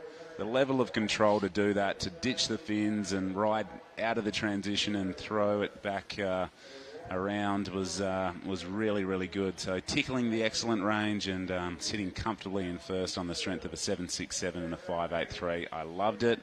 I haven't seen this guy surf live before, but I can understand why you like him so much, Binzi. I love it. He's back when he was sponsored by Rip Curl, shares a similar physique and a similar style to the great Kakoa Bam Bacalso. Nice. I consider him the Japanese Bam. First time we crossed paths was here in World Juniors. Yuji Nishi didn't speak much English back then. I'm not sure where he's at with it now, but we didn't need to speak the same language because he's just got this huge megawatt smile that he throws out all over the lineup. He's just a big energy guy. You can pick it a mile away that he's a happy camper. And, an infectious personality and clearly an incredible surfer as well. So 7.67 for that last turn. And what I like about Yuji's big, strong guy, but super fleet-footed on that last turn. Super reflexive, quick whip. Yeah, no, that was really good to see. Cat-like reflexes on offer there, so well surfed. But back to your question before, one Japanese surfer I have seen down at Taj's Small Fries was Monojo Yahagi. So he is coming up. He'll be probably the first heat of the day tomorrow, so we'll finish at heat 12 and he's in heat 13. He was a dominant performer many years ago at Small Fries, and great to see him progressing through the ranks of the World Qualifying Series and competing here as a young man. Interesting just there with Keiki Yamanaka. He's got priority. We saw him take a paddle towards that wave. And if you think about last week's Challenger Series final at Rio with Gabriel Medina and Ramsey Buchheim, there was a bit of controversy at the end because Gabby clearly sort of paddled for a wave. He kicked, sort of had a bit of intent. A lot of people suggesting that maybe he should have been stripped of priority. Yep. Keiki there had a look, but definitely made it really obvious he was just having a look. He had the nose on, one hand on the nose of his board, just sort of having a little sniff. There was never any real head down, outboard running kind of action. Intent, yeah. So clever from Kaiki Yamanaka there, wanting to hold on to his priority. He and Yuji Nishi would be feeling pretty comfortable. We're exactly at the halfway mark, 12.5 minutes to go. There is Taiki Hagata in the next heat, so the man we were just talking about. Indeed, so right on the halfway stage, absolutely frothing out with the performance levels that we've seen throughout today, and I've been super stoked with some of the surfing that's been going on.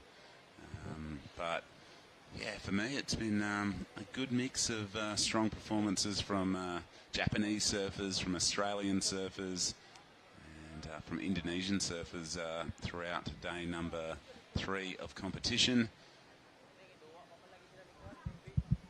Kobe Clements right now would be, you can see he's sort of on the hunt. He's let the best part of half this heat go without really troubling the judges too much. So did see him in Western Australia last month. He was one of the unfortunate guys that just missed out on qualification for the World Juniors. He's a really innovative and progressive surfer, but you can see with just 11 minutes on the clock and just a 1.0 on the scoreboard and sitting in 4th priority, he needs to get busy. So he's sort of just breaking away from the pack a little bit. I think he definitely prefers his forehand than his backhand. Just having a little stand up on his board to see what's coming out the back. 11 minutes to go. We can see some lines pouring in right now. And this is surfer... I'm not quite sure who's splitting the peak. There it is. Wasan Sarasai from Thailand. Good little bit of variety. Overcooks it slightly on that last turn. He is out of there. And one thing, I know that Tippy in the Asian Surf Code did run an event up in Thailand this year, and it's not a place I really think of having waves, but it looked like they absolutely scored, and a really cool beach culture and a lot of fanfare and hype as we see our 2nd place holder right now just throwing one really solid backhand turn, but quite tactical. He did hand over priority, but he'll get back out the back with 2nd priority. So the 2 Japanese surfers holding down 1st and 2nd quite comfortably at the moment. So where's Kobe Clements? He's got 2nd priority. We haven't seen much from him so far. Highly touted Australian. And he's been a presence in the lineup through, for the last sort of 4 or 5 days that we've been here. Yep. So he will want to get moving with 9.5 minutes to go. He's definitely got some a deep bag of tricks, and he will just need to find the right wave to unleash some of his really snappy little forehand whips, and he's got a really cool air game, so we'll just have to hold 5 hopefully, and hopefully Kobe can fire a shot in the next few minutes. It looks like he's in a good position for this wave.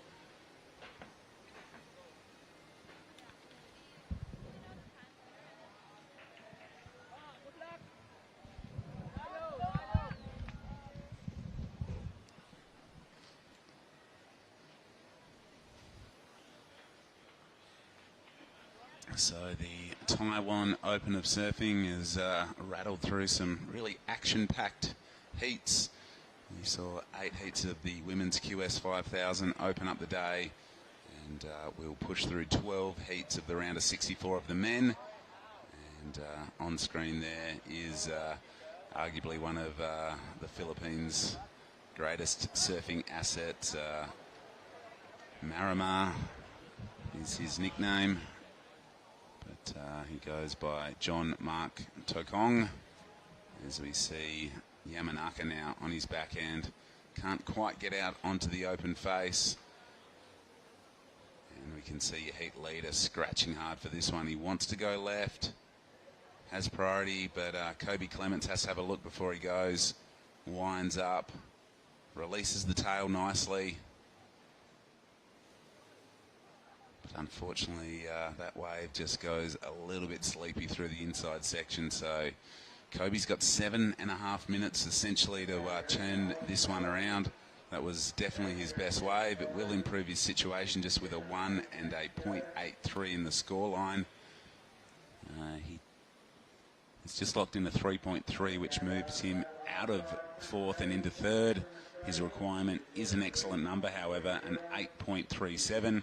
If he gets rid of the 1.0, that requirement will lower. As we see Red now just going through the paces, a beautiful figure 8 turn there. Oh, wound up with real great power and loosened up the tail, but just lost a little bit of control there was our surfer in red, Nishi.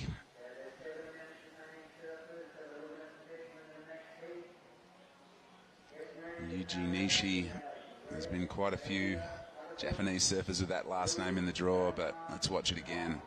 Love that turn. Nice figure 8, but how we can just loosen up that back foot and ditch the fins on that one. A little bit of loss of control on the ride out. But it was 6.5 minutes. Kobe Clements is slowly but surely chipping his way back into this one. A 3.3 and a 3.20. The requirement remains an 8.37 for Blue to make his way out of this heat. And the requirement for our surfer from Thailand is a near perfect 9.40. He's got a 2.27 and a 1.90.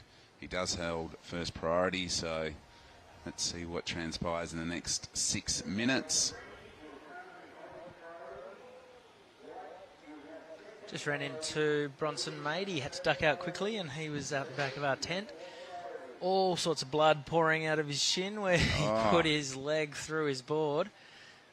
But, yeah, he was pretty happy to be through to the next round. Oh, you've got to love banking an 8.5 and progressing through. You'd bang up the shins if that's what it took. I bang my shins up all the time without getting any good scores. Yeah, his equipment looked dialed in. I hadn't heard of the move to JS, so that's pretty cool. As we see heat leader winding up here. Wow, beautiful. My man, Yuji Nishi just spins that one, stomps it. And there was no threat of his board buckling underfoot because he put that one down right on the bolts, as the skateboarders would say, and rode away nice and clean. That's going to be a decent number for the big fella. I love it. He's a big boy who's really fleet-footed. Yeah, he's got a nice progressive sort of approach to his surfing, and that rotation, we'll see the replay here, winds up, bunch of speed, no grab, but we're calling that a full rotation every day of the week. So stomped it clean, and let's see what the judges thought of it, whether it'll go into his top 2. It does. It does, a 6.07, so extends his lead. Here goes Kobe Clements, needs to get his heat really rolling. He's putting a lot into this wave, and that should go into his top 2 and just narrow his requirement.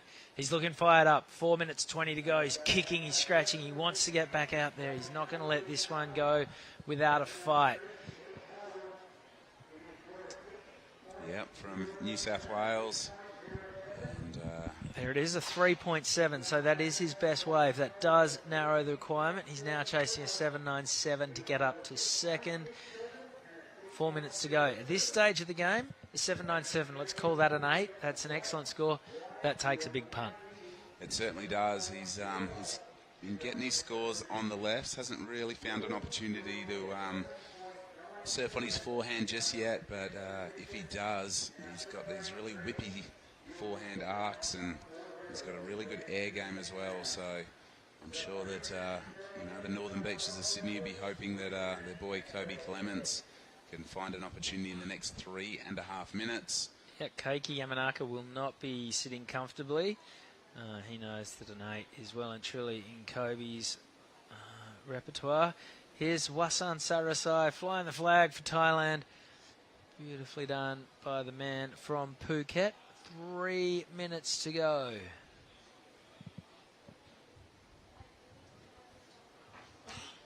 All right, here goes Clements again, sticking to his backhand. That was a good first manoeuvre.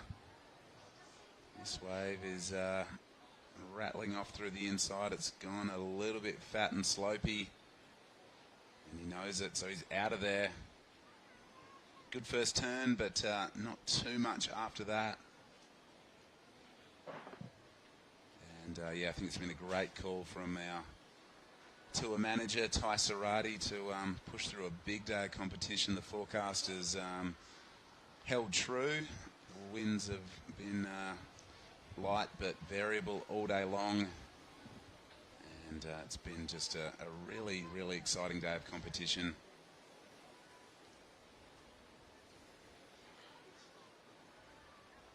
Approaching the 2-minute mark.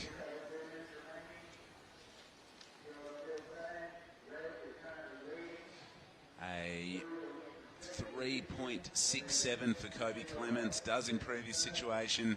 It reduces the requirement back to under an 8-point ride, a 7.97 the requirement.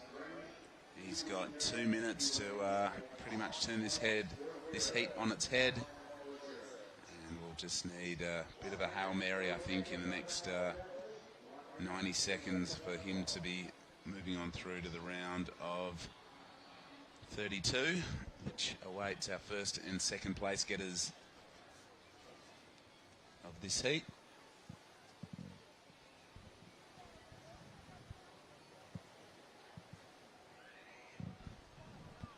All right, split peak.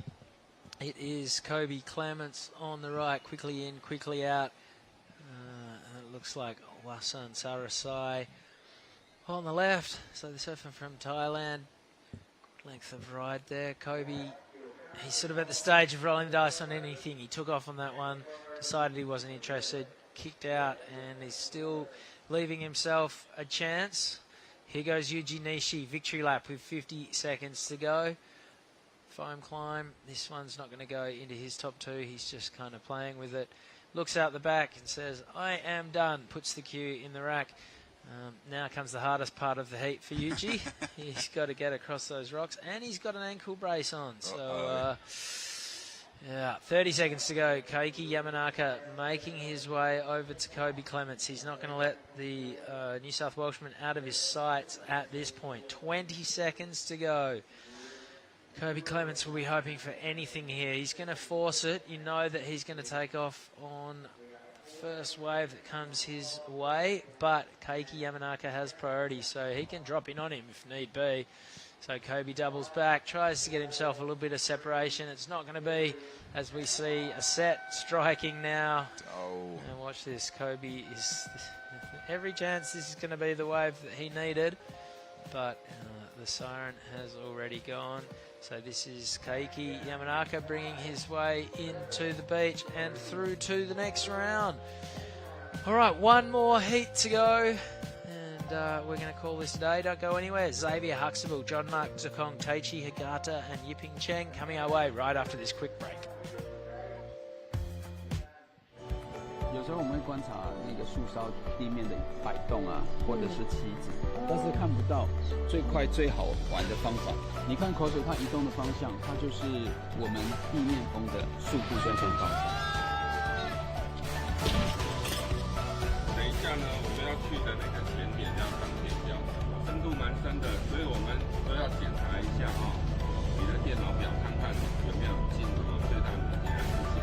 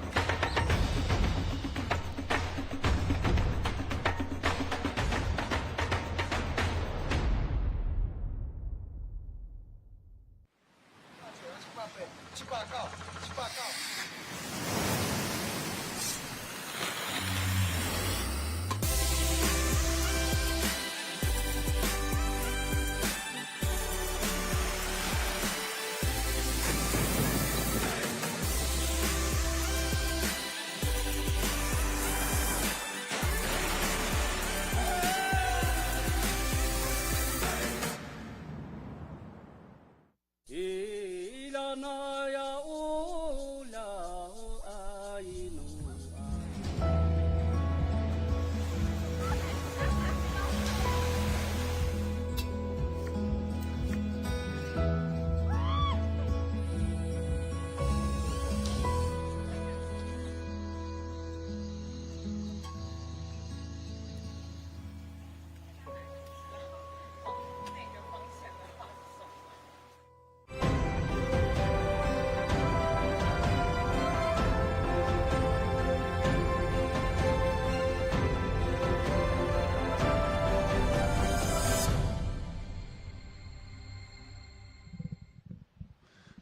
Welcome back. This is the final heat of day number 3 here at the Taiwan Open of Surfing.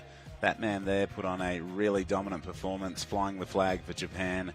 We're going to have a chat with him very shortly, but really dominant performance. Small in stature, but was able to drop some really big scores. And the Japanese surfer, there's his two brothers and a good contingent of supporters here as well. Yuji Nishi will have a chat with Chris Bin shortly, but we'll put the board away first as we just pick up on the live action. This is Xavier Huxtable, a kid that's been kicking around the junior ranks for many, many years from the Torquay region of Victoria. Wow, I just realized about the Nishi brothers. Yeah, there's a few of them. I had no idea. Well, here's the replay of Xavier Huxtable's opening wave, tight in the pocket. Oh, this is going to be a good score. Perfect timing, perfect board placement, and a really nice finish there. What do you think of that one? Yeah, that was a really great wave surfed by Xavier Huxtable. I see him a lot recently in Canggu, actually. There you go. Yeah, he was there surfing every day, so it was nice to catch up with him there. Well, we're going to throw to Chris Binns and the last heat winner, brother 3 of the Nishi tribe. Over to you, Chris. Thanks, Justin. Down here having a chat with my favourite surfer in the event, 1/3 of the Nishi brothers. Yuji, congratulations on your heat win. Thank you so much. You surfed here first in World Juniors a couple of years ago, yeah? Yeah, 5th place. And what do you think of this wave? It seems to look pretty good because you were ripping. Wave is pretty good, but my favorite waves. Yeah, thank you. And tell us about the big aerial you did, because that was a really good score. Yeah, World Junior is a multi-30 full rotation. I'm very inspiration, but now, yeah, I try. And you're traveling here with your brothers? Yeah, hit 8, yeah, and hit 9. One brother win. Yeah. And lots of Japanese surfers here. Lots of Japanese surfers come to Taiwan on holiday? Yeah, so fun. And any last words you want to say in Japanese to your friends and family at home? Japanese okay?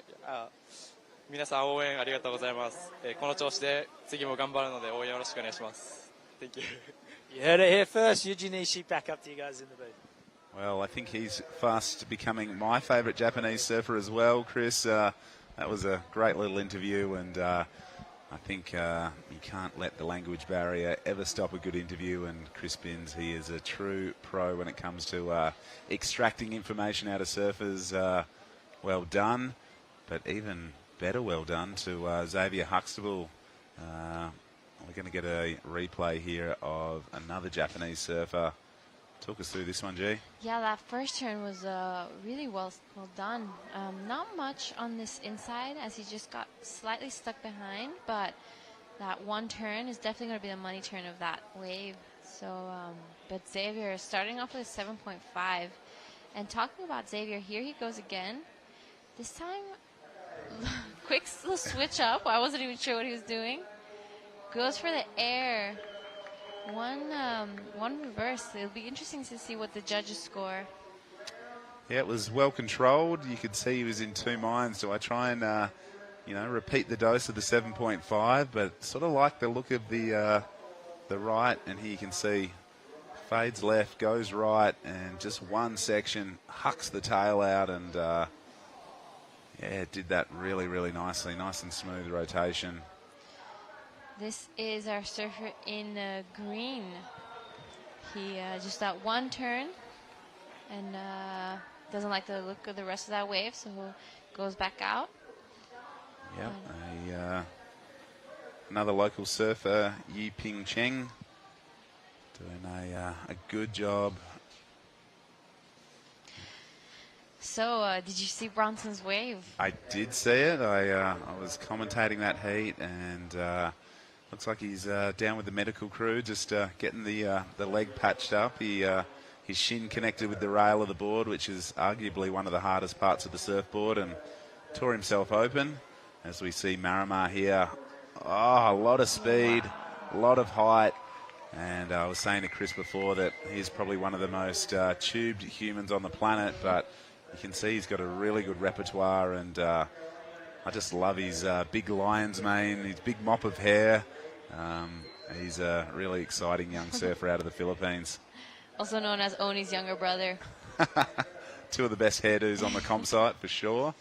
This is Xavier again on his backhand, just linking up those turns again. I don't think he'll be as good as that 7.5, but still a really good backup. They still haven't come out with the scores of his reverse, so the judges taking their time to, really analyze the waves. Yeah, this was the opening score, a 3.33 for Hagita Taichi from Japan. Or Taichi, sorry. I think this might have been a wave we missed. And this is Marama's replay as well. That was so well done. So clean. It was super, super clean. And just like the conditions out there, the wind is, if anything, backed off this afternoon. It's really glassy out there right now. And it's just allowed the surfers to really dig deep into their bag of tricks and whip out some really, really good manoeuvres. The backup score is in for Xavier Huxtable. It's a 4.23. He's got another wave to lock in yet, as does, wow, there it is, an 8.0 for Takong. Marama, that was definitely excellent surfing for me. The height, the cleanliness of that rotation, there was not much to argue with the judges' score. A lot of control. There was no stumbling, no fumbling. So you see a little fist bump. He's he likes excited. it. Yeah, he liked what he did, and I liked what he did as well. I think the judges did too. Yeah, well, here it is. Beautiful first snap, and gets two speed pumps, eyes the section, and just gets that tail so high and so far out from the lip, and the rotation was clean and smooth, and hard to argue that's not excellent surfing, so well done. It's been a good showing from the Philippine surfer. We saw on the ladies' side his countrywoman progressed through this morning, and yeah, they've got a good thing going on. Obviously, the devastation of a big typhoon has smashed, the main part of their surfing community. But did you go to the Philippines? No, unfortunately, I didn't. I was unable to join. But yeah, it looked amazing. I heard such great things of the Philippines. The waves were pumping. They were firing the whole time.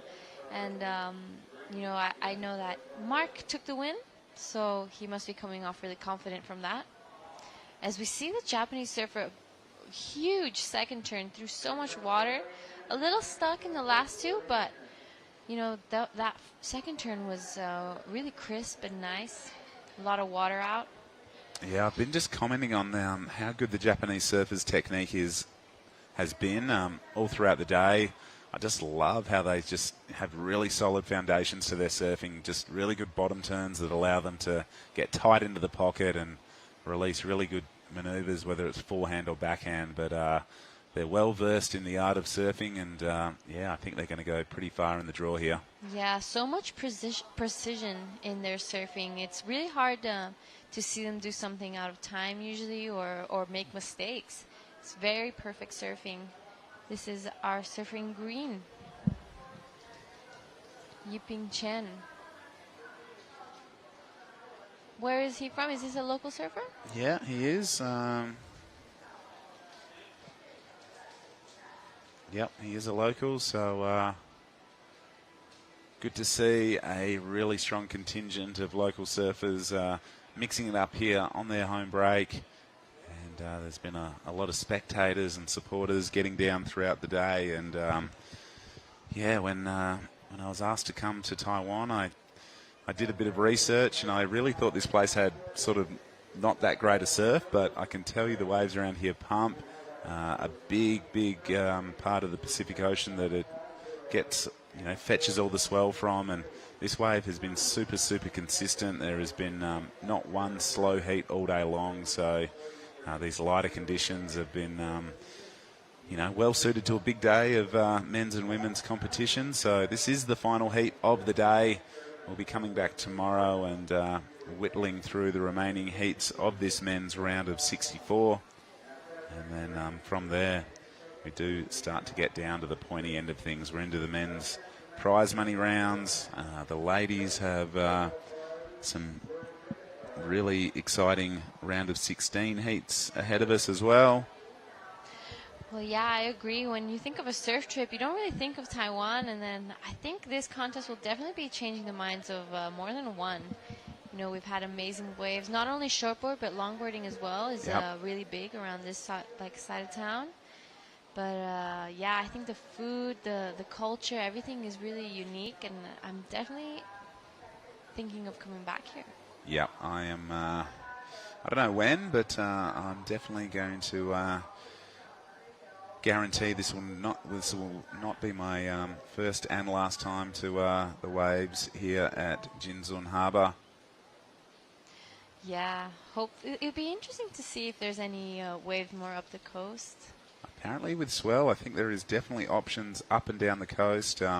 This whole east side of the island is apparently littered with little setups, and different times of the year, different parts work, but hard to think this is sort of approaching winter time here, as we see Xavier Huxtable cashing in his priority, pumping to build some speed, goes for the backhand reverse this time.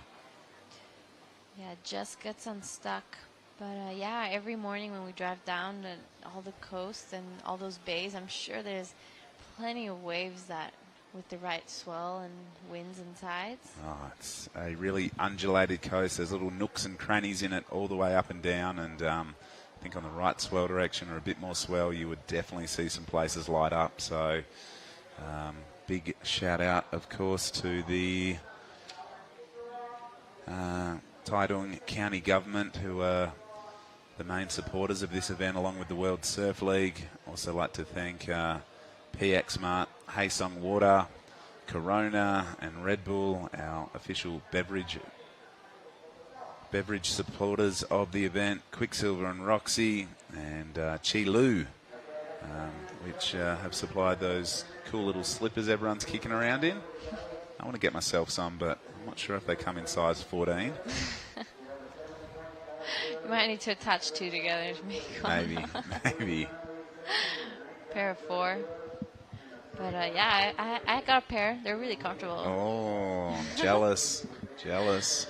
But yeah, it's great. As I said previously, it's great to see those brands that help our ecosystem and our environment come and support surfing, because at the end, it's so important to keep our ocean clean. It is. We can't be doing what we love in a polluted and unclean environment. So here we see a split peak. It looks like we're going to stick with action on the left. And now we're back to the right with the Philippine surfer, Mark Jong Tokong. Just, he's super light, super whippy. And I went to the Philippines, I think it was back in 2018, and this guy went deep into the draw. He was in the final of a QS 3000 when I was there, and him and American Skip McCulloch did exchange some amazing waves. So this is the replay. Nice forehand sort of foam climb re-entry there.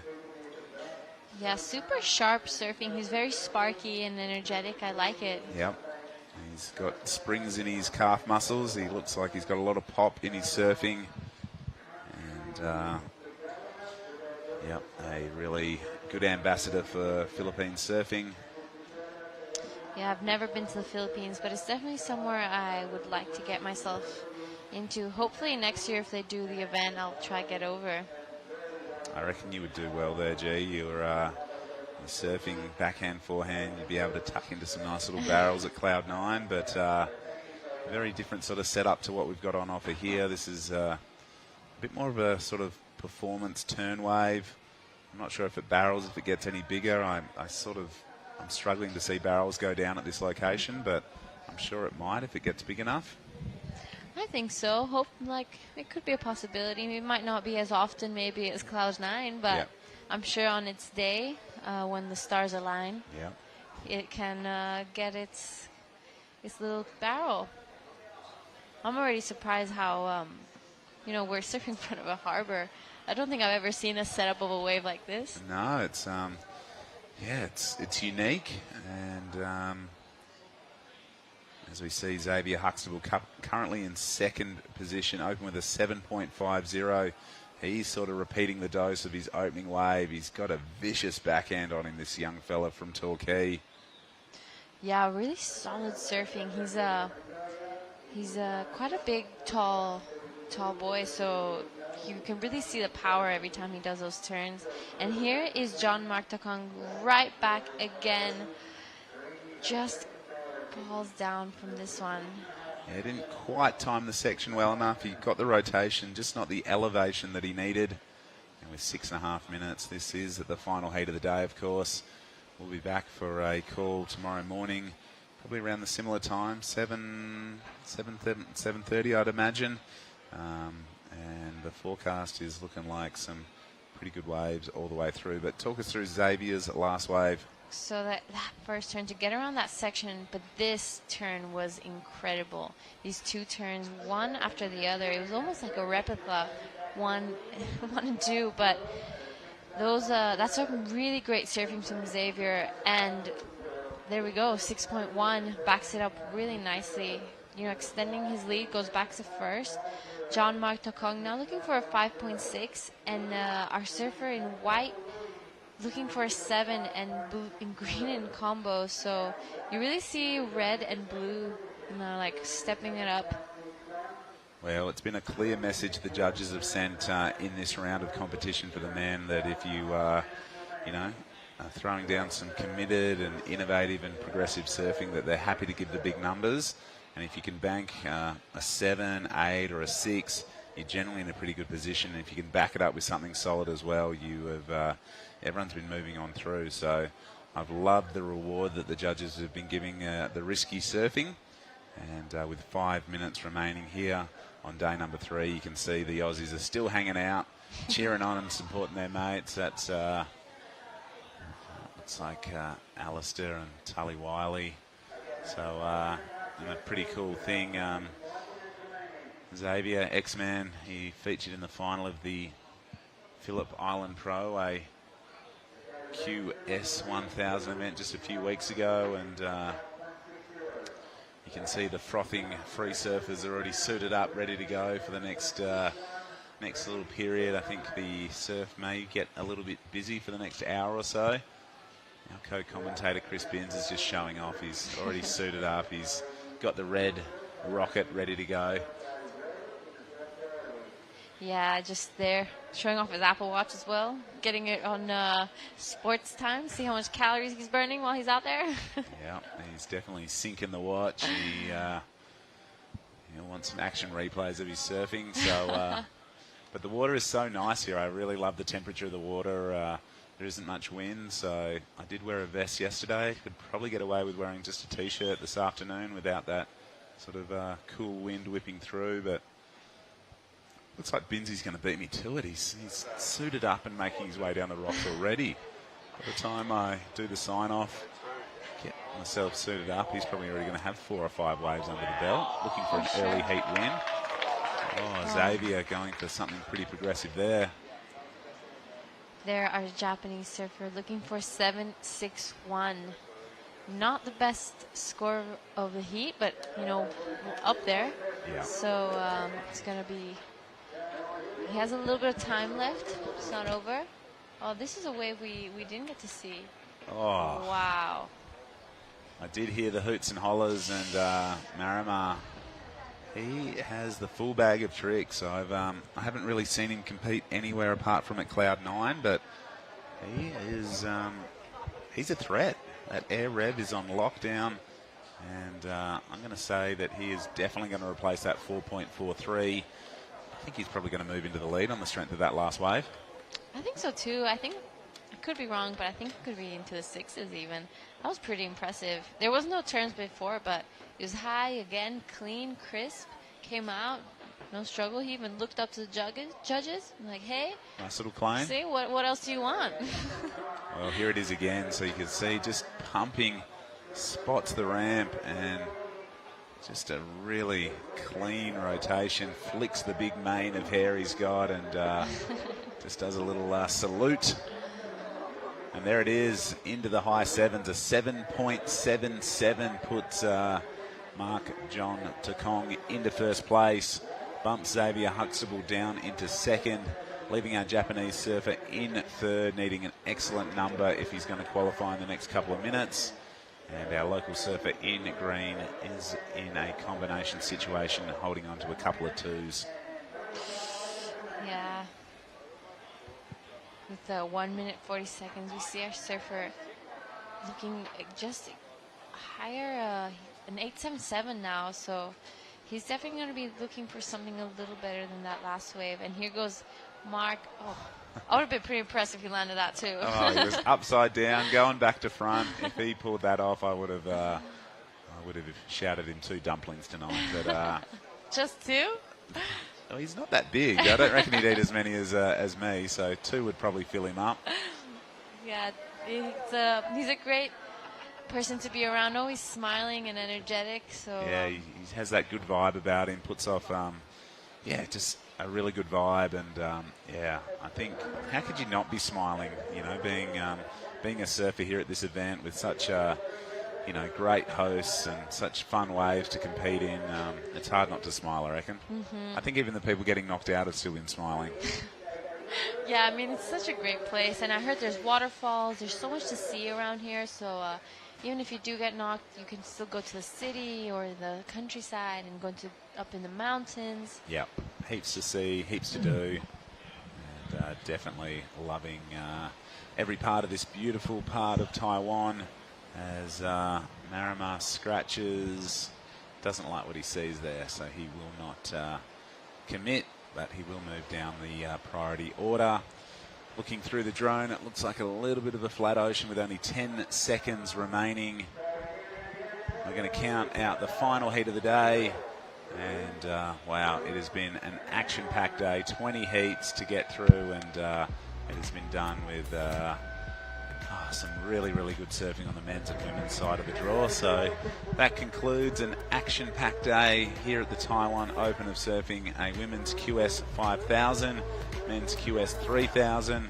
And we're going to throw to some daily highlights, which I'm going to hang around and watch and hopefully get me motivated for my free surf after this.